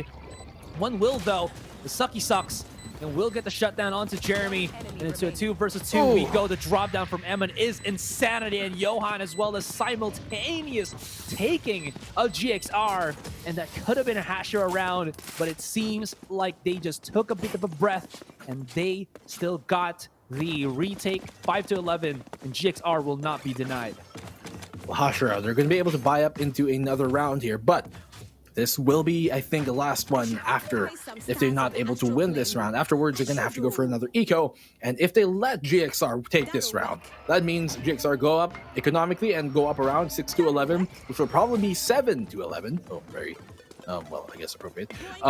Because that'll be very convenient for GXR, because then Hashira will be on the eco. They're going to be on the light buy. And so, this round, this is going to mean so much things for GXR. Match point, of course, if they give it up, but more importantly, a natural chance to make the comeback happen. There's 6 rounds in between them, but that can definitely be cut into here, as that cushion doesn't seem to be pillowing them too much. It doesn't seem to be as thick as it was earlier on. So as the push here comes from Hashira towards that B main side initially, they're going to actually rotate, wrap back around here towards the mid position, and as you can see, they're already on that light buy, and so this should be a round going GXR's way. Oh, but Hatred says otherwise. I mean, when Hatred is on the case, you will be somebody who is going to say, oh, Hatred's got it. But everybody, oh, look at this, though. As they put so much bodies on B, the rotation from GXR there, nobody's on the A side. They don't know this, yo. But they still set their eyes. I mean, GXR on the B, but it's going to be planted for A, the post plant as well. And Jeremy is in such a perfect position to just thwart the rotators. And the one round where it should be GXR just dominating is the one round where they got caught unawares. And this aggressive push from Ching, I think, is finally getting adjusted by the Hashira boys. And now that's going to be a lot of footsteps being heard right now by Jeremy. Cosmic Divide is used by Johan, and this should allow them to retake the site quite cleanly here, as everybody else from Hashira is being split apart in half. Well, they've pulled out the Astral Divide here from Johan, and as they're making their way towards the side, that's going to be Carl finding the opening. A quick radar from Jeremy, but Johan and Georgie will find one apiece. They're going to try and stick his defuse at the very least, though, but that's going to force him off of the angle with Georgie. Will confirm the frag. He should not have enough time, and that will be Hashira. A great round off of the eco. They've drained it. They hold on to it. I'm surprised GXR didn't leave like a turret or something to hold on to that A site as they went to the rotate for B, just for information, but still Hashira in the eco take another round, and this is why they're the top dog team. They're one of the best in the Philippines, and GXR right now just once again a miscall on what should be done. After shock and awe, look at that, he just faded away. That's not an aid, but I'm just gonna call it Kobe. Kobe through the wall. My God, he just delayed it well enough that Evan was, yeah, I can't get this. I'll die. And you won't be able to do it as well. Jing is going to be onto the corner there, but Hatred has spotted this time and time and time again. They get charged right out, and now it's only left into the hands of two, Georgie and Johan. They're going to be spotting out Hatred for once for this matter, but the damage has been done. And Hashira, from a shaky game number 1 to game number 2, they're looking to end this all into the hands of Georgie. If it's somebody who can clutch it, it's gotta be Georgie, but Indy once again closes it out for the rest of the Hashira Demon Corpse boys, and they go into the semifinals with a decisive win on Split. What a catch-off, but definitely too close for comfort. I know it's 13-5, but there was some plays there that GXR almost seemed to mount that comeback. I mean, Hashira, the Devil Dogs that they are, just hounding away here time and time again versus Galaxy Racer. And once more, they have taken a series and eliminated Galaxy Racer here from VCT in the quarterfinal again. Dude, their rivalry right now, I don't know if it's fair to be able to continue that. It's more like, I guess, Galaxy Race's rivalry towards Hashira over Hashira towards anything else, because Hashira, they're up 3-0 right now. 3 times they met each other here in the quarterfinal, and 3 times Hashira has sent them home once more. And so Hashira once again going to be moving to the semi-final tomorrow to be facing whoever, I guess, wins the quarterfinal tomorrow. And so once more, a very, very great achievement from the side of Hashira. They seem to be dominating the competition right now. Yeah, it seems like they're just unstoppable. Again, Empire was the one that did kind of flush them out during last week, but maybe now this is the time for Hashira to show off what they had when they were able to beat Bren. Although again, there seemed to be some form of mistakes that was being done by Hashira, especially on the Icebox map, but they did rally back and went in for an ascent and split win. So that's something that I think they'll be happy about, but still needs some tweaking on the side of GXR. GXR, I think they have a lot of promise. They have so much potential skill player-wise. The problem, though, is their setups, I think, is a bit too straightforward, and they don't really rotate away from that. They tend to use all of their utility and play with that. And even though that's something that is, of course, you obviously have to do, when you do that time and time again, it just says to the defenders, to your opposing team, that these guys never fake and they will always play with their setups. And if they try to keep doing that, this is where I think some teams like Hashira, who don't really who are able to capitalize on such things, can capitalize on such things. And that I seem to be the downfall of GXR. Yeah, I mean, you hit the nail on the head a while ago. Sometimes you don't necessarily have to fully commit into a specific endeavor that you're going through. And I think that's something GXR have to realize and being able to make those mid-round adjustments, because right now, Hashira, well, they've taken them out once more, the 3rd time here at VCT. But guys, for, I guess, the 3rd time here today, we're going to be cutting this series down. I'm Black and Blue. With me is Asura. And on behalf of my co-caster here a while ago, Dax, who was with us, we're going to be back tomorrow with you guys casting more games. But first, we're going to go on to the panel after this short break to, I guess, talk about what just happened, how things went out, and, of course, announce the giveaway winners right after this. So, guys, don't go anywhere. VCT will be back in a hair.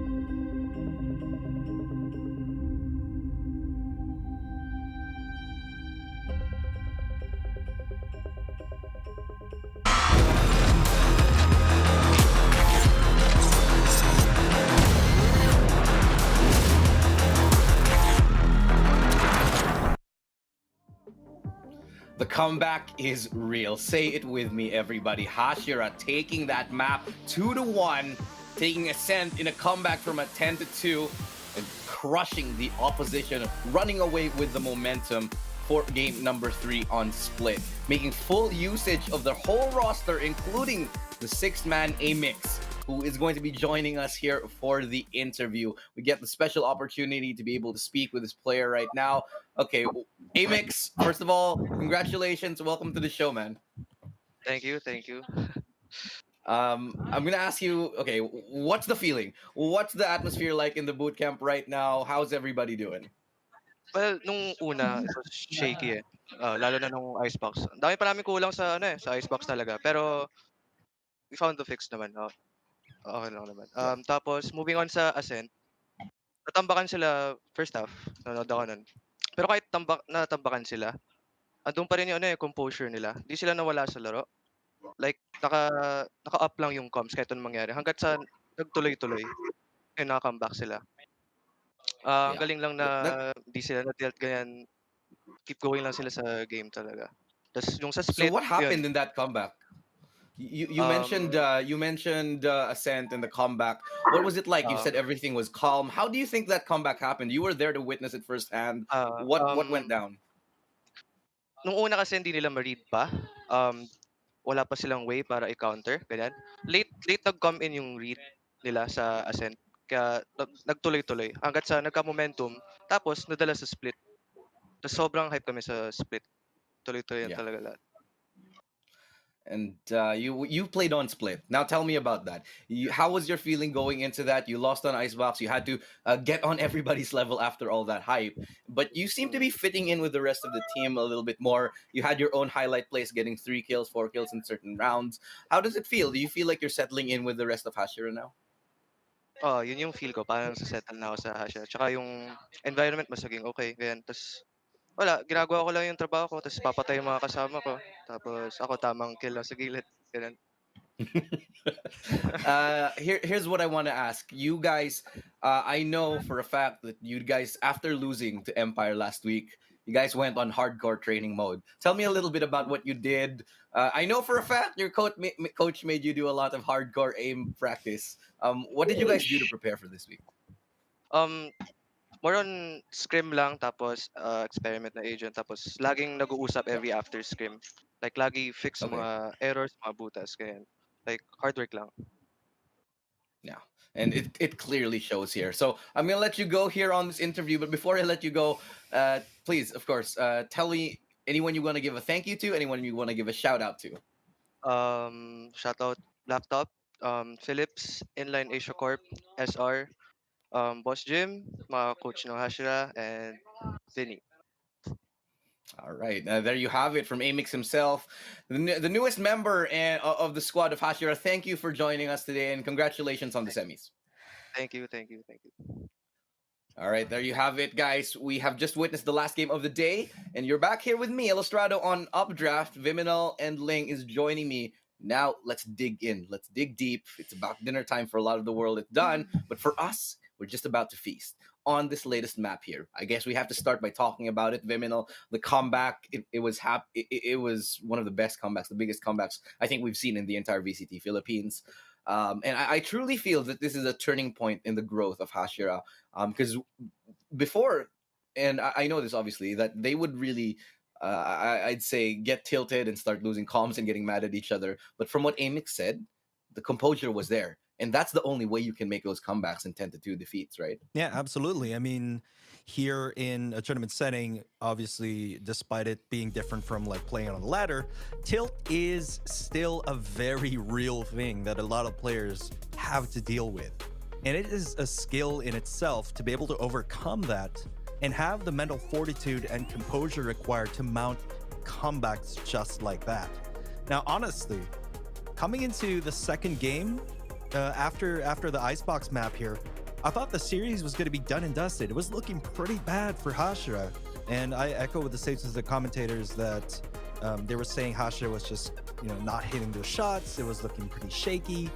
But then a switch kind of flipped and they retained their composure, and then they kind of just woke up midway through the series. Yeah, honestly, Ling, I was watching the game and I saw 10-2 and I was like, we're playing like crap today. We're just playing bad. And sometimes that's just it. Those days happen. But I was proved so very, very wrong, because these guys just decided to start hitting everything. And we have to mention Envy. By God, the way this player uplifted everybody on the squad, setting up flashes for his team, clutching rounds. What a performance from this young man right now. I mean, you look. I could not even overlook the fact that you look like a proud daddy right now, looking at your Hey. kids on Hashira, doing all the things that they can to secure the series. I mean, my God, that comeback, the plays from Jeremy, Envy popping off on both maps, and you definitely see the type of composure you want to see on an esports team. And this team definitely has shown it to us and displayed how the flash-based composition is supposed to be done. I mean, MN running on that breach, let's just say they did, I mean, GXR did the best that they can, but let's just say Hashira does it better. They know these type of plays too well, and the agent comp that they're very comfortable with.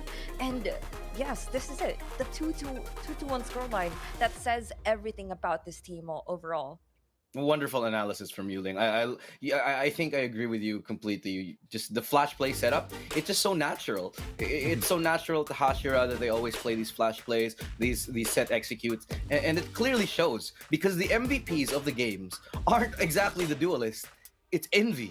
It's Envy who does all these setups for them. Whether it's him on Sova or it's Amix setting up flashes for his team, they're doing well here.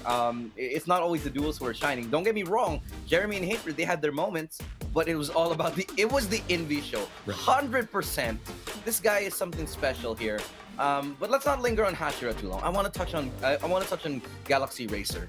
They did so good. Amazing work on Icebox. And they completely shut out Hashira in a number of these rounds so successfully.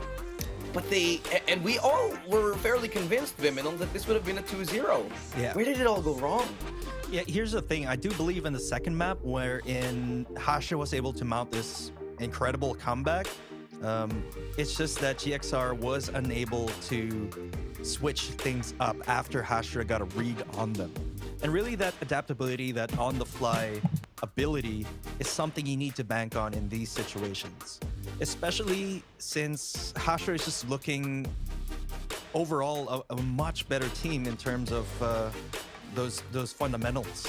So really you got to rely on that ability to make those counter plays in which they weren't able to.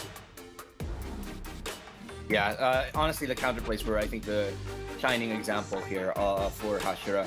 They did quite well, but they have still a journey to go. I mean, they're still potentially facing the rest of this bracket is difficult, okay? They might go up against X Empire tomorrow, and that's not going to be easy. Now, for GXR, it's got to be a little bit disheartening, Ling, but, you know, I feel like they're just getting unlucky. I feel like they keep running into Hashira at the start of the brackets, and even when they're supposed to beat Hashira, they end up losing somehow.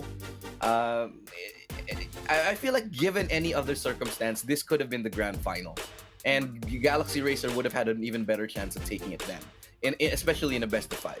But that's not how it goes. How heartbreaking must it be for Galaxy Racer?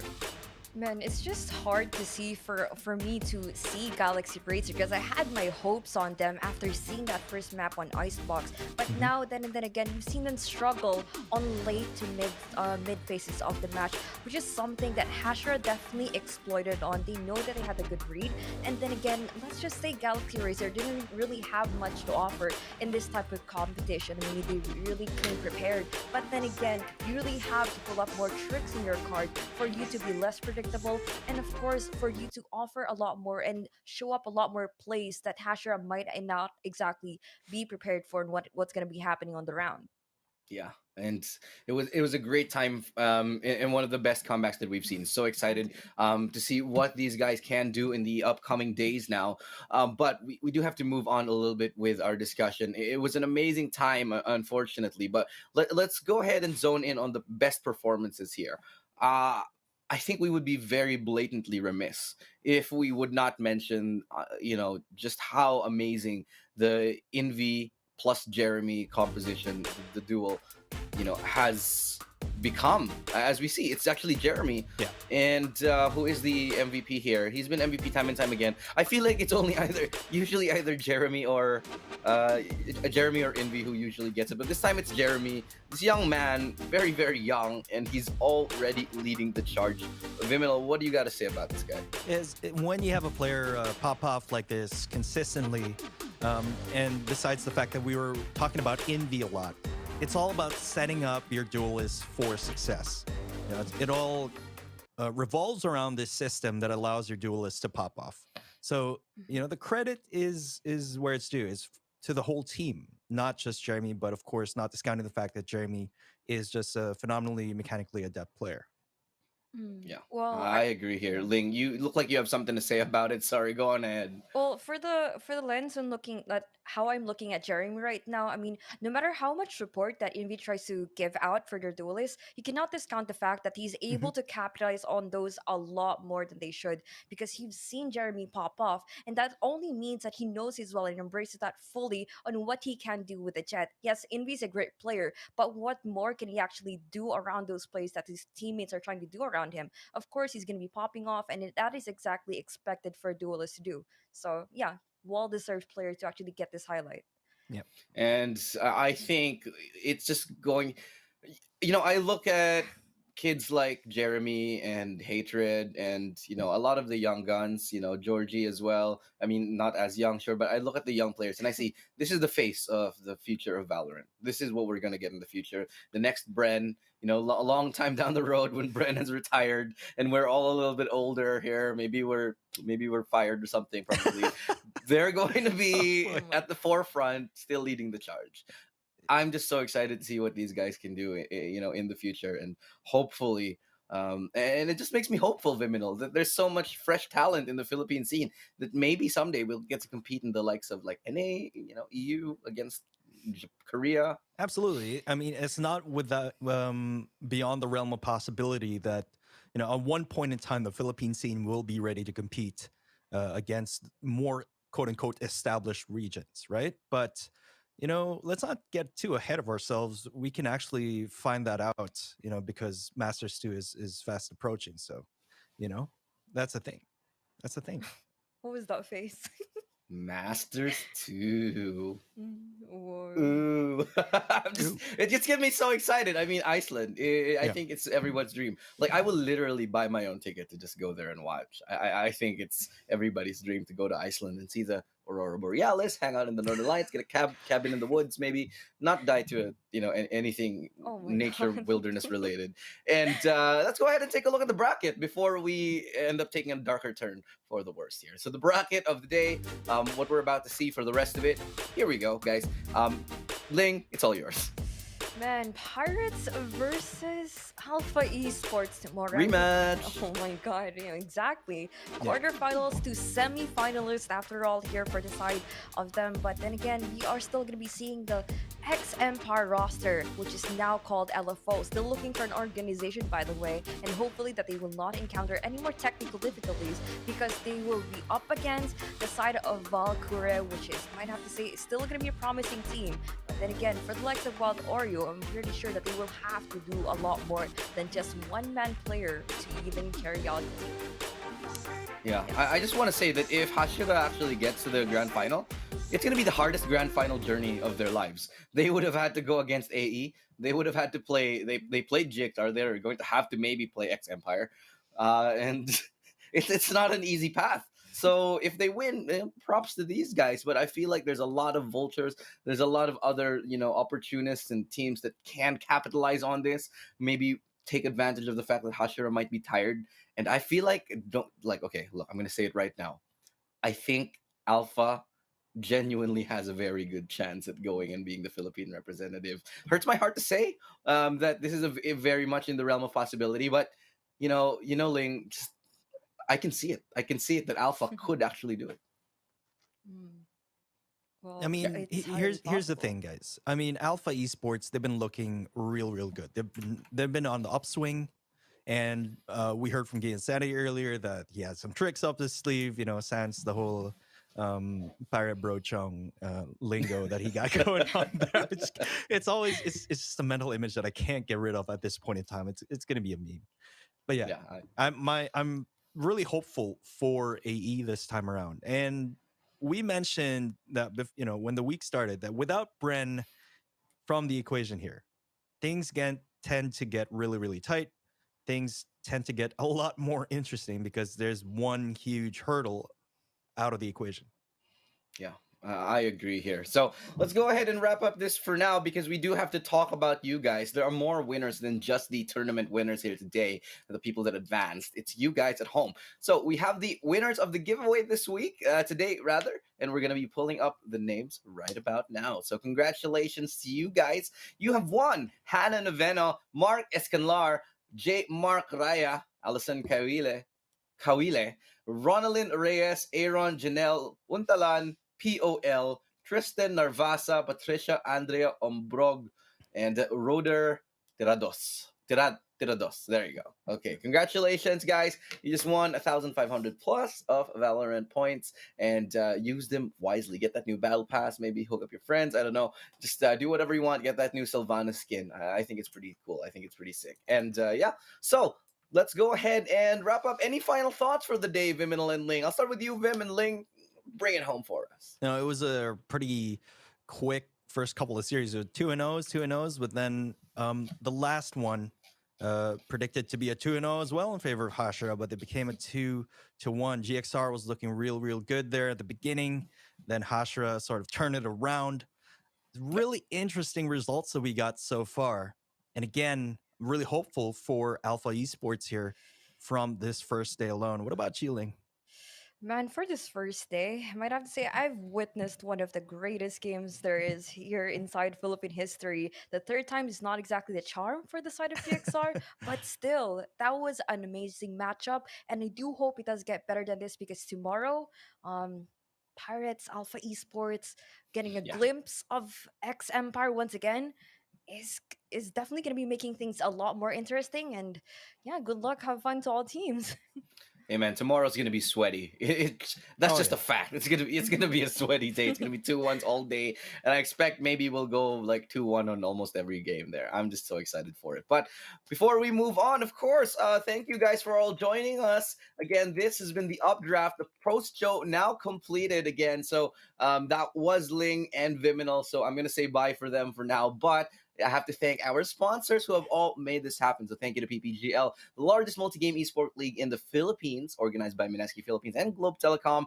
Hashtag reinvent exciting victories in Valorant with the new Sylvanas bundle. Get yours now on Kodashop with Globe. Thank you as well to our official gaming PC laptop partner Predator. Hashtag summon your strength. And Globe Virtual Hangouts will reinvent esports and bring it to a whole new level. Get hashtag OL together now as Virtual Hangouts Go Esports brings events and programs like no other, starting with an apprenticeship program led by the pros, stream takeovers, and local and international tournaments. Download the Globe One app and click on Virtual Hangouts tab to get updated on the latest happenings on Globe Virtual Hangouts. Plus, follow us on our social media on Facebook, YouTube, Twitch, and TikTok. It's PPGLGG. And on YouTube and Facebook, on Twitch, it's PPGL_VCTPH.